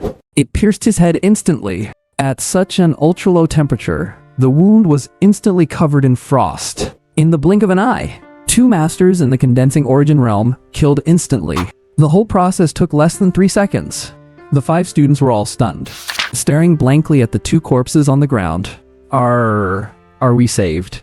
A girl's legs gave out, and she collapsed to the ground, gasping for air. The fear of death she had just felt almost broke her. The boy who seemed to be their team leader was also full of shock. He looked at Wang Chu standing at the end of the line, instinctively assuming that the rescue from the demon suppression force had arrived. "Thank you for saving us, sir. He stopped mid-sentence. He was stuck. Is this the school uniform of Huaihai Martial Arts University? He swallowed his saliva, feeling like his entire worldview was shattering. Damn it. Those were two masters of the condensing origin realm. Just now, the five of them had tried to resist, only to be taught a lesson and kept in line. Another girl suddenly screamed, her eyes shining. "It's Wang Chu! My god, he's even better looking in person than in the video." Wang Chu? When everyone heard the name, they instantly remembered that 38-second video. Wang Chu ignored their astonishment. He pointed calmly toward the perimeter. "Hurry up and leave. It's not safe here. Run toward the outer area. There should be reinforcements there." With that, Wang Chu headed deeper into the Lansan Mountains. The boy came to his senses, nervously looking at Wang Chu's back as he shouted, "What about you? Aren't you coming with us?" He suddenly realized something. Why would Wang Chu be here all by himself to save them? Wait, you didn't come in here specifically to save people, did you? And you're going even deeper. Wang Chu, have you lost your mind? You're just a student. The school and the demon suppression force will be here with reinforcements soon. Real experts are coming. Your strength alone. Wang Chu tilted his head slightly. Sunlight filtered through the gaps in the leaves and fell on his face. With his back to the light, the five of them couldn't see his expression clearly. "My strength is limited, right?" He chuckled. "But didn't I just save you?" The boy was stunned, speechless. "Yeah, if it weren't for Wang Chu, they would be... Perhaps you're right, but I haven't thought that far." Wang Chu's voice was calm. "All I want to do is, before the reinforcements arrive, save whoever I can." After saying that, he stopped lingering and his figure flickered, disappearing into the depths of the dense forest once again. Along the way, Wang Chu encountered 3 more pairs of black-robed mysterious figures from the Void Cult. He saved a total of 15 shell-shocked students. Lansan Mountain is still a bit too big. I wonder where the main force of the Void Cult is. He wanted to find the Void Cult. The fact that they appeared here for no reason should be related to the Sword Saint Musi. It seems she has already begun her actions. Suddenly, a cacophony of noise drifted over from not far ahead. Wang Chu paused, his expression becoming serious instantly. "That's a lot of people. I've found the main force." Rating dropped to 5. 4. My heart is broken. Please save me with 5-star reviews. 7.5 is enough? Enough, brothers? Any more and I'll start to panic. At this moment, over 20 students, wearing various uniforms from Huaihai City, were huddling together and shivering. Despair, fear, were written all over their young faces. Sob, sob, sob. "I'm still so young. I don't want to die here." A girl couldn't help but sob softly. Smack. A loud slap knocked her straight to the ground. "Damn it, I told you all to shut up." A figure in a black robe roared. The spiral runes on his black robe had 2 more curls than everyone else's. He was the leader. "If anyone dares to make another sound, I'll kill them right now." That shout left everyone completely stunned. Even their crying was forced back, leaving only the sound of terrified gasps. The black-robed leader checked the time impatiently. Then he looked at the thin, straggling group behind him. "Damn it. What's going on? Why is there so few of them? Where are the other 5 teams? Where did they go?" A black-robed subordinate reported tremblingly. "Boss, we can't reach them. I think it's likely they met a grim fate." "Damn it." The black-robed leader's face darkened, and he spat on the ground. "A bunch of losers. You can't even handle capturing a few students? Wait 5 more minutes. If those idiots haven't returned by then, we're pulling out." Fortunately, the priest said we only needed 10 more. With over 20 students now, it should be plenty. Barely 2 minutes passed. Another team of black-robed men arrived, herding 5 disheveled figures toward them. "Why so slow?" "Boss, these ones were a bit tough to handle, but we got them." The students surrounded in the middle looked up. In an instant, their hearts sank. "Oh my god, is that the Xiaoyu squad? It's over. Even Zheng Xiaoyu got captured?" The Xiaoyu squad is a hero team, after all. Everyone there has an S-rank talent. Even they were captured. But it's no wonder. The enemies are at the condensing essence realm. No matter how strong the Xiaoyu squad members are, it's useless. The crowd secretly observed Zheng Xiaoyu and the others. Where was any of that hero team prestige they usually showed off? Zheng Xiaoyu's hair was a mess, and her combat suit was torn in several places, revealing bloody wounds underneath. She kept her head down, clutching her right arm with her left hand, while her right hand hung limply at her side. She had clearly suffered a crushing defeat. Eileen, next to her, was in an even worse state. Her face was covered in mud and tears, her whole body was shaking, and she kept muttering to herself, "Don't kill me, don't kill me." Li Shuiqing and Angela huddled together, crying their eyes out. The only one who looked slightly defiant was Zhu Badan, the one who had just joined the team. He was bruised and bloody, with blood dripping from the corner of his mouth, and there was still a hint of stubbornness in his eyes. Just a moment ago, they were still discussing how to take first place. Then, they were suddenly blindsided by two black-robed men at the condensing essence realm. The five of them fought back desperately, but their so-called S-rank talents collapsed in the face of realm suppression and vastly superior combat experience. At this moment, Zheng Xiaoyu was thrown into the pile of people, seeing the eyes around her that seemed to say, "You got caught too?" She felt a burning sensation on her face, even more painful than her wounds. "Hey, these schoolgirls look pretty good. Before they're sacrificed, can we have a taste?" "Heh, I think that's fine. Get lost. Don't mess with the sacrifices." The leader slapped the men who spoke, then checked the time and said coldly, "Forget it, let's go now, before anything else goes wrong." Just then, a faint sound echoed through the woods. Even though it was very quiet, it was keenly captured by the on-edge black-robed leader. "Who is it?" The leader whipped his head around and roared, "Show yourself!" A wave of magical energy burst forth and surged into the woods. The next second, whoosh, an afterimage tore through the air instantly. No nonsense. No opening remarks. That figure was insanely fast. In an instant, he reached the two black-robed men closest to him. Slash. Slash. Two sounds of blades slicing through flesh rang out. Blood sprayed out like a fountain. Then, two bodies fell straight down. And that dark figure, holding an elemental blade, didn't stop. The other black-robed men realized what happened and instantly swarmed him. Great. Reinforcements are here. We're saved. The students were just about to cheer, but they realized, after several seconds, there was only this one boy in front of them. Where were the others? Just him? That's... In the crowd, Li Shuiqing's eyes widened, as if she had seen a ghost. Wang Chu? It's him? Zheng Xiaoyu also looked up, her eyes full of disbelief. No way? How could he dare to show himself? And he killed two condensing essence experts instantly? You have to know, just a moment ago, the 5 members of the Xiaoyu squad weren't even a match for 2 condensing essence experts. And Wang Chu? Just by himself. With so many black-robed men, is he, a bone-forging realm cultivator, throwing his life away? Oh? Just a student? The black-robed leader saw who it was and looked furious. Someone managed to sneak right under his nose and killed 2 of his men. Kill him. Don't bring him in alive. The scene began to descend into chaos. Great opportunity. In the crowd, a few bold boys saw this and thought they had a chance. Fight them to the death. We're going to die either way, might as well take a gamble. A few of them roared and tried to charge out, but before they had run 2 steps, they were knocked flat by the surrounding black-robed men. The students were still too weak compared to those at the condensing essence realm. However, more students had their hope for survival ignited, and they all began to stand up and flee. Zhu Badan glanced at Wang Chu, who was currently being swarmed. This guy, he's a complete maniac, although it was indeed the only chance to escape right now. But if Wang Chu still had the courage to fight, how could he run away? He turned around and shouted at Zheng Xiaoyu and the others, "Take this chance. Let's attack together. Maybe we can break out." As soon as he finished speaking, Zheng Xiaoyu, Eileen, Li Shuiqing, and Angela, incredibly, with perfect synchronization, they turned and ran, scrambling away in a panic. They didn't even look back at him. What? Don't run. If we, over 30 people, just hold on for a moment, the monster suppression army will arrive, Zhu Badan shouted.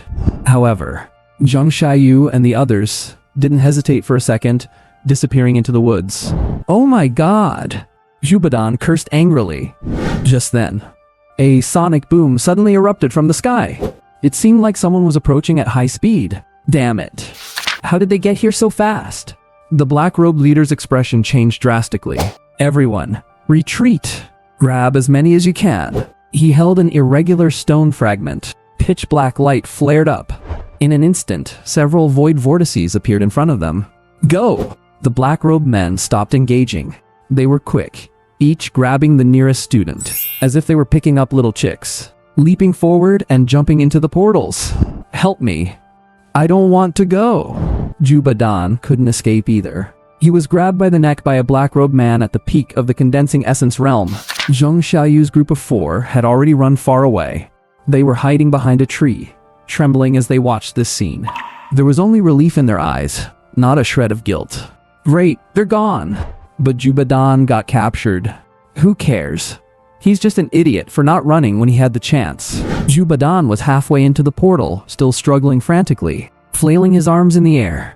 The shadows in the sky were becoming clear. The reinforcements were almost here, but he himself... The next second, a hand tightly grabbed his arm that was outside the portal. Wang Chu. Jubadan saw who it was, his throat dry. The suction of the portal was truly powerful, but this was perfect. Wang Chu was actually wondering how to make this act look realistic enough. Then, he used all his strength and roared, "Get out of there!" The next second, Jubadan was yanked out of the portal. He flew through the air and was thrown hard onto the grass behind them. However, the moment he turned his head, he froze in place. Wang Chu had been pulling him with his back turned. This meant that in the end, he himself became trapped by the terrifying suction of the portal. Immediately after, Wang Chu's figure was completely swallowed by the portal.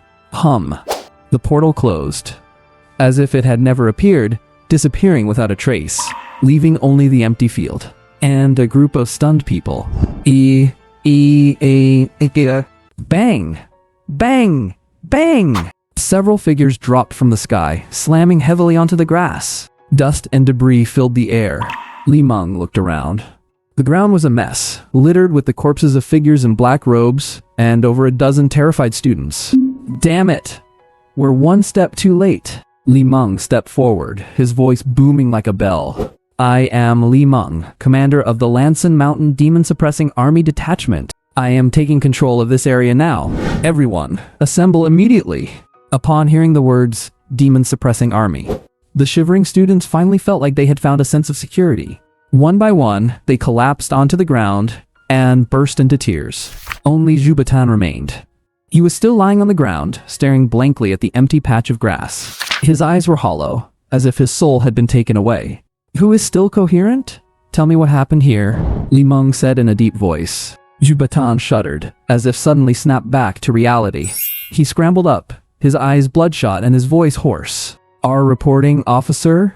He then recounted exactly what had happened to Li Meng, including how Wang Chu suddenly broke out and the students fled in all directions. Hearing the name Wang Chu, Li Meng's heart skipped a beat. On his way here, he had met Ningju King. That noble young lady had repeatedly and emphatically demanded that Wang Chu be kept safe. You said Wang Chu? Where is Wang Chu? Where is he? Jubatan's voice trembled. Just a moment ago? To save us, Wang Chu charged out alone to fight the figures in black robes. Those corpses on the ground, he killed them all. Then, hearing you guys coming, those black robe people opened a portal and tried to flee. Next, I was grabbed. Wang Chu, to save me. At this point, Jubatan's eyes turned red. He pulled me out, but he got sucked in himself. Hiss. Li Meng felt his head spinning. It sounds like this Wang Chu is indeed a fierce warrior. But, isn't the sky falling now? How am I going to answer to Lady Ning? Meanwhile, on the other side of the portal, after a bout of disorienting weightlessness, thud, everyone landed on the ground in various poses. Before they could even see their surroundings clearly, a dozen black-robed figures swarmed around them. The students huddled on the ground, holding their heads, not daring to let out a breath. Wang Chu, on the other hand, was very cooperative. He raised his hands and gave an innocent shrug. Everything was going according to plan. For some unknown reason, the Void Cult's actions were ahead of the game's plot. But that was fine. He just happened to run into their operation and hitched a ride. Otherwise, by the time he made it to Mountain City, the Sword Saint Musi would probably be stone cold dead. The natural cave was cold, damp, and thick with the heavy scent of blood. The leader of the black-robed figures, who was in the Void Imperial realm, walked over. He looked at Wang Chu with a sinister gaze that seemed ready to devour him. This was the punk who almost ruined his plan just now. Might as well just kill him. Besides, there were enough sacrifices already. However, before he could lay a hand on him, his communication device buzzed. Everyone, bring the sacrifices to the main altar immediately. The ritual is starting soon. No delays. Hearing the order, his hand froze in midair. He glared at Wang Chu and snorted coldly. Whatever, you won't last another few minutes anyway. Take them away. A group of black-robed figures marched the students along a winding passage into the depths. They passed through a long, narrow corridor. A massive underground cavern appeared before them. In the center stood a blood-red altar. It was carved with twisted, sinister runes. Around the altar were piles of precious magical materials. Dragon blood grass, dragonkin bones, ice coffins for the dead. Every single item was extremely rare. It was clear how much the Void Cult had invested in this ceremony. So it really is a sacrifice ritual. A flash of sharp light crossed Wang Chu's eyes. This scene matched the game plot of Global Martial Exam perfectly. The Void Cult sacrificed the lives of 100 professionals to forcefully tear open the spatial barrier. They summoned the beast from the void, the 8-headed Yamada no Orochi. In the end, the Sword Saint Musi, who came to investigate, perished together with the beast. A legendary hero fell that day. But Wang Chu curled the corner of his lips. Since I'm here, the script is going to change. Sword Saint Musi. That's a dish on my must-eat list. How could you just die like that? Just then, the altar was surrounded by 30 or 40 black-robed figures. They stood in a circle, chanting as if performing some ancient prayer. Standing at the very center of the altar was a tall, thin figure wearing a gold-rimmed mask. Hurry up and bring them here. We only need these last few. He raised his staff high, his voice hoarse yet growing increasingly fanatical. Soon, Lord Yamada no Orochi will descend upon this world. Let everyone behold the divine radiance. After dancing around for a while, he suddenly turned to look at the students. Bring the sacrifices up, one by one. All the captured students were deathly pale and trembling. The black-robed leader scanned the crowd. His gaze locked onto the composed Wang Chu. The lips beneath the mask curled slightly, and he pointed directly at Wang Chu. Hey, weren't you acting pretty arrogant earlier, punk? Like being the hero, huh? Then you be the first one. The first one, eh? Being first is actually good. Under everyone's gaze, Wang Chu was shoved onto the center of the altar, looking at the dozens of black-robed figures around him. What a talented bunch. The students turned their heads away, their faces drained of color and their lips trembling. They knew once Wang Chu died, they would be next.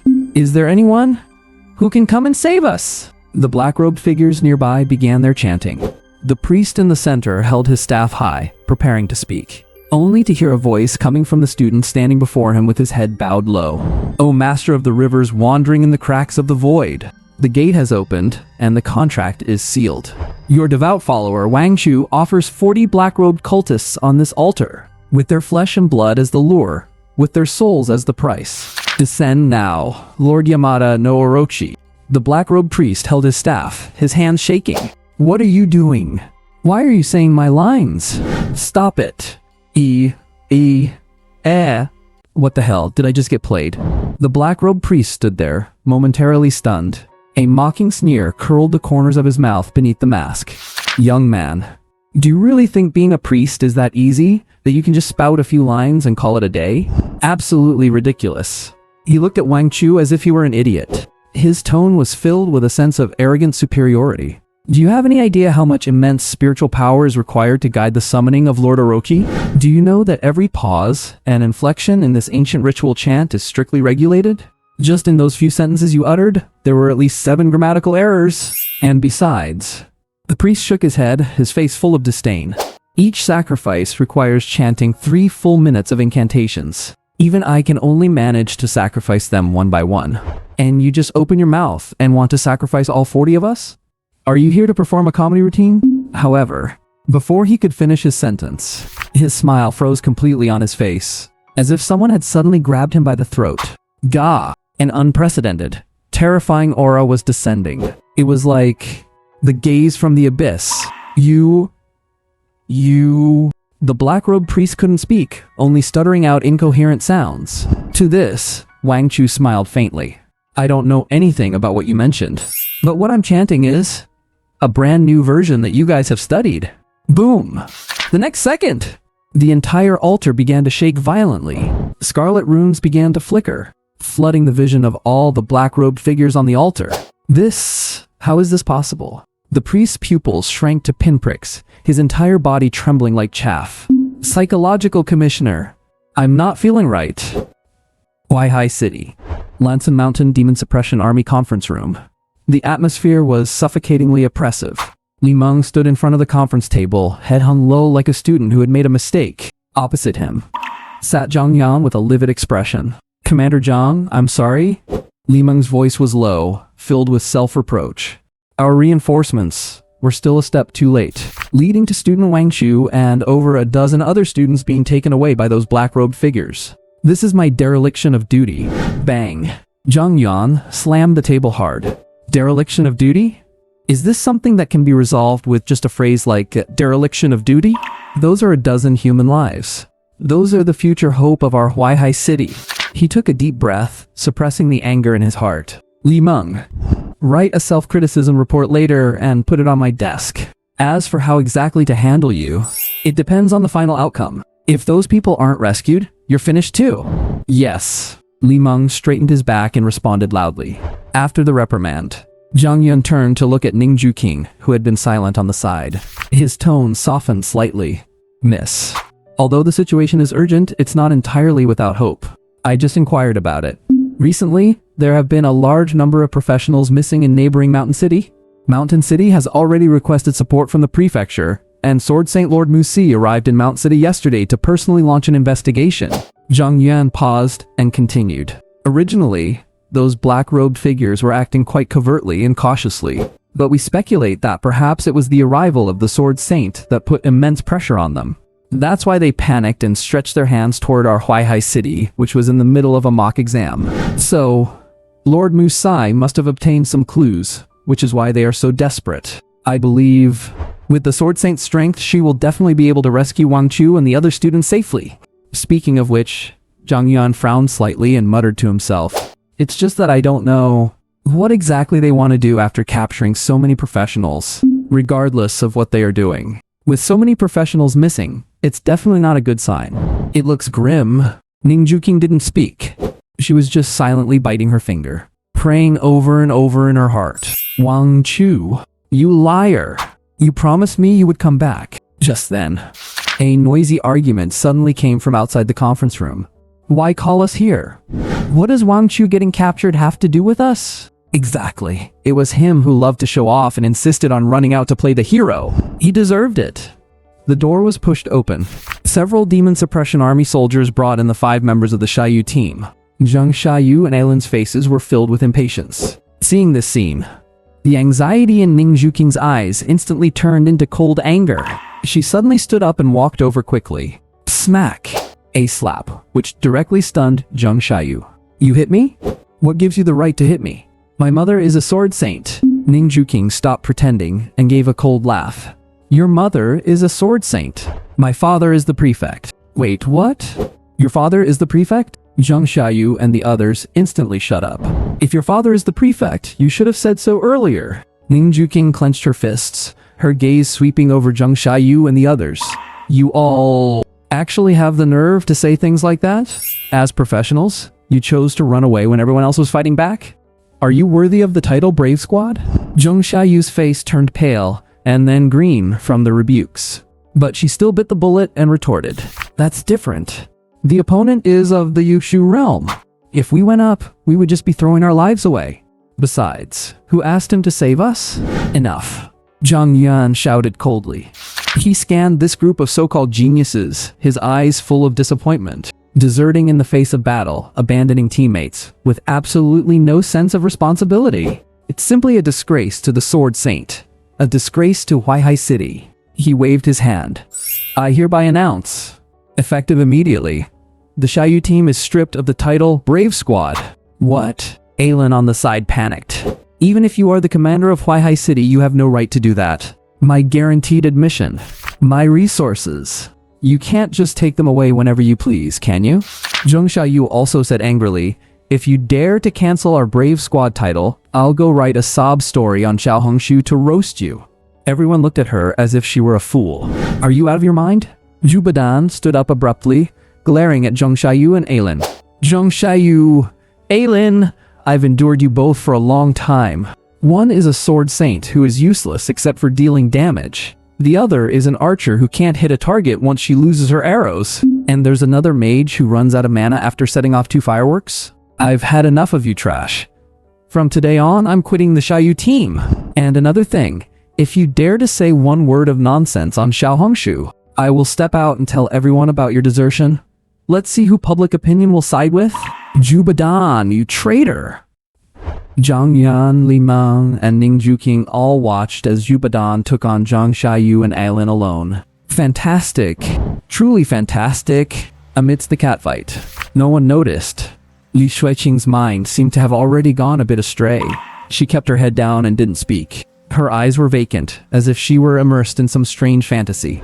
Wang Chu, the fact that he rushed out earlier must have been because of me, right? After all, I'm his childhood sweetheart, the one he has liked since we were little. Even though I treated him like that, even though I kicked him, at that life or death moment, he still couldn't help but come to save me.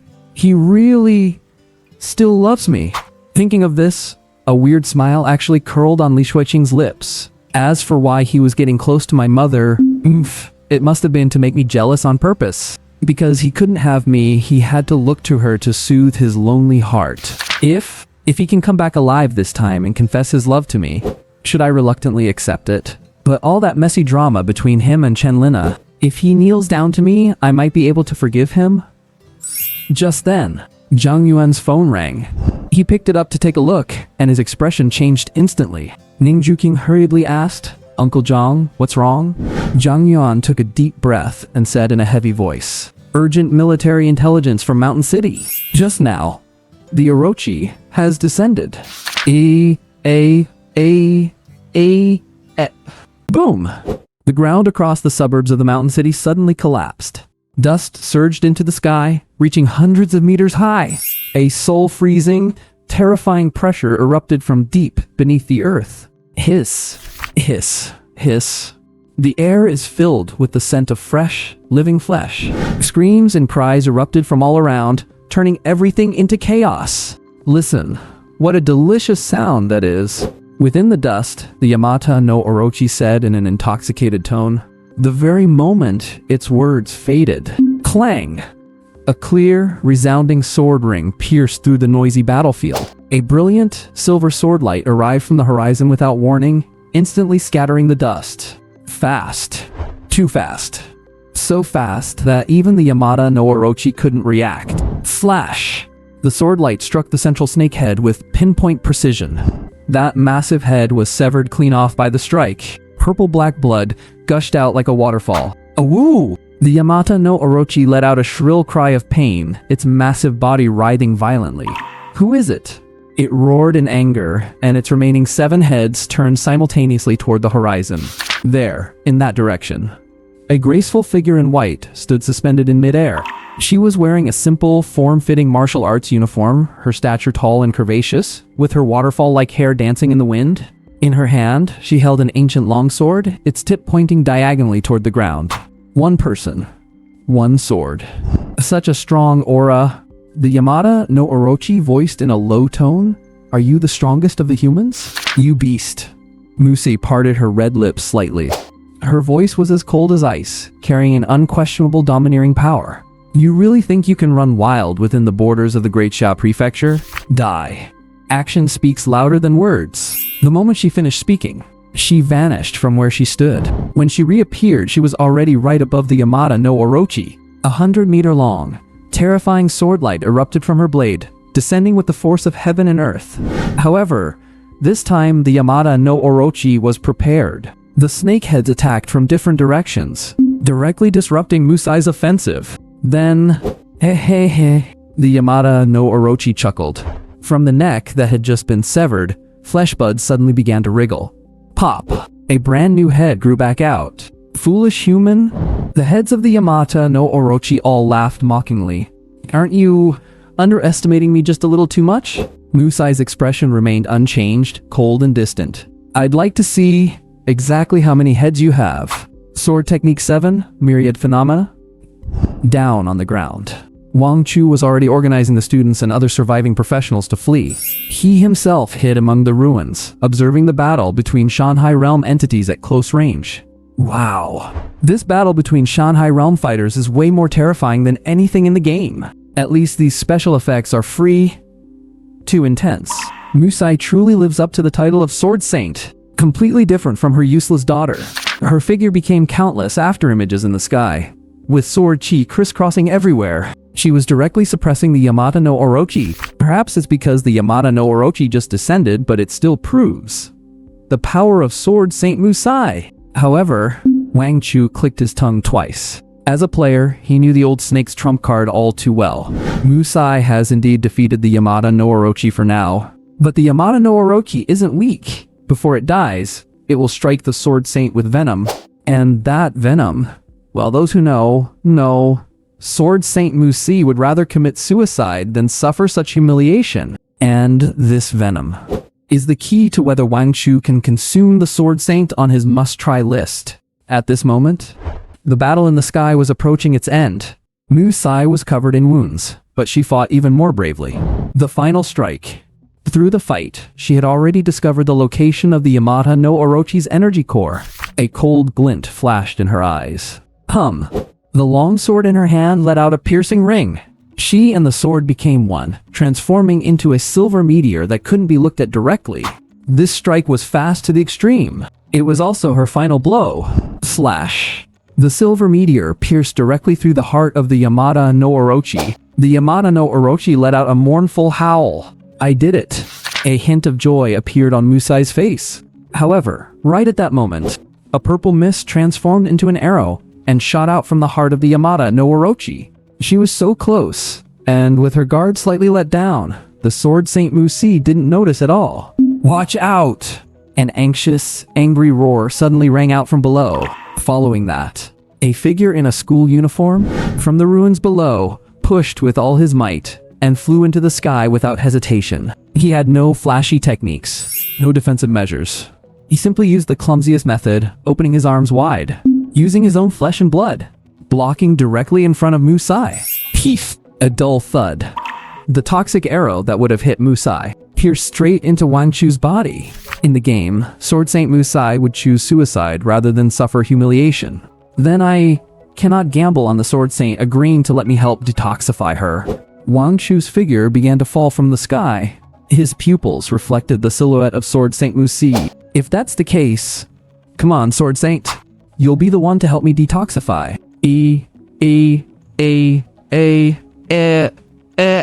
Wang Chu dared to play this dangerous game of self-sacrifice. His greatest confidence comes from the fact that he has a backup plan. The panacea he obtained by exploiting a bug, capable of clearing abnormal statuses, is currently tucked safely in his pocket. Even if Musai were to drop a line like, "Sorry, you are a good guy," and then leave him on the side of the road to fend for himself, it wouldn't mean he has truly lost control of the situation. Not only that, Wang Chu still has an ace up his sleeve to increase his chances of success. Ding. Do you want to choose Musai as the linking target? Yes. Ding. Musai has been set as the goddess link target. Current affinity with Musai is 10%. When Musai's affinity reaches 80%, the link will be successful. Whoosh. The gale howls. Wang Chu's body is in free fall through the air, his clothes flapping violently in the wind. In an instant, the figure of Musai, carrying a faint scent, has appeared beside him. She reaches out her hands and catches him firmly in her embrace. Behind her is that 8-headed serpent, its heart pierced through and its massive body collapsing inch by inch. The sky-filling purple void light intertwines with the holy silver sword radiance from Musai. Beautiful, and yet shocking. The only downside is, Musai is holding Wang Chu in a bridal carry. It's a bit of a gender role reversal. Musai looks down. Only now does she have the chance to properly observe the boy who blocked an attack for her. The Y-High #1 high school uniform? The next second, her pupil shrinks slightly. It's him! The boy she met by chance in the elevator. The one who complimented her looks and called her sister? most importantly, he was so handsome that you couldn't forget him at a glance. Could it be that he is the one who saved me? What a coincidence. Musai's heart trembles inexplicably. Soon, she lands lightly on the ground. Musai looks at Wang Chu, who has a pained expression in her arms, and asks softly, "Are you okay?" Wang Chu struggles to open his eyes. His gaze is unfocused, misted with moisture. He tries his best to force out an extremely weak smile, his voice hoarse. "Sister, do I look like I'm okay?" Musai is speechless. Indeed, that was a silly question. At this moment, Wang Chu's face is already as red as a cooked prawn, and the scalding heat of his body can be felt clearly through his clothes. His breathing is rapid, his aura chaotic. His eyes are glazed over and he is clearly delirious. He is about to pass out, but even so, he can still smile and crack jokes with me? Musai just wants to ask why he appeared here, when she suddenly remembers the intelligence report she just received. The Weihai City mock exam was attacked, and over a dozen students were abducted. So that's it. He was one of the victims who were kidnapped. Yet even so, he was able to step forward at that critical moment to save me. This kid is too foolish. An unprecedented sense of guilt and being moved instantly fills Musai's heart. She bites her lip, her voice firm. "Don't worry, I will definitely save you." But easier said than done. How to save him? Musai is so anxious that sweat is forming on her forehead. She is a sword cultivator. She only knows how to kill, not how to save people. As for medical skills, she is completely clueless. What to do? Watching Wang Chu suffer more and more in her arms, Musai is in a state of chaos. Suddenly, she thinks of someone. Ding Yurong. That woman, though usually unserious, is at least a descendant of the Medicine King sect and is an expert in all kinds of difficult illnesses. She quickly takes out her phone and dials the number. "Hello?" A lazy female voice comes from the other end. "What instructions does the Sword Saint have for today?" Musai takes a deep breath, her voice slightly dry. "Yurong, I need help." Ding Yurong on the other end seems to have had her tail stepped on, her voice instantly rising by an octave. "What did you say?" "You need help." As one of Musai's few close friends, she knows this woman's personality too well. Arrogant, stubborn. If she can take the initiative to ask for help, then something must be seriously wrong. Ding Yurong immediately drops her playful tone and becomes serious. "What happened?" Musai glances at Wang Chu in her arms and speaks very quickly. "I am on a mission in Shancheng. A void creature appeared here, an 8-headed serpent." "An 8-headed serpent?" Ding Yurong exclaims. "That's a void creature from the Shanghai realm recorded in texts. Are you injured?" "I'm fine." Musai bites her lip. "I already killed it. But at the last moment, it sprayed a cloud of toxic mist." "You've been poisoned." "Not me. Someone blocked it for me." There is silence on the other end of the line for a second. "I see." "So now, what are the victim's symptoms?" Musai describes it truthfully. His whole body is red, burning like fire. He is delirious, constantly mumbling about how hot it is. After hearing the description, Ding Yurong ponders for a moment, her tone somewhat strange. Although the 8-headed serpent is a void creature, it is essentially a serpent, and serpents are inherently lascivious. Since this toxin isn't corrosive, it must be something else, an aphrodisiac toxin. If it is not cured soon, he will soon be consumed by lust and die from the poison attacking his heart. Die from the poison attacking his heart? Musai begins to panic. Then what should I do? Should I take him to find a place to resolve it? As she says this, she feels her face burning. "What are you thinking, big sister?" Ding Yurong cannot help but roll her eyes. This is the source poison of a Shanghai realm 8-headed serpent. How could it be solved by just finding any woman to do that? Then what exactly should I do? Musai looks at Wang Chu, whose breath is growing weaker in her arms, feeling frantic. Her hands tighten subconsciously. Her mind begins to imagine.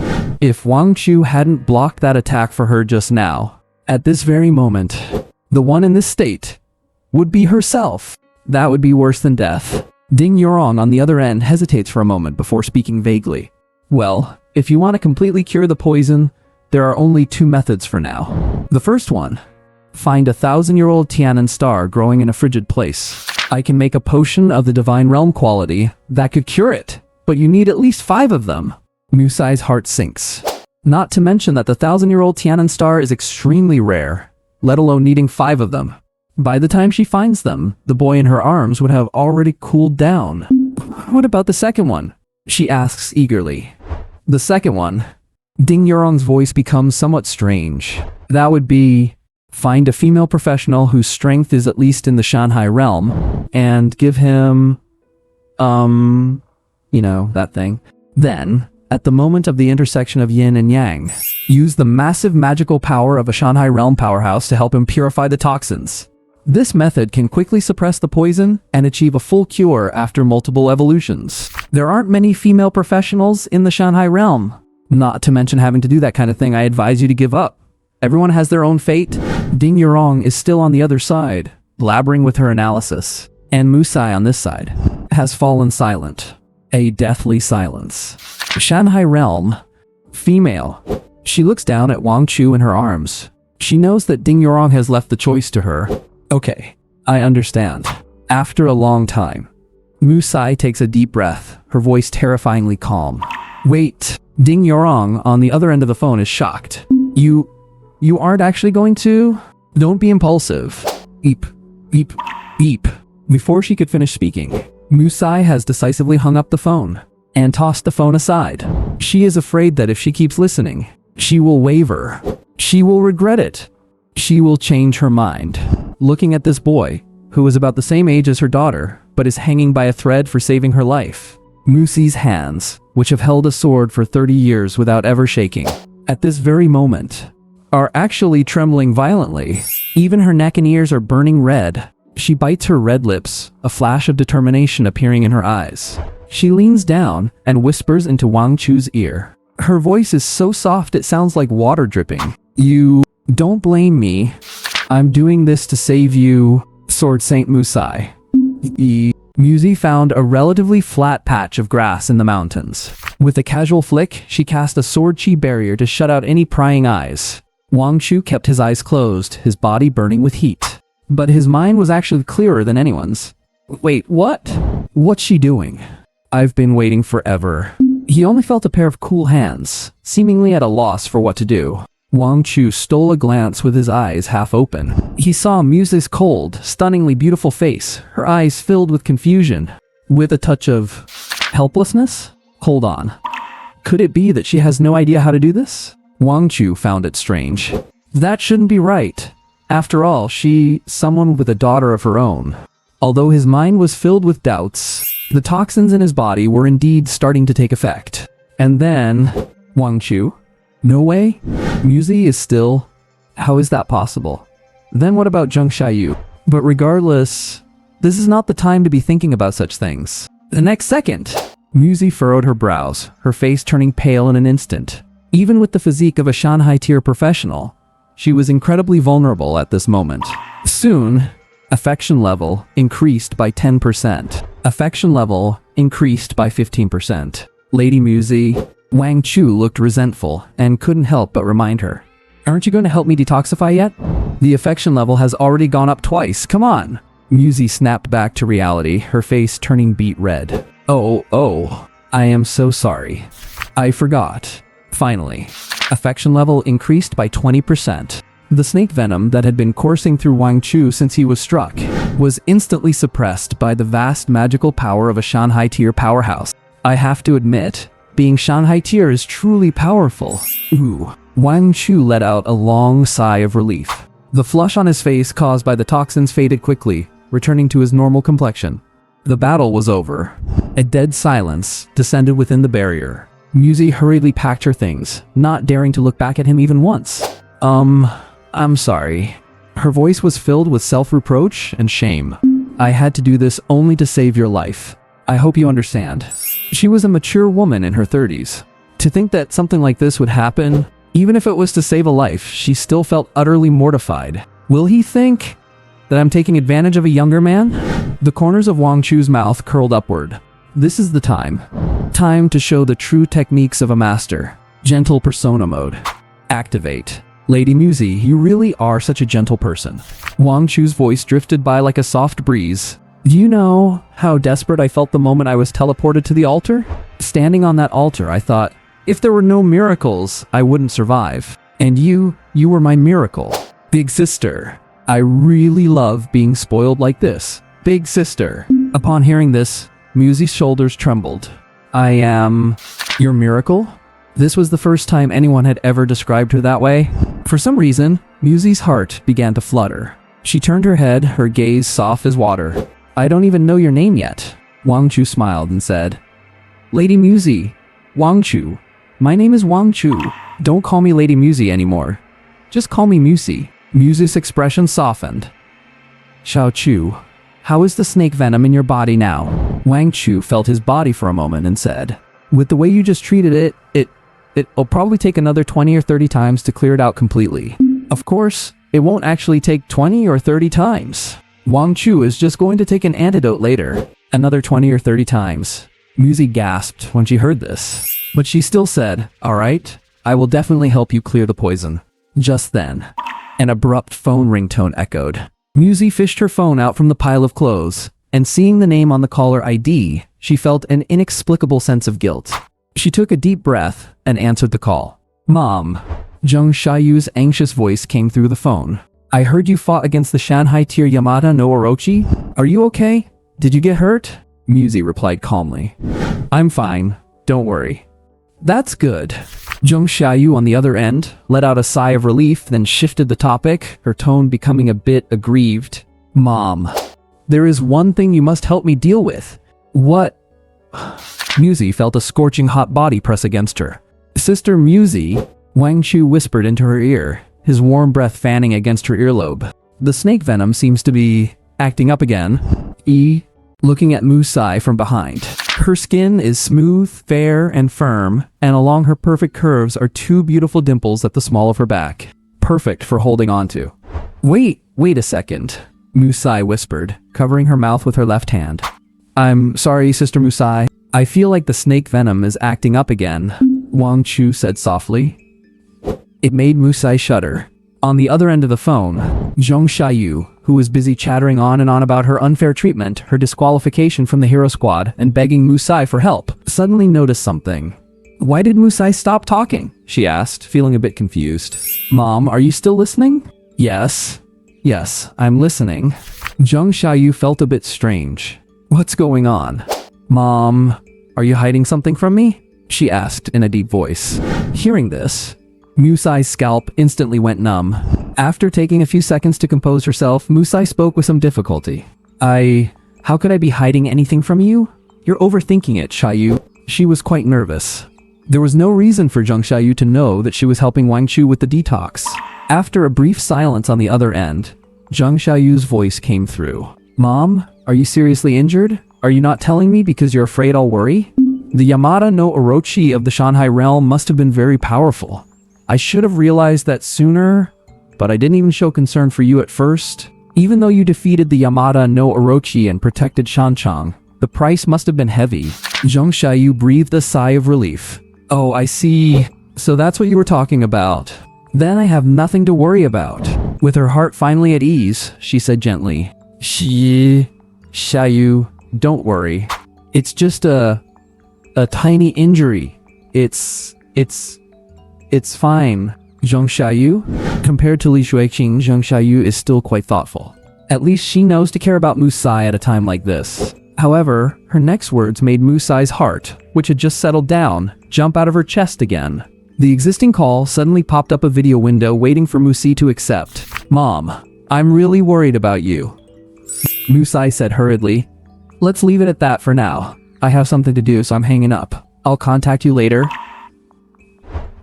Favorability has increased by 5%. Goddess. Musi. Favorability. 55%. The second detox session is over. Musai looks at Wang Chu with a resentful expression. Wang Chu, I was on the phone just now. How could you do that? Wang Chu kept his eyes lowered, not daring to look at Musai directly, looking quite dejected. I'm sorry, Lady Musai. I really didn't mean to. It's just that the snake venom flared up and I couldn't help it. Pay attention here, this is important. There's a small detail here. Wang Chu called her Lady Musai instead of the sister Musai he used earlier. Instantly, he pulled the distance between them apart again. Musai sensed the shift in tone and felt a chill in her heart. That's right. Wang Chu is still at a low cultivation level, and he was poisoned by the Yamada no Orochi of the Shanghai realm. When it flares up, even she, at the Shanghai realm, can't control it, let alone him.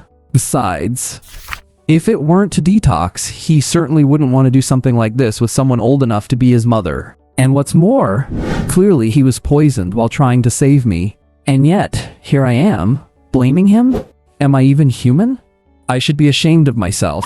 Musai hurried forward and pulled Wang Chu into her arms, patting his back gently, just as if she were comforting her own child. I'm sorry, it's my fault. I didn't mean to blame you. Don't overthink it. I will definitely cure your poison. Inside Musai's embrace, Wang Chu felt the softness and a smirk curled at the corner of his mouth. Thank you, Sister Musai. I'm so glad I have you. This sword Saint Musi, her life is clearly nothing but cultivation. She doesn't care about anything else. Now that she's in her 30s, her maternal instincts are naturally overflowing. As long as you use the right method and act a little innocent and helpless, she is just too easy to fool. At the same time, for Wang Chu, there was another unexpected gain today. He discovered a secret between Musai and Zheng Xiaoyu. Zheng Xiaoyu isn't actually her daughter? Then what is Zheng Xiaoyu's background? There didn't seem to be any information about that in the game's plot. His curiosity was burning. It looks like he'll have to wait until the next connection to ask Musai.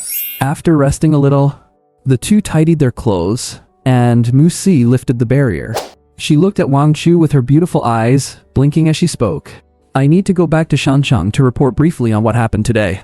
What about you? For some reason, she suddenly didn't want to part ways with Wang Chu. In the few hours she had spent with Wang Chu, she felt happier than she had ever been. Wang Chu smiled shyly, Sister Musai, until the detox is finished. I think I'll have to stick with you for now. Oh, right. The sadness of their impending separation was suddenly swept away, and Musi became happy again.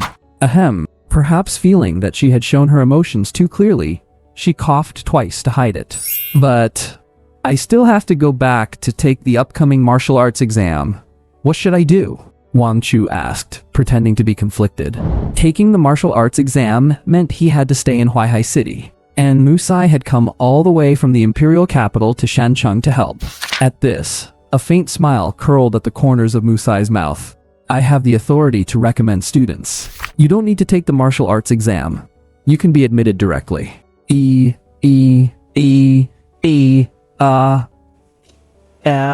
That's it.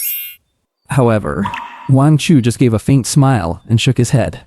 No need, Sister Musai. To him, this was as simple as drinking water. Why waste a favor? Hearing this, Musai, a deep look of admiration flickered in her cold, clear eyes. What a good kid. Fine, since you insist, I won't force it. Musai nodded, her tone becoming much softer. But she paused, a faint, barely noticeable blush flashing across her face. Her gaze wavered, not daring to look Wang Chu in the eyes.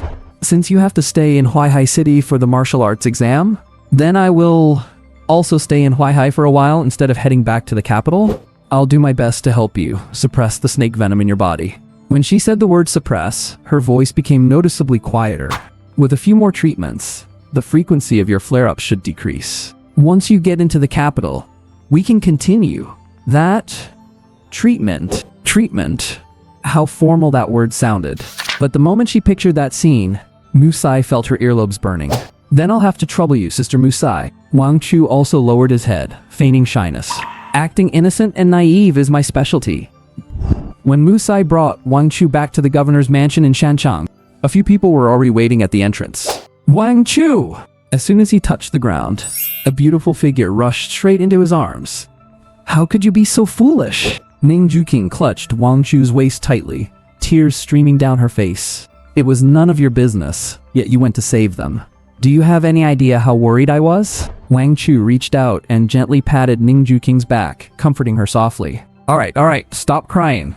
Look, I'm perfectly fine. Watching this scene, Musai, standing to the side, frowned almost imperceptibly.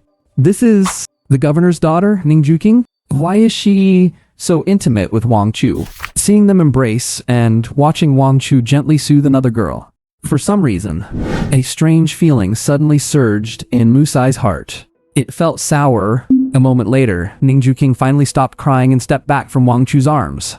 With red eyes, she said to Musi, "Thank you, Sword Saint, for your help." The thanks jolted Musai back to reality. She instantly resumed her usual cold and noble demeanor. "It was just a small favor. Are the other students all right?" "Yes, they are all doing well." Zhang Yuan stepped forward and saluted Musai. "I am Zhang Yuan, commander of the Huaihai Monster Suppression Army. Thank you again, Sword Saint, for your rescue." "Thanks to you. Except for a few students who were injured by falling debris, no one suffered any serious harm. It really is a miracle in the midst of misfortune." When they heard over a dozen students had been taken, and a terrifying entity like the eight-headed serpent had appeared, they had already prepared themselves to collect the students' bodies. But a miracle happened. Having said that, Zhang Yan turned to look at Wang Chu and asked doubtfully, "Wang Chu, what exactly happened back there?" I asked the other students, and they all said they were too scared to see clearly. They only knew that the cloaked figures were suddenly swallowed, and then the eight-headed serpent appeared. Wang Chu naturally couldn't say, "I sacrificed them all." He scratched his head and said with a confused look, "I have no idea either. Maybe they messed up their incantations?"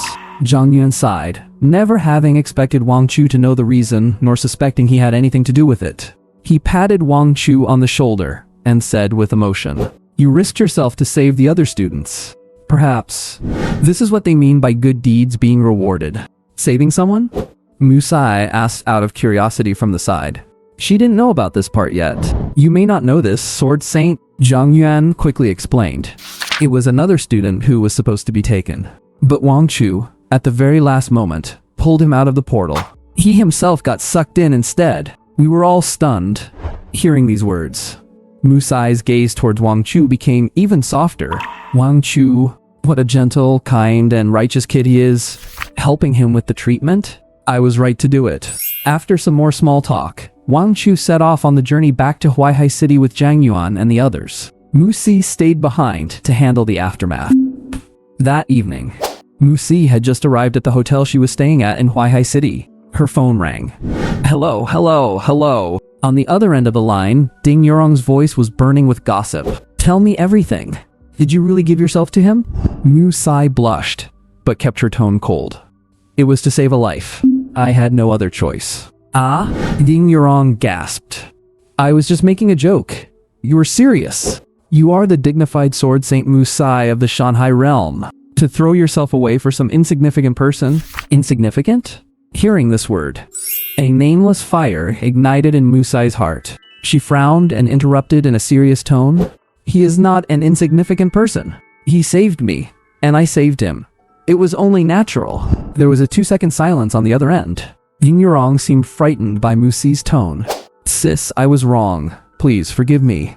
"But," she chuckled, "let me gossip just a little bit. That kind of thing. Does it feel good? Does it feel good?" In Musai's mind, images of those sounds kept flashing back. Her face turned beet red. She retorted stubbornly, "I don't know. I just did it to save him. I didn't think about anything else. I'm hanging up." Wait, I'm not done yet." Just then, ding. A message popped up on the top of her phone screen. "Wang Chu. Sister Musai, I'm so sorry. The snake venom seems to have..." Seeing that line of text, Musai's heart gave a sudden jolt. Without a word, she hung up on Ding Yurong immediately. "Ding Yurong? Hello? Where are your manners?" Musai frantically tapped a line on the screen. "Hold on, I'll be right there." The next second, a white figure shot out of the hotel like a shooting star, slicing across the night sky. Musai never dreamed that, as a Shanghai realm expert, her terrifying flying speed would be used for this. Early the next morning, sunlight filtered through the gaps in the curtains, spilling onto the messy, oversized bed. Wang Chu opened his eyes, still groggy. Coming into his view was an exquisitely beautiful sleeping face that could drive every man in the world mad.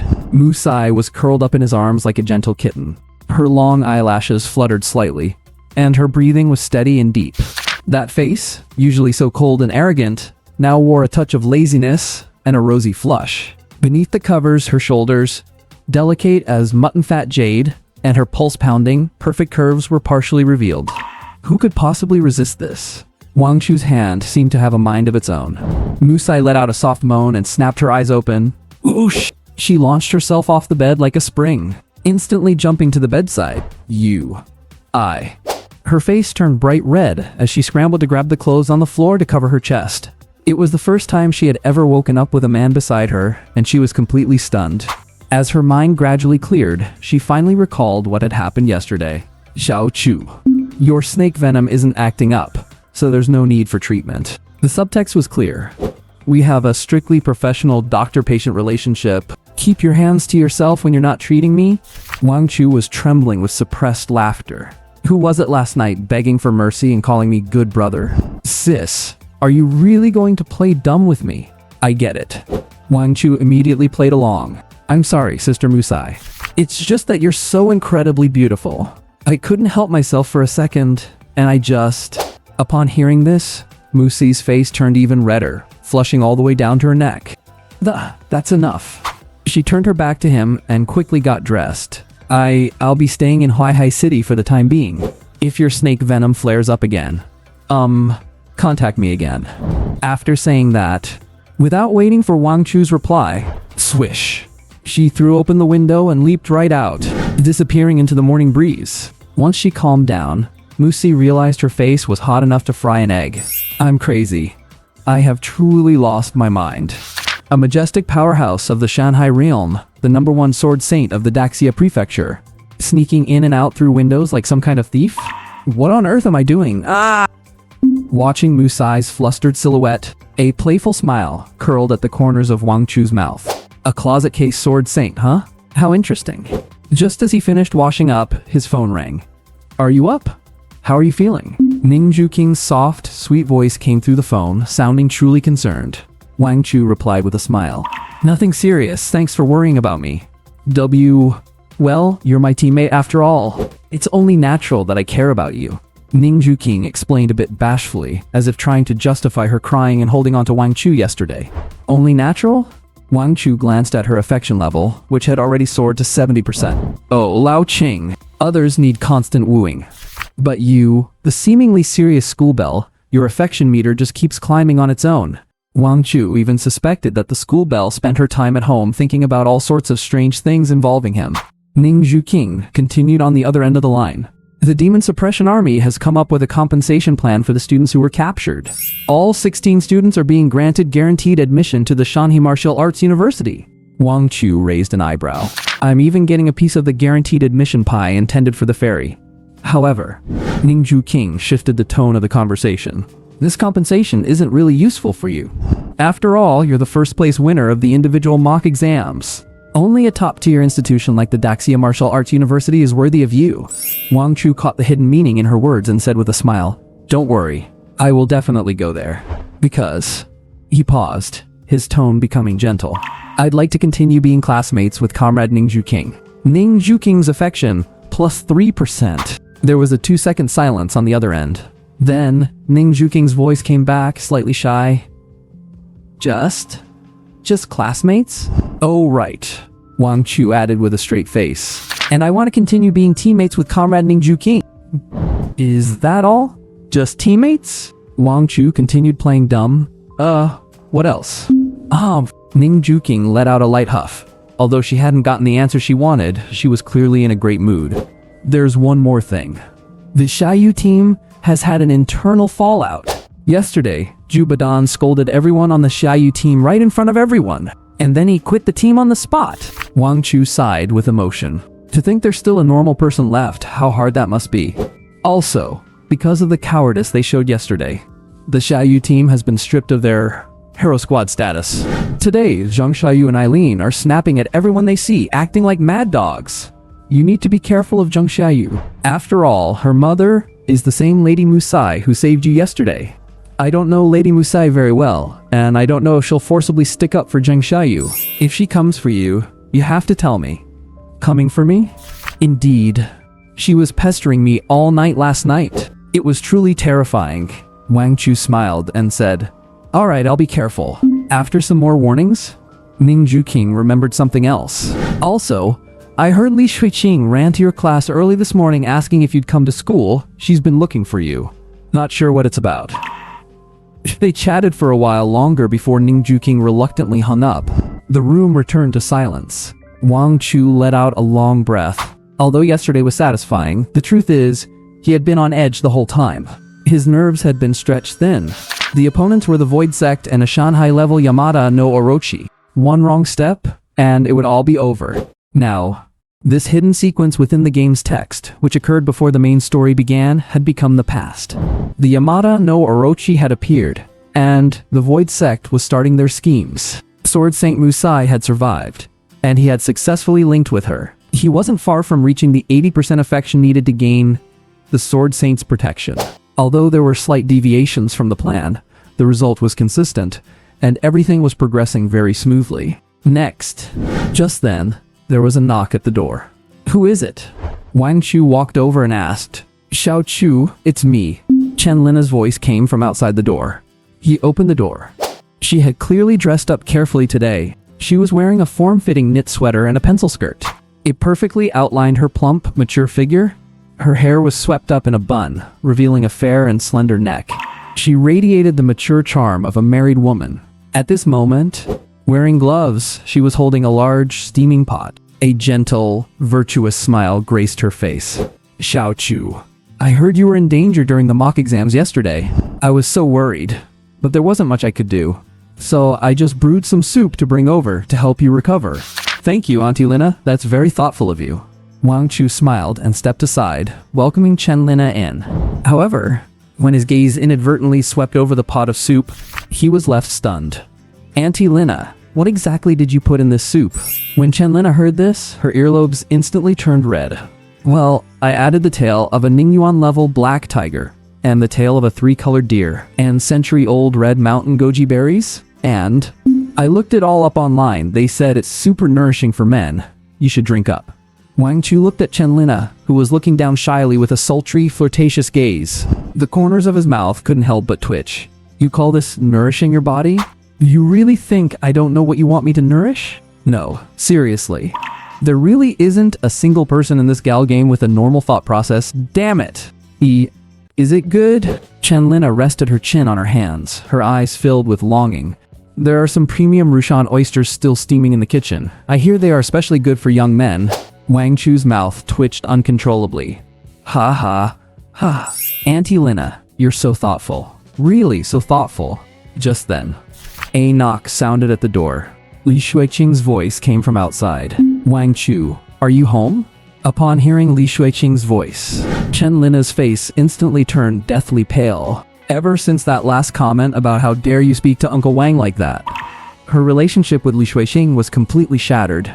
But no matter what, Li Shuiqing was still her. Xiao Chu. She looked at Wang Chu for help. However, a large, warm hand firmly pressed down on the back of her trembling hand. Wang Chu appeared calm. It's fine. This is something that has to be dealt with sooner or later. Let's just settle things once and for all today. After opening the door, Li Shuiqing stood at the threshold looking coy and shy. She had clearly dressed up carefully today, wearing her school uniform with white silk stockings covering her legs. Her face was made up in that classic first love style. She came prepared. Wang Chu, thank you for saving me at Lanson Mountain yesterday. I knew it. You still have me in your heart. You still love me. She leaned in, grabbed Wang Chu's arm with both hands, looking ecstatic. Wang Chu, I forgive you. Let's make up and be together again. As she spoke, she tugged at her uniform neckline, revealing the black lace trim underneath. You can do whatever you want to me? Wang Chu remained expressionless and silent. He just stepped aside to let Li Shuiqing see Chen Lina sitting at the dining table. Li Shuiqing's breath hitched instantly. Chen, Lin, nah. She said it through gritted teeth, enunciating every syllable. She immediately rushed into the room. Chen Lina, why is it you again? Are you so shameless that you have to seduce my man? Perhaps wanting to maintain her image in front of Wang Chu. Li Shuiqing softened her tone and sneered at the deathly pale Chen Lina. Chen Lina, I'll be honest with you. Wang Chu loves me. The only reason he sought you out is because you look somewhat similar to me. He just sees you as a substitute for me, a stand-in. Don't you get it? Now that I'm back with Wang Chu, you can get out of our home now. After these words were said, the air froze instantly. Chenlina looked at her own daughter in disbelief.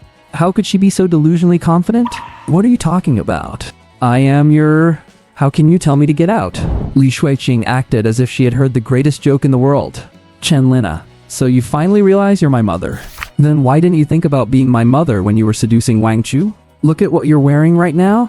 Li Shuiqing scanned Chenlina's body-hugging outfit from head to toe. A tight-fitting bodysuit? A miniskirt? At your age, still acting all hot and bothered in front of a young man. Do you have any shame left at all? Slap. A crisp, echoing sound of a slap suddenly exploded in the room. Chenlina jumped to her feet, her chest heaving, eyes red, glaring fixedly at Li Shuiqing. That slap used all the strength of someone at the Ningyuan realm. It completely stunned Li Shuiqing. The second time, you actually hit me a second time because of Wang Chu? I'm hitting you because you're a delusional girl. Chenlina was trembling all over. I never thought I'd raise you to be like this. Back then you kicked Wang Chu away. Now that you see Wang Chu doing well, you want to come back? How can you be so shameless? Is this how I taught you? Li Shuiqing was exasperated and let out a manic laugh. Who is really the shameless one here? She turned around, grabbed Wang Chu's arm, and pressed her young body against him. She looked defiantly at Chenlina. I am only 18. I'm young. I'm pretty. I have a great body. And you? You're nearly 40. You're fading and old. You should go look in a mirror. What do you have to compete with me? With that, Li Shuiqing looked up at Wang Chu and said, Xiao Chu, as long as you kick her out now, I can pretend that nothing happened between you two. We can have a fresh start. Just as Li Shuiqing thought she had the upper hand, and a triumphant smile crept onto her lips, Wang Chu laughed out loud. He pushed Li Shuiqing away! And then, in Li Shuiqing's stunned gaze, he walked slowly to Chenlina's side. He reached out and wrapped his large arm around Chenlina's soft, voluptuous waist. Don't call me Xiao Chu. You should call me Uncle Wang. Uncle Wang? Hearing the words Uncle Wang once again, Li Shuiqing's final mental barrier was completely shattered. She didn't start going crazy like last time. Instead, she just fell into a state of total bewilderment. She didn't even feel it when Wang Chu pushed her out of the house. At that moment, her worldview seemed to collapse. A short while later, sounds that would make one blush and heartbeat race began to emanate from the room. Li Shuiqing's body lost the strength to stand. She slumped hopelessly by the door of room 910, and it went on all morning. Had some writer's block, took until now. Happy New Year, everyone. Wishing you all a great connection with your goddesses in the new year. The magician is dead. A soft sigh echoed through the gray mist. A massive circular table floated in midair. Around the table were 6 exquisitely crafted chairs. However, one of the 6 seats was empty today. 5 figures in black robes lurked within the gray mist, their faces obscured, emanating only a suffocating aura. The commotion in Shancheng of the Daxia prefecture was quite significant. The Yamada no Orochi has been successfully summoned, which means the ritual should have been activated normally, but... The hoarse voice paused, tinged with a hint of confusion. Why did only the Yamada no Orochi descend? According to the original plan, once the void rift opened, a massive swarm of void creatures should have poured out. Another voice chimed in at the right moment. That is not the only suspicious thing. Why did the magician die? And without a single piece of intelligence sent back? Even though his strength was the weakest among us, he was still at the 6th or 7th level of the Tongshan realm. That's not even counting the nearly 10 deputies at the Yuxu realm, and dozens more at the Ningyuan realm. Yet, not a single person survived. There must be a serious problem here. Everyone fell into silence. The Void Cult had invested a significant amount of resources for this operation. Although the Yamada no Orochi was successfully summoned from the void, the outcome was not as imagined. I do not know how much time passed. The figure sitting at the head of the table spoke slowly. It seems the Sword Saint, Musai, is even stronger than we imagined. To be able to both kill the magician and slay the Yamada no Orochi in those few minutes, this level of strength, even among those in the Shanghai realm, is top tier. His voice was low, carrying an irresistible power. The magician's sacrifice was not in vain. He successfully allowed Lord Yamada no Orochi to return to this world. That channel has always existed. The others' breathing grew heavy. Underneath the gray mist, their faces seemed to glow with a hint of fanaticism. The one at the head turned to a figure at the far left and said calmly, Moon. How are things going on your end? The black-robed figure known as Moon let out a cold laugh, his tone full of disdain. The plan is proceeding smoothly. Those fellows of the elf race, they are just a bunch of arrogant, selfish, and foolish little darlings. The one at the head nodded. The world tree is a very important existence to our lord. This operation must succeed. Failure is not an option. Then, he looked at the silent figure at the far right. Judgment. From now on, all resources left behind by the magician in Daxia Prefecture will be taken over by you. Also, find out exactly what happened at the altar yesterday, within the gray mist. Judgment nodded and said in a deep voice, "Yes, Lord Fool. I must say, the bowl of nourishing soup Chen Lina brewed was worth the effort. The effect was absolutely top-notch." After tucking Chen Lina in, Wang Chu got up and grabbed his virtual helmet. When Ning Juking mentioned he got first place in the individual mock exam today, he suddenly remembered what that thing he always felt he had forgotten was. "Welcome back, player Ken Miao." The screen hadn't even finished loading yet. Beep, beep, beep, beep, beep. A flurry of private message notifications were exploding frantically in his ears. It had completely flooded his chat box. Wang Chu clicked to open it. F00. Big boss, are you there? F00. Boss, please acknowledge me. F00. Boss, did you block me? Woo. F00. Over the past few days, this guy had been sending him several messages every day. Seeing Wang Chu log on, the other party immediately sent a pop-up. F0. Oh my god. Boss, you're finally online. Ors. Wang Chu twitched his lips. Dude, seriously. Do you own a house in Eternal Dao? Do you live in there? A few days ago, when he logged on to participate in the individual mock exam, he seemed to have told him to wait. But after finishing the individual exam, he forgot all about it. Only remembered today. I never expected this guy to be waiting for him every single day. K Meow. Ahem. Well, sorry about that. K Meow. Been quite busy lately and totally forgot. F00. No worries at all. Don't be so polite, boss. F00. After all, it's mock exam season, and with the martial arts exam coming up, you must be swamped.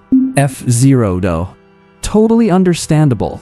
Just as Wang Chu was wondering what he wanted with him at the time, the other party's messages came rolling in like a barrage. F00.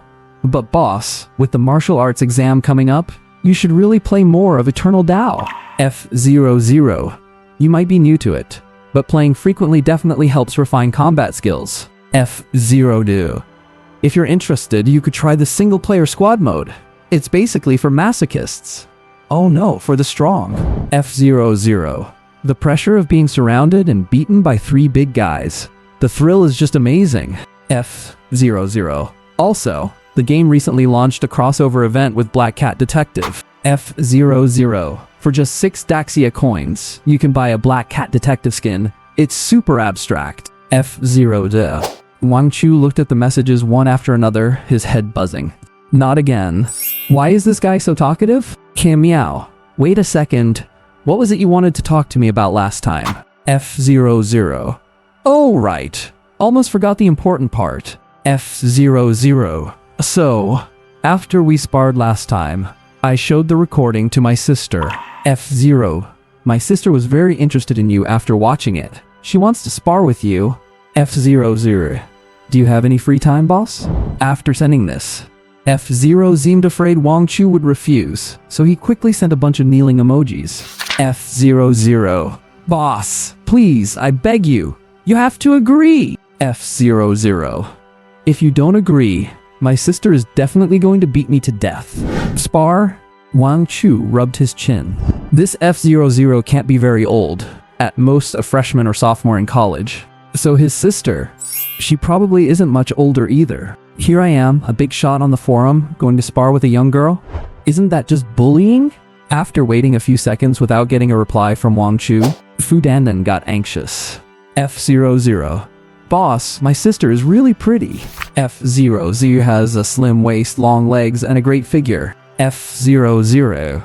And she's very well endowed too. Wang Chu was silent for 0.01 seconds. K Meow, tell her to log on. I don't have any other hobbies. I'm just a kind-hearted person. I just like to mentor the younger generation. It's definitely not because of the waist, the legs, or the endowments. Definitely not. Deep in a desolate bamboo forest. A massive bluestone arena floats above a sea of clouds. Bamboo leaves drift in the wind, carrying a hint of murderous intent. Fu Dandan sits in the spectator stand, wearing a black cat detective skin. Black cat detective skin. Since it is a private room, he is the only one in the spectator area. Watching the two people on the arena, Fu Dandan clicks his tongue. I never thought my sister would be so interested in this big shot. When he called Fu Qinghan just now, she was sitting in deep meditation. She was comprehending the sword intent. Usually, Fu Qinghan hates being disturbed at such times. Once before, Fu Dandan interrupted her meditation and got a brutal beating. It is just surprising that this time, she logged into Everlasting Tao without a word. However, although the big shot is strong, he definitely won't be a match for my sister. After all, my sister is the direct disciple of Master Musai. Wait, hold on. Fu Dandan, who was just about to watch the show, suddenly froze, staring at the data on the game panel in shock. The data shows Kimiao's cultivation realm. It is actually the 7th stage of bone forging. That's not right. When I fought him a few days ago, Kimiao was clearly at the 5th stage of bone forging. How did he hit the 7th stage in just a few days? Is he riding a rocket? On the arena, Fu Qinghan, with the ID Yun Qinghan Shu, stands quietly. Wang Chu looks at the girl in front and raises an eyebrow. Fu Dandan, that kid wasn't lying. A tight-fitting combat suit perfectly outlines her figure. A slender waist and long, straight legs. And that breathtaking curve at her chest rising and falling slightly with her breath. The only pity is that she is wearing a black mask, so her face is hidden. However, those exposed eyes, cold as icy stars, are quite beautiful. I've watched your combat video with Fu Dandan. Your shadow step is very strong. Fu Qinghan speaks in a cold voice. I showed that combat video to my master, and she rated you very highly. Wang Chu smiles faintly. Thank you. Clang! The long sword is drawn, shining with cold light. Fu Qinghan points the tip of her sword to the ground, standing with an elegant yet sharp posture. For this sparring match, I will suppress my stats to be on par with yours. Furthermore, I will not use any innate abilities. We will only compare techniques. I hope this fight will live up to my master's assessment. Wang Chu says nothing. He just summons a long sword and twirls it gracefully. Seeing the long sword in his hand, Fu Qinghan frowns, her eyes growing cold. A long sword? You are clearly a master of fist blades and the shadow step. But now, you are using a long sword? Are you looking down on me? Wang Chu smiles. You misunderstood. Actually, my swordplay is quite good too. Fu Qinghan narrows her eyes and scoffs. In that case, don't blame me for being ruthless. The moment the countdown ends, Fu Qinghan moves. The stone beneath her feet cracks, and she darts forward like an arrow from a bow. The heavy weight starts to sway with her intense movements. Hiss.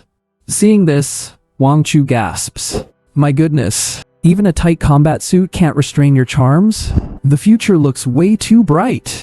The next second, accompanied by the hum of the long sword, the blade in Fu Qinghan's hand vibrates, instantly manifesting 3 sword flowers that lock down Wang Chu's movements from 3 directions.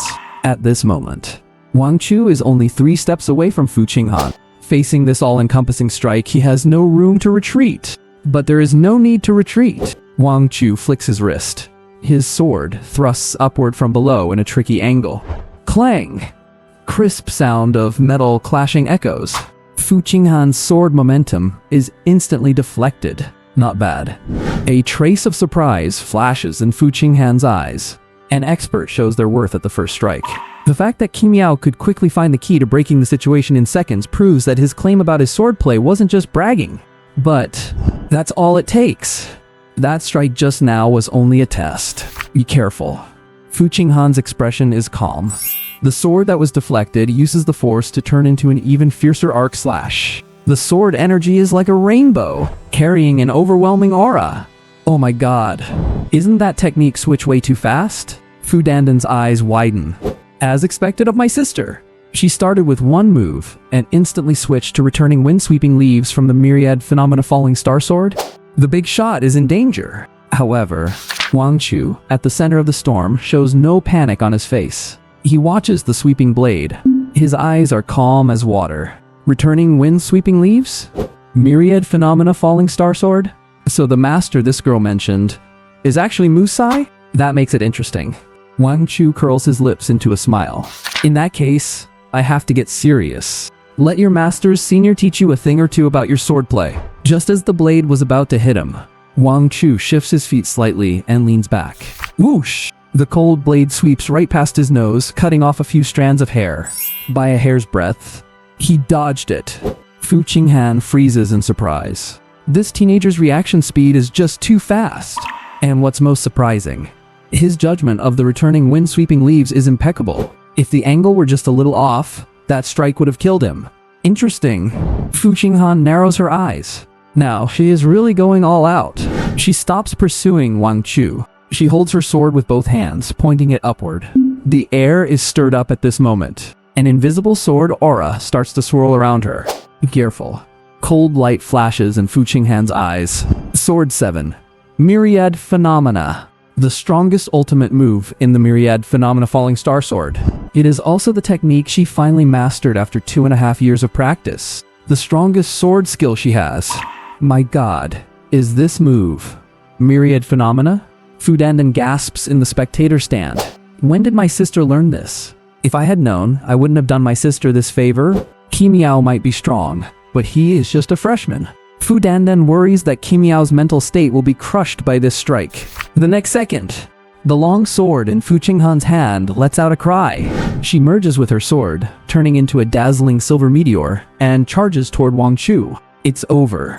Fu Qinghan watches Wang Chu, who is within reach, with a confident smirk. In order to master this sword move, these past few years, she has put in so much effort. But the next moment, the breath of Fu Qinghan and Fu Dandan stops at the same time. Fu Qinghan. Just as that silver shooting star was about to pierce through Wang Chu made his move. There was no earth-shattering aura, nor were there any flashy special effects. Clang! A soft sound rang out. In the whistling wind of those countless sword shadows, it was insignificant. Yet, it brought the descent of the silver shooting star to a dead stop. Fu Qinghan felt the long sword in her hand suddenly come to a halt, unable to advance even an inch. How is this possible? Her pupils contracted violently. How could her sword 7 myriad forms be intercepted in an instant? No, something is wrong. She felt a tremor emanating from the depths of her soul. It turned out that it wasn't Wang Chu's sword that intercepted her sword 7 myriad forms, but rather, her sword was afraid. She understood in an instant. This was sword intent. An overbearing sword intent that looked down upon the world, supreme and absolute. In the face of this intent, her sword felt like a dam on the verge of collapse, instantly overwhelmed by a tsunami. It wasn't over yet. Along with the shattering of the silver light, Wang Chu's sword was coming. Oh no. Though shocked by the sword intent, Fu Qinghan's combat instincts remained. Seeing Wang Chu's sword edge following close behind, she gritted her teeth, no longer caring about her earlier claim of not using her innate talent. Ice hard art. Crack. Crack. Countless shards of hard ice condensed out of thin air. In an instant, they enveloped her, forming a massive deep blue ice cocoon. This cocoon was her life-saving skill, providing near absolute defense at her level. A flash of appreciation flickered in Wang Chu's eyes. Nice talent. A real genius. No wonder she could be Musei's disciple. However, what I love most is beating up geniuses. The sword in his hand didn't pause for a second. Swish. A flash of sword light. Crack. Crunch. Spiderweb cracks spread across the ice cocoon. Immediately after, the cocoon exploded into flying ice dust. Fu Qinghan, who had just stepped into the cocoon, emerged looking completely bewildered. Didn't I just activate my skill? Fu Dandan in the spectator seats nearly had his eyes pop out. No way? He broke my sister's ultimate move with just one sword strike? Is he really at the bone-forging realm? On the arena, Fu Qinghan, realizing she had hit a dead end, looked utterly disheveled. Sword intent? You actually grasped sword intent? Wang Chu laughed and said, "What, is that difficult?" Fu Qinghan heard this and was so enraged she nearly exploded. She was a direct disciple of the Sword Saint, a child of heaven. Growing up, she had been virtually invincible among her peers. Even a genius like her hadn't yet grasped her own sword intent. And coming from you, it's just... is it difficult? However, what followed was... a crazed fighting spirit igniting in her eyes. "You are strong." The moment she finished speaking, the temperature of the entire arena plummeted to the freezing point. Fu Qinghan's long hair danced, her previously black hair turning frost white. "But I'm sorry, I broke my promise. This is my talent. The S-rank frost across 1,000 miles. I must win this match." With that said, an extreme chill erupted from the center of where she stood. Domain expansion? Frozen shadows! Within this domain, anyone's speed, reflexes, and magical flow would be severely suppressed, while she, on the other hand, would receive a comprehensive boost to all her stats. Sword 7 Myriad Forms. The same sword skill, under the enhancement of her talent, being several times more terrifying than before. Even though she was restricted to the 7th stage of the bone forging realm, this sword strike would definitely be able to easily shake a high-level spirit condensation realm professional. Only K Meow, who she imagined should be showing a panicked expression, still had a calm face and unruffled eyes. He said, "Got some skill, but not enough." The next second, bang! Wang Chu stepped forward with his left foot, his body slightly bent and tilted forward. His longsword was held at his right hip. Then he whispered, "Sword drawing technique. Star Shatterer. Hum." A black sword light, condensed to the limit, and faster than thought itself, soared into the sky. Just like a swordsman gazing at a falling meteor and meeting the challenge head-on, attempting to shake the stars with a tiny body. In the later stages of the global martial exam game plot, this was a sword technique created specifically by an immortal realm powerhouse to protect Earth by shattering meteors falling from space. As it happened, it perfectly countered the star-falling myriad form sword that used the stars as its theme. Puff! In an instant, Fu Qing'an's domain collapsed. The ice and snow filling the sky instantly dissipated, and amidst the dancing ice crystals, that black sword beam continued undiminished, piercing through layers of defense without any obstruction. And then, battle ended. Everything settled down. Fu Qing'an stood blankly on the spot, her eyes vacant. Lost? Lost again? And after using all her trump cards without holding anything back, one shot by a single sword strike? What on earth was that sword just now? You? Fu Qing'an raised her head sharply, staring fixedly at Wang Chu. "Who exactly is your teacher? Where did you learn this sword technique that can counter the star-falling myriad form sword?" The pride she had held onto all her life was completely crushed by this strike. Wang Chu put away his sword, stood with his hands behind his back, his expression indifferent. "No one is qualified to be my teacher. Instead of obsessing over the technique itself, you should look more into yourself. The star-falling myriad form sword is very strong, even if countered. It absolutely possesses the capability to fight. But you have only learned the form of the sword, but have yet to grasp its spirit. Where the sword points, the heart must lead. Your star-falling myriad form sword is not truly the star-falling myriad form sword." After saying that, Wang Chu lazily stretched. "I'm in a good mood today, so I chatted a bit more. I'm leaving. Goodbye." Fu Qing'an was anxious, subconsciously stepping forward to reach for Wang Chu's sleeve. "Don't go yet. I still have..." Wang Chu's figure completely vanished, leaving behind an empty arena. In the spectator seats, Fu Dandan felt his knees go a bit weak. "No way. Even my sister, after using her ultimate, got one shot? Where on earth did this perverted newcomer come from? If it weren't for the fact that the game doesn't allow smurfing, I'd suspect some expert was actually smurfing to bully us." He swallowed hard and nervously made his way down from the stands. He ran to Fu Qing'an, looked at her dejected expression, and asked cautiously, "Sister? Are you okay?"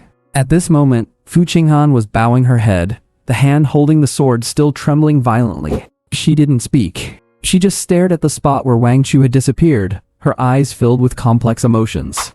Who exactly was he? But if he's a freshman, maybe there's still a chance to meet at the academy.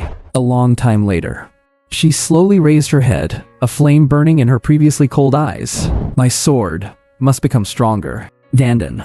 "Ah? Yes. Here." Fu Dandan stood at attention. "The next time Kamiao logs on, remember to ask him to add me as a friend. I think the teacher would be very interested in his sword." Mu Sai was the strongest sword in the Great Sha Martial Arts Academy, and indeed all of Great Sha. When the time comes, if Kamiao wants guidance, he will definitely choose her teacher. Maybe the teacher will even take him as a direct disciple. Then I'd be Kamiao's senior sister. Fu Qinghan hummed twice. That little brat dared to speak to me in that tone. Just wait until he has to call me senior sister. Kemiao. I look forward to the day we meet and reveal our true identities. I wonder what kind of expression you'll have. At the thought of this, her mood, crushed just a moment ago, improved quite a bit. A small smile played on her lips as she vanished from the arena. Huh? No way? I've been camping here for so many days. And now you want me to keep camping? Fu Dandan was left disheveled in the wind. Sister, have a heart. My girlfriend is already upset with me over these past few days. Hey! I absolutely cannot live in this dump anymore. There isn't even a decent bathtub. I haven't been able to take a milk bath for days. Angela complained as she looked at the clutter piling up in the living room and the mess that no one had cleaned. A few days passed. Life for the Xiaoyu team has been truly miserable. After being stripped of their hero team status, they also lost all the perks that came with it. They had barely moved into the luxury villa reserved for the hero team before they had to move out again. They returned to the 3-bedroom suite previously provided by the school for every team. It wasn't exactly bad, as the basic amenities were quite complete. But after all, there were only 3 rooms, and the 4 of them had to cram in together. Plus, it is easy to go from luxury to frugality, but hard to go from frugality to luxury. They had even had servants to clean up for them before. Angela, who had grown accustomed to the luxury villa, was the first to snap. If you can't stand living here, then move out on your own. Zheng Xiaoyu said irritably. Angela wasn't about to give in. Then why don't you stay here? Haven't you been going home to sleep for the past few days? Zheng Xiaoyu had indeed been staying at home for the past few days. As the sword saint of the Xia prefecture, Musai had a place to stay in almost every city in case she needed to travel for work. Captain, I propose that we use the team's funds to rent another villa. How are we supposed to be in the best state for the upcoming martial arts exam without a decent living environment? Team funds? In your dreams, Zheng Xiaoyu retorted immediately. There isn't a single cent left in the team's account, okay? How is that possible? We got so much funding when we became a hero team, and Jubadan provided all our armor and potions these past few days, so there shouldn't have been much to spend on. Wasn't the funding split equally between the 4 of us? My share is already gone, so why don't you pay for it yourself? Mine is gone too. Zheng Xiaoyu and Angela both turned to look at Irene, who was sitting silently to the side. Irene said, "Don't look at me. Mine is gone too. You guys should just think about what we're going to have for lunch. We don't even have money for food now. I can't swallow anything unless it's from the Chaofu restaurant." Angela, who usually didn't have much to say in the team, finally had a mental breakdown. She stood up abruptly, looking at Zheng Xiaoyu with eyes full of resentment. "It's all your fault.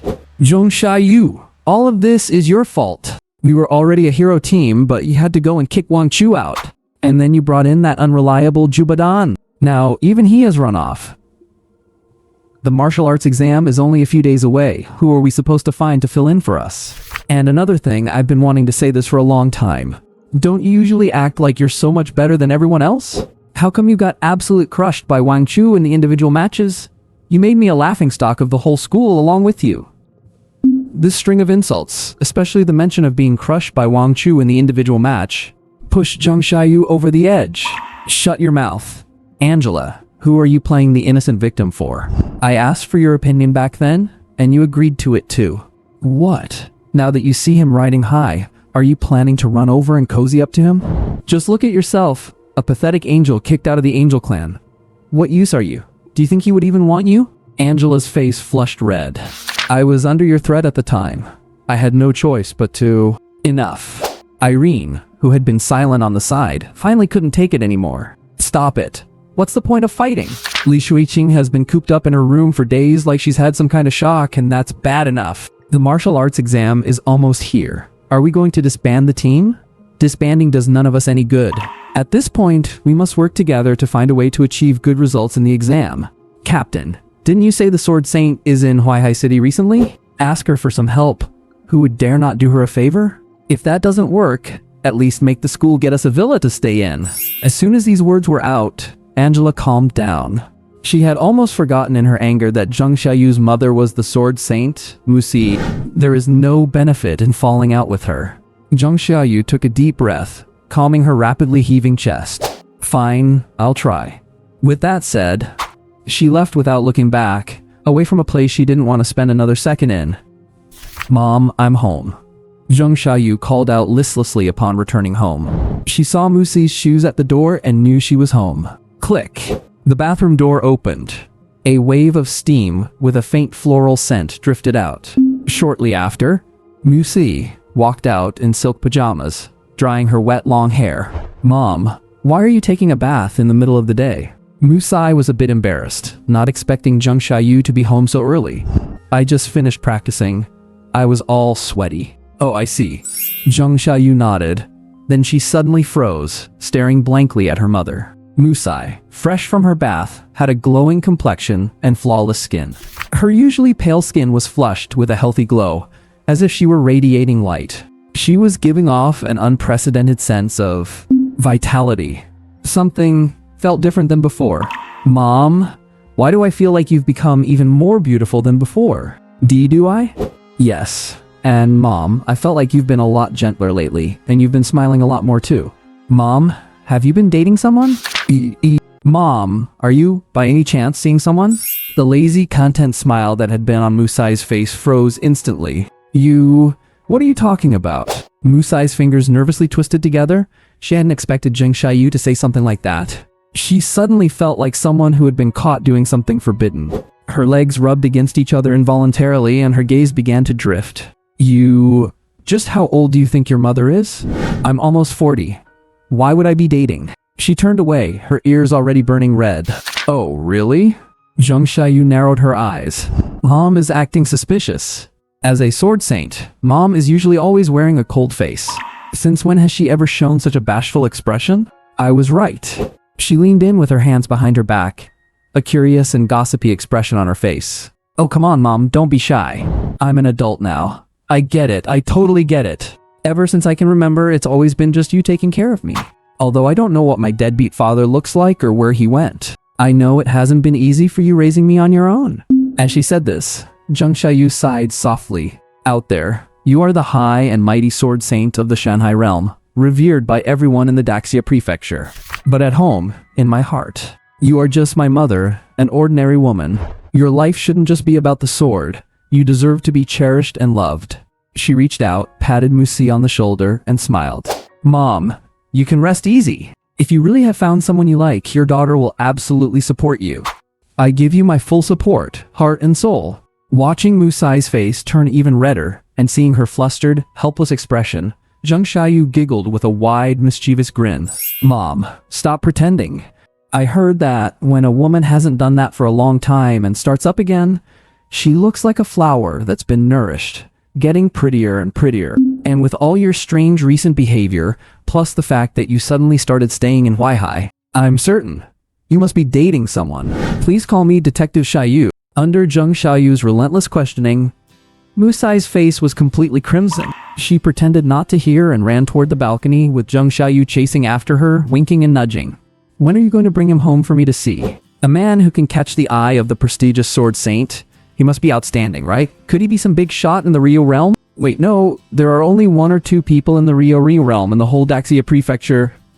That doesn't seem likely. A young Shanghai realm prodigy would be fine too, someone with a bright future. If his realm is lower than yours, that's not ideal. Unless he's filthy rich, then maybe. But regardless, the most important thing is that he treats you well." Zheng Xiaoyu chattered on and on. Musai's heart, however, was filled with a complex jumble of emotions. Rio realm? Shanghai realm? Filthy rich?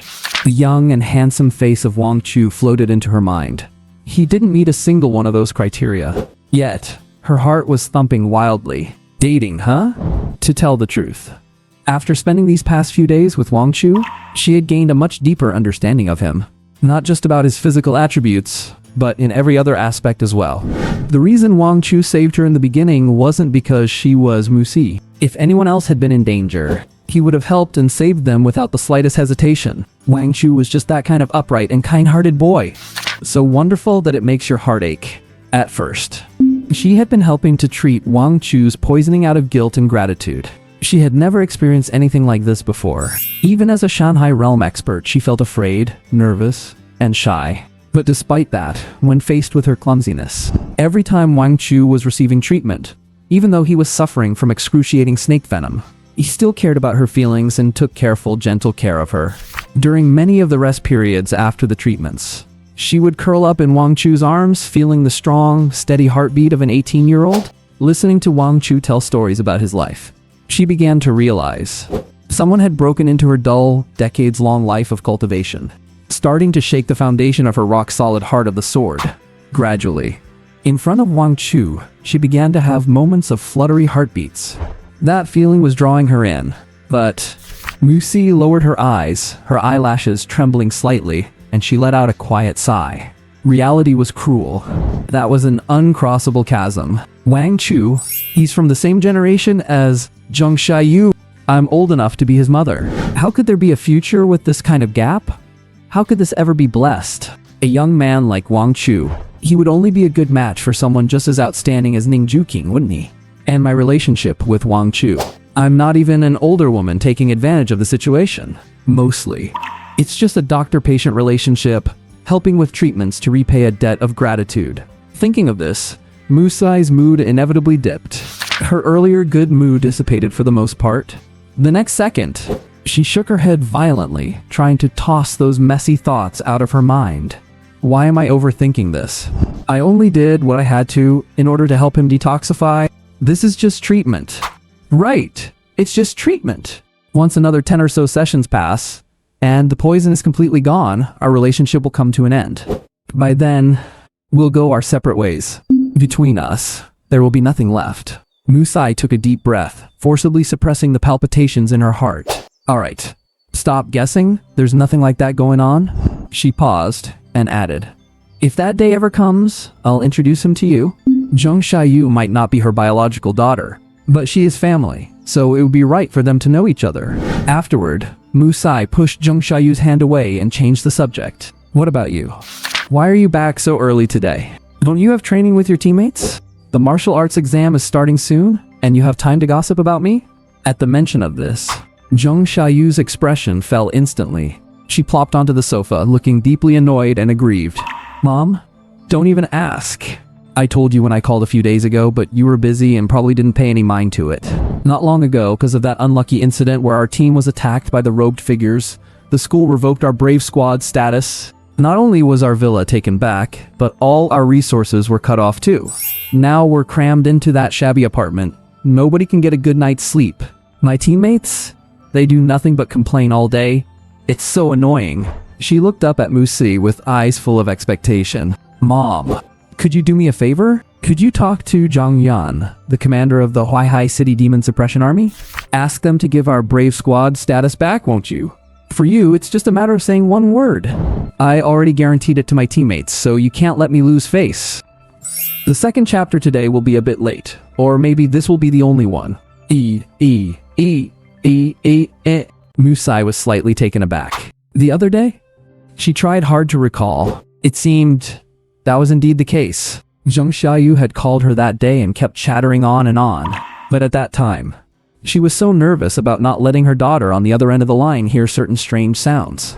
She had no mind to listen to what Zheng Xiaoyu was saying and hung up in a rush. You all? Musai frowned slightly, her tone turning serious. What on earth did you do?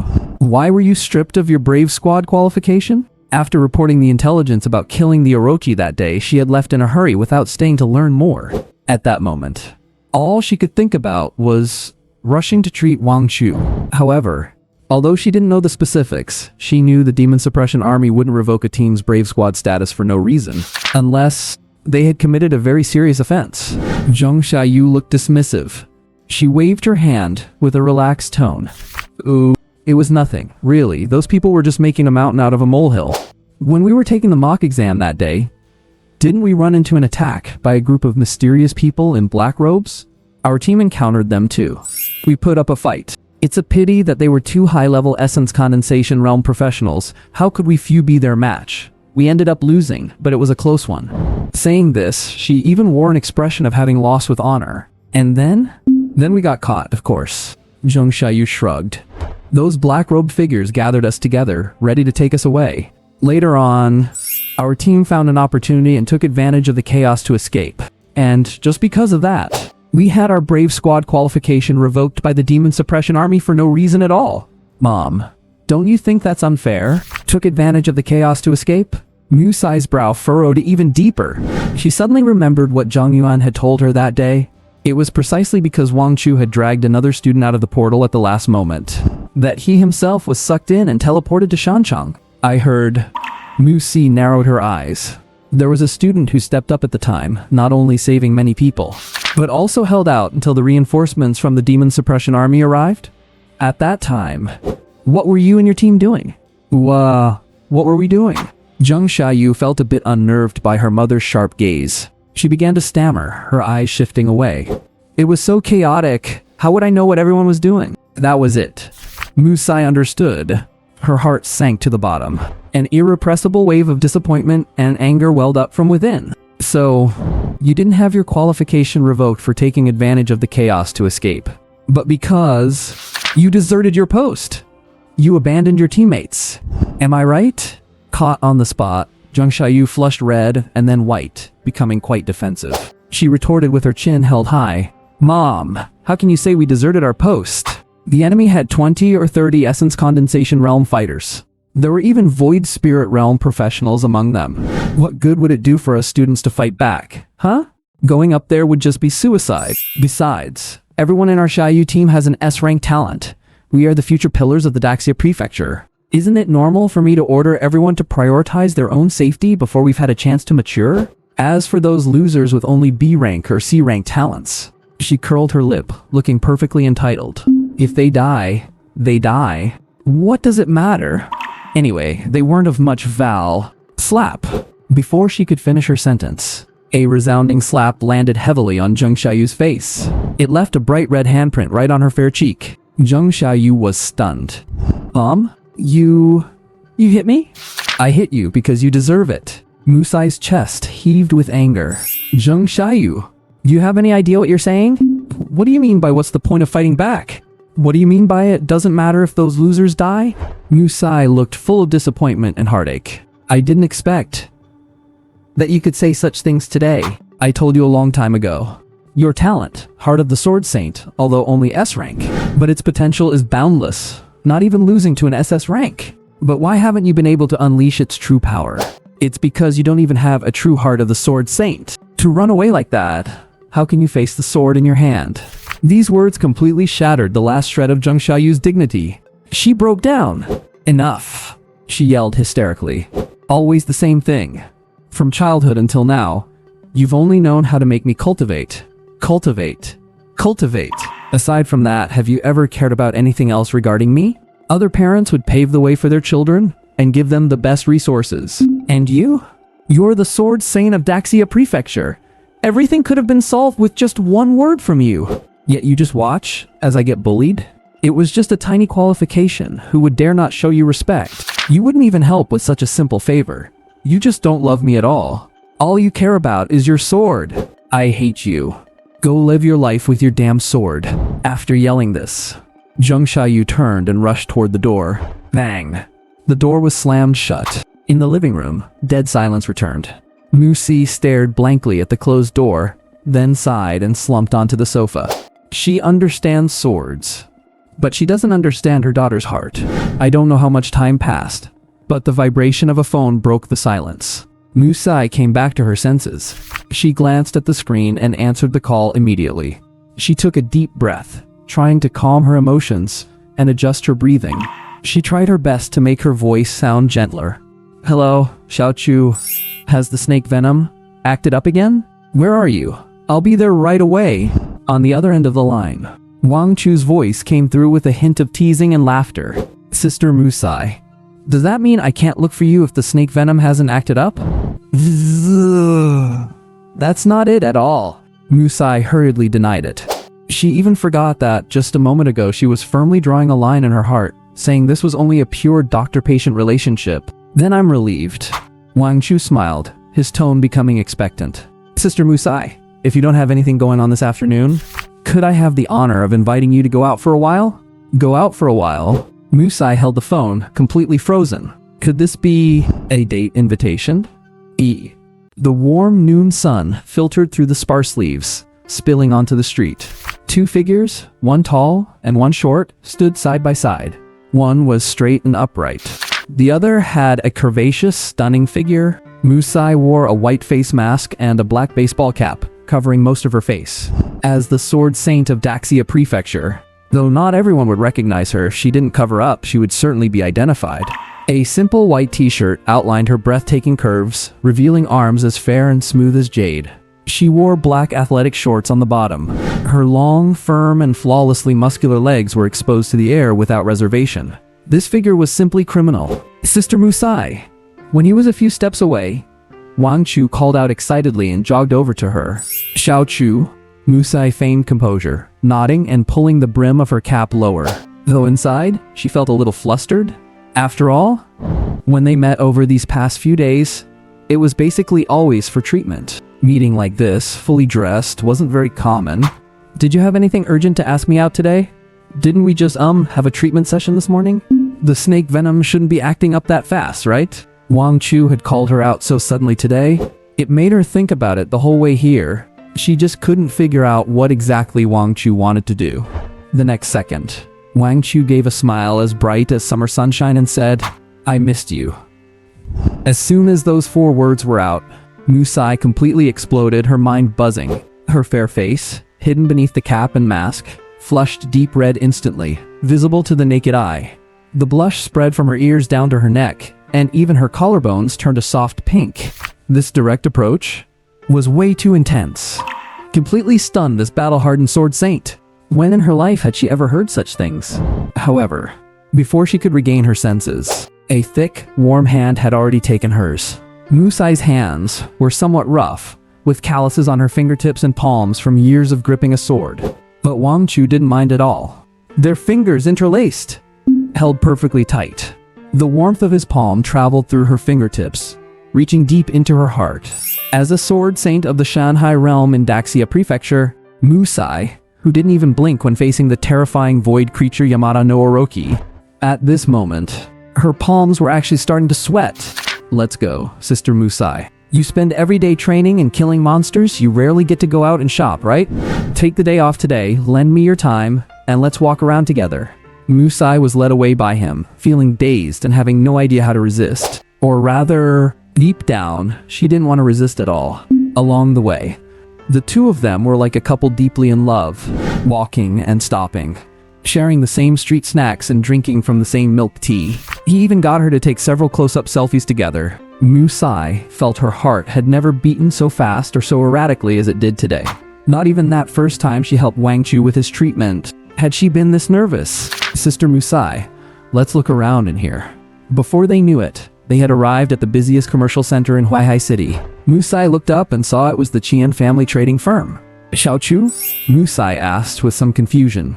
If it's potions, you don't need to buy any. Someone gave me a batch of special potions that you can't find on the market. With your bone forging stage, 1 bottle is enough to instantly refill your mana. Special instant refill potions? Weren't these the ones I sold to the demon-slaying army? Coming full circle, they ended up back with me? Wang Chu smiled and shook his head. I've already prepared everything for the martial arts exams. Then why are we here? Before Musai could finish, Wang Chu was already leading her straight toward one specific section. Musi glanced at the label. Women's wear? Sister Musi? Wang Chu stopped and turned to face her. When the snake venom flared up that day, I couldn't control myself. I accidentally tore your clothes.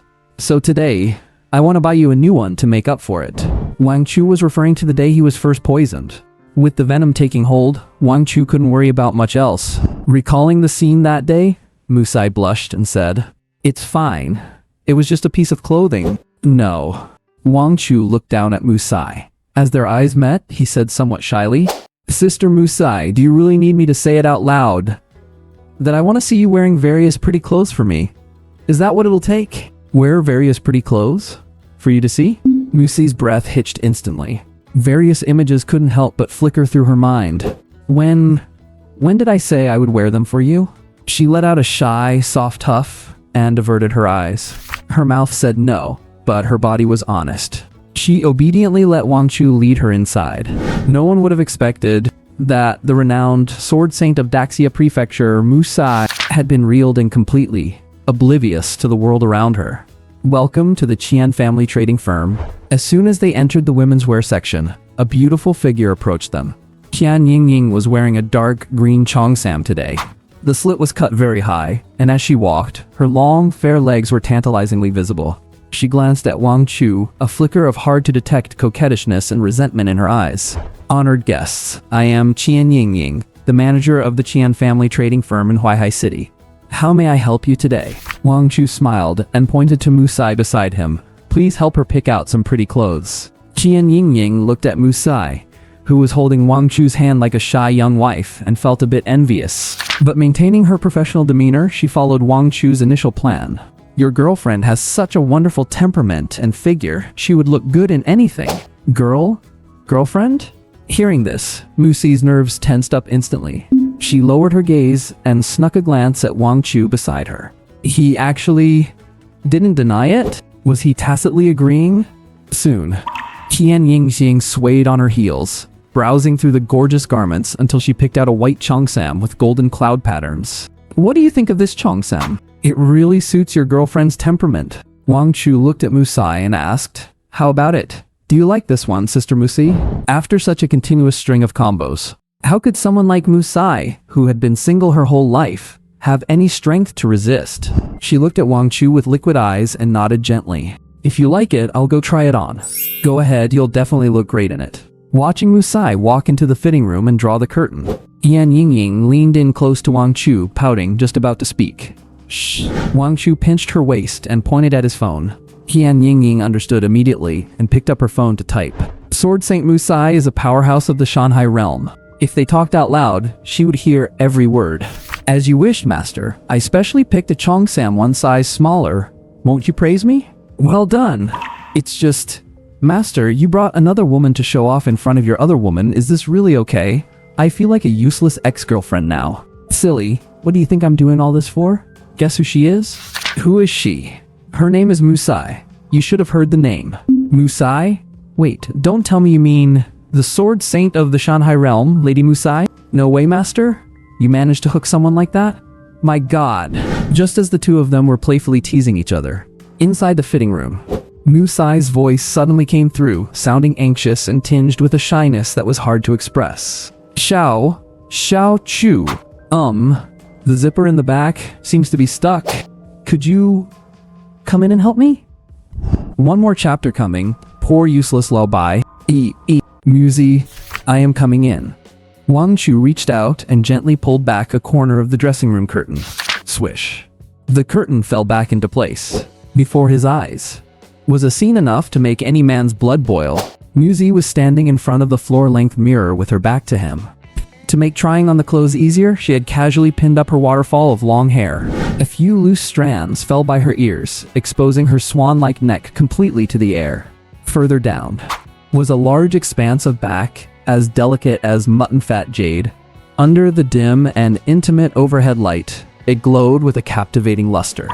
As his gaze drifted lower, it got stuck, because she had intentionally chosen a size too small. The zipper was now firmly stuck 3 inches above the small of her back. Looking from the side, because the zipper wasn't closed, the fabric pulled tightly against her body. The already proud curves in the front were now squeezed to the point of bursting. It was almost as if the cheongsam was about to pop. Musy covered her chest with her hands, looking a bit embarrassed. Xiao Chu, this dress seems to be too small. It just won't zip up. Don't worry, Musy. Let me help you. Wang Chu walked forward slowly and stood behind Musy. His warm breath brushed against the back of her neck. He reached out his hands.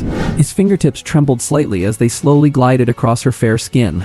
The moment his cold fingertips touched her scorching skin, Musy looked at herself in the mirror. Just as their breathing began to entwine, and the atmosphere became incredibly intimate, suddenly, a familiar voice came from outside the door. Manager Qian, I have been looking for you for ages. Why are you here?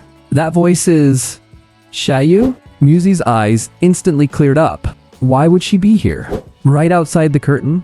Musy's body stiffened instantly, and she even stopped breathing. Although she couldn't see, this dressing room curtain is so thin, a slight breeze could... It is just too insecure. If she were seen like this by Xiaoyu, wouldn't it be... Wang Chu curled his lips slightly, a hint of a smile flashing in his eyes. Zheng Xiaoyu, oh Zheng Xiaoyu, you came at just the right time. The perfect assist. Then, instead of letting go, Wang Chu did the opposite. He hugged Muzi's waist even tighter. He leaned into her ear and whispered in a voice only the two of them could hear. "Lady Muzi, what is the matter?" Muzi bit her lip hard, looking at Wang Chu in the mirror with pleading eyes. "Don't speak, I beg you. Don't speak." However, the conversation outside the door continued. "Hello, Miss Xiaoyu." Qian Yingying's voice sounded. "What do you need today?" Manager Qian, I am a bit short on cash lately. You know, the martial arts exam is coming up soon. I need to buy some high-level equipment and potions to prepare. Can you put it on my tab?" Inside the dressing room, Muzi was so anxious that tears were welling up in her eyes. At this moment, how could she have the mind to wonder why Zheng Xiaoyu was so poor she had to ask for credit? She now had only one thought in her mind. Please don't come in. Please don't find out. However, Wang Chu behind her seemed to be getting some ideas. His gentle hands slowly moved up along the slit of the dress. Muzi turned pale with fright. She hurriedly used her hands to press Wang Chu's hand firmly, turned around, and pushed against Wang Chu's chest. "Don't. Xiaoyu is outside." Wang Chu stopped his hand and said with a feigned, startled tone. "You mean student Zheng Xiaoyu is outside?" Muzi bit her lip lightly and nodded frantically. The conversation outside the door seemed to have reached a stalemate. "Miss Xiaoyu, our Qian family firm is a small business and we do not offer credit." Zheng Xiaoyu snorted coldly upon hearing this. "Manager Qian, my mother is the Sword Saint Muzi. I am the Sword Saint's only precious daughter. Do you really think I would welch on a debt for this little bit of money?" Qian Yingying remained unhurried. "Well, Miss Xiaoyu, you could just ask Lady Sword Saint for help." Hearing this, Zheng Xiaoyu was so angry that she gnashed her teeth. Why is this person so stubborn? Of course she knew asking her mother would be useful, but she had just had a huge argument with her mother in the morning, and to lower her head and ask for money now? She should have asked for the money before arguing. Zheng Xiaoyu took a deep breath, and her tone became sullen. "Manager Qian, if I fail the martial arts exam because I lack equipment, when my mother blames you later, can your Qian family firm take the responsibility?" "I am sorry, Miss Xiaoyu." Qian Yingying apologized with a still respectful tone. Fine. Zheng Xiaoyu laughed out of extreme anger. "I will remember this. You just wait." After saying that, a sound of angry footsteps quickly faded away, until that sound disappeared completely. Inside the dressing room, Muzi let out a long sigh of relief as if she were exhausted. Phew. She leaned against Wang Chu, her chest heaving violently. "Thank goodness. It is a good thing we came in early.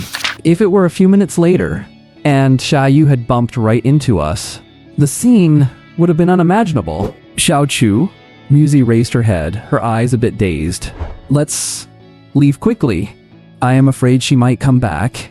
She just wanted to leave this place of trouble immediately. However, the very next second, a large hand domineeringly grabbed the back of her head, and then directly cut off all her words. Wang Chu whispered in her ear. "Muzi, since you are already here." A long silence. Musai waved her hand, dispelling the barrier she had set up. The white cheongsam was carelessly tossed to one side. "Xiao Chu, what is it, Sister Musai?" Musai's eyes flickered as she spoke softly.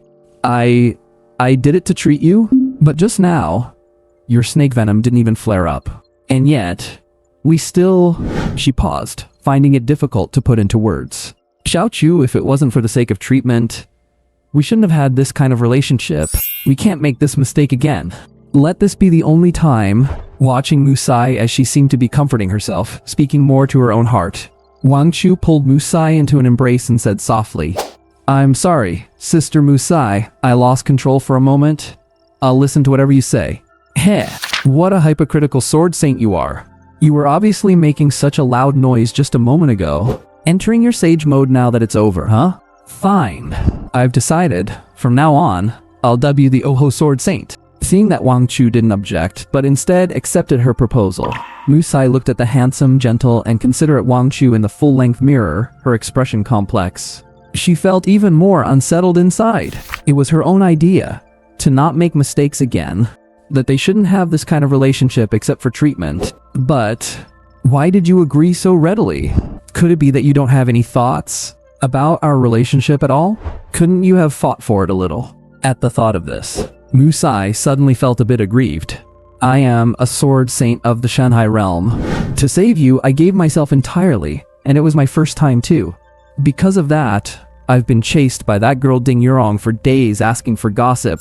You said you needed treatment, and no matter where I was or what I was doing, I would arrive immediately. And now, does my saying we shouldn't make mistakes just mean we stop? Are you just planning to walk away without a care? Couldn't you have put up a little bit of a fight? What if you had, and I had, actually agreed? The more Musi thought, the more aggrieved she felt, her eyes reddening as she bowed her head to tidy up her messy clothes. Wang Chu observed Musi from the corner of his eye and chuckled internally. In terms of strength, you are a professional of the Shanghai realm. In terms of age, you are twice as old as me. But in terms of experience, you are still purely a newbie. Playing hard to get with me? Just wash up and wait for me. After confirming there was nothing strange left on them, the two walked out of the dressing room one after the other. Outside the dressing room, the dedicated Qian Yingying was still waiting by the counter outside. Seeing the two emerge, her gaze swept over Musi's face, which was noticeably overly flushed. She revealed a knowing, teasing smile. Who would have thought that the high and cold sword Saint Musai would look like such a fairy? And yet, in private, she's so playful. She must have heard Zheng Xiaoyu talking here just a moment ago. Yet she was still able to act as if nothing happened and stay in there with Wang Chu for so long. As expected of the master, she had personally experienced Wang Chu's skills in adjustment. The two guests, you've been in the dressing room for quite a while now. How are the clothes? Are you satisfied with them? Musai heard this. So embarrassed she wished she could crawl into a hole, burying her head even lower. She pressed down her baseball cap and adjusted her mask. Qian Yingying knew her daughter Zheng Xiaoyu, after all. If Qian Yingying recognized her and found out that the esteemed sword saint, who already had a daughter, had spent so much time in a dressing room with a young man, she could just jump off a building and crash into the earth. Wang Chu knew Musi had thin skin and that the teasing had gone far enough. He cleared his throat and changed the subject. Manager Qian, please pack this Chongsam for me, and then get another one a size larger. Wang Chu was still quite respectful. Clothing stained with his own divine essence couldn't exactly be resold, could it? And also, Wang Chu pointed to the display case nearby. All the clothes in these display cases that are the right size. Pack them all up. Musi's pupils widened, and just as she was about to speak, Wang Chu interrupted her. It's fine, Sister Musai. Wang Chu said with a straight face. I have money. Musai. No, wait. Buying them is one thing, but you should really look at which section you're pointing to. Those are all penguin lingerie. With that many, how long would it take to wear them all through? Xiao Chu, you... Wang Chu turned around, looked into her watery eyes, and gave a shy smile. Sister Musai, I'd like you to wear all of these for me to see. All of them? Musai looked at the clothes. Some of them were just a few strings, basically using as little fabric as possible. How do you even wear this stuff? Is it meant for humans? I have to wear them for him to see? Her heart skipped another beat. In the end, she still couldn't resist that burning gaze. Well, all right then. Qian Yingying on the side was incredibly envious. Wang Chu had been busy the last few days and hadn't called her over. So the master likes this kind of style. Then next time, if I wear it underneath, he should be very happy, right? After leaving the Qian family firm, Wang Chu and Musi found a nice place to have a nice meal to replenish the energy they had just exhausted. Night fell. The two walked side by side on the seaside promenade, blowing in the late night breeze, which was starting to feel chilly. Musai didn't speak, letting the sea breeze mess up the stray hairs by her ears. Her hand was being held by Wang Chu, the warm sensation from his palm traveling to her. But her heart was in a mess. The experiences of these past few days had directly turned her past several decades into a tangle of confusion, especially the scenes in the dressing room just now. That was the first time things had exceeded the scope of treatment. Even recalling it now still made her face turn red and her heart race. But after the passion faded, what followed was a deep sense of unease and bewilderment. She raised her head and looked at the handsome young man beside her. Finally, she couldn't hold it in any longer. Xiao Chu, Musai stopped walking, her voice sounding a bit drifting in the sea breeze. In your heart, what am I really? Between us? She bit her lip, gathering all the courage she had in her life to ask the question that had been hovering in her heart. What kind of relationship is this? Is it a repayment of kindness? A momentary mistake? Or love? She desperately wanted an answer. Even if he was lying to her, it would be enough.